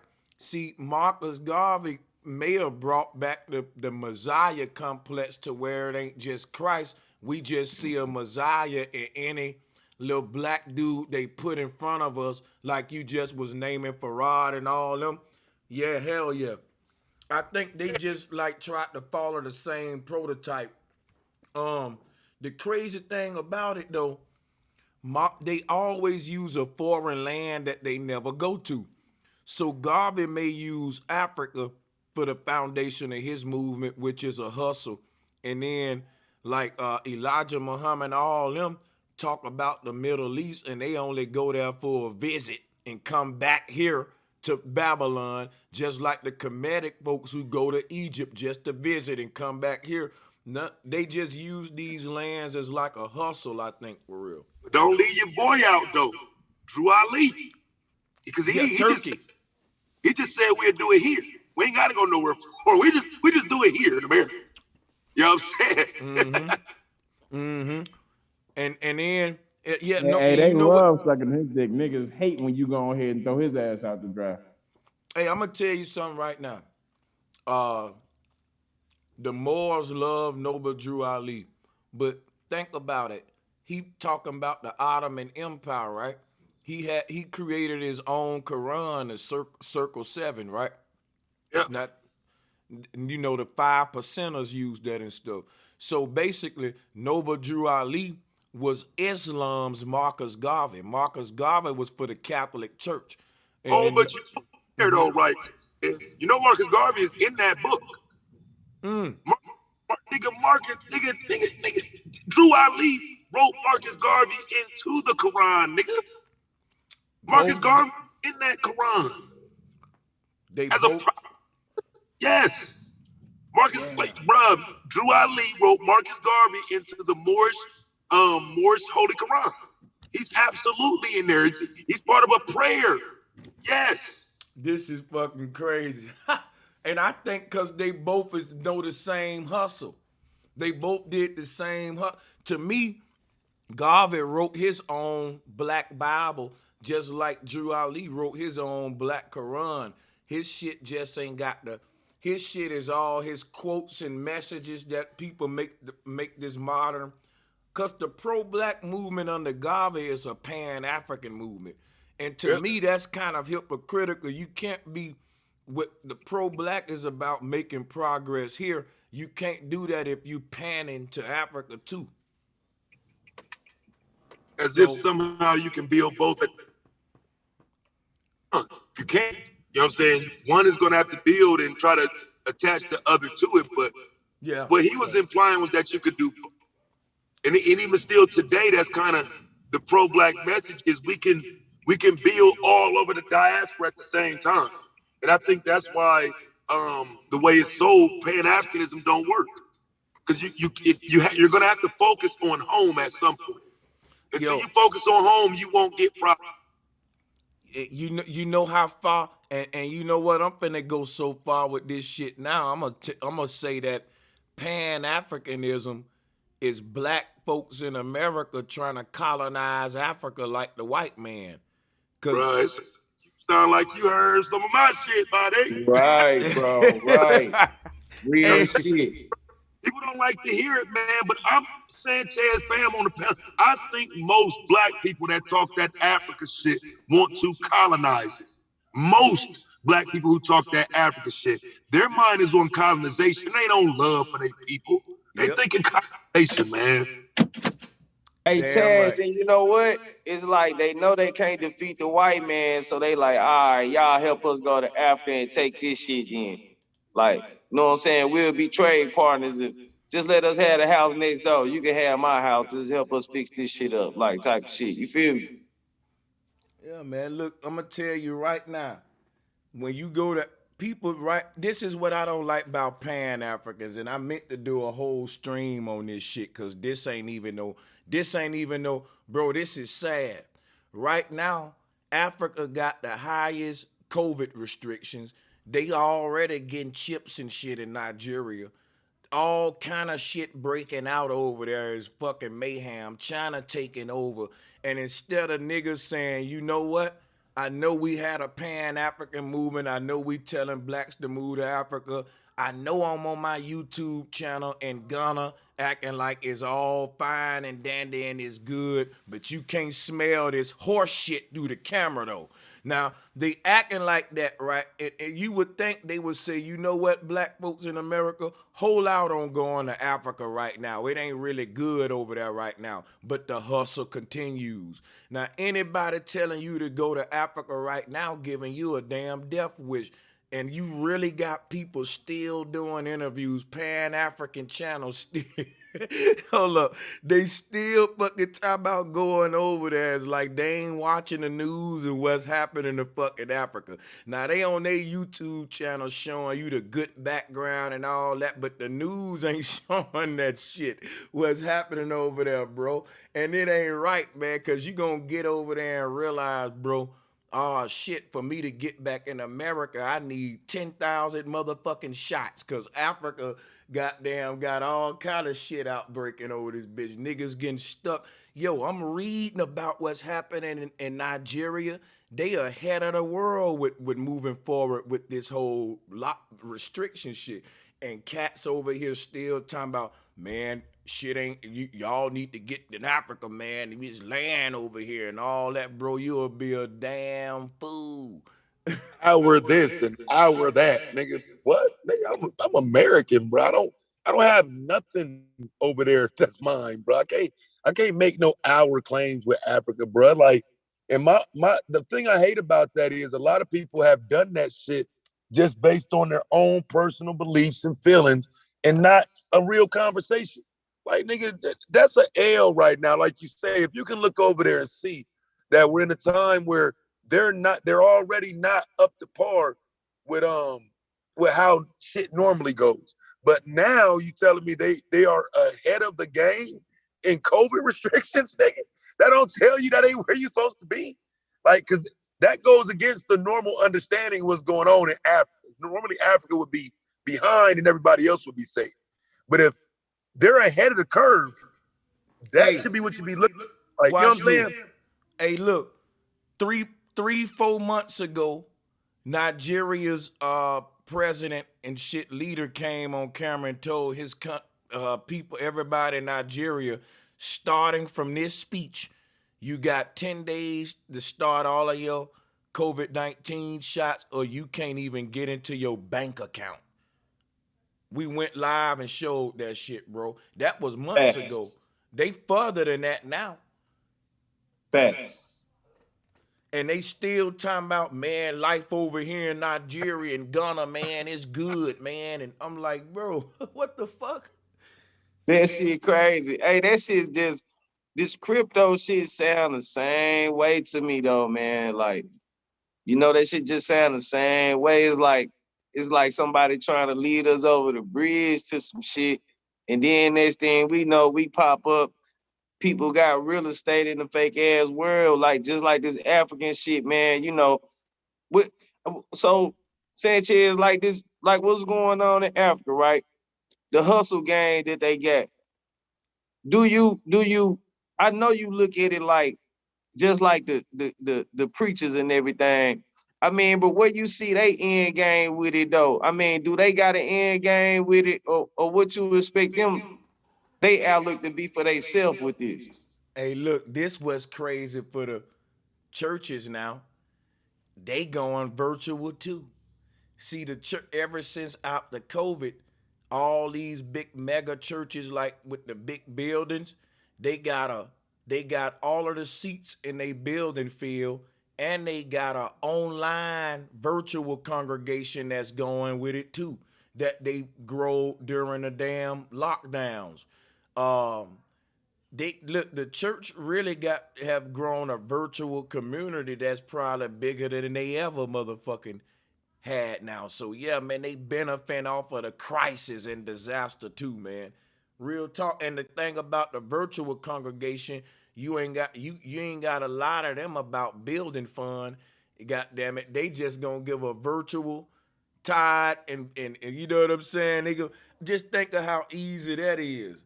You feel me? That all pastors probably hope this shit go virtual. If my whole church, I'm at home virtually, we ain't gotta upkeep no buildings, none of that shit. And you know what I'm saying? Same pay. Oh yeah, I think, bro, it's just, yeah, these pastors, man, I'm tell you right now, bro. I look at all of this shit the same what's happening on earth right now, bro. They getting, people was talking about crypto. I mean, if you want to invest in that stuff, do it. I think it's a gamble. If you know what you're doing, do it. But check it out. I'm saying invest in the going the fuck off grid. I'm not moving forward with this new system. They doing too much for me. After so long, you're gonna have to have certain amount of shots and all kind of crazy stuff just to move. I'm saying how it's going. By the end, I'm gonna be in the woods, goddamn it, somewhere, living on some back primitive shit, and I'll be happy like that, because I think that we don't got to go forward if we don't want to. Most of us gonna grow old and realize that off grid was the way to go, because where the world going now, man, most of us ain't gonna want to go with it. Let's put it that way. That's smart, bro. And have you also heard about the? I ain't gonna like even when it comes to like the phone shit, I don't even want a 5G phone. Then when you just look at it, it's like it seems like even when you look at the little evolutionary pictures that they show you in depictions, when you see all of the cavemen leading up to the human, then the human saying turn back, we fucked up. That's kind of where we at with it. It's like we at the point. Have you guys seen how crazy it's gotten today in the UK? Today in the UK, they're saying a shot every 3 months is the new thing they're asking for people. That is a shot every 3 months. That's 4 times a year. Yeah, I seen that, Tim. Yeah, man, that's too much. That's too much, man. It's been too much for too long. Yeah, that's right though. It have been too that's much. That's when you hit their ass with the Dave Chappelle. What if I don't want to play? Yeah, I hear about that South Africa outbreak. I think it's Omicron it's stuff. political. I feel like it plays right into their hands what they want to do. Mm-hmm. Exactly. And it's going to get violent here in a bit because people don't want it. Y'all didn't see the trajectory of this coming. Y'all seen everything else coming. No, we saw it, but it's another thing to face it. Right. Another big surprise that we just didn't see coming out the sky. But guess what, though? We got the answer for it. I think they know what it's gonna be, because they listen to these streams, man. They see everybody waking up, and guess what they do? Make it more easier for everybody to get a fucking gun. So they already know what the fuck going on. You feel me? Yo, I'm finna say something now that I know everybody. Check, just hear me out a little bit, guys. Me and my brother was on the phone. We always had a conversation like, if you think about it, it's niggas in the hood, like where I'm from, niggas got very expensive ass guns and shit. All ARs and shit. I'm talking about shit that break down all kind of crazy, stupid transformer type shit. You know, and everybody broke. If a nigga can't get nothing else, he can get the best guns, and niggas be like, how does that happen? Now, here go my theory. Because we know that the white man ain't just dropping the guns off in the hood and driving off in the car.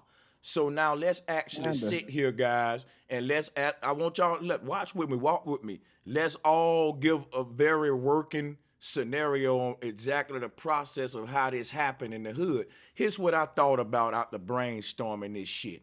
I said, you know what?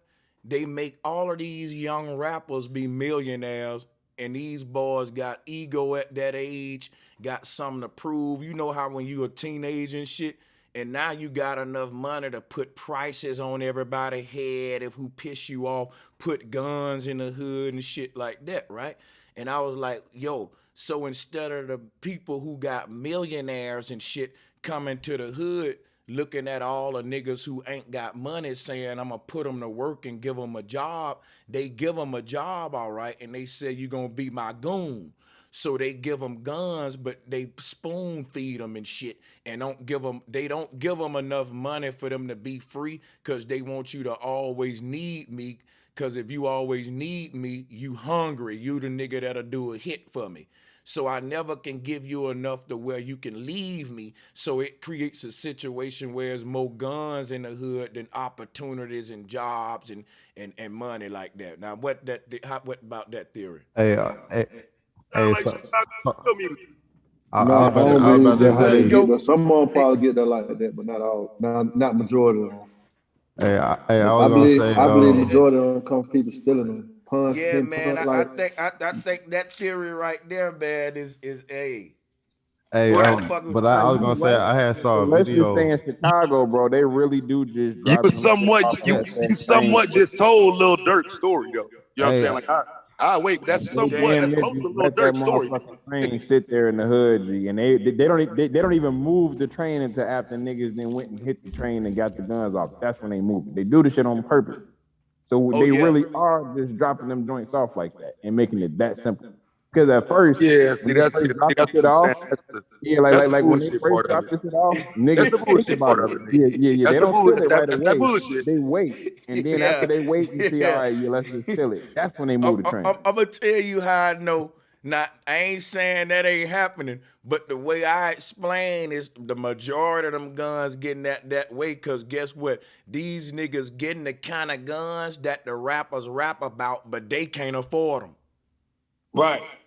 Hey, you like know I what? seen This what I'm telling you though. That's what I just said. The rappers are purchasing them. The rappers are bringing that shit to the hood and giving that shit to them niggas, so niggas in the hood can make sure that they are protecting the hood. Hey, No, Ted. I'm gonna say Hey, that, bro. Ted. I'm gonna Hey, say this. Ted. I'm gonna give you one more tangible than that. It ain't so much as the rappers. It's the niggas who are already working for the feds. See what I'm saying? They I come need in that. the Yep. hood. Yep. They already got beef from motherfuckers they done told on and shit, but they got little cousins and shit who don't know about they snitching shit. They done told on motherfuckers outside the hood. So they come back in the hood, they getting this dope and shit from the feds and shit. They selling the dope in the hood anyway. They pushing this fentanyl and shit in the hood anyway. So they coming in and they giving them these guns. Yeah, a lot of that. You Yeah, see what now I'm that's saying? true. It's That's a little going bit down more like that. realistic. It's a little bit more real. Now, Yeah. in Chicago, I know that happened. But in my hood, it ain't no train that just got no. And I know this shit in my hood. I done seen some shit that break down. Man, they got a tripod on it. I'm talking about. I done Exactly. seen Right. all kind of shit. You know what I'm saying? And I'm seeing the niggas who got this motherfucking I'm seeing the niggas who got this beef going on, and they still out there in the hood, but they got all the little niggas around them, but the little niggas ain't got no money. They ain't got nothing but some big ass guns and like 5 or 6 bodies under their belt. You feel what I'm saying? This shit crazy, man. And But I I also ain't gonna say, you know, lie. hey, Whatever Young Quality said though was true about the trains. I just seen the video like yesterday about the same. It was like Chicago old news footage or whatever it was, and it was like they had trains just sitting overnight, and people was like doing train heists, and like it was like they didn't know what was on the train. They just know it was train sitting there all night. You know what I'm saying? So when they got on the train, they looked inside the boxes and shit like that, I'm and there gonna was a whole say bunch of this: guns. You if know how plenty of something will guns come happen from, though, and bro, don't and then nobody it do no becomes rapping. urban legend because people say it a million times. That's what happened with the guns and the trains, bro. It happened a few times in Chicago. Niggas was finding guns in crates and alleys and shit. But that's not how the majority of the guns got there. Let's be Ted, real. you right, What I'm Ted. saying is, They'll hold just on. they'll just rob the gun Watch store and this. get away with the But y'all guns. What I'm gotta, Watch talking this. y'all about Watch gotta, in this. y'all I'm Chicago. from gotta. Watch Chicago this. too. Hold on, this is what I'm gonna But say, y'all G. Same gotta, shit Hold real. on, gotta listen, put hold on, listen what I'm saying. One thing. This is how we can approach this. Let's talk about this aspect. When with the guns that we talking about, they are used in certain beefs. Now come on, y'all listen to drill rap and shit. He just brought up Lil Durk. See if if the majority of the guns got there by us getting them off the train, that wouldn't explain why we using them for rappers beef on each other. See, I mean, it lines up the fact that they got the kind of guns that the rappers rapping about, and the people that the rapper beefing with are the ones that those guns end up. I'm not saying it's not a setup. I'm just saying that, you know what I'm saying, y'all also got to put in play that the Chicago is a port. You know what I'm saying? That's where a lot of the guns that and a lot of gun stores in there come through. They come through their train I ain't station. denying that. So y'all, hold on. So y'all saying rappers have majority of the guns get in Chicago or just in the street period? Nah, like hold on, wait, let me answer that. Hold on, hold on. Ain't no gun Hold store. on. Ain't no gun Before, stores in hold Chicago. on, time out. Y'all gotta remember before 2012 and 2011, Chicago didn't have major rap niggas like that was on street shit. You see what I'm saying? It was just There niggas you like go. Kanye, Common, and Twister. So it Yep. wasn't until your Chief Keefs and them came out and all of them type of niggas King that Louis. the rappers was the ones giving niggas the guns like that, as opposed to just the trains dropping it off. That shit just didn't happen once, bro. That shit happens a lot. Because Like when I was majority younger, of these that's how, man, look, Q how ain't you think lying. niggas is always that armed for all of these wars that go down in Chicago? This shit just ain't magic. These niggas ain't spawning weapons like GTA, just moving their hands and the gun popping it. Like, nah, they No, dropping that these ain't what guns we the fuck off. saying. This is what we saying right here, man. This is how it go, and how you know how. Hey, no, go ahead. You could go, Taz. I'm gonna go behind you, man. Bro, I just like I used to live there. All right, so these niggas ain't like they don't need excuses.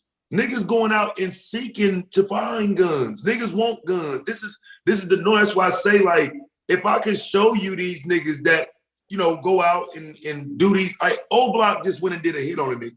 Are we gonna say the Illuminati had them do that? Or are we gonna hold niggas accountable for what the fuck they doing? That's a little. Exactly. Yeah, but train heists has been going on since forever though. Like they've been doing train, especially in that area. Hold Train up, wait heists a minute, is a known thing. wait. Here's a prime example.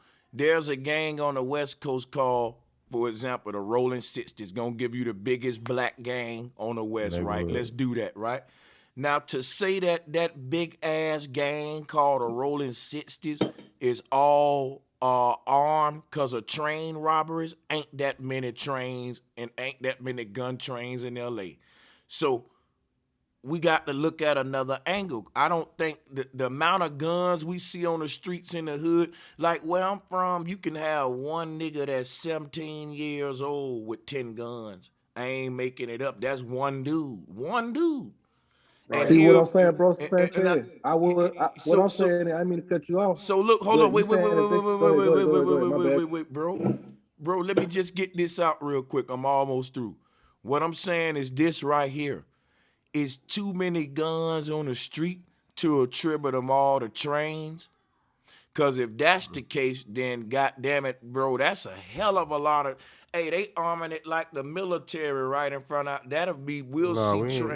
we ain't trying to contribute just to that. We just saying that's a big factor, especially in that It's a Midwest small area. factor though. It's Well, a small even factor, brother. It's small, and then I'm gonna tell you something else I recognize. Like, I was just riding in a car, man, and I had ended up going to jail like 5 years ago. Just being in a car, no charge or nothing. Cause I don't get down like that no more. You know, no matter what look like or whatever. So what I was recognizing is that a lot of dudes that I knew from my hood that I looked up as, cause I ran with them when I was a little baby. But I'm in my age now, but all them work for the police. All them out on the streets. All them selling dope. So I'm like, damn, if y'all niggas just got knocked with y'all drugs and went to jail, then told on y'all people, then got out, now you got more money to buy more kilos. A damn kilo not cheap, man. More You dope, know what more I'm saying? guns, more drugs, more Then what? guns. Yeah, more guns too.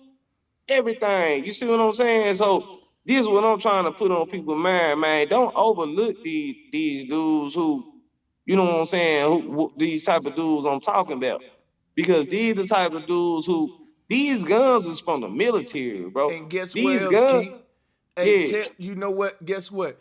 Gangs one of your initiation processes and one of your tasks, y'all might have to run up in that pawn shop and hit the pawn shop and you're getting all the guns and pumps and shit. Guess what? I've seen niggas do that kind of shit. They go and hit the gun store. They go, yeah. There you go. That's fact. Yeah. Go to another state and hit that motherfucker shit. Now I can believe that. Hey, I know it was go a down like movie that. about that old school movie, man, when they was doing that shit from Atlanta to New York, with the what Bokeem strapped.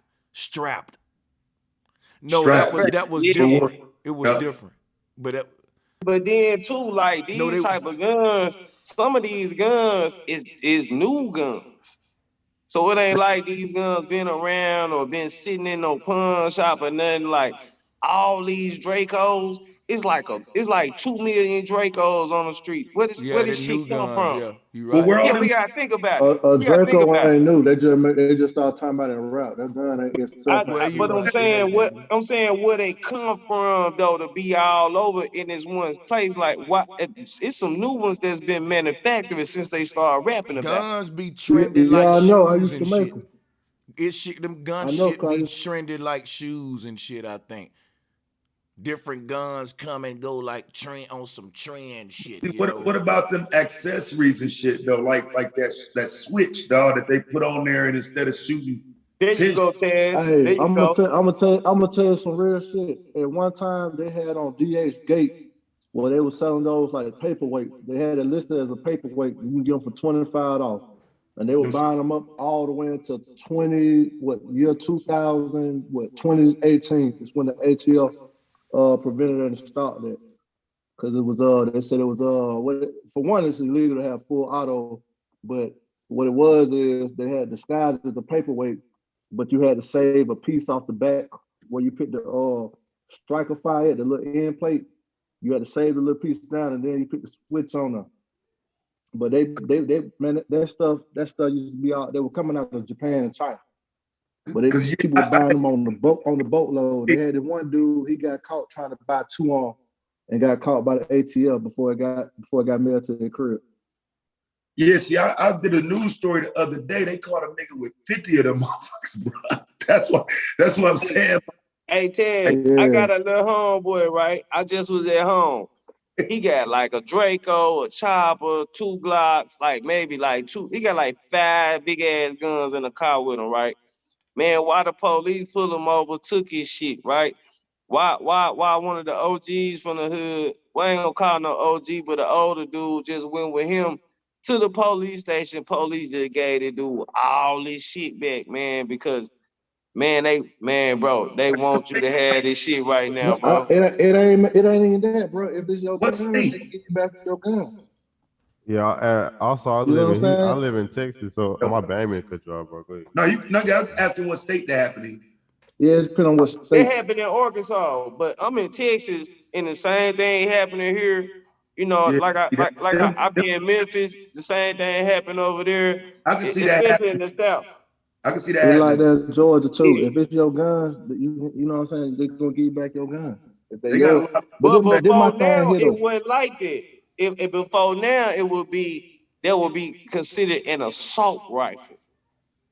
But right now, it's just like a handgun used to be. This is what I'm saying. Like, use our brain to see what steps we at and what's happening and what's going on. Not that if it's your gun, that's the law, and everything that's happening was already planned, bro. They not gonna let us do nothing that they don't want us to do. You understand what I'm saying? Yeah, but bro, I'm gonna tell you like that. It's about being in the know too. Because what you might call an assault rifle might not really be an assault rifle. For something to be considered a rifle, they have to have a stock on it. Yeah. And it got to be able to be shown. That's what I'm saying. This shit got stock on it. A Draco don't have a stock on it. A Draco, they got home protection. AKs, bro. They got home protection weapons. Yeah, AKs, yeah, they call it personal defense AR-15s, all this kind of shit, bro. I'm talking about all this shit. What I'm saying is, I got something I can show you. You'll look at it, you say, "Oh, that's an AR-15," but it's really a pistol. But if you're looking at it, you would think it's an AR-15, but it got a brace on.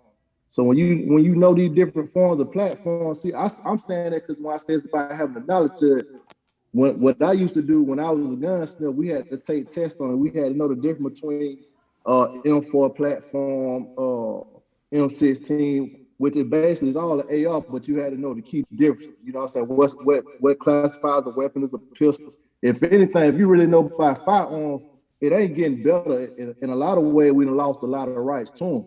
And what they doing now, confusing the masses, making it seem like with black people, when they get a gun, they got to go out and shoot each other and stuff. When really it's the music doing that. If you sit a gun down and you don't touch it, that gun ain't gonna get up and shoot nobody.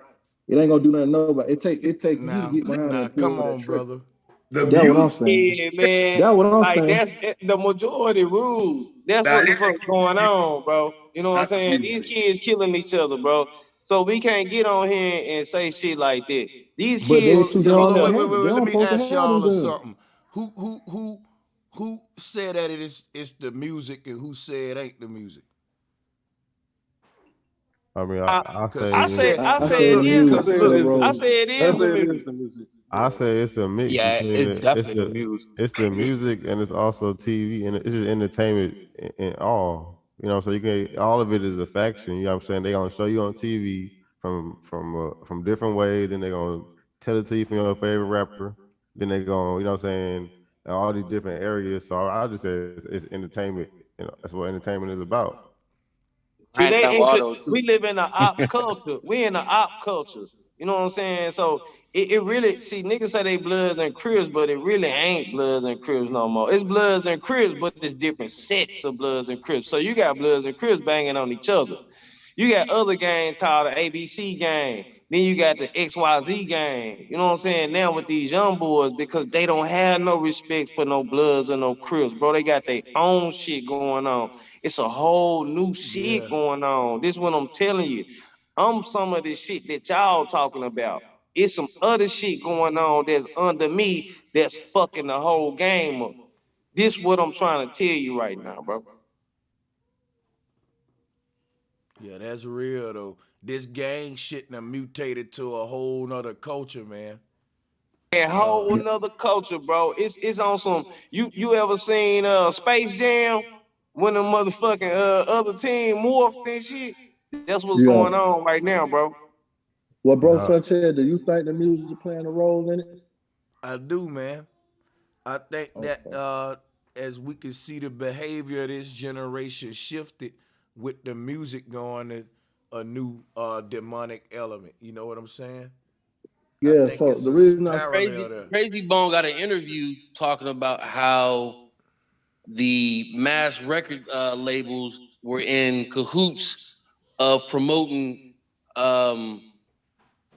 negative or criminal music because they already invested in private owned prisons. Yeah, man, that's it. It's one big triangle where one hand wash the nets. That's facts, bro. That's facts right there. And I You did a see how whole we on this stream. panel? You see how we on this panel talking now? This the shit they do, bro. So that's why I was saying this shit already playing. See the dude with the gun mother, all these people sitting down talking like how we talking.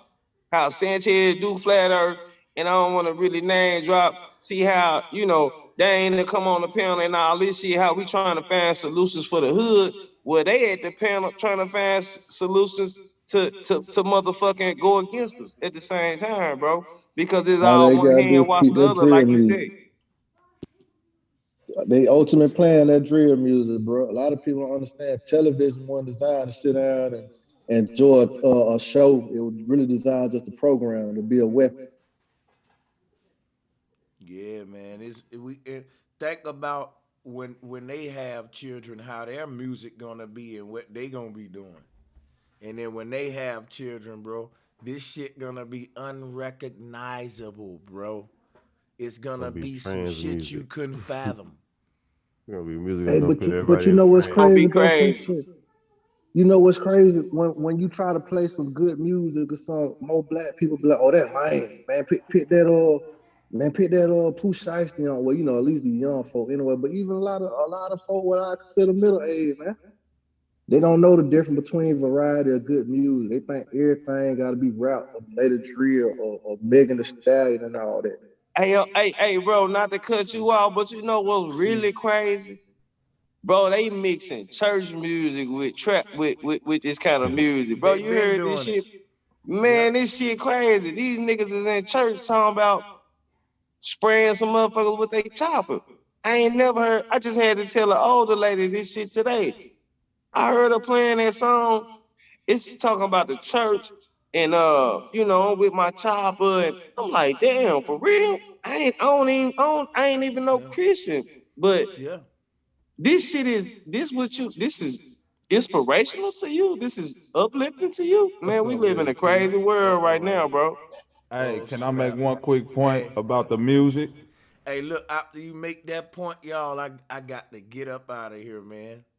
Yes, sir. Get up out of here, my Now, bad. what he was saying about, like, if you put the gun down, the gun won't do nothing. You know what I'm saying? I completely agree with the music, because over in the UK, they got very stringent gun laws. You know what I'm saying? They police don't even carry guns, but they music is still drilled out. So what they got is a high rate of stabbing crimes.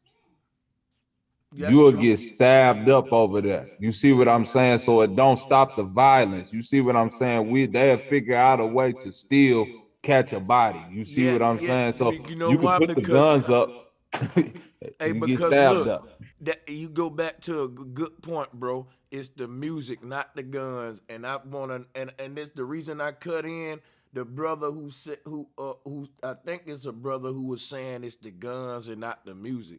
Was there anybody who said that? No, I was saying it's the music, not the gun, but they trying to Oh, convince okay. people that it's the guns. Cool, yo. So everybody on the panel agree with that, man. I'm gonna drop a bomb for that. Yeah, it is the music. Ain't nobody gonna front about that.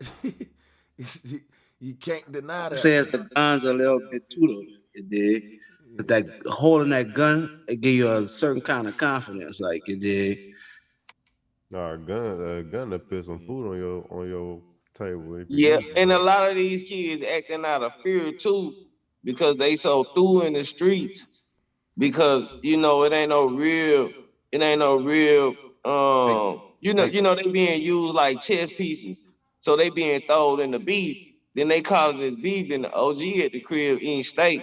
You know what I'm saying? This little kid in the hood.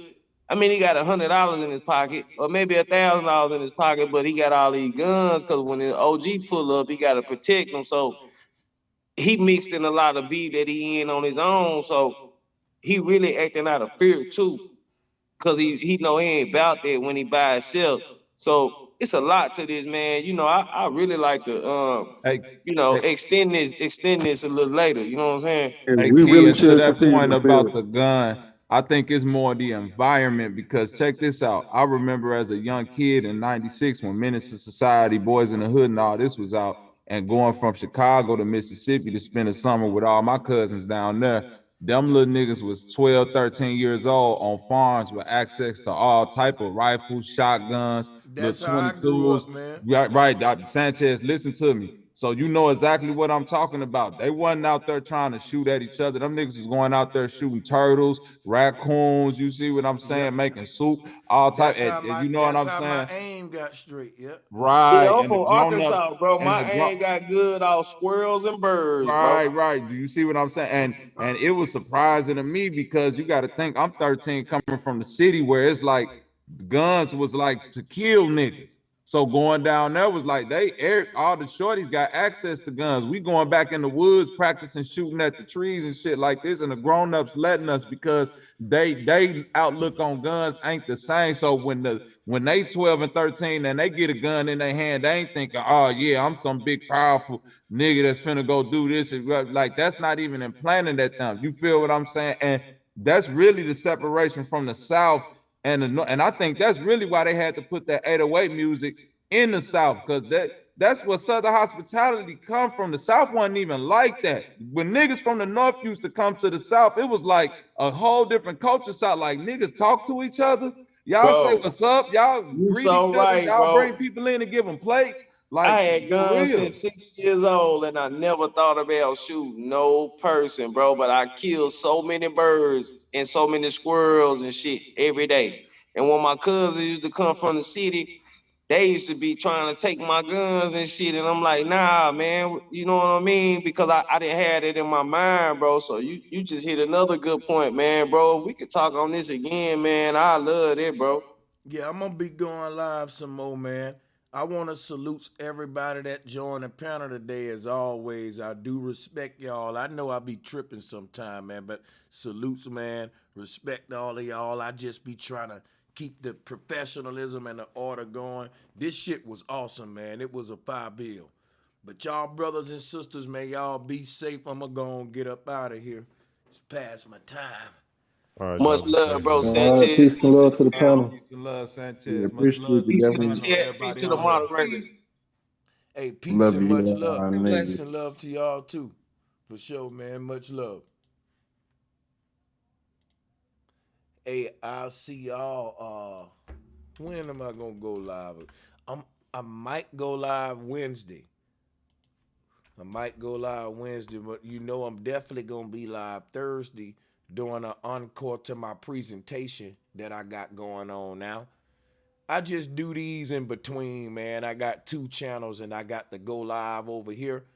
And I do think that this is the channel that I'm gonna be doing like most of the open panel stuff on and debates and all that stuff. And then just on my main channel, you know, the solo presentation. So salutes to Terry W, Jarrett Jaguar, Jackson Florentine, Peabody Grind, Rise Triple, Wiggle Works, and Ronald Moore. And salutes to Calvin Benjamin. Yo, salutes to all of y'all. I really appreciate that. You know what I want to do? I want to give a big shout out to Tracy. Tracy, you came through with a gracious donation, and I want to drop a bomb and tell you that I really appreciate you. I appreciate y'all. Calvin Benjamin, salutes to you, my brother. A flat from the start. Natalie James, salutes to you. Yo, I just want to thank y'all for the support.